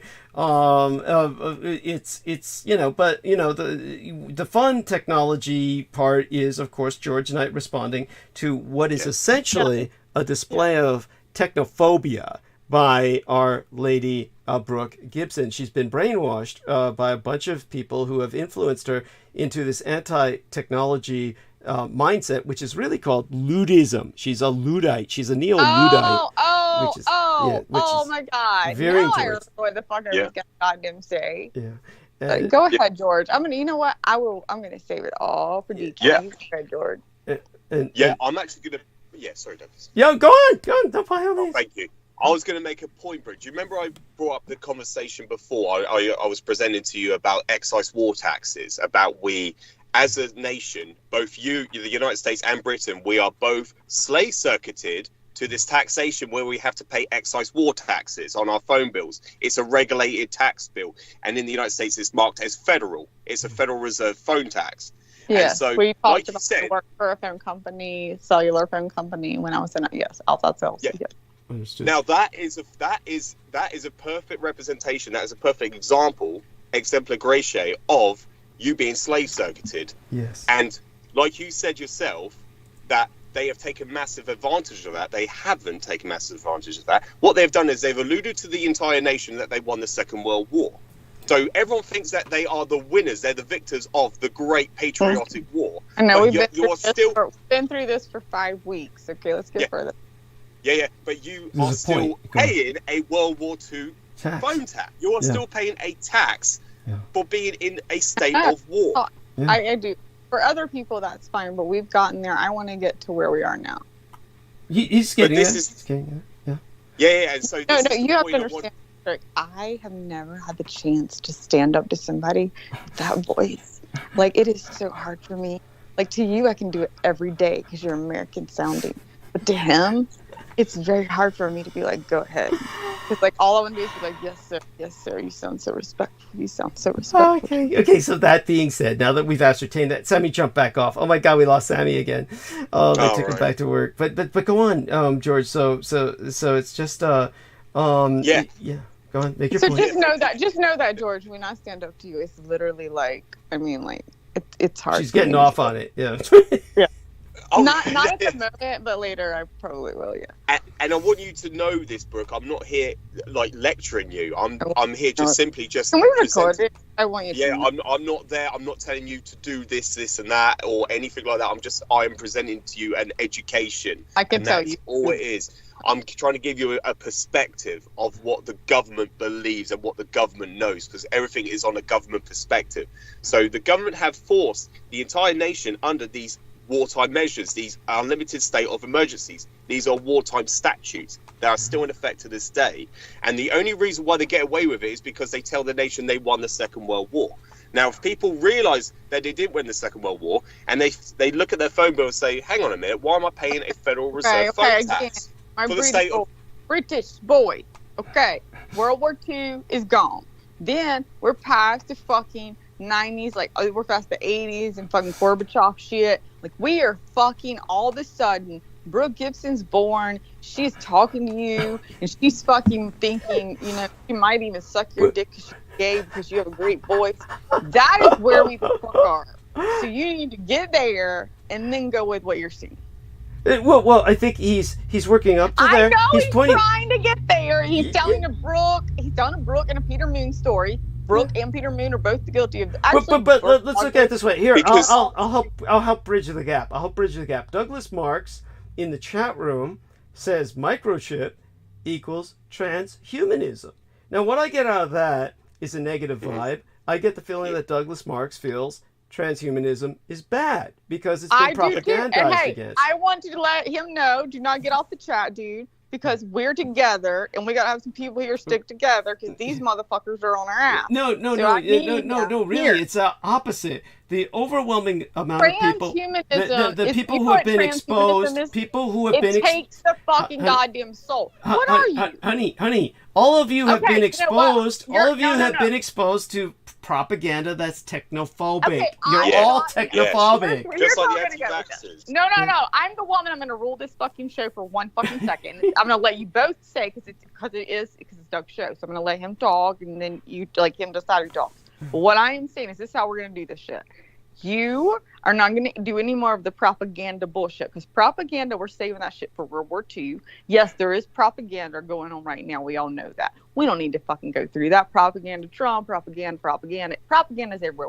There's nobody needs to say propaganda another time. We got it. Propaganda, okay? You can just say, I believe this, I don't believe this, this was a fucking lie, this isn't.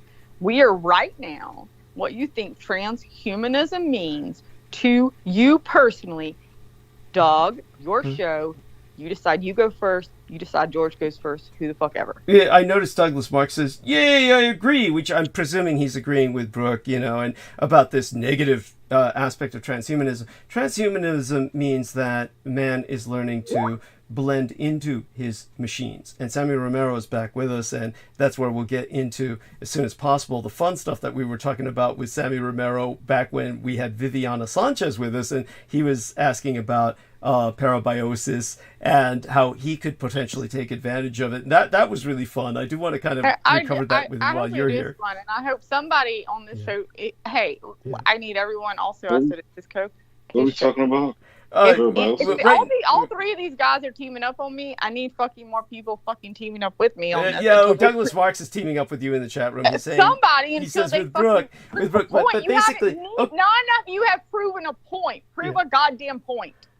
What are you talking about, honey? When I talk about, say, for instance, cord blood, that is transhumanism. Cord blood is transhumanism. Cord blood is not transhumanism. Yes. That is human blood. Yes. That is my human. But it's technology that enables us to take advantage of that cord blood to help people. Without this technology. Yes. That is okay. So what you're. So I don't think that you have the same definition that many of us do, as far as transhumanism, because transhumanism isn't. So we cook on the stove every day. I could be like, well, technically we should be eating this raw. If we weren't using a machine, it would be raw. Okay. Oh God. We weren't using a machine to transfer the. No, let me finish. We weren't using the machine to transfer the blood out. You wouldn't be getting the blood. Yeah. Natural made blood, natural grown shit. When you start taking DNA from a human, making it into a computer chip. You're just using God's technology.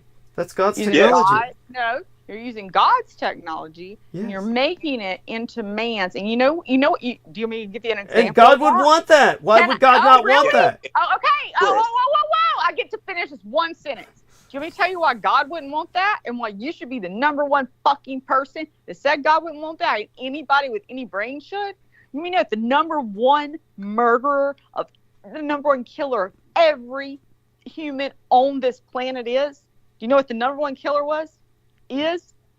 Well, tell us what you think it is. Man-made mixed with human. Man-made, belief, soul. That's what we are. We're a soul and a body. So we have our body and we have our soul. And man-make, what do we do with that? Wait a second. Honey. Church. We make a religion. We make rules. And then you know what those fucking rules? So you're just making fucking human 3D shit. It's 3D shit. It's not human. And you're mixing the two. Whoa, honey.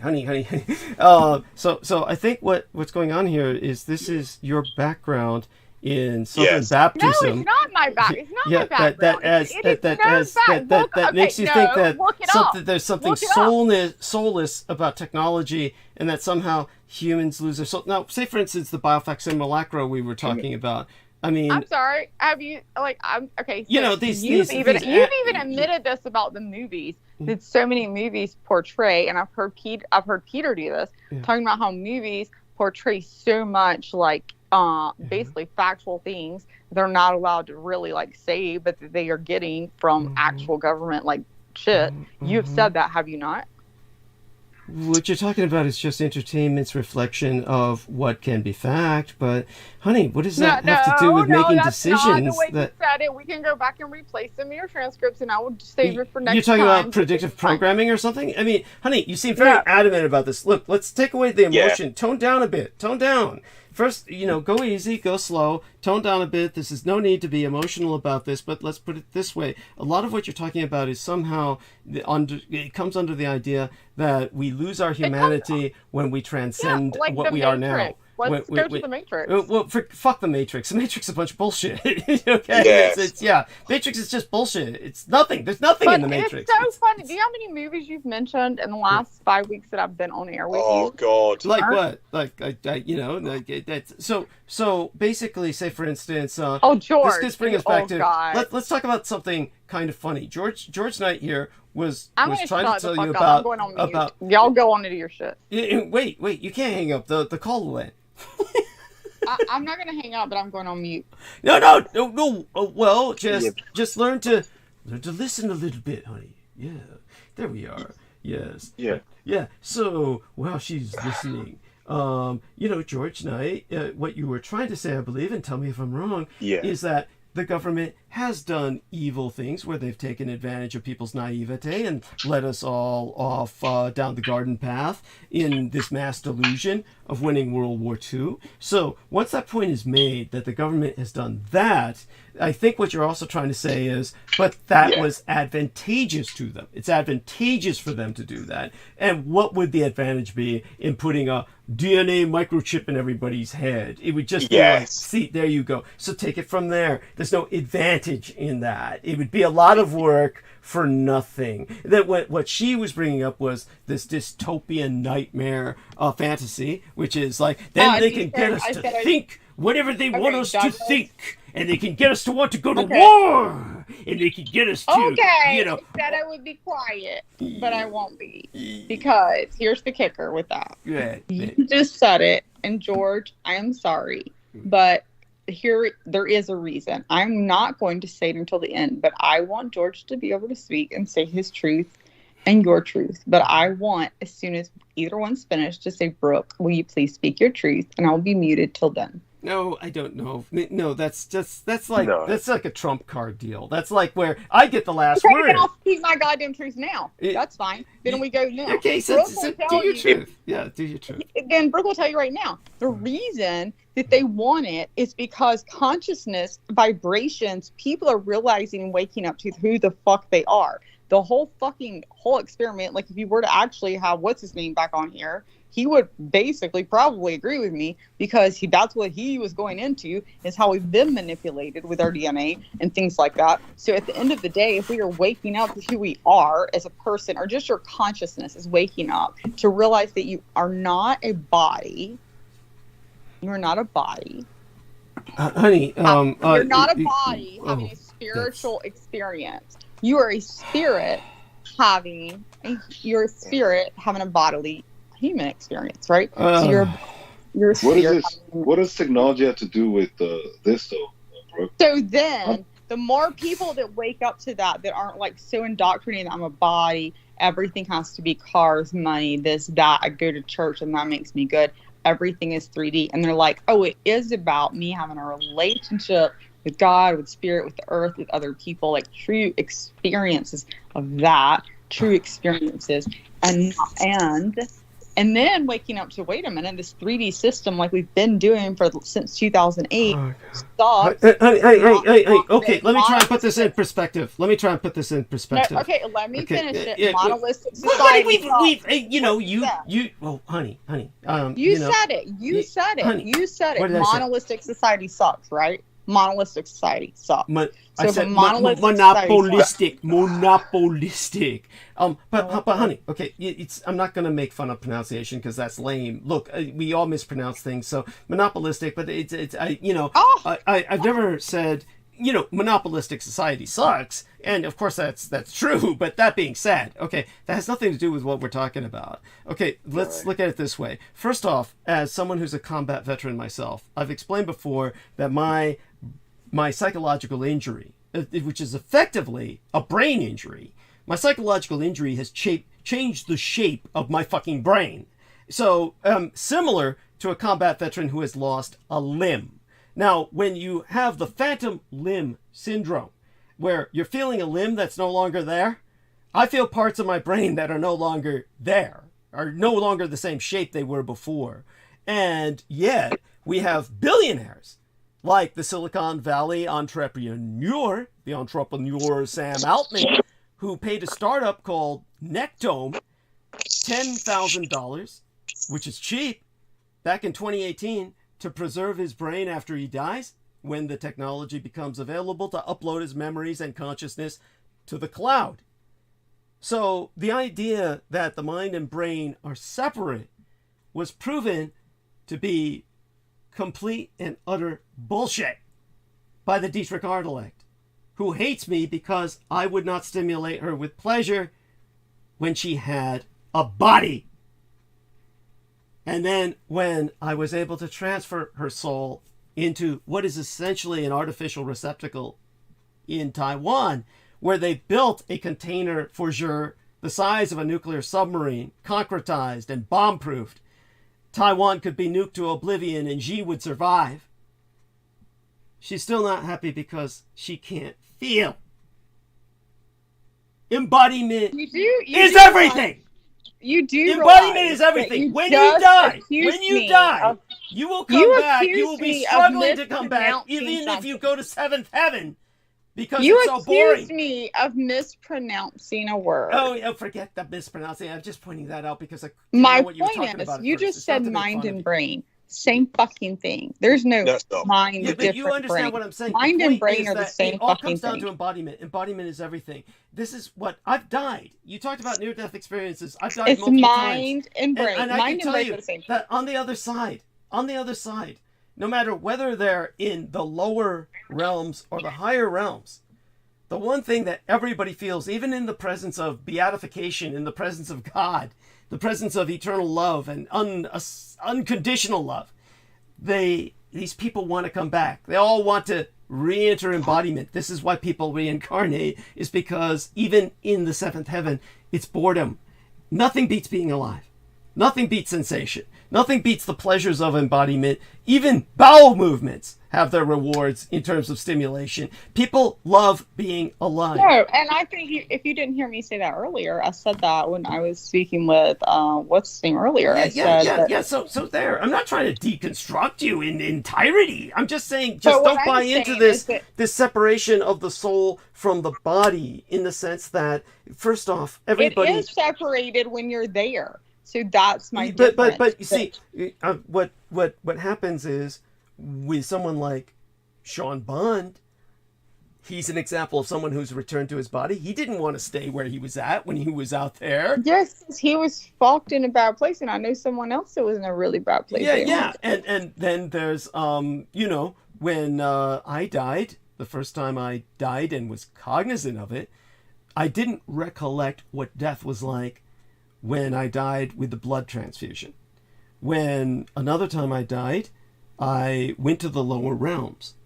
And when I went to the lower realms, I was really rescued by this young lady I had known back in school, who basically pushed me back into my body. That's what she did. It's so weird. Every time I've ever heard an actual story from the lower realms where people don't go and they go to the darker realms, they're always rescued by some light, like it's something. Yeah, but understand what I learned then from her. And you know how basically what happened with this young girl was, when I was in school, and it was we were really young, but memories were there, so it was something like kindergarten, maybe first grade. But you saw her as good. It was something good that you saw. Of course it was. But I'll tell you the tragedy behind it was that, first off, when I was young, I was first signaled out as a problem student. Bear in mind, I had come from Taiwan, and I was a bit older than the other kids. I was already considered somewhat dangerous, in the sense that he's a bit older than the other kids, and we're putting him in the younger grade because he has to catch up. He's from Taiwan, came here just a little later, starting school a little later. Anyhow, when I was with her looking at a budgie that they had in the school, she pulled it out of the cage, and George says George, say goodnight to everyone. Come on, say good morning to everyone before you go, please. He's already gone. He does that fast every fucking time. He does that. Yeah, when he goes. Oh my fucking God, I hate that. So what happened was that when what this girl did was she pulled the budgie out of the cage and she killed it. And while she the pulled what out of the cage? The budgie. What's a budgie? It's a little bird. A bird? Yeah, a bird. They had a bird. She killed you with a bird. What? She killed you with the bird? No, she killed the bird. Oh. She grabbed it out of the cage and she killed it. She crushed it in her hands and she kept screaming, no. What are you doing? What are you doing? And then threw it on the floor, and they all thought I did it. So I was automatically seen as a psychotic who was killing animals. So obviously I despised her for what she did. Yet she was the young lady I saw when I died and went down. She pushed me back into my body, and from her I found out, those lower realms, you can leave anytime you want. It's just awareness. You just have to be aware you don't belong there, and then you can leave. But anyhow, when I tried to look her up, find her, once I was back in my body, I discovered that she had killed herself shortly after what she had done to myself, because she was being raped by her father repeatedly. So, yet when I saw her, she seemed older, more like a teenager. But you see, that's the spirit. The spirit is always... the spirit is always one age. It's how it feels. It's what it feels. It's always in a person's prime. It's always in a person's prime. Yeah. So the point about this is that I also learned that nothing beats being in the body. So when someone is trying to upload and thinking that it's all going to be great as an eternal sentient massive intelligence, somehow a cloud yourself in the net, this is like a transhumanist idea, but it's a transhumanism that we would need to adapt to, but at the same time, it's not something that renders these people evil, but most of these people, I think, would quickly discover how badly they want to get back into a body and would want to download instead of upload, download back into a body. The idea that the mind and the brain are separate from each other usually is attributed in the West to the 17th century mathematician and philosopher. The mind and the brain aren't... Okay, so here's my thing. Mind and brain, to me, are the same thing. Like, so everybody has a different definition, and I realize that even speaking to people, like I can, say a pontoon, or like I can say park the car and get that park, and people don't get it, or like cut the light off. I mean, you people up fucking north or wherever, if I say cut the light off, you probably don't get it. It's cut the light off. Yeah, but since George is gone and Sammy's still with us, I presume, we can talk a bit about this parabiosis, because that too is really transhumanism. But understand, my point is that neuroscientists have come to the point where we're no longer thinking in this 17th century zone. René Descartes, the horrible man who wrote about nature being something to be conquered, something separate from it. I talked about parabiosis earlier. Yeah. But the point is still the fact that mind and body, I just want to get... Well, René Descartes, the Cartesian philosophy was that the body's made of matter and the mind is some other non-physical substance. Not mind and body. The mind and the brain are the same thing. Because I think in my just personal, the way I interpret words, mind brain are same thing. Yes. Well, the modern brain research rejects the distinction between the physical and the mental. No. So I believe that there is mental, which is my thoughts, which is my physical thoughts. Okay. And then I believe that there are my spirit, which can go beyond that, which is my consciousness. Well, that's definitely and there are a soul. My emotions. Yeah.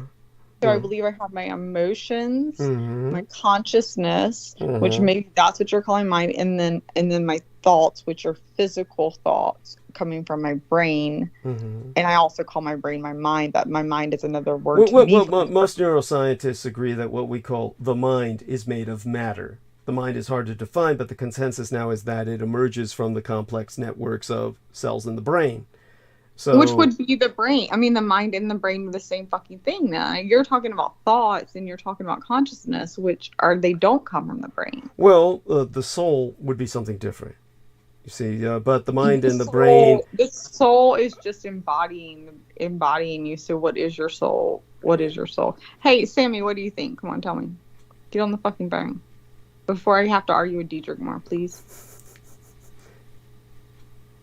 Sammy, fuck you. I swear to God. Come get the little baby. Tell me to get the baby. Oh my God. Are you changing a diaper? Scorpio baby is got its... He's not getting He's not here. He left. Sammy left. Oh, he's got scared. Yes. Oh my God. So, he's at work. He's at work.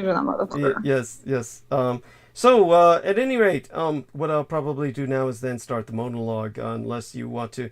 when Sammy was here, here's the point I wanted to bring up while he was here, because it was funny as hell, was last time he was here with Viviana Sanchez, he was asking about... Sammy did not want to get in whatever we were getting into, and he fucking laughed. I don't know. Yeah. Well, what he asked about that time was he was asking about parabiosis, and he said, so... here's the situation I presented. The reality of the situation is that many of these Silicon Valley moguls basically set up charities so that they can help young runaways be educated, have a great future because they're given a proper education and then a great start in life. And most of these young runaways are, in return, give their blood. And so these wealthy elites. Let me stop you right there. So, it says, did you read that Anthony McGuire said, one question, do people reincarnate from age to age? Do you get what that means? What do you mean, I know what that means? What do you mean by that? I know what that means, I think. Anthony McGuire. Hi, all. One question. Do people reincarnate from age to age? And then he says, it reminds me of the X-Files episode, The Kill Switch, which dealt with transferring consciousness to AI or transhumanism. Yeah. Again, exactly. This is like used as a boogie word. It's a fucking bullshit. Like, we don't transfer from age. So if he's saying age to age, like, we reincarnate, that's what I was asking you. Does he mean reincarnate from like a different age? Like, because I believe we all come in as a baby. So. Well, basically, as I've explained before, what I learned. Or you mean age to age as far as each? I think age? he means like, can people like have past lives that were in different time periods? Of course, yeah. Yeah, there we are. So understand that the soul is very complex, and it's really at least trinary or triune. So you know what? And I want to tell everyone that's listening that when Douglas says this, or when I say this, or when anyone says this, it doesn't matter how much knowledge you think someone else has more than you, and people that have a billion times more than both of us, which is probably impossible, especially with the two of us together. But if you were to find someone, I would say that you never should listen to anyone. I hope Douglas will agree with this, that you should never listen to anyone as far as what you believe about your soul.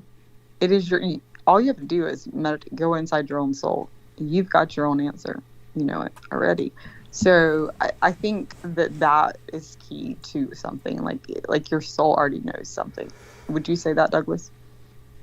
Yeah, sure. I mean, there's nothing to argue with there. I mean, someone's decision is ultimately their own. But I think mentally, like making it, yes. Okay, yeah. Okay. Yeah, at any rate, so what I was trying to explain about the soul, what I learned from my working with Aquino and seeing all of the horrors and wonders that I did, is that the soul is essentially like the divinity, a trinity, just as God is referred to as Father, the Son, and the Holy Ghost. So we are actually in the image of God. God created us in his image. That means our souls are also trinary. It's a triune soul, a sort of Father, Son, and the Holy Ghost, or if one will, the Mother, Daughter, and Holy Spirit. So this soul, basically, there's a part of it that stays with the body through the ages as the body melts back into the earth, and there's another part that incarnates, and there's another part that moves on to either a higher or lower plane until it processes what the person feels needs to be processed. People, in a very real sense, enter whatever realm they enter, the heavens or the hells, voluntarily. They put themselves there. They put themselves there by whichever space they're in. If they're in a space where they sink, it's because they're in a sinking space. And it really takes an awareness. This is that space is not damnation in an eternal sense. It's a recycling. It's basically you're there and you process until you realize you don't belong there anymore, and then you ascend or move on. But all of this is part of the ecosystem, the cosmic ecosystem. So Anthony McGuire says, yes, that's what I mean. Do we have past lives? Yes, we do. But also we go to heavens or hells, part of our soul, and another aspect stays with our body. Let's say that Dietrich says we go to heavens or hells. I would like to say, in my experience, like, that we do not go to hell, that there is no true hell. Like, I just want to say that for most humans, that there is no hell. There is hell in the way that not the way in the Bible describes. Hell is, to me, hell, from what everything I have researched and learned, and people that have experienced it, is apart from light, which truly is apart from God, apart from love, apart from light, love, however you would want to call it, creation, your God. When you are not a part of that, then you are in hell. But there is no such thing as eternal damnation for a human soul. Human soul, that was a fear tactic. There is no eternal damnation. That was a fear tactic to get you to do what they want. Doesn't mean you should go out and murder people, because you're going to have a lot harder time like getting through there, and you're going to feel a lot worse, and then you're going to have to come back a lot more times once you get back to make up for it. But at the end of the day, there is no eternal damnation for a human soul, and that is my belief. Like, it's for hell. There we are. So I've just put the Sean Bond link inside of your message box, and what you said is fine. There's no real argument with what you said, and certainly I'm not antithetical to what you said.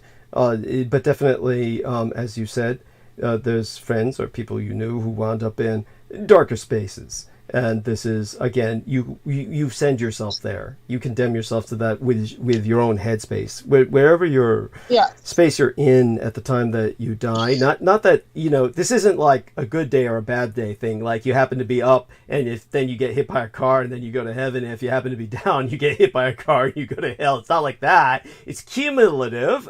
Your general space of where you're at in life. Right. And if generally darkness, and you don't believe in anything good, and you're in, like, maybe you kill yourself, you're completely down, whatever it is, yes, this is why churches said that suicide is a mortal sin, and that's really where that comes from, and that really is the church trying to do good by you. The church but church and trying, I'm done with that shit, because church and trying went way fucking overboard with parents that think their kids are in hell for eternity without telling them the truth. That is bullshit. Of course. That's not true. Because I have known a person that actually came back and experienced someone that had killed themselves, and they swear like that they were there with them, and I can't experience that, and that's not even one of the big ones that I read. But like you to me, there's no God. We're one. If you believe that we're one, then God never said. So you have to have a first belief. Start with your first belief and go from there. So why were we created? If we were created, and we're created from one creator, it doesn't have to be a religion, a creator, and you go from there. Is he good? Why did he create us? And then you go from there. And if you can do that yourself and branch out, why experience? Would he ever? I went on a date. I remember my first date after my ex-husband left, and I went out with a guy, and he literally, one thing, I'm born Southern Christian Baptist, but I wasn't even that anymore. But one thing I could not do is Calvinism. Wow. And he happened to be met at a bar, because apparently Calvinists, they can meet at a bar.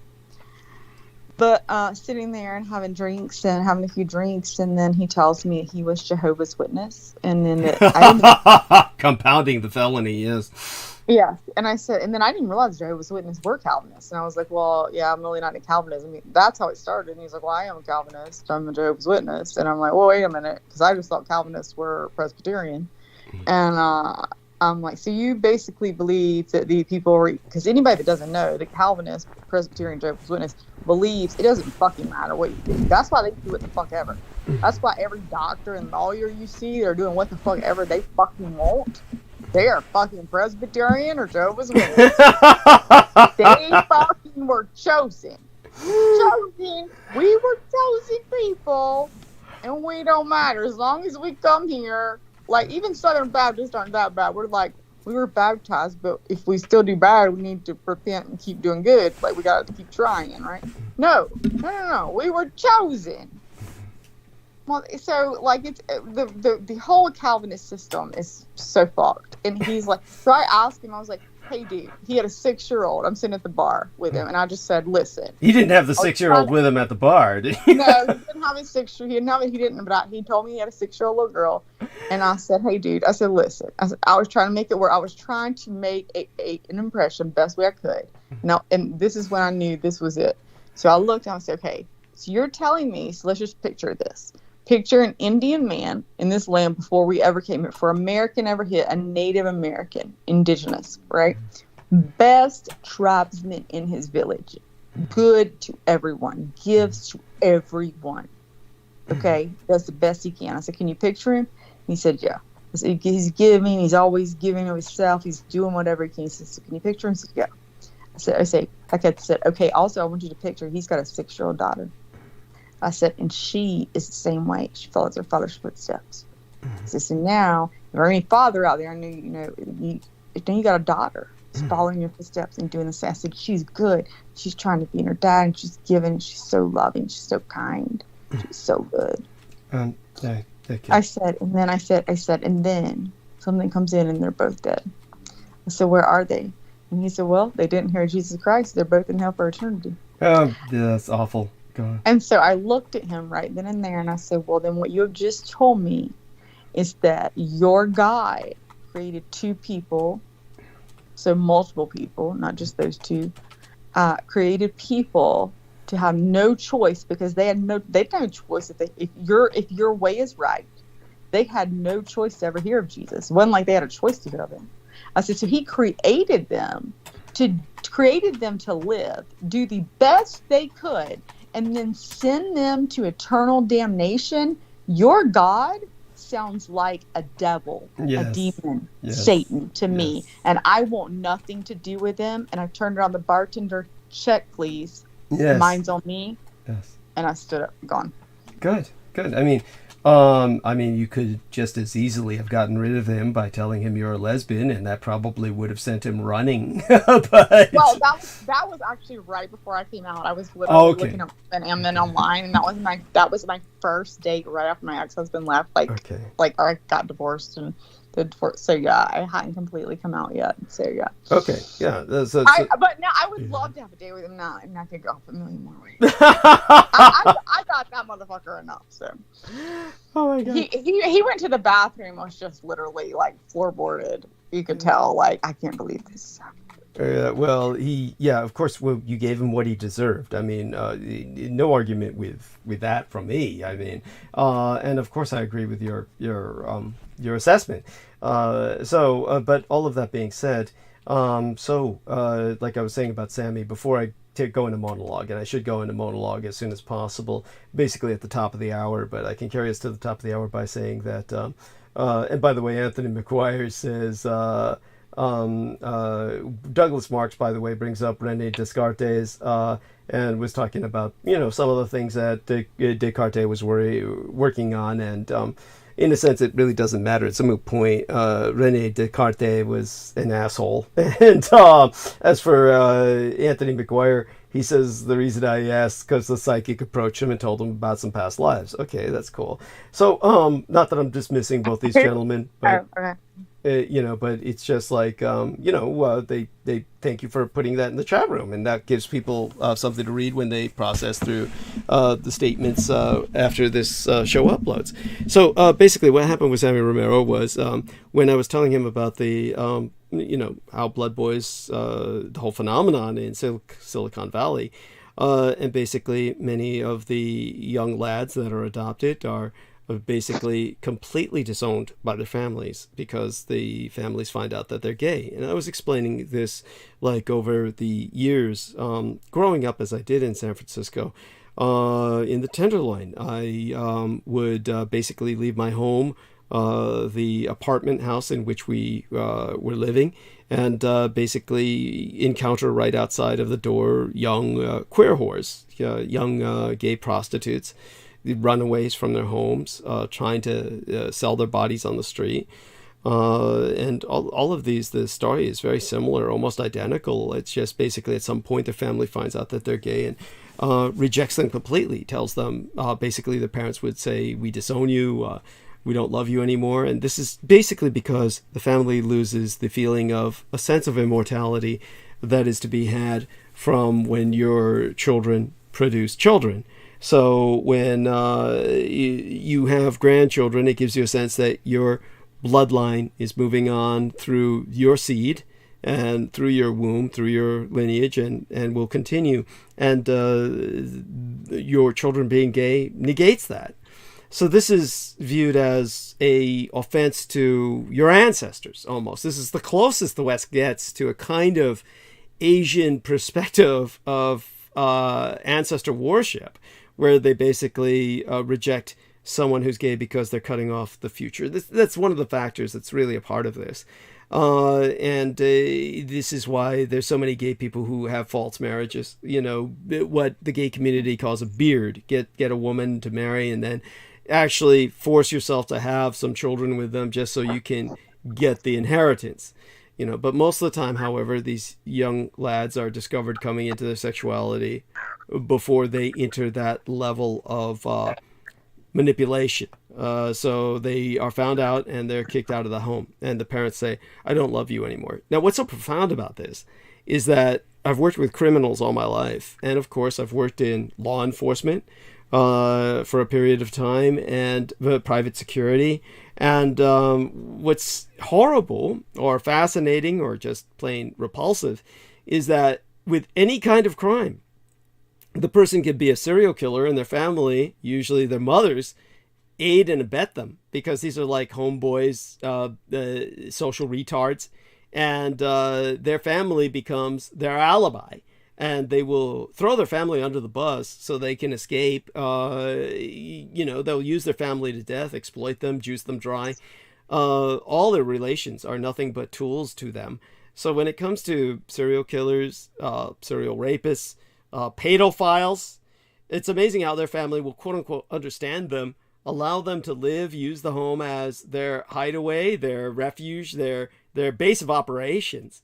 But somebody turns gay and then they'll say, oh, I don't love you anymore. But can you say Gigi Cho? I'm sorry? Gigi Cho? Choke? On what? Gigi Cho? Gigi Chow, I guess. CHAO. I may say no. You're talking about the Chochoa? It's CHAO. Look it up. GIGI.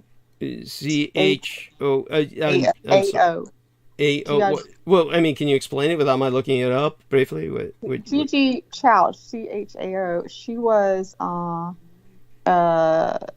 in 2012, I guess, was back when I guess it originally came out. Mm-hmm. Chow, her father, basically offered $65 million to any man who could convince his lesbian daughter Gigi to marry him. Okay. To what? That she was straight? To try and convince her she was straight, you mean? Mm-hmm. Yeah. Okay. So, yeah, that's a sad case. And so thank you for bringing that up. And so when it comes to these people, basically, if they get arrested, serial killers, serial rapists, pedophiles, their parents will visit them in jail and say, I still love you. You know, but person turns gay, and then they'll say, I can't love you anymore. I don't love you anymore. I mean, it's incredible to me that they can accept all of these other crimes that harm others. That's what I'm saying. She probably could have married a 12-year-old boy and he'd have been fine with it. Yeah. When you say you're gay, he was $65 million to any man in the world. Could have been a fucking serial killer and probably been like, okay. Yeah, so I mean, there you go. I mean, this is the. He didn't have limits on it. He didn't say if you're a serial. I don't think there were any limits on it. No, I get it. I get what you're saying. This is the perversity of the human condition. So, having grown up very exposed to many of these young men, what I can say is that very fortunately, with the advent of Silicon Valley and the advent of many billionaires beginning to learn about the benefits of parabiosis, the young runaways who had not. Sorry, and by the way, just to refresh, she was Hong Kong. It was from Hong Kong. Okay, well, thank you. Yeah. I mean, not surprising, but such being said, many of these young men who are raised, what happens is they're gay, and then the multi-millionaires and billionaires who transfuse their blood. Basically, over time, they become gay themselves. They really absorb that. It's something in the blood. Wait a minute, what the fuck are you saying again? Shut the fuck up. What are you talking? This is a fact that a lot of people are just you take blood from gay people and you're taking it constantly because these young men, they're runaways disowned by their families, so they get adopted, as I said, in these Silicon Valley environments. And that is not why they become gay, and that is so. No. A lot of it has to do with the blood being absorbed. Believe me on this, because unlike me, I can drink the blood, but I digest it. It's not about the blood being absorbed at all. It's about here's a my factor uncle. My uncle had no blood absorbed. I am telling you, he was molested, and I am telling you, molestation leads to, first of all, molestation. Yeah, that can lead to gayness too. Yeah, that's another factor. I mean, this is like how gay men can reproduce is basically by raping other young boys, and then these boys get used to that. They can only ejaculate when they're anally stimulated. That was this one fucker I knew. If you ever take a look at my. If you ever take a look at my... Because that was their first experience. Well, no, it's beyond that. Yeah, it's beyond that. They get prostate stimulated. And then they feel that, they can't... I mean, I know how to prostate stimulate a motherfucker. I can fucking dumb.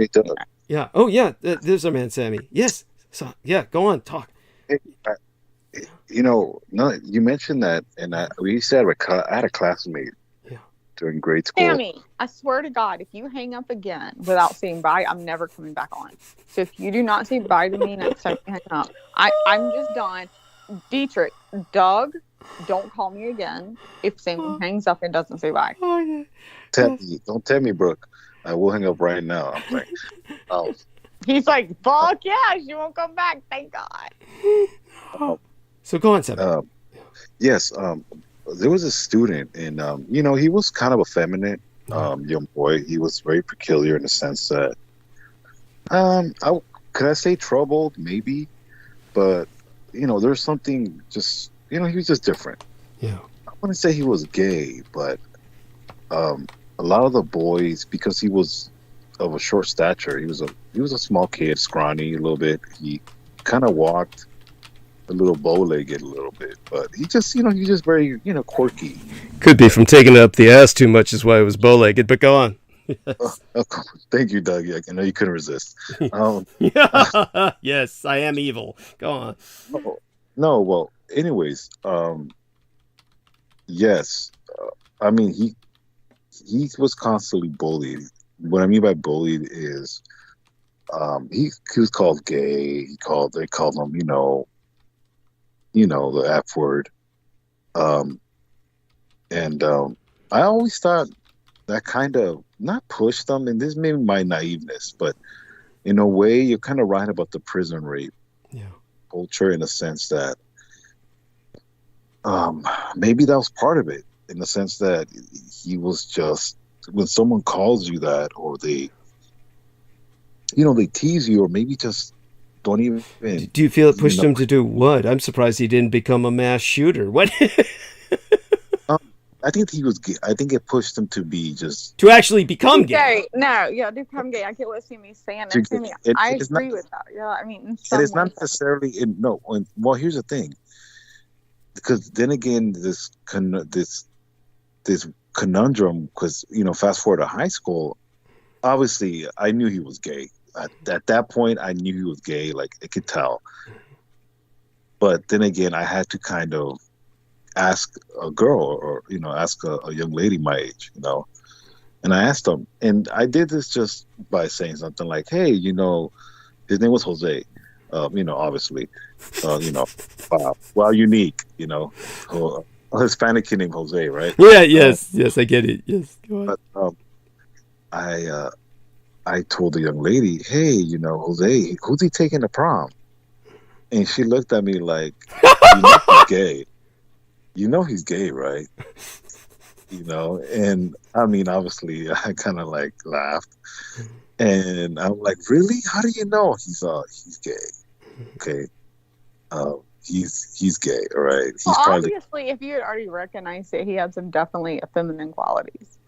But that doesn't necessarily mean someone's gay. I mean, I'm as effeminate as hell, but go on, yes. No, but that's why she would also guess it, which could, yeah. Well, I wanted to hear from a girl. You know, I wanted to see what the female aspect was. Maybe, you know, her gaydar. Maybe my gaydar wasn't accurate. Well, let's put it this way: you saw the man in the making, and when you saw the man in the fuck up, but neither one of you. I just want to tell you right now, have fucking gaydar, because you're not gay. Okay, that's unfair, honey. Wait a second, honey. That's not especially unfair in my case. I mean, you don't even know the full story. Well, I may give you the benefit of the doubt because you've been around enough fucking people trying to fuck you, and you say you haven't fucked them, and I don't believe it. But what the fuck ever. Anyway, what?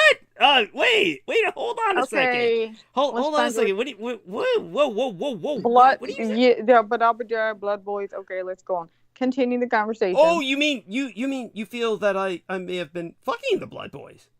Yes, I do. I don't think you're going down there every fucking weekend just sucking the blood. Honey, no, they're food, but they're a source of food to me. And okay, then who are you fucking? When's the last time you fucked? Honey, I fuck girls, escorts that are employed by my son for that purpose, like I'm gonna do again on my birthday, like I did recently for the national holiday, Double-10 Day. So I even put up pictures sometimes. Oh my God, your holidays are so bullshit. Shut the fuck up. Yeah, honey, that's just, honey, that I understand what she's saying. She's saying, of course, that I'm just taking advantage of whatever I can. Let me just tell you what. Okay, remember when I said one time? You probably remember this. I don't know if you were on there. When I was like, I would fuck either one of those people. There's two fucking girls. There were two fucking men, because these blood boys look like fucking girls. Yeah. What I'm trying to say is that I would be down there and be like, okay, well, whatever. I'm sucking your fucking neck. Hey, Brooke, let me talk. Come on. Yeah. Anyways, let me go. Continue. So I had to ask this young. Yeah, so you asked her. She said you didn't have a date. So now we're back to there. Yeah, he'll get it. He'll get to it. Let him talk. Man, yeah. Let me bring you home. Come on. Yeah. I was reminding him where he was, because you always tell me to remind you where you are. So I was reminding him. Yeah, he's there. He's there, honey. Oh, I'm there. Yeah. So I had to get it from a female's, a girl's aspect. She told me, no, he's gay. Yeah. So my question is, he was, to me, I remember going on a field trip, and he was happening to be on the field trip, and for some reason he sat on the back with all the guys, and something happened. Because I remember, this was a long field trip. So we came back to the school, and it was at night. But I knew something happened because they were just roughhousing, and there was a lot of, a lot of physicality going on. Like either I'm thinking they either sodomized him, right, or stuck a pencil up his butt or a toy or something, right? Something gay like that. Yeah. And I think he might have, like when you talk about, what do you call it, rectal stimulation or yes, prostate stimulation, yes. That supercharged them into being gay. Yes. In other words, I think they didn't give him the decision, but then again, it was coming from me, Doug. I'm not really familiar with. You wouldn't know it through experience yourself. I get it. Yes. So it was just. I think maybe he might have gotten bullied into. Well, you're not. Hey, baby boy, you're not 100% sure you wouldn't know it. You were a twin. No, he knows it. He knows. I would backhand you if it was right there. But. You were a twin, and you were in your mom's womb, and they've proven that boys in the womb, and this is proven fact, you can look it up, do masturbate, and you were a twin in the womb, so you never knew what would happen. Well, that's may have happened, but it's something that's let's not. It was a joke. Come on, shut the. Yeah, honey. I don't need you to defend me on something that he knows is a joke. A lot of people don't know these are jokes. Brooke, you have to enunciate your words. I can't I can't hear you. Yes, Okay. yes. So don't worry about it.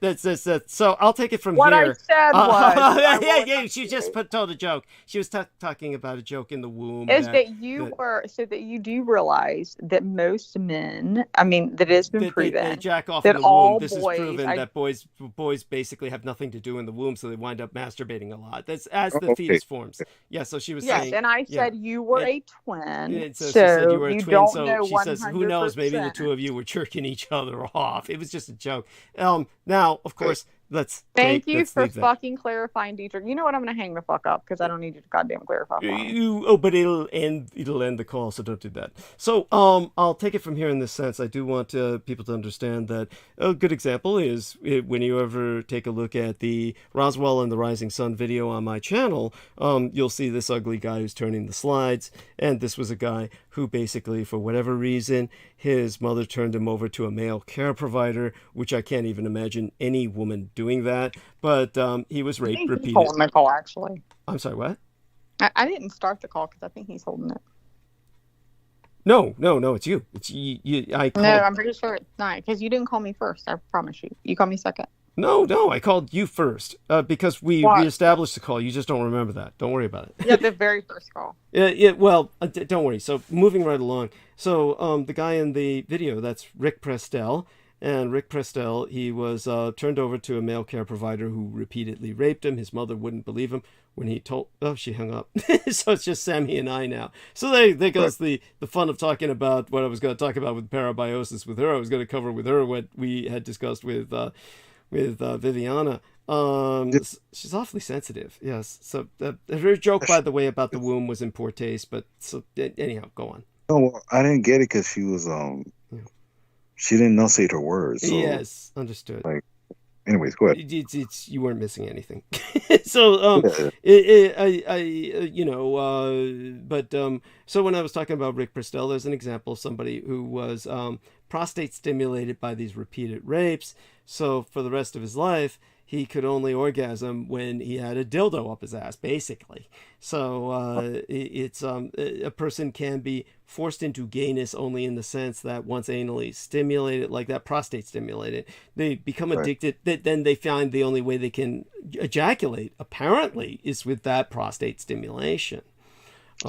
So it's so again, this can be how predatory gay men. Not that all gay men are predatory, but it's just like there's our predatory straight men, there are predatory gay men, and this would be the way they reproduce, is by rape. Interesting. No. Interesting.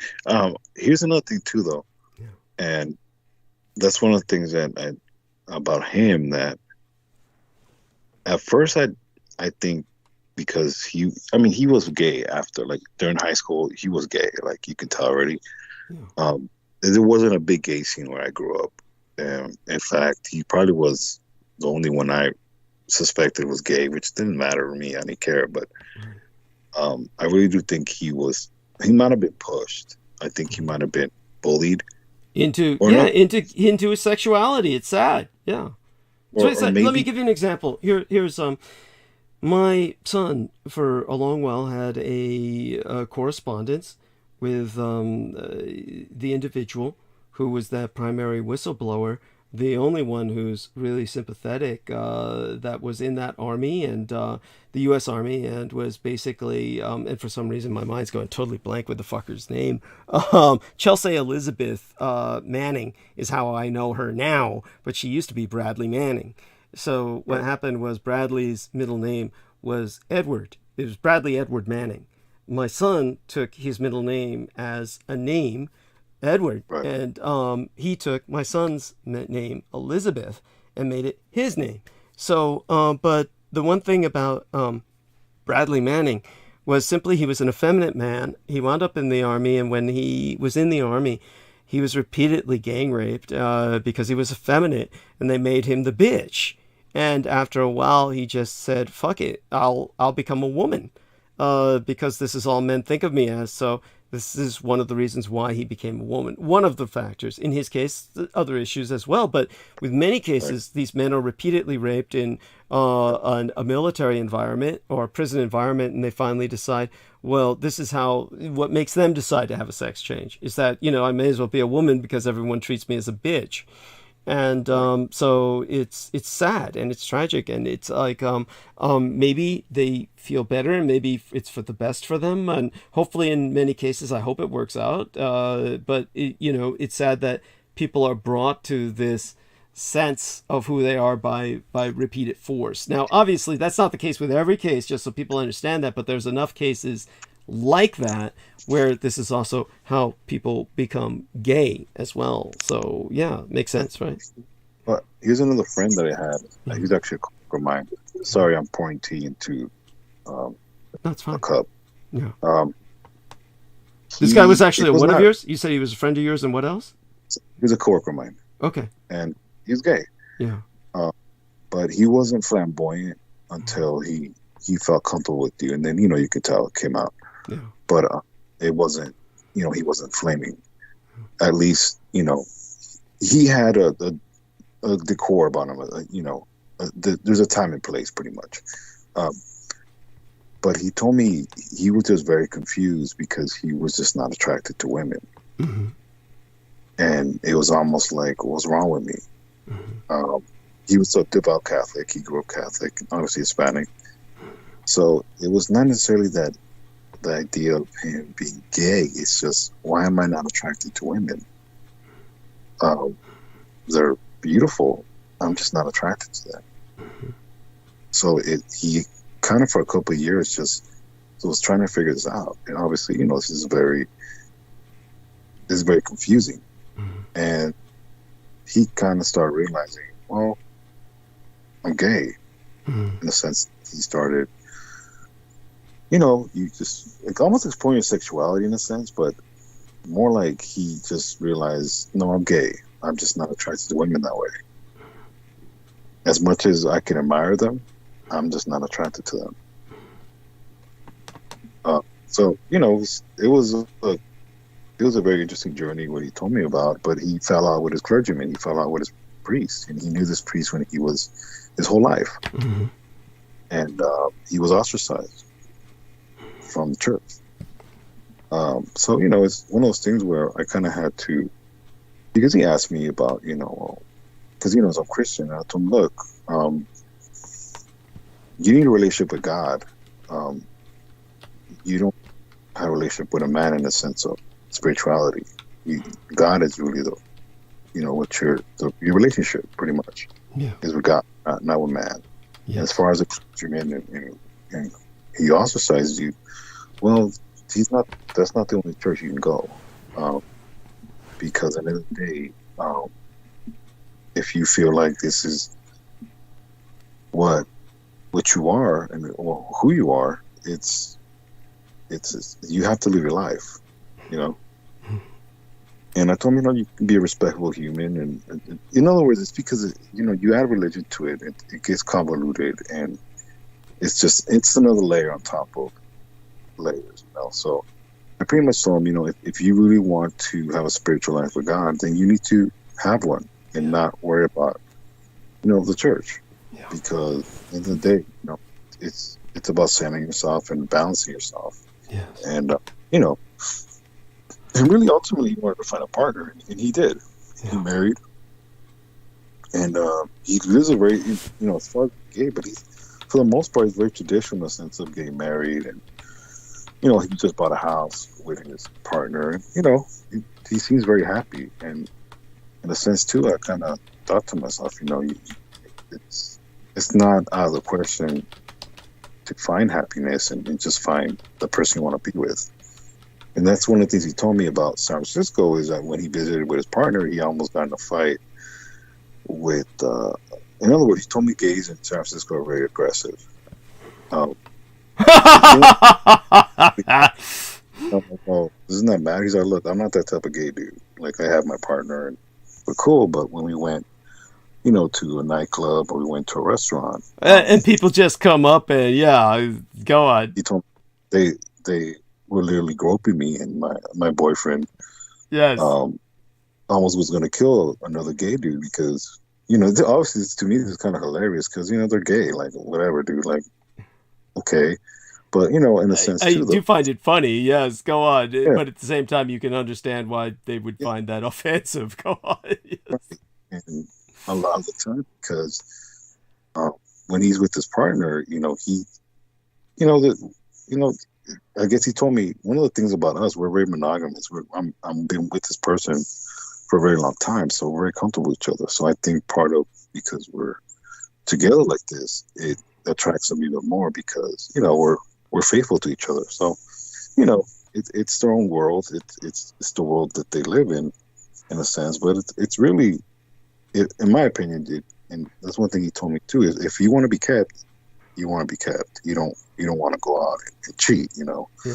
So I can respect him for that. So that's one of the things that I kind of had an agreement with is when it's time that you want to be kept, then you're going to make provisions not to not be disciplined and go out and cheat, which is there has to be more value than that than obviously the whole sex part, but it is what it is. Right. No, thank you for sharing that. And of course, so we have obviously proof and evidence that people can be made gay by force, and it sticks. It's like they don't have a choice. But by the way, Our Lady Brooke says, I am sorry if offended or didn't hear me, Sammy. Was a joke. Love you, big red heart. So I was not offended. I just didn't understand it. And that's for the best.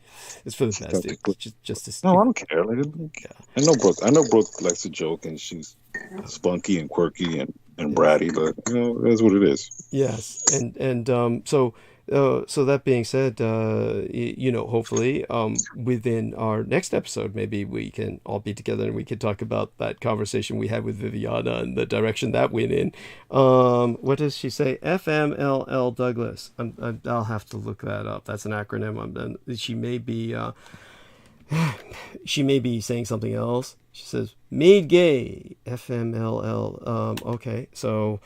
FMLL, I'm looking at this meaning. So it says Fuerza, okay, Mexican Wrestling Force. Fuerza Mexicana de Lucha Libre, or something else. They got a number of acronyms for this. Fuck my love life. It's probably what she meant. Okay. Oh shit. When one is frustrated with the state of their love life. Okay, so that being said, I never understood Mexican wrestlers in the sense that what I don't get about Mexican wrestlers is they're kind of like Japanese sumo, except somewhere in between. They tend to have pot bellies, and I never understood why is it that Mexican wrestlers all tend to be pot belly as opposed to because a lot of their audience they want them to relate. Yeah. Yes, there we are. Thank you. I mean, come on, dude. This is when, by the way, even Peter Moon said this. When I told him what that idiot Jambo the Reese Monkey said about porn, where he was saying, I can't watch porn unless the man's in perfect shape, and that's when I related what he said to Peter. Peter says, then he has to be fucking gay. And I says, yeah, because your average dude. I'm looking at the woman. I don't. Yeah. I'm looking at the woman. I'm not looking at the dude. Like, come on. Thank you. Beyond that, your average man would prefer it if the guy was out of shape, because then your average man could relate and say, that means I have a chance to get laid by a beautiful woman, right? But believe it or not, Doug, in the adult industry, there's ways to shoot it in a sense that if someone's a good director, you don't even get the man. You don't even notice the man. Yes, it's so true. Okay. That's the best porn, is where you don't even see the man, essentially, just his dick. Really, yes. Well, what I'm trying to tell you that too is in a sense like it's. Anyways, it's dumb. But anyways, let me say goodbye to your audience. I have to go to bed now. Okay. Hello, love. Yes. Let me add one more thing. Please support Douglas Dietrich. This is his birthday month. I will be obviously contributing this month, like always. And please support him. Okay, keep him in your prayers. And yeah, I'll be looking forward to your monologue tomorrow. Okay. Okay. God Thank bless. you. God bless. Have a good one. And Bye-bye. blessed be thy dreams. So with that, you're going to hear a change in quality. Let everybody let me know how the quality sounds, because once he hangs up, we are going to go straight to stream. So this is just going to be streaming, and I'm going to start monologuing immediately. So I do want to know, of course, that at this time of year, it's easy to get transfixed by the beauty of nature. Next season's flowers are blooming. Leaves are turning different hues of yellow, and cooler weather is reminding us that the holidays are almost here. Nature's full of unexpected beauty, too. And sometimes photographers like my son are lucky enough to capture its grandeur at the most unpredictable times. So we've managed to get a few of our natural world, a few shots of it, into some of my promotional banners that I publish on my Facebook timeline. So autumn being autumn, you're invited to my Facebook timeline. Set up your own Facebook timeline that's false if you want, just so that you can access the timeline at all to see my promotional banners. It's worth it just for that. Of course, I had a whole gallery that's been knocked off multiple times over the years by the enemy, and they've done everything they can to just destroy access to me. And one of the last people that participated in that kind of campaign was that gruesome old hag, Michaela Grigorich, and doing that on behalf of Jambo the Reese Monkey, who she felt was going to move in with her up there in Canada, or allow her to move into his home in Staten Island. Just disgusting. And she no doubt is faced with complete disappointment now. And of course, he never intended to live up to any of the promises he made her. Now, all of that being said, you could go a bit into history and civil rights, depending on our time. There's been something that I've been wanting to explain for a long time about Australia, and a lot of people don't understand the connection between the nation of Australia and the Confederate States of America. If I don't have a chance to explain that tonight, I will in the next episode. Certainly within the time we have remaining, let's take a look, 10 to 11, 11 to 12. I think I'd best concentrate on getting Ukraine out of the way, along with some other aspects of our own domestic politics. Those are the two mainstays of a lot of my thematics at the current period right now in history, and it should be easy to understand why. Understand, of course, that Ukraine is standing, fighting, and winning. Wonderful. Our man, I hope our Lady Brooke sees this. Sammy Romero left her a message in the call. So let me see if I can get back onto the call to access that. Okay, when somebody leaves a message like that in the call, it's hard to access, because then I have to somehow trace back to the call to get that notification. So what I want Brooke to know is that Sammy was saying, thank you so much for the testimony of giving birth. It was awesome. So just so you know that if I can't find what he said in the recent chat, then I'm going to, look for it later or something. So, once everybody's off the call and you enter a message onto that chat, it's like, fuck, we have to go back to that chat to access it. So, hopefully you guys are connected on Skype so he can say what he said. But basically it was beautiful. He said he loved your testimony about giving birth to your children. It was awesome, essentially. But he said, thank you for that. God bless. He was trying to say God bless Brooke. He really was. It came out as godless. Brooke godless. He meant to say Brooke godless. It's funny. That's funny. Anyhow, she says, meh. Love you, Sammy. Just so you hear that, Sammy. Okay? Well, he'll hear that tomorrow. He'll listen to that. So she says, love you too, Sammy. Tell Douglas. What do you mean? I'm here. Honey, I'm here. You can actually, well, you can't jump back on the call because the call's dead. Oh yeah, the call was riding on him. Wait, but we stopped the call and it went back to her. So it was supposed to actually end when she hung up, but it didn't. Yeah, I know for a fact we stopped him because he had to leave. And so we anyhow, fuck it. Who cares? It worked for as long as it needed to. Anyhow, so the war in Ukraine is far from over, but the Ukrainians have inflicted an immense loss on the Russians. There is a lesson here for all of us about how to deal with extremism in any form, which will bring us back to domestic America. And that lesson is contain and defeat. Yestermenses, last month, was full of grief and glory. Queen Elizabeth II died, and like many Americans, I myself felt the pang of loss. The Queen, a seemingly eternal part of our world, was a stalwart ally of these United States and a model of dignity and duty, but while focusing on the mourning and pageantry, we might have lost track of another potentially world-changing story in Ukraine. The Ukrainians, using a combination of every clever strategy, military fortitude, and Western weapons, have routed the Russians from a series of positions around Kharkiv. These were not merely defeats. The Russians were abandoning their posts and leaving behind their equipment even before the Ukrainians could reach them. Apparently, Russian soldiers do not want to die for their dictator, Vladimir Putin's pathetic dream of reestablishing a state that had already perished before some of them were even born. This is an immense humiliation for the Russians and for Putin personally, and Russian pundits are already yelling at one another in a panic on state television.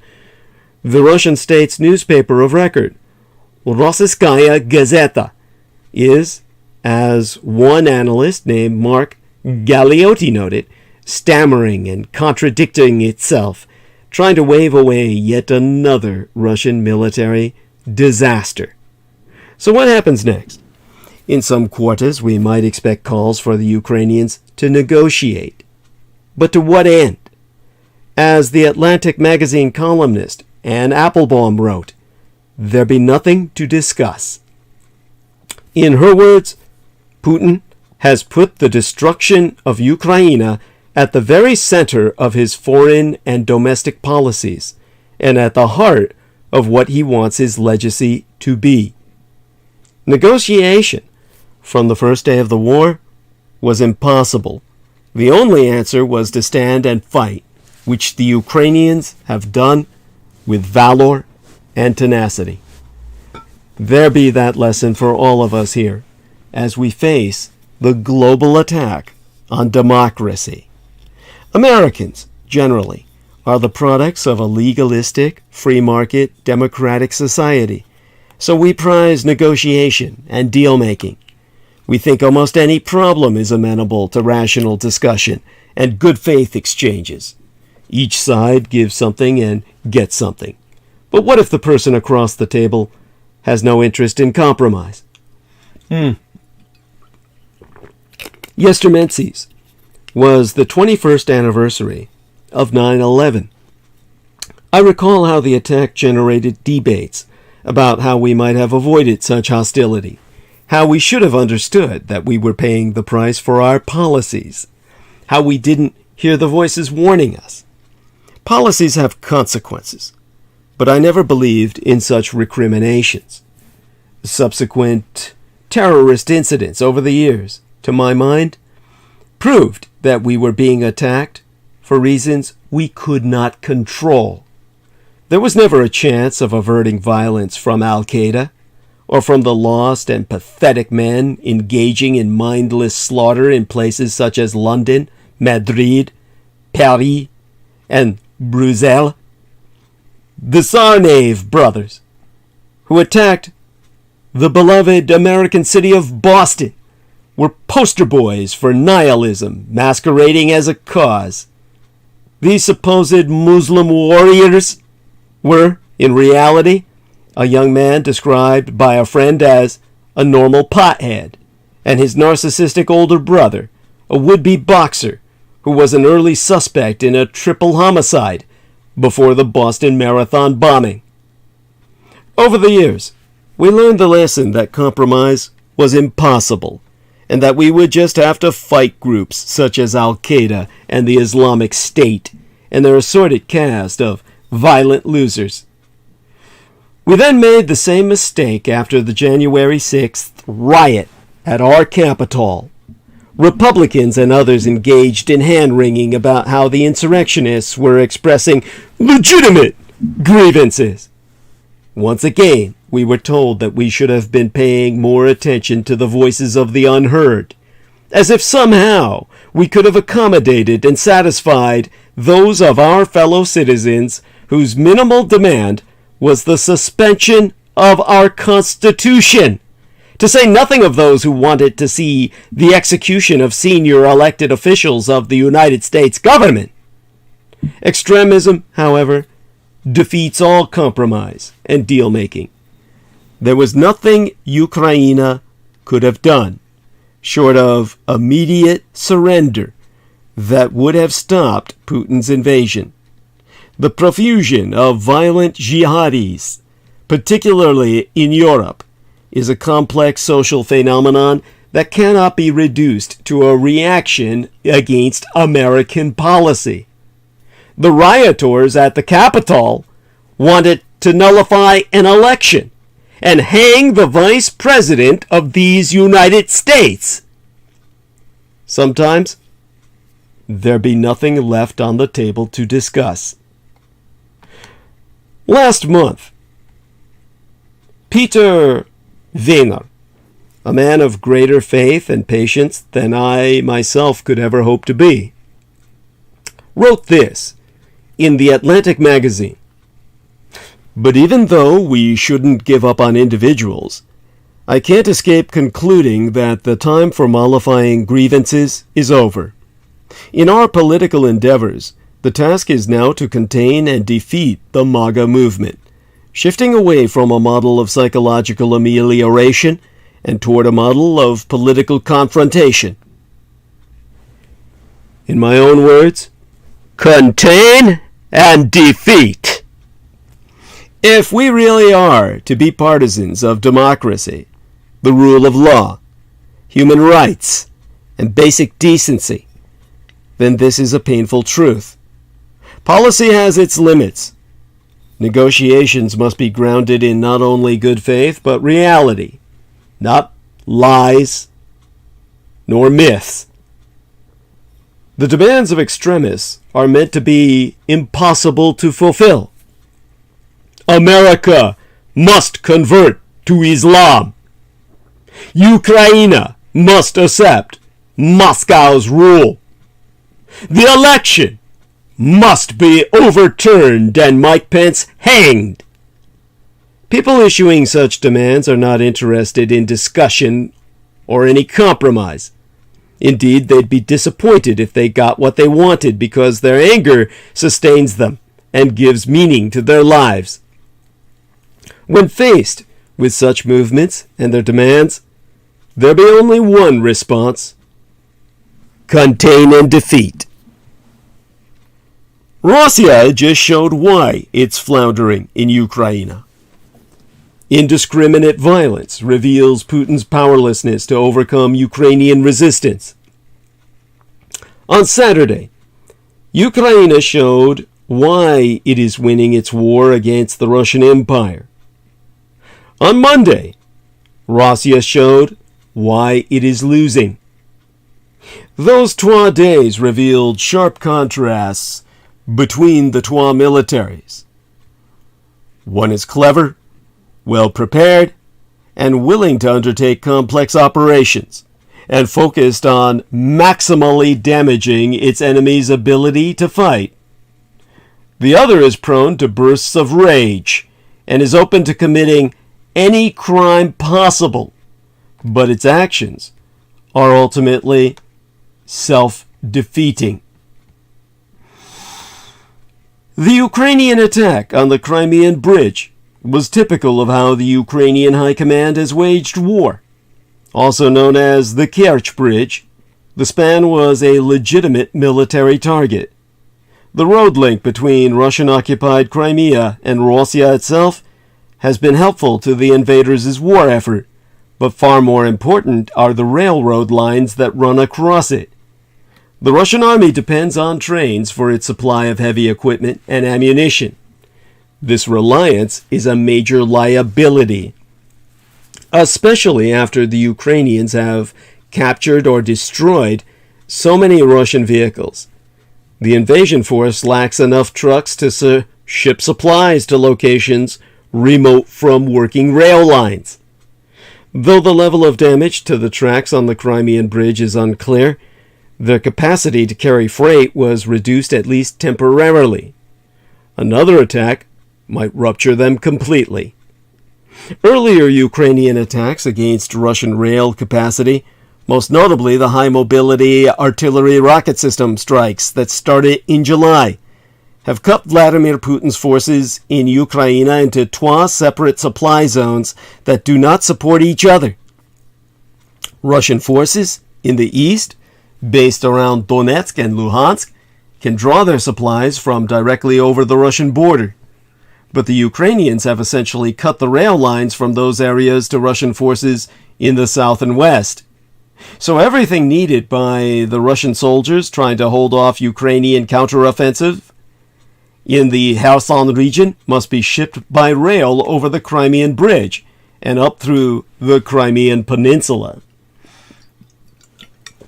If the Ukrainians could sever that rail line completely, Russian stockpiles at the front would soon run down. Food and medical equipment would likely grow scarce, and already tired Russian soldiers would eventually lose the ability to mount sustained operations. Russia's dependence on this one supply line has been a constant source of worry for Putin and his generals. Its evident vulnerability is one reason they supposedly went to great lengths to defend the Crimean Bridge from attack. This is what made Saturday's operation so crucial. The Ukrainians identified a logistical target of potentially decisive importance, secretly developed a plan to eliminate it, kept word from leaking out, and then executed the plan with considerable success. The operation came as an enormous shock in Moscow. Unnamed Ukrainian officials have told media outlets that their country's intelligence services had used a truck bomb on the bridge, but Kiev, capital of Ukraine, still has not officially taken responsibility for the attack, much less disclosed its methods. The uncertainty allows Ukraine and its supporters to troll the Russians, circulating multiple theories about what happened, including the possibility that the bridge explosion was an act of sabotage by an anti-Putin political group in Russia. Why, earlier that day, Russian domestic intelligence officials announced the arrest of 8 people, including 5 Russian citizens, in connection with the incident. The operation and subsequent propaganda efforts are bound to make Russians fear that the Ukrainians will attack the bridge again. On Monday, opening this work week, the Russians responded in a manner that was both homicidal and pointless. Starting early in the morning, they fired almost every type of missile in their arsenal, including their supposedly accurate Kalibr cruise missiles, repurposed, less accurate S-300 anti-aircraft missiles, and Iranian kamikaze drones against civilian targets in major Ukrainian cities.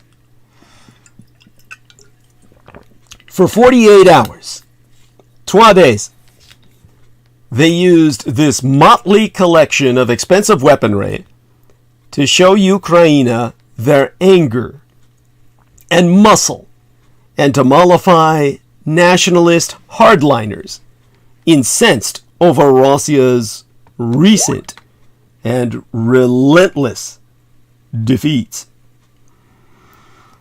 Yet Russian officials are inadvertently revealing their powerlessness over much of Ukrainian resistance. The total cost of this Russian operation will be enormous. One advanced missile can cost more than 10 million United States dollars, and Russia has fired many of them. Moreover, because of sanctions that keep it from obtaining high-tech equipment such as advanced microchips, Russia will have great difficulty replenishing its shrinking supply.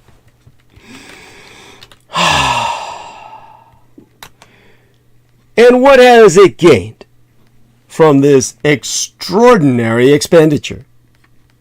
The Russians have hit little of military value. The missiles and drones that penetrated Ukrainian aero defenses hit a bizarre assortment of mostly unthreatening targets. Residential districts, public parks, a tourist bridge, some government buildings, and a few infrastructure facilities of modest importance. Far from damaging Ukraine's ability to fight off the invasion, this week's strikes have probably increased it in 3 distinct ways. Think back on the historical example I provided of America's mass murderous firebombing of the Axis, of how the Americans attempted to exterminate the civilian population of Germany and Japan, and especially in the case of Japan, where domestic earthquakes did far more damage to Japanese industry than American bombing ever did, according to America's own strategic bombing survey. You had the Japanese able to conduct offensive warfare to the point where they wiped the Americans out in mainland China, destroyed their aero bases, thus disabling their ability to ever bomb Japan from the Chinese mainland, and isolating the government, the capital, the wartime capital of Nanjing, and ultimately, later on, much further south, where Chiang Kai-shek was then forced to change sides and become a vaunted member of the Axis.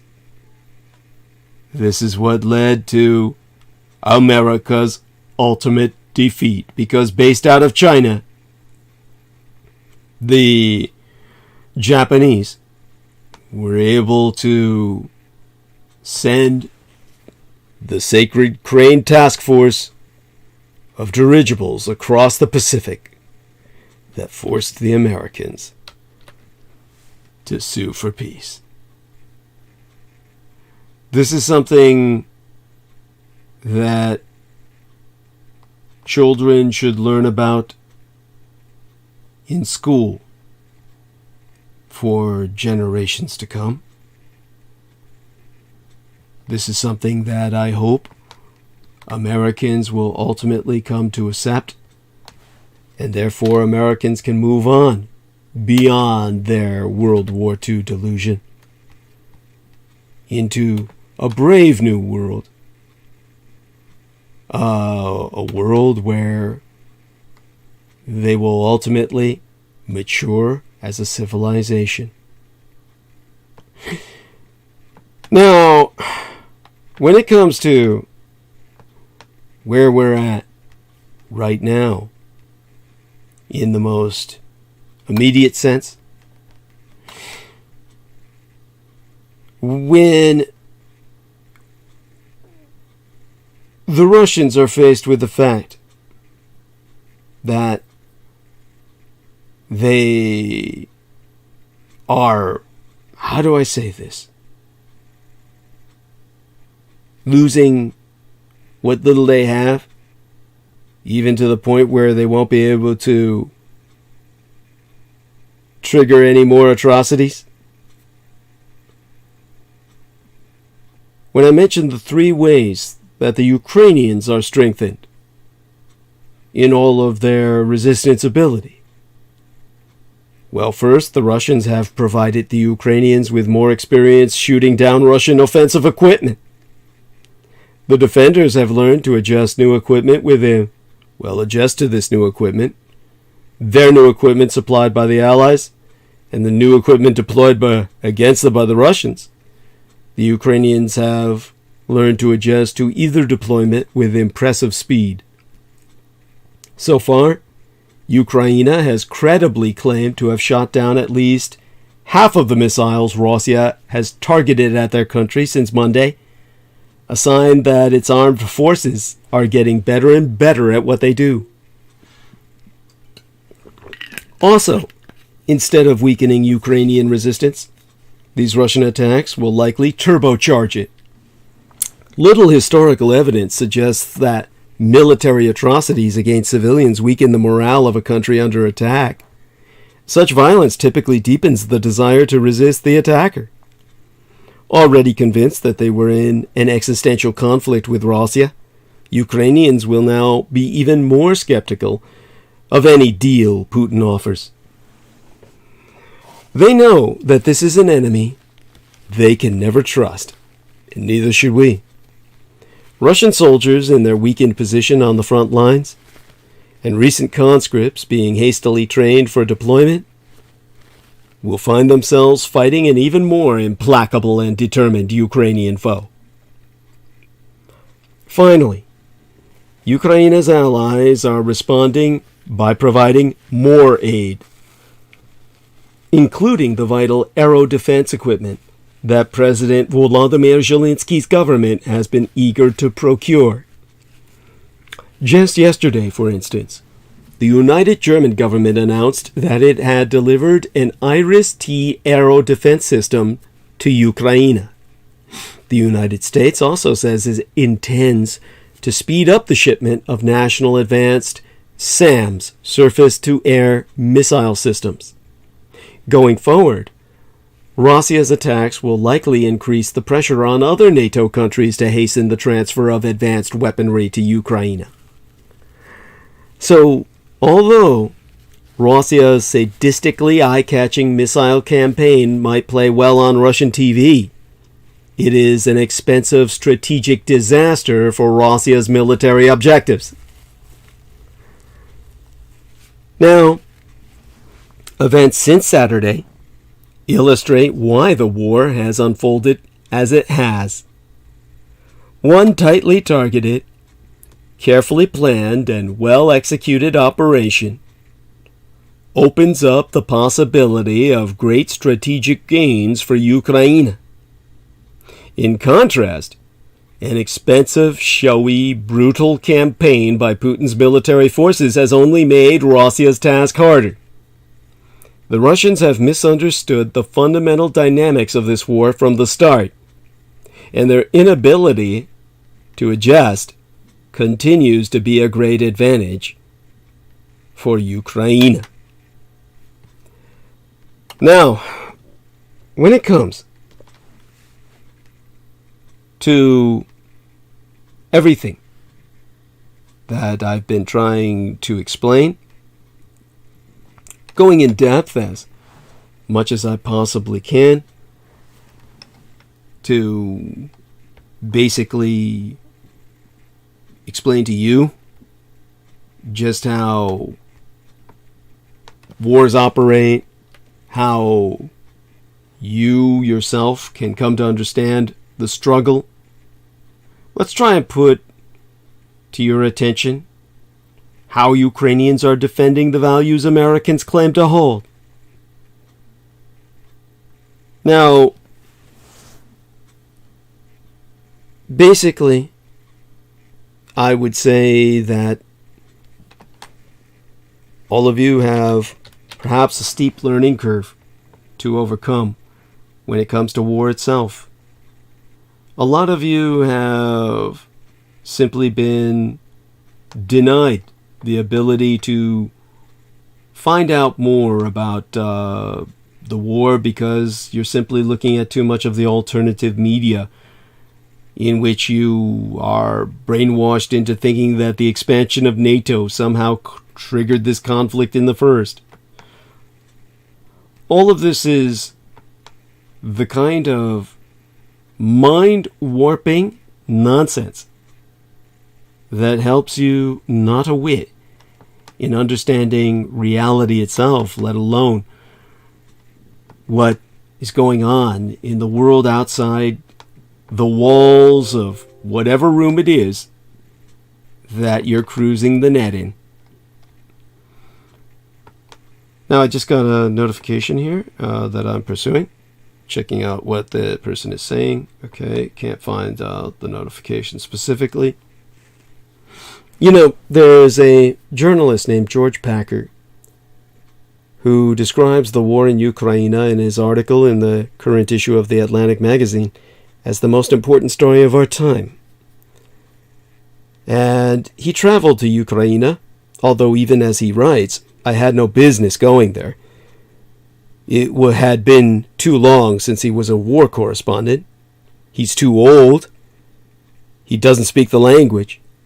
But he managed to become a courier with emergency medical supplies as his calling card and went because it is the most important story of our time, short of course, my own Taiwan. He went before Ukraine's recent successful counteroffensive, before Putin ordered conscription in Russia, and before Putin's most recent nuclear saber-rattling. 12 things were already becoming clear. The determination of the Ukrainian people who are convinced they will win this war for their freedom and democracy, and the demoralizing state of the American democracy he left behind. The subtitle of Packer's article is How Ordinary Ukrainians Rallied to Save Their Nation and Defend the Values Americans Claim to Hold.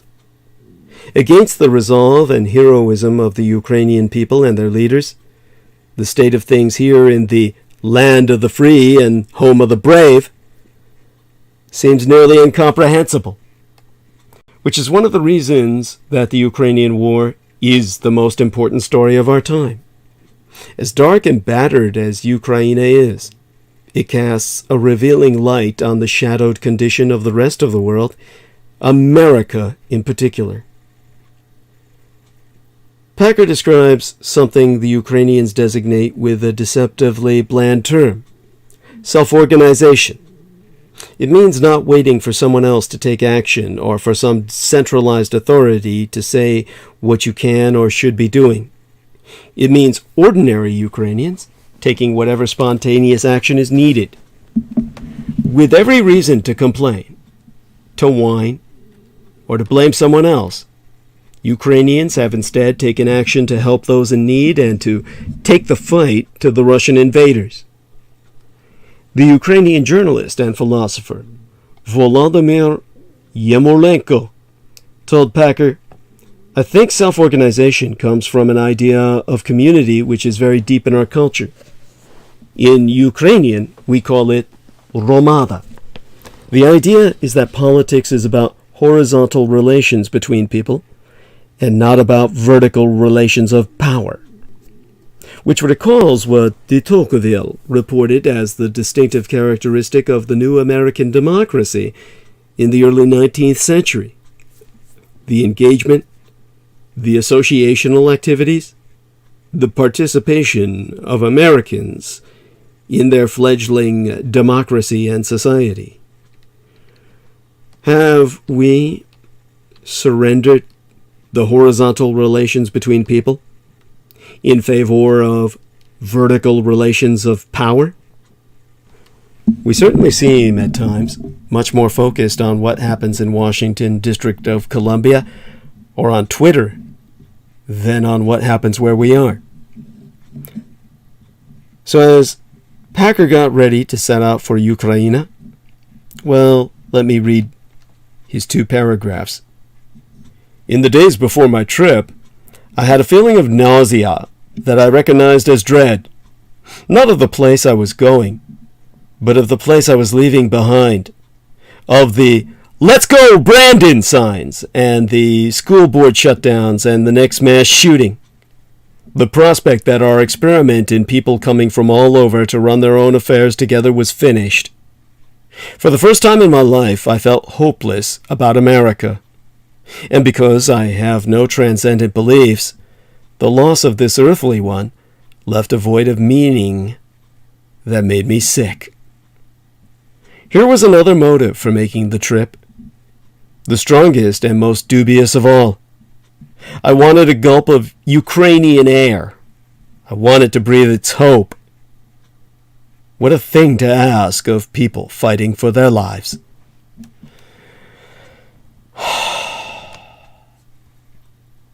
With that having been clarified, as clarifying as that can be, Putin's regime faces the fate of his Kerch Strait Bridge. The link that was his own gift to himself, damaged on his birthday. Now, let me put this in some context for you, in the 2 hours we have remaining. Now, our lovely lady, Brooke Gibson, has stuck some link in the chat room. I have no idea what it is and won't bother to check right now. But the attack on the crucial link between Russia and Crimea, in the form of that bridge, matters less for its tactical significance, which I've already described, and more for what it says about the course of the war. On Saturday, the Ukrainians hit the Kerch Strait Bridge, which leads from Russia to Crimea, with something. A missile, explosives planted by naval commandos, a truck laden with explosives. No one who knows is saying for sure, as is the way of military commentary in 2022. Experts, real, fake, self-proclaimed, are studying the imagery floating around Twitter and insisting that they know just what happened. Those pictures show a 2-lane span dropped into the water, an adjacent pair of lanes still standing, and on a parallel rail bridge, a train hauling tanker cars that are burning fiercely. The Russians have already run a new train across the rail bridge, but no one knows whether there was anything in it to serve as a real test of whether the span can still bear the weight of a full load, or whether it was simply intended to create the illusion of normalcy. The creator of Potemkin villages for Katarina the Gross, Catherine the Great, after all, was a Russian general. The tactical questions of how the Ukrainians pulled off this strike and of whether lasting damage has occurred are interesting and important, but currently unresolvable publicly. What can, however, be more profitably discussed is what this tells us about where the Russia-Ukraine war is headed. In his biography of the Duke of Marlborough, Winston Churchill wrote, "Battles are the principal milestones of secular history." Even a stuck clock can be right 2 times a day. The strike on the Kerch Strait Bridge was not a battle, but it was an important contributor to one of the great inflection points of this war. The moment when Russian elites began to understand that they are losing. The retreat of Russian forces from Kiev in the early spring could be awkwardly explained as an unreciprocated gesture of goodwill. It did not involve a route. The Ukrainian counteroffensive that liberated the Kharkiv region was a more difficult-to-swallow repositioning, accompanied, however, by video images of the surrender and slaughter of retreating troops. Both could be understood as the result of poor decisions by military leaders who could be sacked and replaced. The Kerch Strait Bridge attack, by contrast, inflicted at most a couple of casualties but packed multiple punches. It struck a prime symbol of the project of Russian imperial restoration, an expensive structure designed to link a Crimea reincorporated into Russia with the motherland. It damaged a crucial supply route. It showed that Ukraine could reach deep behind Russian lines to hit, with exquisite precision, a key and extremely well-defended target, like when the Japanese landed a single balloon bomb into the dam, Hanford Dam, that supplied all the power to the Los Alamos project, shutting down the atomic bomb project for half a work week. 3 days!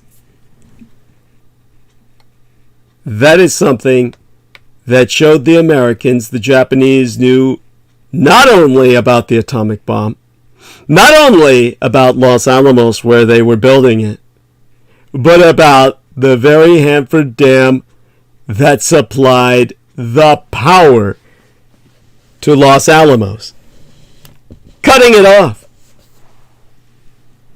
with the single deployment of a balloon bomb that cost pennies, literally manufactured by children.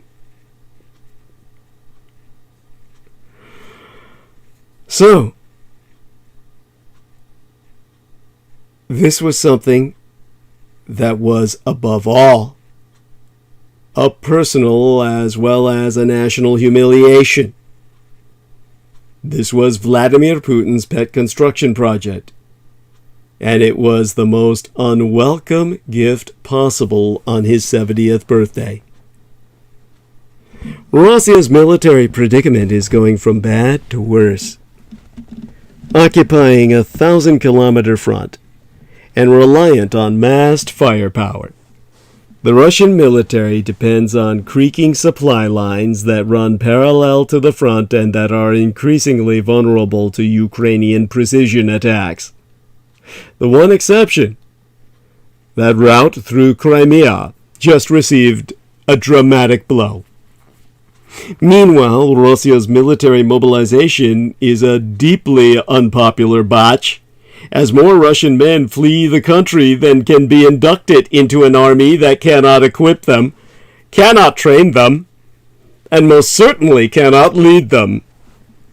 The Russian military faces threats from a Ukrainian army that can strike in the east, via Donbass, the south, via Kherson, or even possibly the southeast, via the Melitopol, wherever it sees the chance.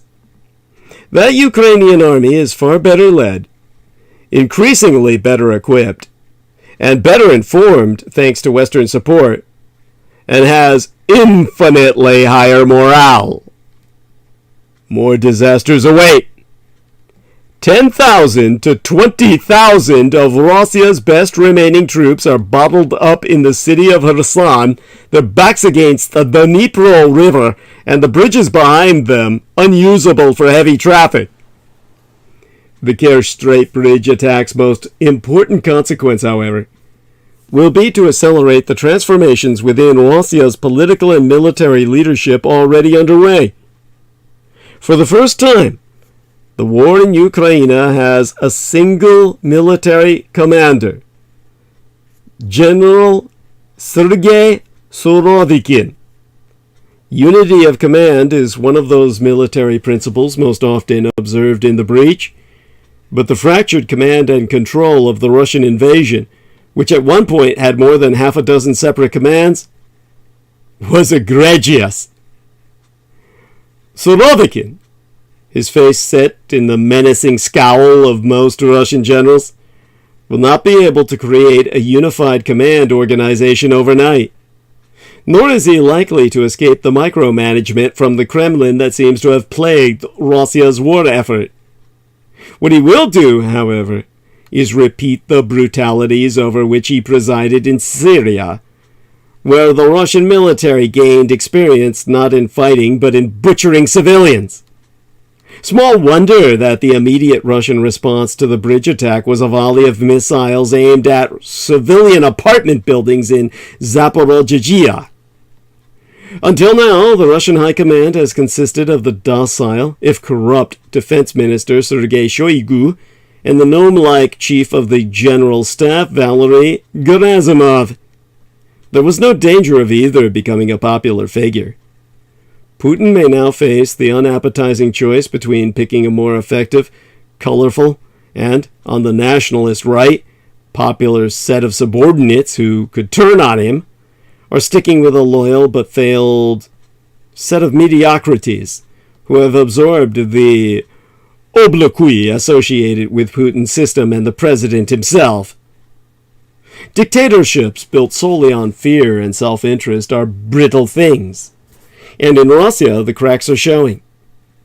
Yevgeny Prigozhin, the criminal head of the Wagner group of mercenaries that does the Kremlin's bidding, and Ramzan Kadyrov, the no less thuggish ruler of Chechnya, have created private armies. They have been open in their view that some generals should not only be cashiered but shot, a stance echoed by the head of the Russian propaganda outlet RT, Russia Today, Margarita Simonian. They may very well be preparing the way for their own bids to power. Other armed organizations, the FSB, Secret Police, the GRU, Military Intelligence, the National Guard, and the Army itself, might be willing to engage in violence at home and not just abroad. Sooner or later, violent words casually bandied about lead to violent deeds. We know that all too well in these United States.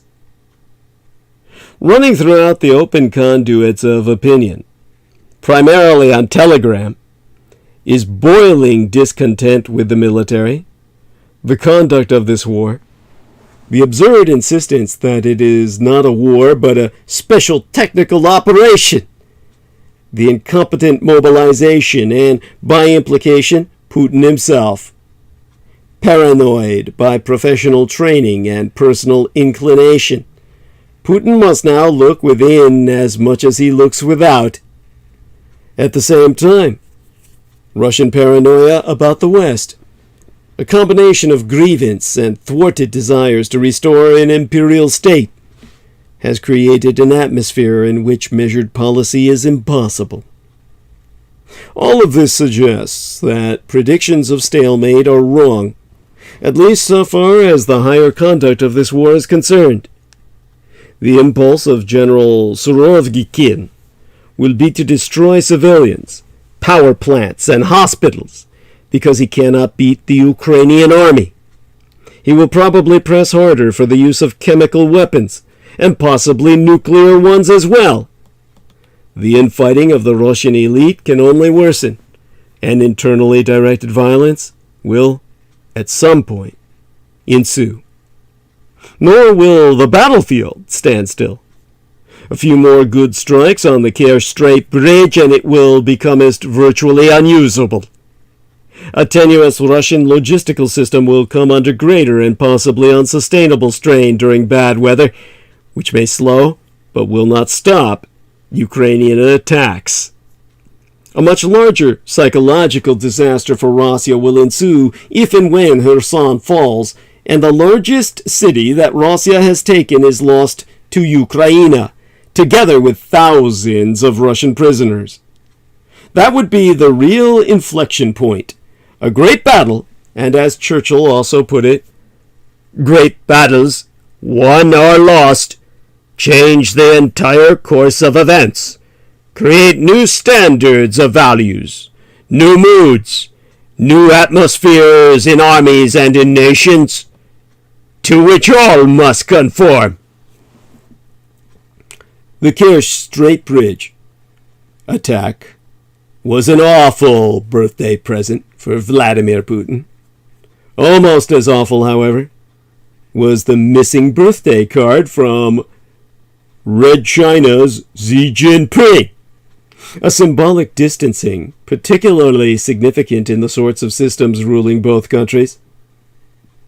Russia is isolated from its neighbors, who are either openly hostile or walking away from its Ukraine enterprise.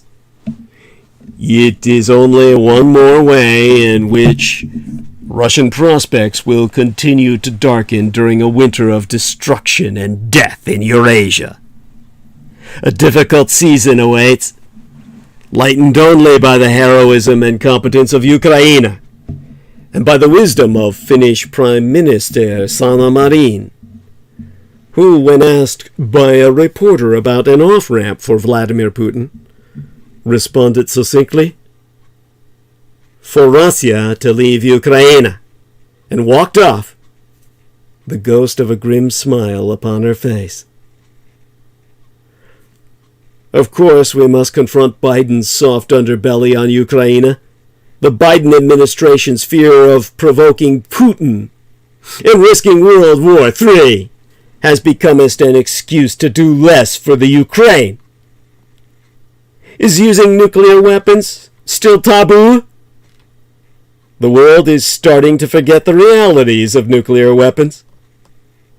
Russia's invasion of Ukraine has eroded the nuclear taboo. This war is unlikely to go nuclear, but it is increasing the risk that future conflicts will. In March of 1990, the New Yorker magazine published a cartoon by Jack Ziegler that captured the optimism at the end of the Cold War. That cartoon shows an executive sitting at his desk as a worker enters the office carrying a large bomb with fins. The executive says, "Bring that H-bomb over here, will you, Tom? And just slip it into my outbox." The worker responds, "Sure thing, boss."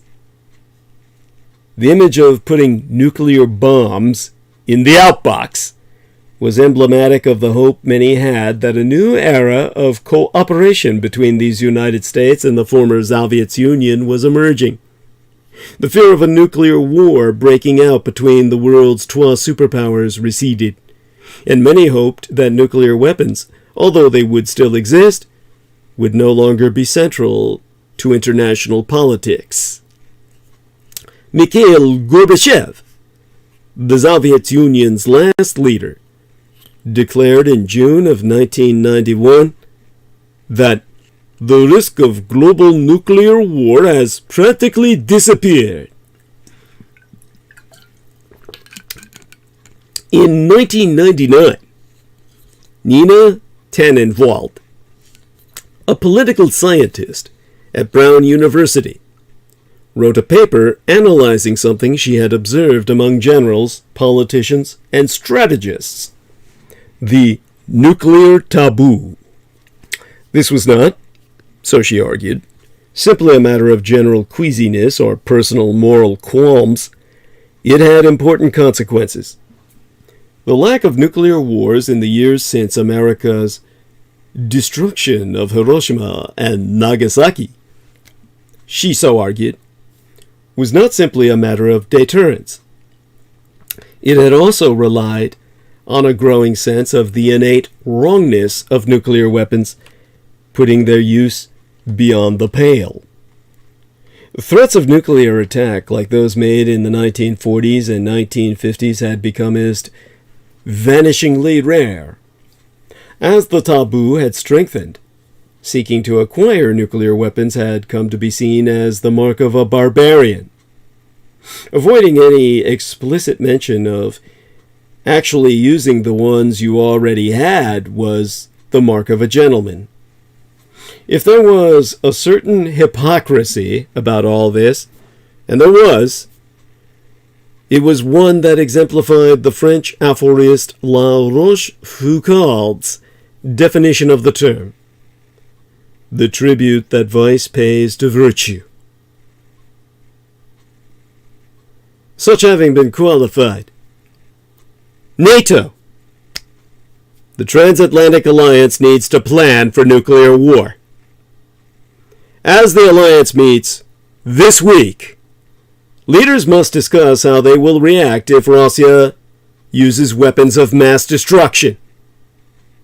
NATO defense ministers will gather this week for a ministerial meeting, but one topic of discussion will be anything but routine: the risk that Russian dictator Vladimir Putin might use nuclear weapons in Europa.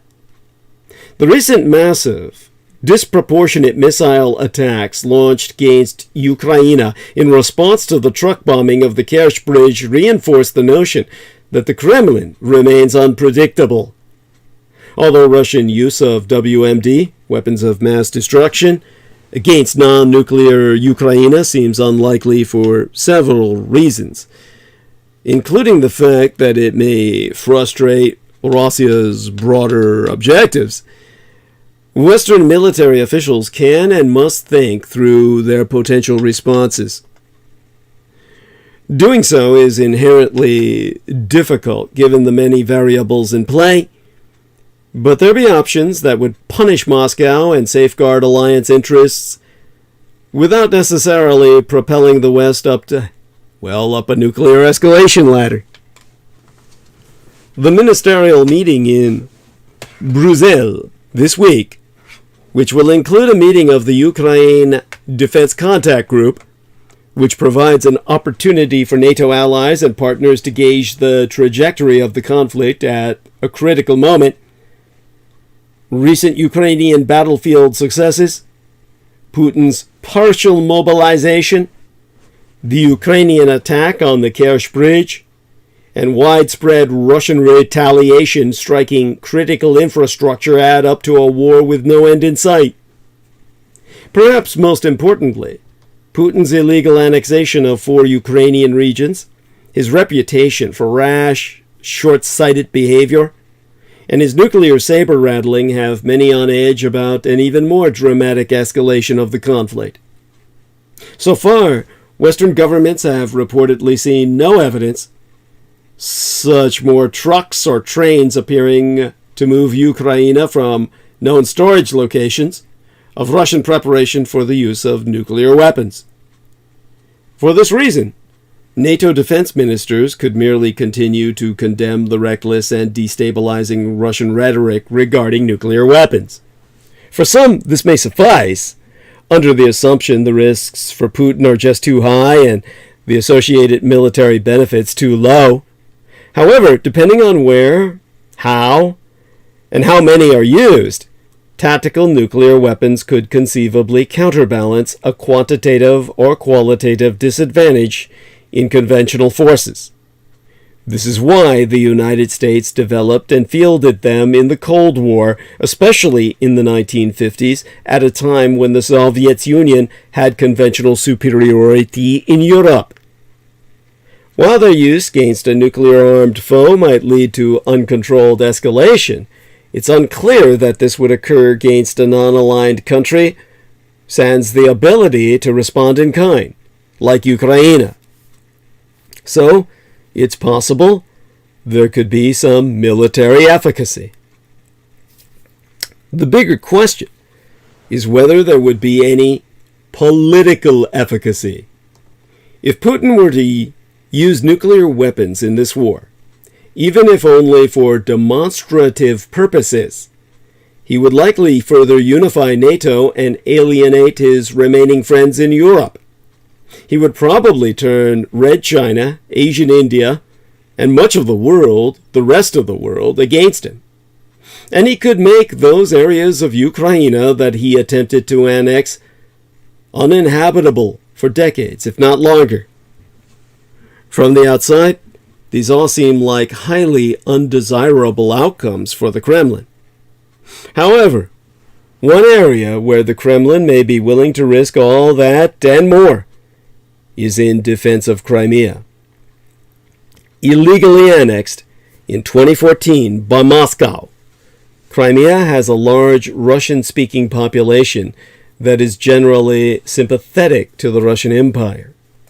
It is also home to the strategically important Russian naval base at Sevastopol, which is the Russian Black Sea Fleet's home port, as well as other military infrastructure, such as Saki Air Base. Since 2014, Crimea has seen an exodus of ethnic Ukrainians and Tatars, an influx of Russians, and a military buildup. Given all this at stake, it's likely Putin perceives Crimea as closer to the core of Russian vital interests than, say, the Kharkiv region, which was recently liberated by Ukrainian forces. If and when Ukrainian conventional military forces approach Crimea in hopes of liberating it, Putin may feel more tempted to deploy a nuclear weapon. Whether used to defend threats to Russia's occupation of Crimea or otherwise, potential Russian use of nuclear weapons demands at least thinking through possible responses. The United States has reportedly devoted some effort to studying this, beginning shortly after Putin's forces invaded Ukraine itself. Washington remains clearly committed to avoiding direct involvement in the war, but Biden administration officials have noted that Russian detention, detonation of a nuclear weapon, no matter how small, could prompt a reconsideration. Although the administration has rightly been vague in spelling out what that reconsideration might entail, one former government official recently speculated that Russia's use of nuclear weapons could prompt the United States and our allies to destroy Russian forces inside Ukraine. Although U.S. officials have reportedly briefed allies on contingency plans in Washington, it's unclear if NATO itself has conducted any in-depth discussion or assessment of opinions. In an alliance that operates by consensus, and given strong American preferences to maintain a unified approach to Moscow, getting NATO on board is critical. It's important for alliance members to discuss potential alliance-wide responses now, rather than waiting until a crisis moment. And this week's meeting presents an ideal venue. Ministers should begin by acknowledging that they have a collective, vital security interest in maintaining the taboo on nuclear weapons usage. Whether responding to a violation of that taboo would lead to immediate, direct Allied military involvement in Ukraine is unclear, but ministers should be clear that such an attack would compel an unprecedented alliance response. What might the menu of next steps include? There are too many variables at play to identify with precision if, where, or how the Allies might respond to a Russian nuclear attack on Ukraine. Ideally, any set of responses should entail severe punishment of Moscow and the specific individuals who authorized and conducted the nuclear attack. It should also try to minimize the risk of escalating the conflict further along WMD lines. And it should seek to reestablish the taboo by leaving open the possibility of additional options as a way of deterring another Russian use of WMDs. Within this broad framework, the alliance could consider several options if Russia were to unleash a nuclear weapon against Ukraine. First, NATO could consider further augmenting its presence in eastern, northeastern, and southeastern Europe at sea, in the air, and on land. Decisions on the alliance's military presence in Eastern Europe, made at the Madrid summit just a few months ago, were somewhat restrained, and there remains significant room for increasing NATO's presence. This might include a reassessment of whether the alliance should deploy land-based nuclear missiles in Europe, expanding Allied presence in the Baltic states, Poland, and Romania, or increasing Allied air and naval presence in and over the Baltic Sea. Additionally, NATO could eliminate remaining inhibitions on providing the kinds of equipment to Ukraine that it has been reluctant to hand over thus far. Foremost among these might be longer-range precision artillery, advanced Western tanks, and advanced combat jets. Aero defenses are reportedly already en route. Furthermore, NATO could authorize and coordinate cyber attacks against critical dual-use Russian infrastructure used to support or finance the war effort. And the Allies could begin to seize Russian assets abroad, owned by both the Russian government and individuals directly involved in WMD use, using them to finance recovery in Ukraine. Other steps could include more direct operational support of Ukrainian forces, such as by embedding military personnel in Ukrainian units. This could be aimed at facilitating advice, providing training and field support for more advanced Western weapons, further easing and speeding the flow of intelligence, and helping in target identification on the battlefield. In a similar vein, the alliance could conduct clandestine military operations within Russian-occupied Ukraine, including sabotage and aiding resistance forces. And if the alliance wanted to pursue horizontal escalation, it could consider similar clandestine military operations in Russian-occupied Moldova and Russian-occupied Georgia. In sum, there are many responses NATO can and must consider in the event of Russian WMD use that would not necessarily lead to a spiraling nuclear conflagration. Deliberating those options now is wise, so they are ready and available should NATO's leaders need them. Moreover, examining possible alliance-wide responses to a Russian nuclear attack on Ukraine would help achieve two other important goals. First, it would prepare both Allied leaders and citizens for such a crisis. Although NATO remains a nuclear alliance, some European allies have long preferred to see nuclear weapons relegated to the background when it comes to Allied defense.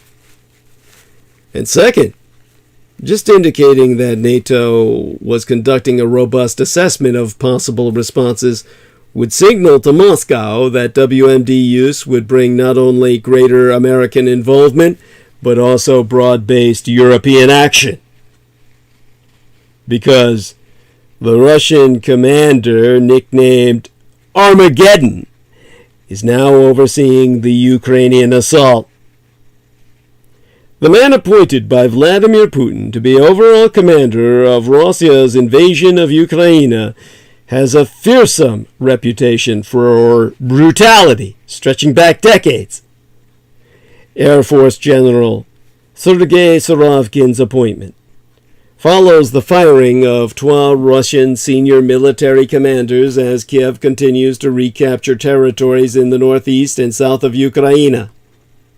However, one military expert told Newsweek that Surovikin's appointment is not likely to make a difference to Putin's war effort because all he can do is order people to die.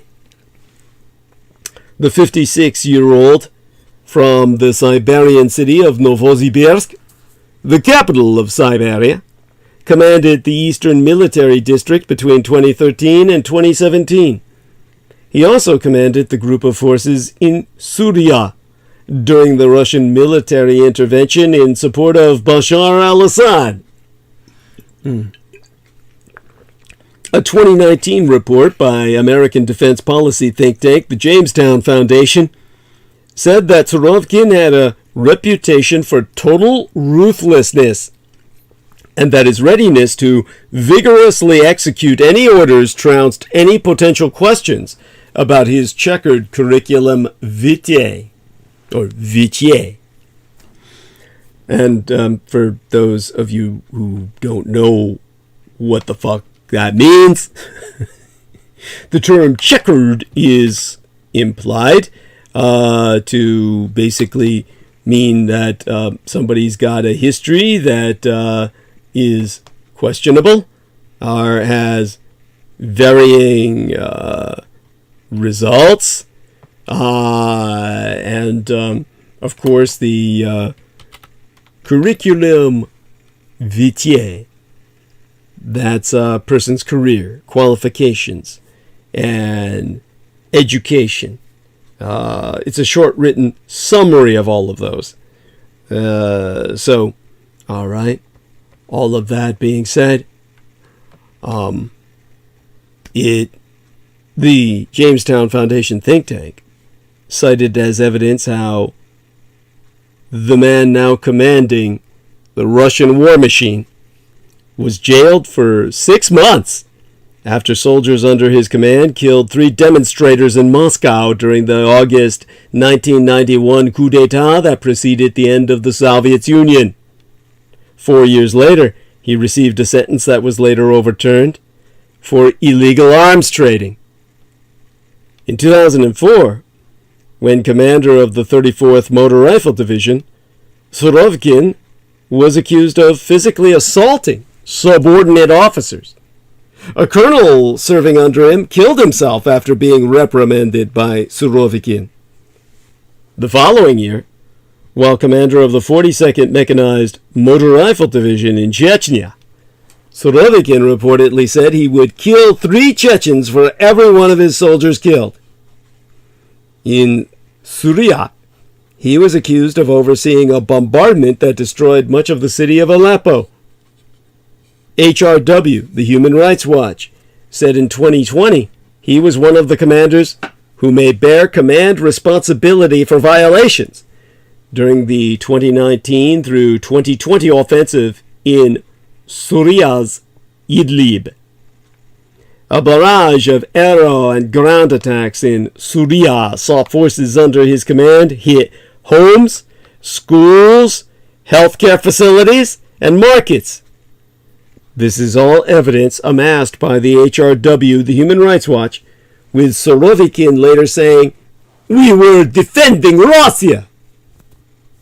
His colleagues have described him as General Armageddon. And 12 days after his appointment, cities across Ukraine were hit by rocket attacks against civilian targets, which included a road junction by a university and a children's playground in a park. The founder of the Wagner mercenary group, Yevgeny Prigozhin, who has been calling for a tougher response to Ukraine's counteroffensive, called Surovikin the most competent commander in the Russian army. That's according to Live 24, a Russian media outlet. Gleb Irizov, a former Air Force lieutenant who worked with Surovikin up to 2020, told The Guardian that Surovikin was very cruel but also a competent commander who knew how to oversee and streamline different army branches. But he won't be able to solve all the problems, as Russia is short on weapons and manpower. Glenn Grant, a senior defense expert at the Baltic Security Foundation think tank, who advised Ukraine on its military reform, does not believe that Surovikin can turn around Putin's war effort. To quote his T, "He has got to where he is in the same way as the other senior officers, by corruption, greasing palms, and being loyal, so he is no different from any of the others. He will try to be brutal, but he cannot make a difference to the soldiering. All he can do is order people to die. He was in charge of the Air Force at the beginning of the war, but he didn't actually do anything. They were a miserable failure. I don't see that suddenly he is going to become a super general, because to do anything, you would have to lead, and he is not a leader. He is a pugilist." That means just a fighter, basically, in the Street Fighter sense. Now, going to take a moment here to check into that link. Oh, there we are. Gigi Chow, lesbian daughter of Hong Kong billionaire Cecil Chow, appeals to father over marriage bounty. Gigi Chow tells father, "I will marry a man when he marries a man." Ha ha ha ha ha ha ha! You tell him, girl. All right. So, there we go with that. Such being whatever it is. That having been ascertained. Okay. Breathing deeply here. You know, I contacted Russia's defense ministry for comment. But, of course, they never called back. It's time to prepare for a Ukrainian victory. The liberation of Russian-occupied territory might bring Vladimir Putin down. Over the week preceding the 21st memoriam of 9/11, Ukraine's armed forces broke through the Russian lines in the northeastern corner of the country, swept eastward, and liberated town after town in what had been occupied territory. First, Balaklia, then Kupiansk, then Izium, a city that sits on major supply routes. These names won't mean much to a foreign audience, but they are places that have been beyond reach, impossible for Ukrainians to contact for months. Now, well, yesterday, last month, they had fallen in hours. 21 years to the day after 9/11, Ukrainian forces were fighting on the outskirts of Donetsk, a city that Russia had occupied since 2014. Many things about this advance were unexpected, especially the location. For many weeks, the Ukrainians loudly telegraphed their intention to launch a major offensive farther south. The biggest shock is not Ukraine's tactics, but Russia's response. On September 11th, Lieutenant General Yevhen Moisyuk, the Deputy Commander-in-Chief of the Ukrainian Armed Forces, went on record to say, "What really surprises us is that the Russian troops are not fighting back." Russian troops are not fighting back. More than that, offered the choice of fighting or fleeing, many of them appear to be escaping as fast as they can. For several days, soldiers and others have posted photographs of hastily abandoned military vehicles and equipment, as well as videos showing lines of cars, presumably belonging to collaborators, fleeing the occupied territories. A Ukrainian general staff report said that Russian soldiers were ditching their uniforms, donning civilian clothes, and trying to slip back into Russian territory. The Ukrainian Security Service has set up a hotline that Russian soldiers can call if they want to surrender, and it has also posted recordings of some of the calls. The fundamental difference between Ukrainian soldiers, who are fighting for their country's existence, and Russian soldiers, who are fighting for their salary, has finally begun to matter. That difference might not suffice, of course. Ukrainian soldiers may be better motivated, but the Russians still have far larger stores of weapons and ammunition. They can still inflict misery on civilians, as they did in, Monday's apparent counterattack on the electrical grid in Kharkiv and elsewhere in eastern Ukraine.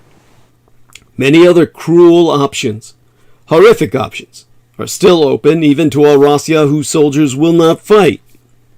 The nuclear plant in Zaporizhzhia remains inside the battle zone.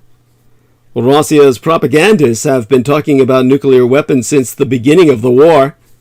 Although Russian troops are not fighting in the north, they are still resisting the Ukrainian offensive in the south. But even though the fighting may still take many turns, the events of yesterday, last month, should force Ukraine's allies to stop and think. A new reality has been created. The Ukrainians could win this war. Are we in the West really prepared for a Ukrainian victory? Do we know what other changes it could bring?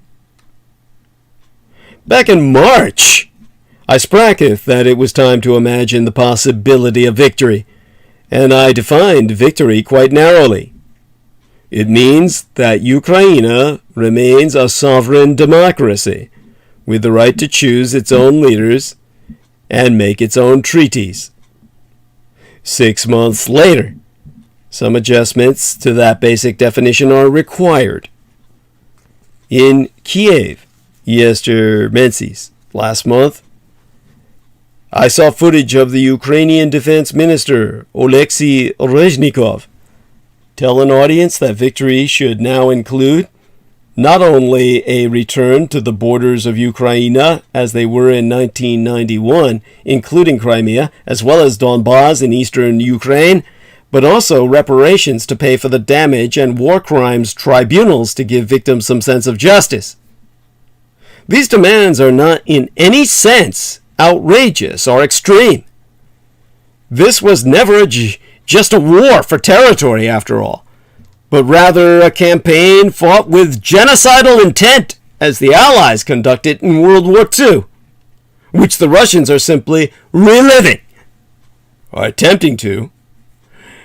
Russian forces in occupied territories have tortured and mass murdered civilians, arrested and deported hundreds of thousands of people, overwhelmingly children, destroyed theaters, museums, schools, hospitals. Bombing raids on Ukrainian cities far from the front line have slaughtered civilians and cost Ukraine billions in property damage. Returning the land will not by itself compensate Ukrainians for this catastrophic invasion. But even if it is justified, the Ukrainian definition of victory remains extraordinarily ambitious. To put it bluntly, it is hard to imagine how Russia can meet any of these demands, territorial, financial, legal, so long as its current president remains in power. Remember, Vladimir Putin has put the destruction of Ukraine at the very center of his foreign and domestic policies and at the heart of what he wants his legacy to be. 48 hours, but 3 days after the launch of the failed invasion of Kiev, the Russian state news agency accidentally published and then retracted an article prematurely declaring success. It declared, "Russia is restoring its unity."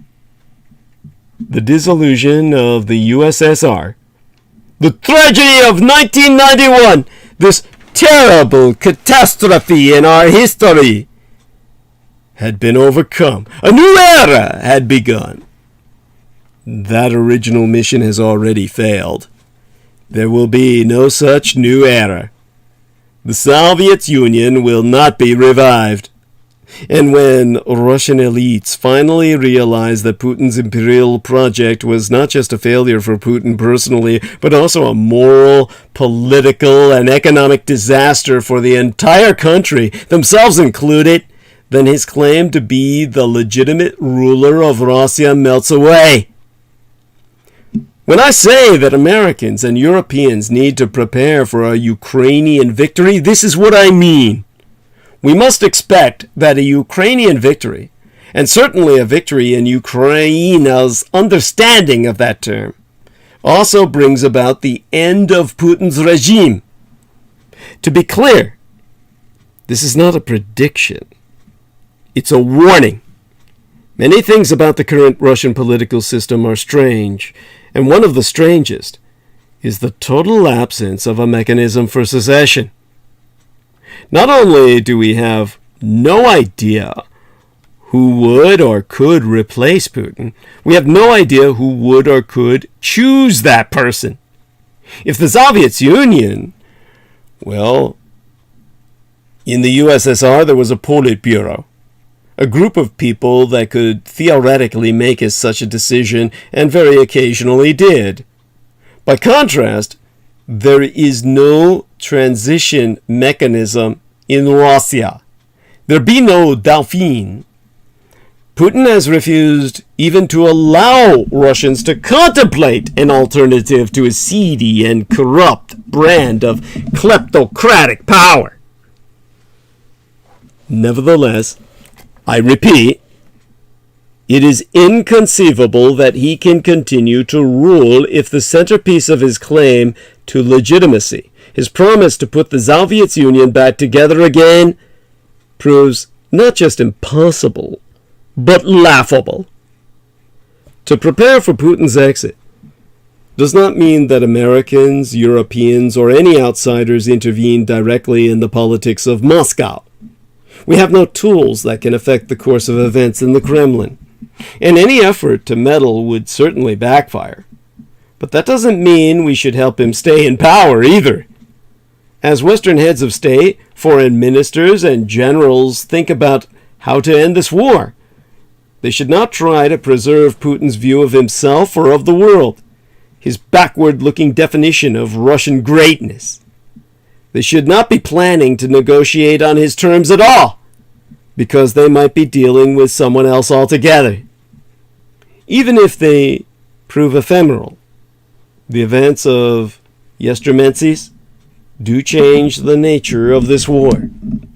From the very beginning, Everybody excepting Douglas Dietrich, Europeans, Americans, the global business community in particular, has wanted a return to stability. But the path to stability in Ukraine, long-lasting stability, has been hard to see. After all, any ceasefire imposed too early could be treated by Moscow as an opportunity to rearm. Any offer to negotiate could be understood in Moscow as a sign of weakness. But now is the time to ask about the stability of Russia itself and to factor that question into our plans. Russian soldiers are running away, ditching their equipment, asking to surrender. How long do we have to wait until the men in Putin's inner circle do the same? The possibility of instability in Russia, a nuclear power no less, terrifies many, but it may now be unavoidable. And if that's what is coming, we must anticipate it, plan for it, think about the possibilities as well as the dangers. Yesterday, last month, Rezhnikov told his Kiev audience, "We have learned not to be scared. Now we ask the rest of you not to be scared too." A Ukrainian victory would liberate Eastern Europe. As Russia's full-scale reinvasion of Ukraine approached the half-year mark, Volodymyr Zelensky had victory on his mind. In his August 18th address to the nation, the Ukrainian president said, "We can and should think only about how to win." And on the 6-month anniversary of the invasion on August 24th, a date that coincided with Ukraine's Independence Day, Zelensky spraketh even more forcefully about victory, and spelling out exactly what that would mean. That day, Zelensky said, "For us, the most terrible iron is not missiles, aerocraft, and tanks, but shackles. Not trenches, but fetters. And we will put our hands up only once, when we will celebrate our victory. Donbas is Ukraine, and we will return it, whatever the path may be. Crimea is Ukraine, and we will return it, whatever the path may be." Throughout August, in the weeks prior to Zelensky's remarks, Ukraine's armed forces conducted multiple attacks against targets on the Crimean Peninsula, which Russia forcefully and illegally seized in 2014. These have included a series of strikes against an aerostrip and munitions depots that Ukrainian authorities confirm were orchestrated by elite military units operating behind enemy lines. They also included drone attacks on the headquarters of Russia's Black Sea Fleet in Sevastopol. The strikes marked the first time that Ukraine seriously challenged Russia's dominance of the peninsula in more than 8 years and shifted the narrative of the war in Ukraine's favor. Combined with the recent victories in Kherson and Kharkiv, they suggest that a Ukrainian victory, rather than a defensive stalemate, is genuinely possible, if still a long way off. Ukrainian victory is not an assured possibility, but if it happens, it would be a paradigm-shifting event for European security, on the scale of the events of 1989, when the countries of the old Warsaw Pact liberated themselves from Soviet domination. Officials in Washington and other Western capitals need to be prepared for the possibility. At the beginning of the war, the prospect of a Ukrainian victory against the fifth largest standing army in the world appeared beyond absurd to all but Douglas Dietrich. The assumption at that time was that Russian troops would take Kiev in a matter of weeks, if not days. But Russia's initial blitzkrieg aimed at decapitating Zelensky's government failed miserably. Fighting in eastern Ukraine's Donbas region is deadlocked, and on August 29th, Ukraine launched a long-anticipated counteroffensive in the south that aims to liberate the occupied and strategically vital Kherson region, followed by a quick, strikingly successful offensive in Kharkiv. Russia has already suffered up to an estimated 80,000 war casualties, including dead and wounded, more than the Soviet Union in a decade of war in Afghanistan, where the Soviets lost 14,500 troops and approximately 54,000 were wounded. Morale is low, and troop shortages so acute that the Kremlin-connected Wagner Group is recruiting potential mercenaries from prisons. Western sanctions are beginning to take its toll on the Russian economy, and as importantly, hobbling Russia's ability to acquire the microchip and semiconductor technology necessary to replenish its depleted weapon stock. To be sure, Ukraine is also sustaining high combat losses as well, but in contrast to Russia, its forces are highly motivated and equipped by the West with state-of-the-art military hardware like the M142 High Mobility Artillery Rocket System, or HIMARS, HIMARS. They are also benefiting from Western intelligence sharing. We aren't there yet, but the once fanciful prospect of a Ukrainian victory looks increasingly realistic. Such an outcome could be something of a 1989 redux. Just as a weakening of Soviet's power in the late 1980s led to the fall of pro-Soviet regimes across the former Warsaw Pact, today the weakening of Russian power would likely have repercussions across the former Soviet space. The fallout would be felt in Russian clients like Belarus, where Alexander Lukashenko's grip on power might not survive the defeat of his patron in Moscow. In the aftermath of the deeply flawed August 2020 presidential election, the ensuing protests, and the brutal crackdown on dissent, Lukashenko has lost most, if not all, of his domestic legitimacy.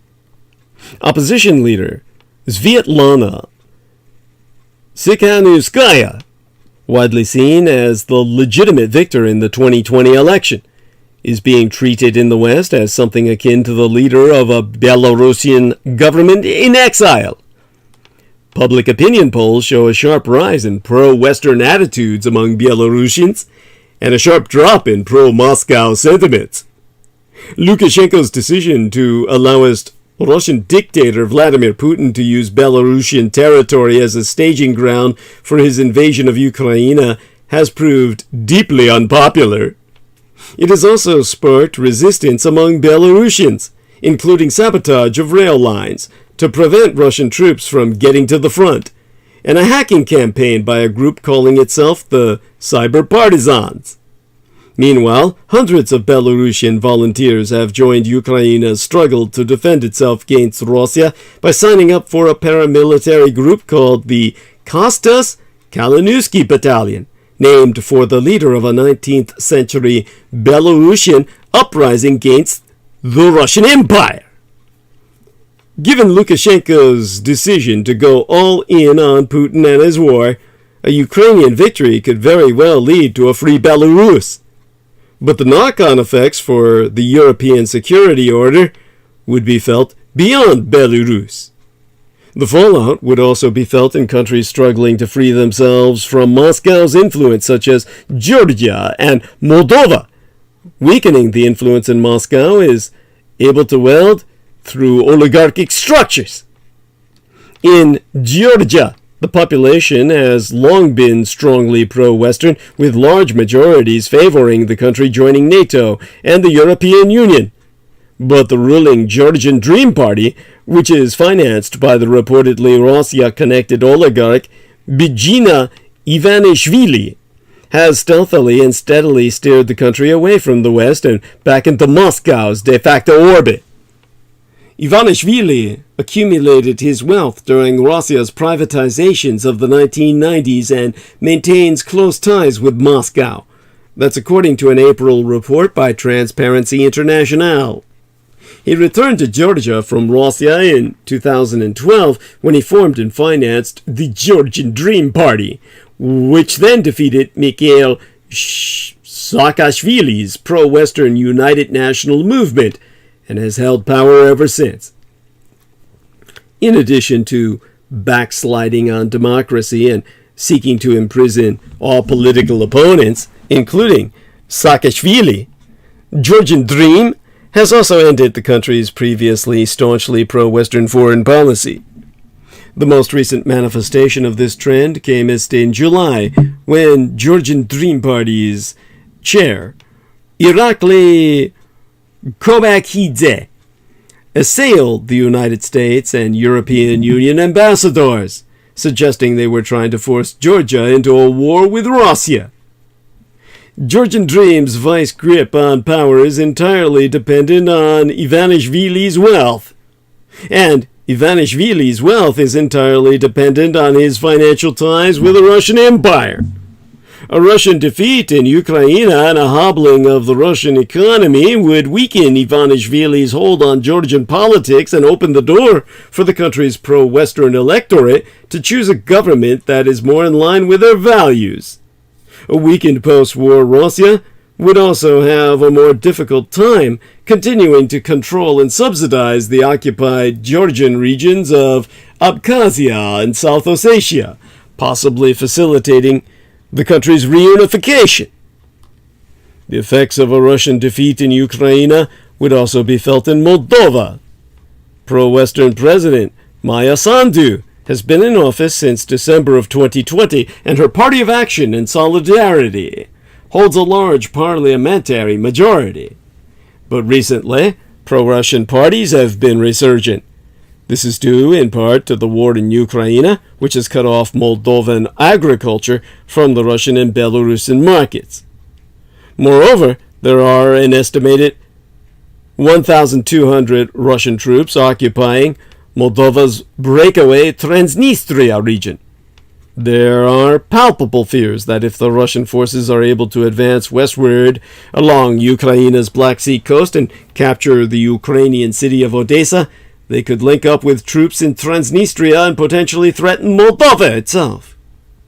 But a Russian defeat in Ukraine would effectively foreclose on this possibility, diminish Moscow's ability to influence Moldova's domestic politics, and undermine the Kremlin's ability to maintain its de facto protectorate in Transnistria.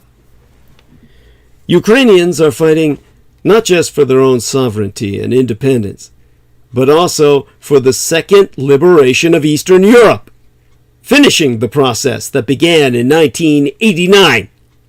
The West needs to prepare itself to manage this potential contingency. For this year marks the centenary of the founding of the Soviet Union. And as 2022 commenced, it looked like Putin was poised to begin its restoration. First with what has been dubbed a soft annexation of Belarus, then with the subjugation of Ukraine by force. Now, it appears that 2022 may end up marking the final stage of the Soviets' breakup. How Moscow would react to a new liberation of Eastern Europe would depend on how a defeat in Ukraine changes the internal political dynamics inside Russia itself. But in any scenario, Russia would be weakened militarily, economically, and politically. Its capacity to resist the new reality would be diminished. Inevitably, there would be calls in some Western capitals not to humiliate Moscow, but all such appeals must be resisted. Victory is a long way off, and it's certainly not guaranteed. But these United States and our European allies must never succumb to a failure of imagination about what a Ukrainian victory will mean. A free Belarus, combined with a truly independent, sovereign, and wholly reunified Ukraine, Georgia, and Moldova would be a game changer. Then we come to the challenge of how the Russians can redeem themselves morally. The Russian people's record with respect to Vladimir Putin, his Russiast regime, and its imperialist genocidal policies isn't exactly stellar. About 3/4 have actively supported the man and all his misdeeds for more than 2 decades. Theirs are sins of commission. Except for some large demonstrations, the remaining quarter has preferred to look the other way, staying mum while Putin dismantled democracy, flexed his muscles abroad, and created the illusion of prosperity. Theirs are sins of omission, critical omissions, the very name of my transmissions.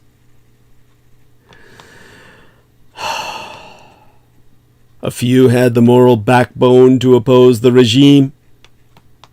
They are saints. The French philosopher Joseph de Maistre claimed that every nation has the government it deserves. Russia, alas, appears to be a case in point. Despite these pessimistic conclusions, no nation is fated to damnation, and no nation is morally unregenerate, unless, of course, it does nothing to stop its descent into hell. So too, the Russians are redeemable, if they redeem themselves. Ideally, the Russian people would have embarked on the path of moral regeneration on February 23rd, the day before Putin's obedient troops invaded and subsequently raped Ukraine. Opposition to the war would have been an ethically motivated choice. Instead, the vast majority supported the war and still support it today. Today, however, that war has come home.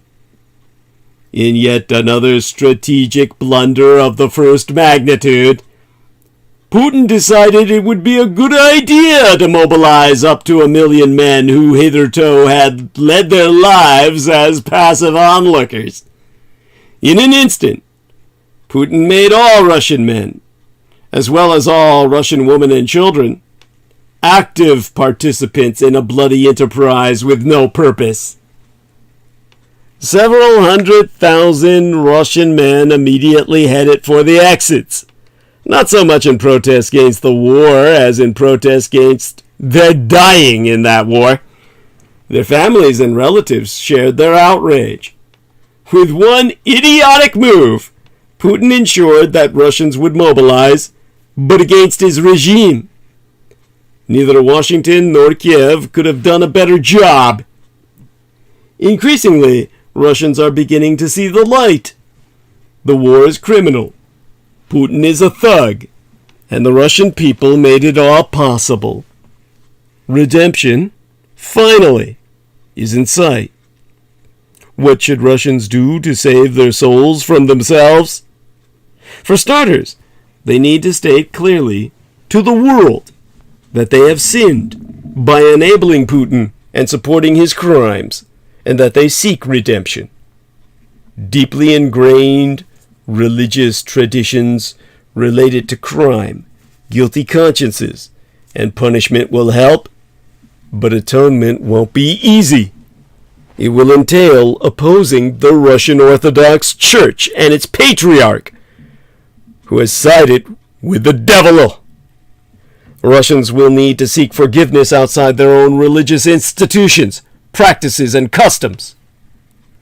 The Truth and Reconciliation Commissions introduced by South Africa after the fall of apartheid suggest how Russians might proceed. They will need to tell the world, and Ukrainians above all, that they have committed terrible crimes of commission and omission, ask for forgiveness, and are ready to atone by providing reparations to the victims of genocide and war. As in the past, Russia's cultural and intellectual elites, the intelligentsia, will have to show the way. The operatic diva Anna Netrebko, for example, could do better than her lukewarm condemnation of the war in March, while conductor Valery Gurdjieff has refused to do even that. Both could set an example by loudly, ostentatiously, and publicly condemning the regime. As Russian superstars, they have nothing to fear from that regime. This first step is essential. Anything less than a full confession will smack of insincerity and suggest that Russians share Putin's maniacal goals, while disagreeing only about the means. The next step involves a godsend from Putin himself: mobilization. Russian men must continue to escape the draft, but with even greater vigor. Those who can go abroad should go abroad. Those who cannot should hide in distant towns or villages where police supervision is less intrusive, and a ruble goes a long way. Flight and concealment mean hardship, but hardship is surely preferable to a lonely death in the steppes of southern Ukraine. Russian women have a different task. They must mobilize and demonstrate in the manner of rebellious women in other countries. Russian pots can be as easily banged as Argentinian pans. Russia's police happily gun down men. For whatever reasons, they rarely turn their weapons on women. The demonstrations must be large and long-lasting, and they must take its place in every city, town, and village in the Russian Empire. If mass disobedience sweeps the country, the forces of coercion will be helpless, and the Putin regime will not survive. His successor will be hard-pressed to pursue the same policies that brought Putin to an inglorious end. Peace might then be possible. So too might something resembling democracy. Most importantly, Russians will have shown Ukrainians, the world, and themselves that they are sentient human beings with souls and not killing machines. Alternatively, if Russians fail to opt for redemption, they will deserve all the opprobrium recently voiced by the popular singer Alla Pugacheva. My God! What happiness to be hated by the people whom I always could not stand! If they liked me, it would mean that I sang and lived in vain. The reason is clear. Let them grind their teeth. They were serfs, became as slaves. Now, with all this said about the Russian side of the Sino-Slavic synaxis, I am impressed even with the claim that Mr. Biden has made that, America is honoring a one China policy, does not recognize Taiwan as an independent state, that Biden is still gone all in for decoupling from dependence on the Chinese Communist Empire.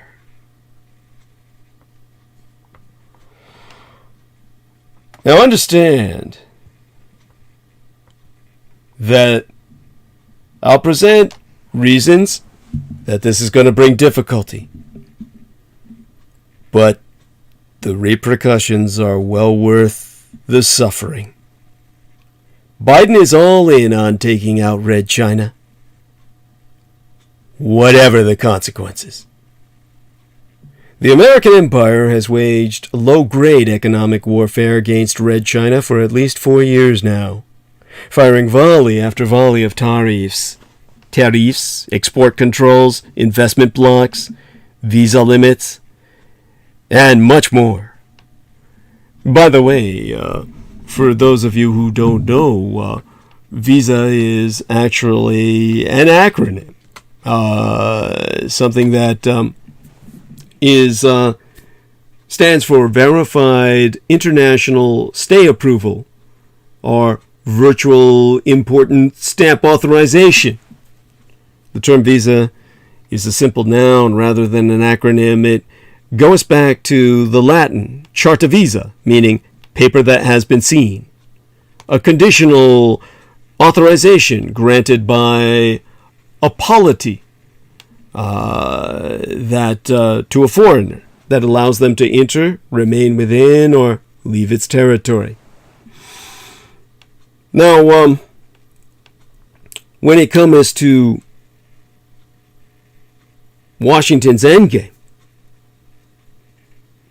its endgame for this conflict has always been hazy.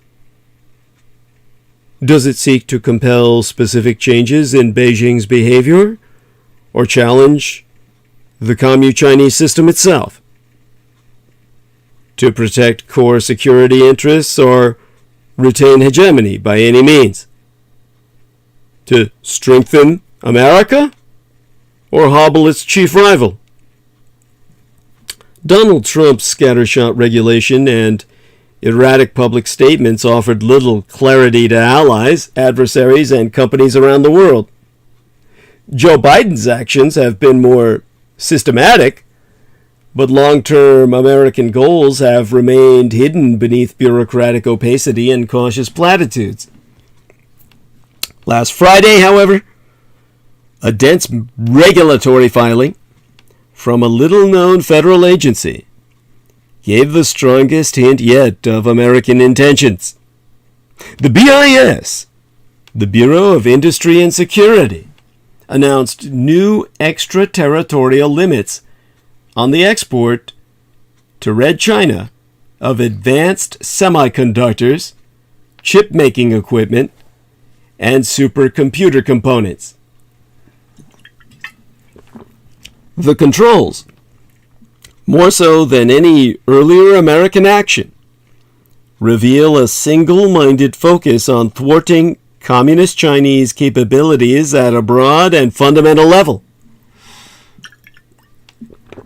Although framed as a national security measure, the primary damage to the Communist Chinese empire will be economic on a scale well out of proportion to Washington's cited military and intelligence concerns. The American government imposed these new rules after limited consultation with partner countries and companies, proving that its quest to hobble Red China ranks well above concerns about the diplomatic or economic repercussions. In short, America's restrictionists, zero-sum thinkers who urgently want to accelerate technological decoupling, have won the strategy debate inside the Biden administration. More cautious voices, technocrats and centrists who advocate incremental curbs on select aspects of Red China's technological ties, have lost. The shift portends even harsher American measures to come, not only in advanced computing, but also in other sectors like biotechnologies, manufacturing, and finance, deemed strategic.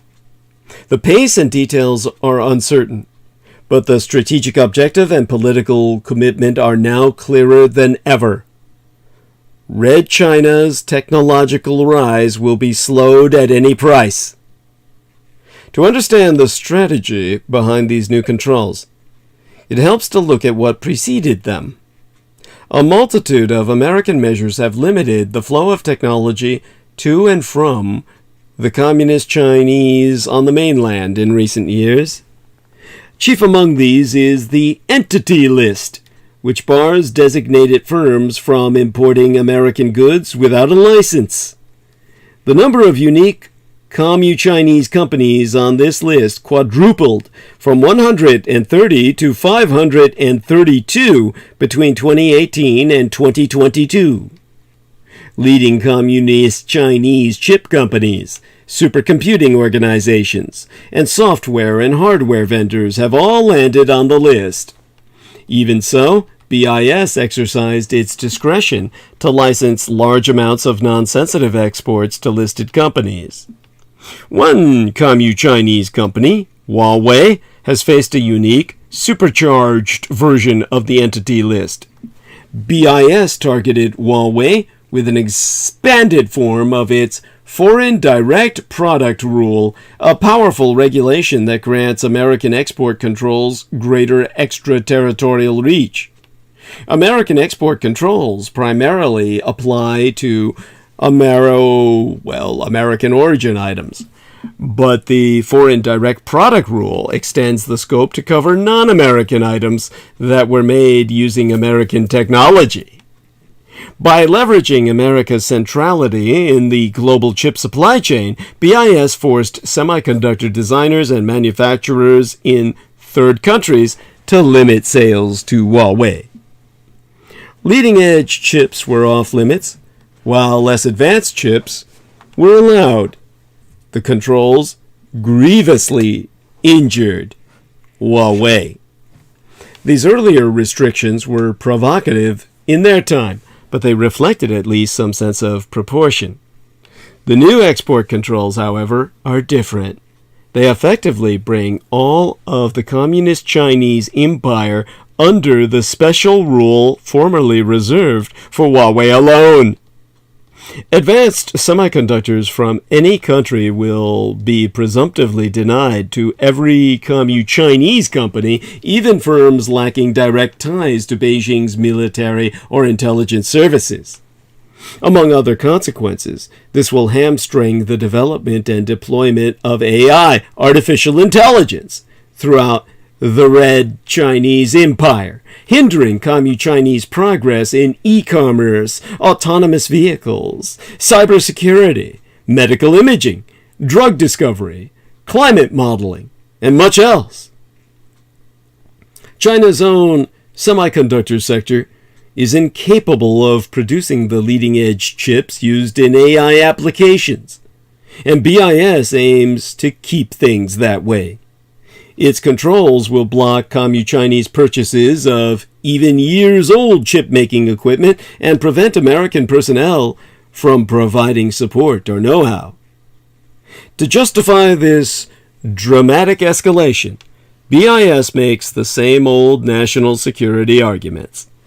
Its filing takes pains to portray Commu-Chinese high-end computing as an urgent military threat.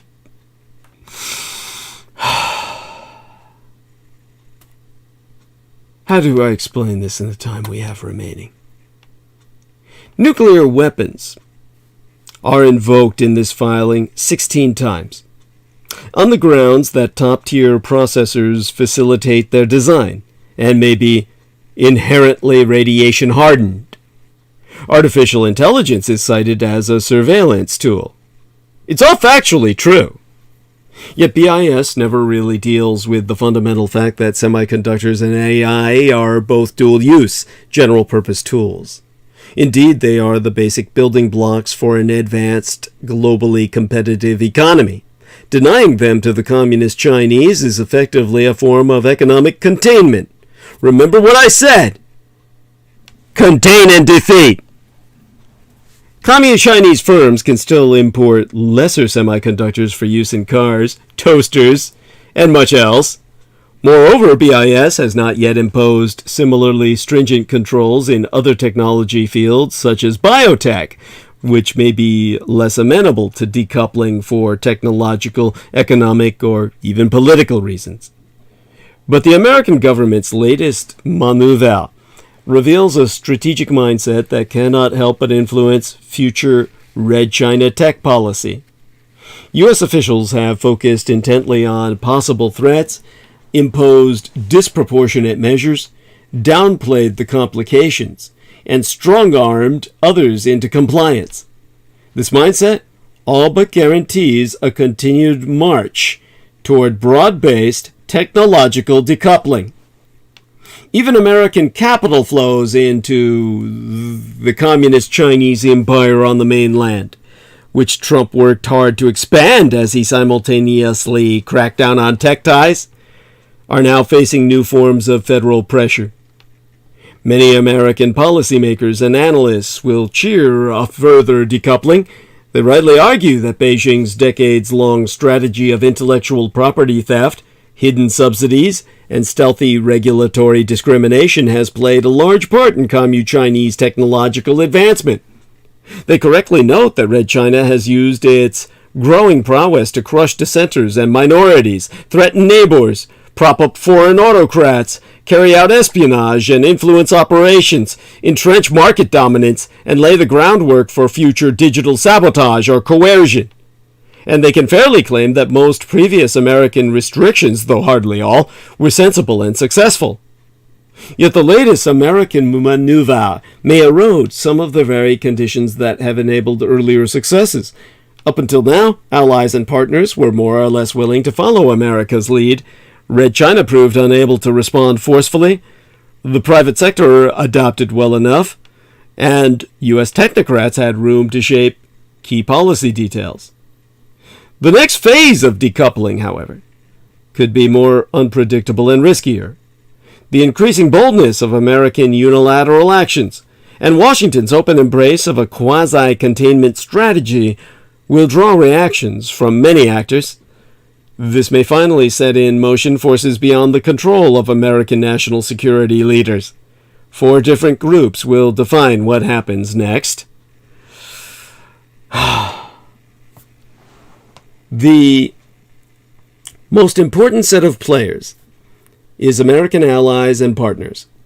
They will, of course, comply with the new export controls due to the long arm of American law, but Washington cannot afford to settle for begrudging obedience because export controls are just one part of America's international technology agenda.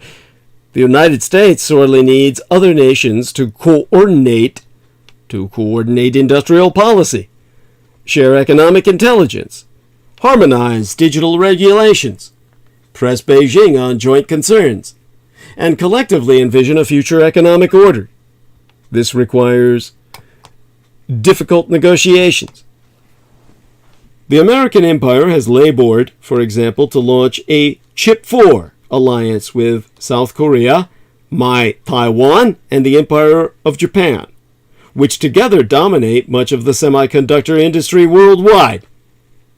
But the project has been plagued by internal conflict, and it must now overcome Seoul's, that's the capital of South Korea's, outrage at its company's exclusion from a new American electric vehicular tax credit.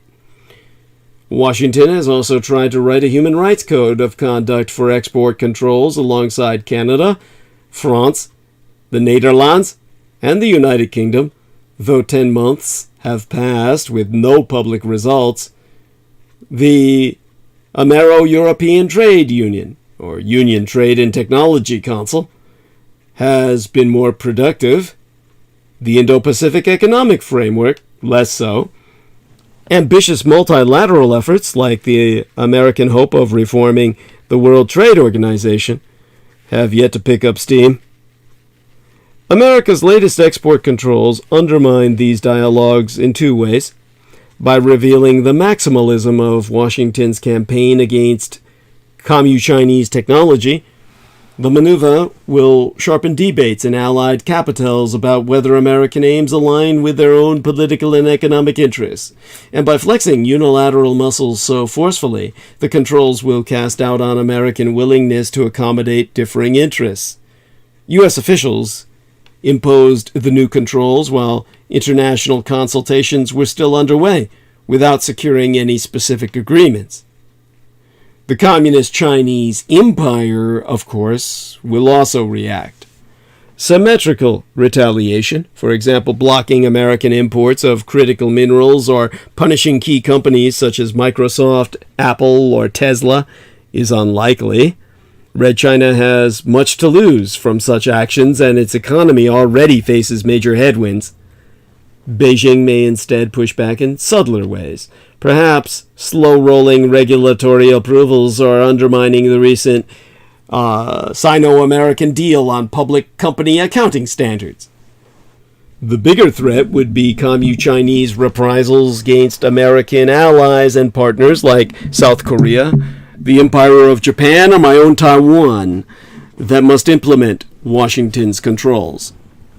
Red China has more leverage against these countries and will want to insert a wedge in America's economic coalition. Red China may also file a WTO complaint, World Trade Organization, appeal. Many American national security officials will roll their eyes at this ponderous and partly broken process, but its long-term consequences should not be dismissed. Much of the edifice of American techno-nationalist policy, from export controls to tariffs to blacklists, runs more or less counter to the WTO's general bar against country-based discrimination. The American empire justifies its actions by expansively interpreting the national security exception, but it has widely avoided testing this argument in formal dispute resolution.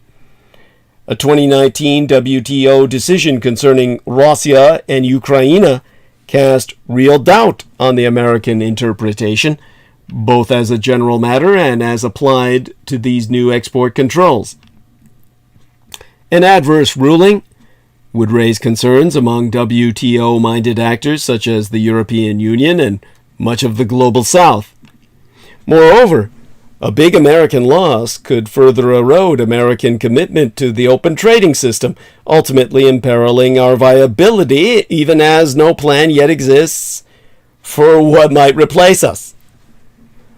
America's embrace of quasi-containment will come as no surprise to Xi Jinping, but it will certainly help him promote Beijing's long-standing narrative that a hegemonic United States seeks to stifle Red China's normal development.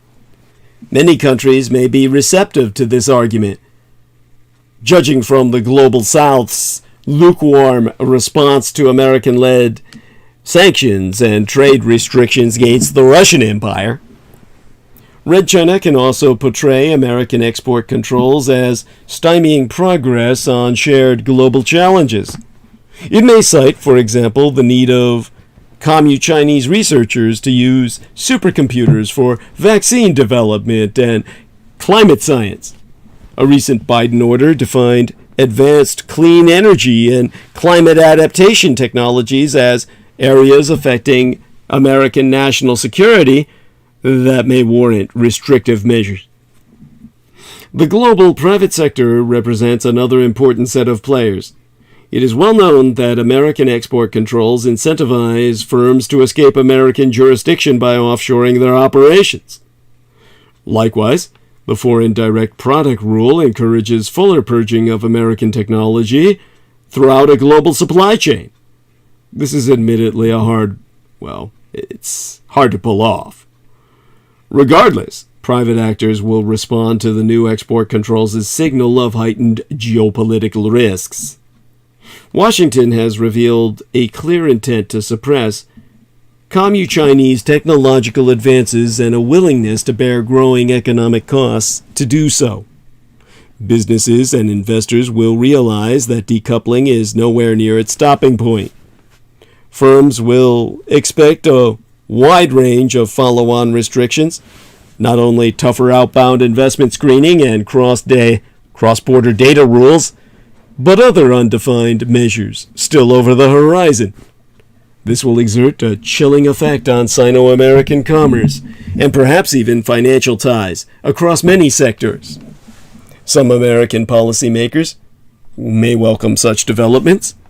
Figures from Mike Pompeo to Christopher Wray to Mark Warner have exhorted American companies to rethink their China ties in light of intellectual property theft, possible Taiwan crises, and other business risks. But Washington could wind up getting more than it bargained for. Many private actors have grown weary of an American policy process that is sometimes opaque, unpredictable, irregular, and even uninformed. In the face of this uncertainty, firms and academic institutions may pull back from benign and beneficial areas of Sino-American engagement. The private sector could ultimately choose to accelerate its own decoupling, which may be broader, faster, and more chaotic than American policymakers have planned for. American businesses and universities may spurn high-skilled Commu Chinese applicants who pose no real national security risk but would nonetheless face vague and onerous visa screening, deemed export controls, or research security requirements. American organizations may slow their adoption of innovative technology, drones for example, due to the growing risk of bans on Commu Chinese equipment and the dearth of competitive alternatives. American companies may fail to bring new goods to market if Red China offers the most viable manufacturing site, yet there is too much regulatory risk, from possible outbound investment screening, data protection rules, tariffs, and more, to justify long-term investments there. In these and other scenarios, a volatile American policy environment forces private actors to go beyond or move ahead of what policymakers may actually want, harming American interests in the process. Finally, the new export controls will reverberate within the American political system. Biden probably hopes to fend off Republican attacks that he is weak on China. This may help in the November midterm elections, but in the long run, some might say it's a mug's game. Anti-China measures have been a one-way ratchet. Each new restriction or sanction simply ups the ante for the next one, empowering hardline voices in the process.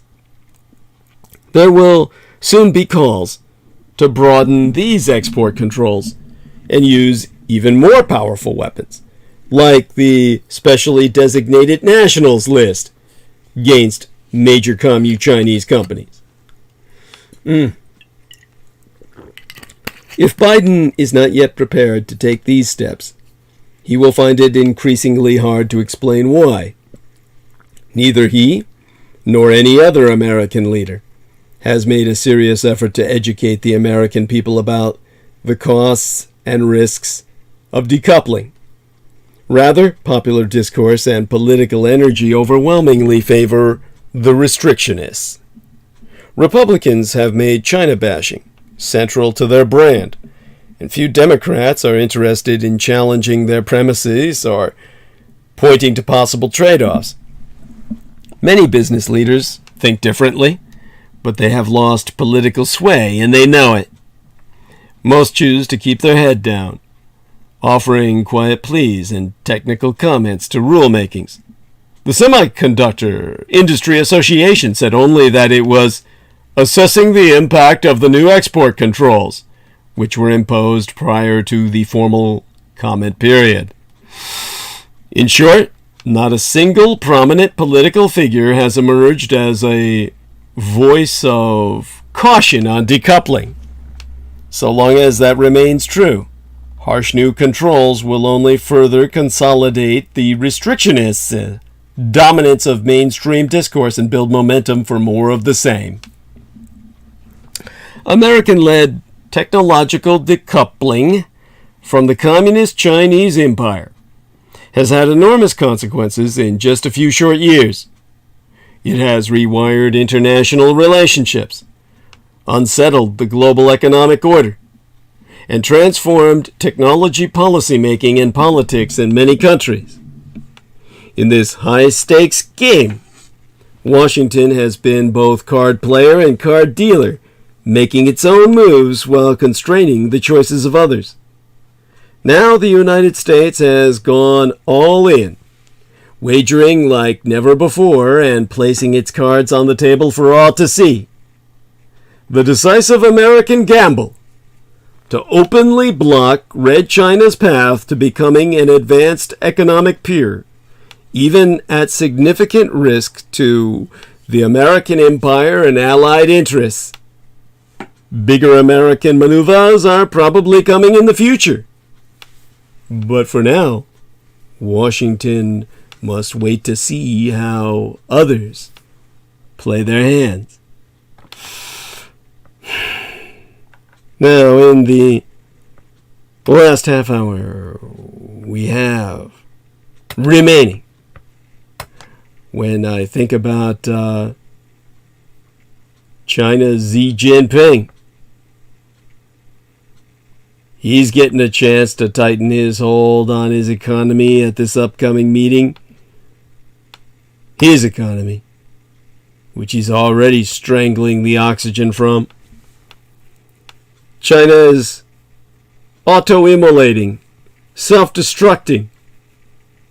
America is only administering the coup de grace. We'll talk more about that next episode. Right now, to bring all this home, think about J.D. Vance and the collapse of dignity George Packer was talking about when he left America for Ukraine. He may never want to come back. Every nation has fringe candidates and public spectacles in its political life, but today, the American right, the radicalized Russo-collaborationist right, celebrates the abandonment of dignity and virtue. Did I answer that call? There we are, honey. Yeah, well, I'm just about to talk about how the fact that there's no escaping the truth about Trump and where the Republicans are taking us. Why would you interrupt such a diatribe? Honey? You all right? Am I here? I didn't realize you answered. Sorry. Yeah, I'm answered. We're live. We're live. Oh, I would never interrupt that diatribe. You keep going, baby. No. Are you all right? Did you think the show was over? Is that what? No, I was calling because I was getting bored listening to you. So I was like, I thought you were almost over, and I was like, gonna be like Peter does at the very end, and you're like, oh, hey Peter, I'm so glad to have you here. It's the last 10 minutes I could talk to you. I wanted to be here at that. I mean, I'll be happy to talk to you privately. I mean, but if you had nothing that you were going to bring up, I'll finish these thoughts. Finish up these thoughts so that. Yes, I think you should finish your thoughts. I just wanted to hear you talk to me nicely because you were mean last night. But honey, look, if you felt you're also anti-gay. Anyway, we'll talk about it later. You continue your diatribe. Whoa. That's just wrong. It's just wrong. Mm-hmm. Okay. Yeah, honey. No, I mean, I didn't mean to be mean. I think Trump thinks we can choose our sexual orientation to. Everyone should just be able to choose it. There's all a choice, and it has nothing to do with how you feel and what you're attracted to, at all. Well, oh sure.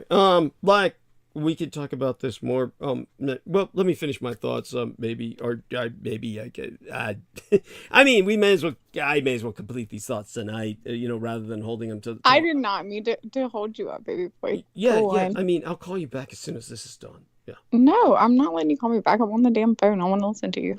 Oh, okay. So yeah, you're welcome to stay. I'll be quiet. Okay. Cool. I mean, yeah, I think it can handle that. Yes. Yeah, so as I was saying, there's no escaping the truth about Trump. The former president has imprinted his moral pathologies and will-to-power ethic on the entire Republican Party. That Donald Trump has acted recklessly and lawlessly, sans empathy, as if he lives in a world devoid of moral rules, should surprise no one. Some of us warned back in the summer of 2016 that Trump was erratic, unstable, and temperamentally unfit for office. He had what I referred to then as a personality disorder. I believed then, and I believe now, that it is the most essential thing to understand about him. Trump in power could never end well. Trump never found a way to escape the antisocial demons that haunt him. But here's what turned a personal tragedy into a national calamity. He imprinted his moral pathologies, his will-to-power ethic, on the Republican Party. It is the most... On idiots? Sorry. It is the most important political development of this century. Then our man Peter is now asking me, are you up? Talk? You know, it's funny, this question he was asking me the other day was if I'm awake, you know, when I was on holiday.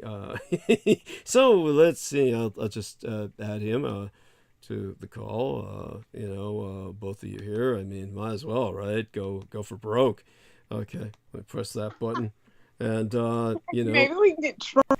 Yeah, we could get Trump here. That'd be perfect.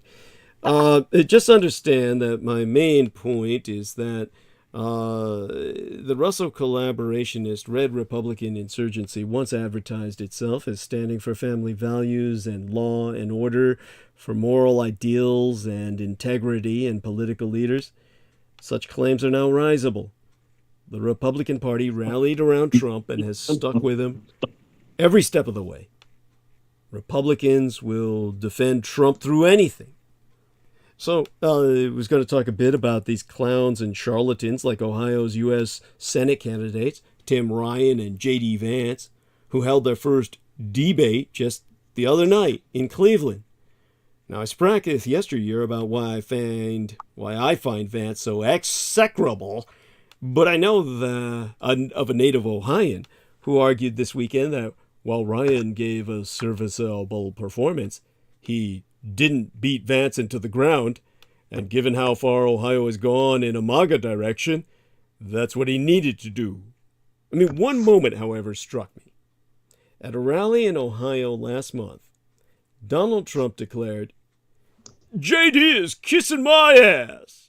He wants my support so bad," while Vance was standing right by the stage. And just a few nights ago, Ryan slammed Vance for selling his dignity. He said, "I don't know anybody I grew up with. I don't know anybody I went to high school with that would allow somebody to take their dignity like that and then get back up on stage. We need leaders who have the courage to take on their own party, and I have proven that." And he was called an ass kisser by the former president. Now, I understood Ryan's exasperation. I'm not from Ohio, but I was, shall we say, raised in a ghetto neighborhood. You couldn't even call it working class. It was beyond hope. But where I grew up, if you sneered that a man was kissing your ass and said it to his face, that other fellow might react by knocking you on that particular part of your anatomy. But Vance's reaction to Trump, calling him out as a spineless loser at his own rally, was to run up to Trump like a puppy that just got a treat, wagging his tail for another tasty biscuit. I mean, it's possible, even likely, that Vance will gain a Senate seat, but he can never regain his dignity. He doesn't seem to care. Can you please tell me you have something to say about Oz, by the way? Who? Oz. Oz? Can you mention Oh, Oz? Doc Oz! Yeah, Doc Oz! I mean, he's not even worthy. He's not even worthy. Oh my God. Oh. Mehmet Oz. Yeah, Mehmet. With his, what was that, his veggie tray? What does he call it? He's what? Oh, his bread. Yeah, that bed. I forgot. T-Tank Berry, by the way, says support Douglas Duane Dietrich. Okay, it's yeah, it's his birthday. Let's support his birthday. His birthday party. Yes, that cruel, homophobic Douglas Dietrich character. Yes. I know he's so homophobic, but the great thing is so here. The fact of the matter. I mean, we do know Douglas is probably homophobic, and especially what he said last night. But it's going to be okay because, we have someone here that's going to talk about that, I believe. Yes, yeah, Peter. He can cure me through Scientology. Peter's not only going to talk to Peter's going to talk about through Scientology. Oh God, that's always so honey. Okay, so both of you are here now, and Peter, you woke up and hey, let's have a civic discussion, of course, civil discussion. So Peter, what's on your mind? I'm so glad to have you with us, as I was Brooke, of course, joining me in the last few minutes of my diatribe here, which I'll continue this thought line. Brooke is with us. I want to thank Brooke for being there for him the other night, because you were bringing stuff out of him and it was really good. And I thank you for that. I don't know what night you were talking about. She's talking about the night we were talking about the art elect. Okay. That was just last episode, honey. Yeah. Okay. So yeah. I just wasn't sure which one. Yeah. Understood. Okay. Yeah, but it just in general, because it it's great to have somebody to dialogue with him. Yeah.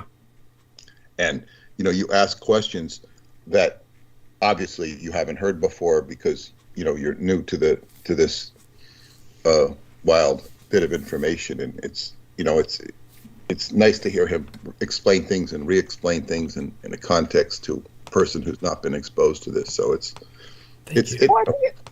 think it's good. It is good for me, but I honestly think it's good if you're going to attract new listeners to have something like that. That's what I was going for with you as well. When I guess when he mentioned a Q&A with you, it's not so much a Q&A, but you're a great storyteller, and I love listening to you as well. But sometimes it's long, where it would be great to have when new listeners do turn on, because they're going to the same way I found you guys. And then you get confused and you lose it. So it's completely lost. And I do appreciate the compliment, though. Thank you for the compliment. Well, we can do a Q&A sometime, Brooke. Yeah. We can. I appreciate that. Yeah, no, I mean, I appreciate that.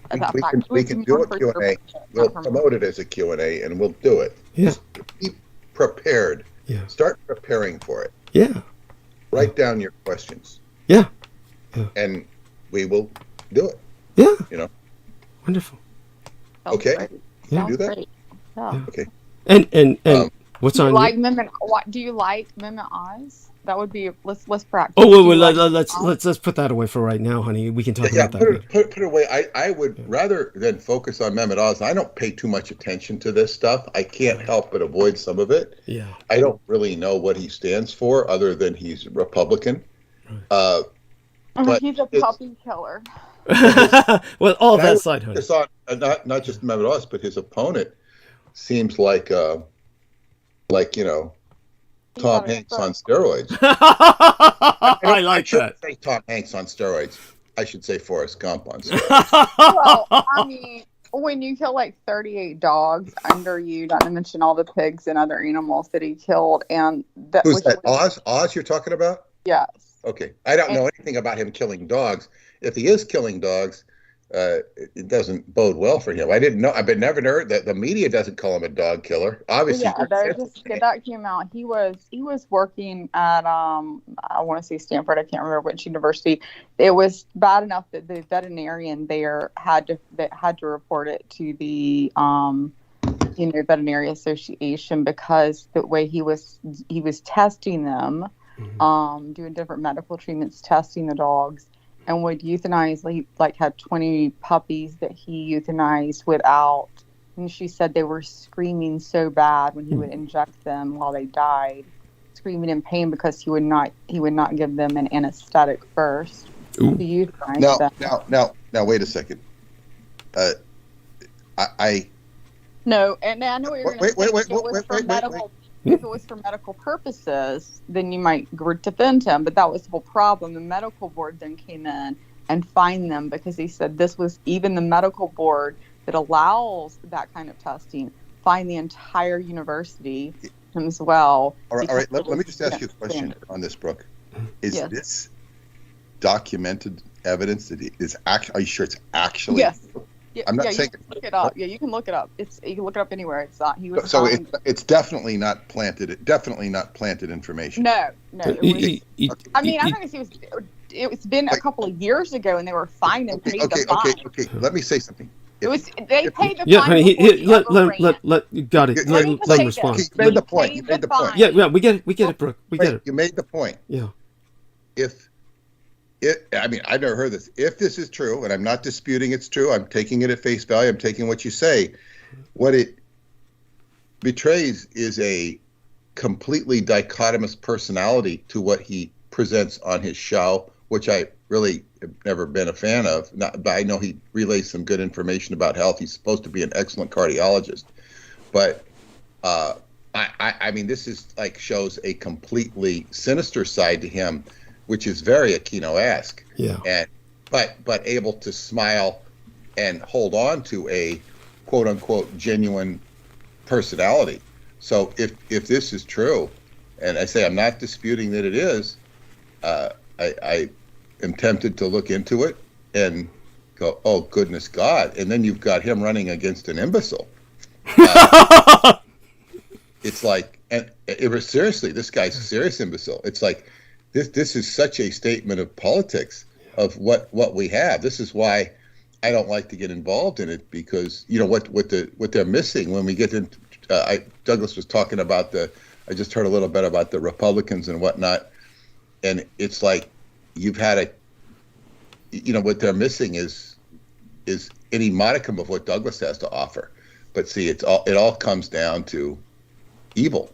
Yes. It all comes down to evil, whether it's Hunter Biden's evil or whatever I don't know if the Republicans have an exact comparison, and they had George Bush. Yes, it's a choice between evil and stupidity. It's a choice between evil and stupidity. I will respond to that as far as Hunter Biden goes. I'm not obviously going to defend Hunter Biden as far as the things that I have heard he's done. Now, you may know more than me. But as far as his drug addictions and his pornography addictions and things he's done, and some things as far as for money with his family toward Ukraine, I believe the man is more a spoiled brat that was raised and then became an addict, and is a true addict and does not and is never not become an addict. Now, you can say that's purely evil as well. I don't think he's evil as much as a spoiled brat that really doesn't even know right from wrong. I think he's lost in that. Mehmet Oz, I don't know enough about his past, and maybe he doesn't either. But they say the worst thing you can do is kill a puppy. I mean, it's pretty disgusting, and I think it bodes more exposure. And like, why would somebody do that? But by the way, what you said was very telling. You said, I don't know much about Mehmet Oz's past, and maybe he doesn't either, because what you imply there, maybe subconsciously, is that he might be a product of a program. Is that he may not know his own past. That's kind of what implied with what you just said, but it doesn't matter who said it. It's obvious that this could be the case. Yeah. This is why it bodes more investigation, right. Because, not just that, as they say, if that all, and was it Stanford he did this? He did it at, I think I just pulled it. He did it at... It wouldn't surprise me if it was Stanford, because they're, I think she said Stanford. Wherever he was working. Yeah, because I said Stanford, but I was guessing. I couldn't remember. Right. It was Columbia. I'm sorry, it was Columbia. University. Okay. Columbia. Go on. Yeah. Go on. I mean, all of these are big defense contractors. All of these big name universities, it's the really big ones that are the defense contractors. The defense. Columbia started with, I think, the Manhattan Project. Is where it really got on the map. Yeah. And he was the principal investigator. And the television personality and his team, he was the head principal investigator, conducted experiments on 1,027 lab animal subjects.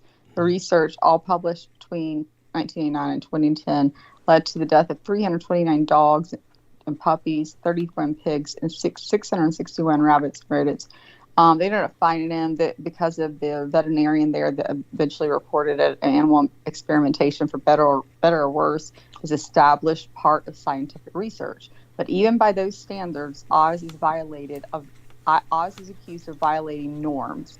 A number of the experiments were allegedly in direct violation of the Animal Welfare Act, inflicting extensive and illegal suffering on many of these living creatures.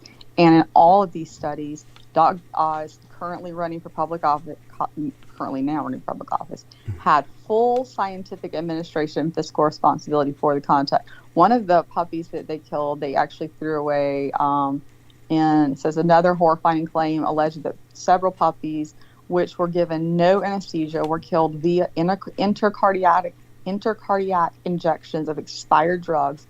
Those dead puppies, which those are the ones she claimed were screaming and crying before they died, the veterinarian that was there and reported them. Those dead puppies were then allegedly left in a garbage bag with their litter mates. One of them was thrown into a garbage bag still alive. These allegations and many, many more are detailed in letters sent in 2003 and 2004 from Peter. Okay, Yeah, it sounds like a lot of Presidio stuff.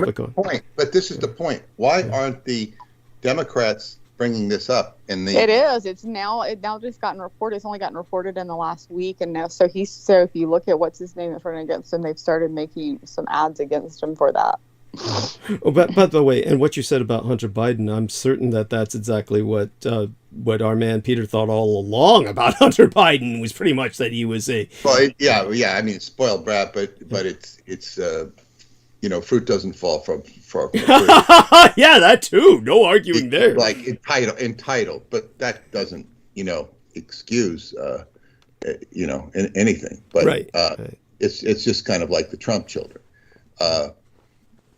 Except they don't seem as they seem a bit more together, at least in terms of covering their tracks. Yeah, so they're trained how to make money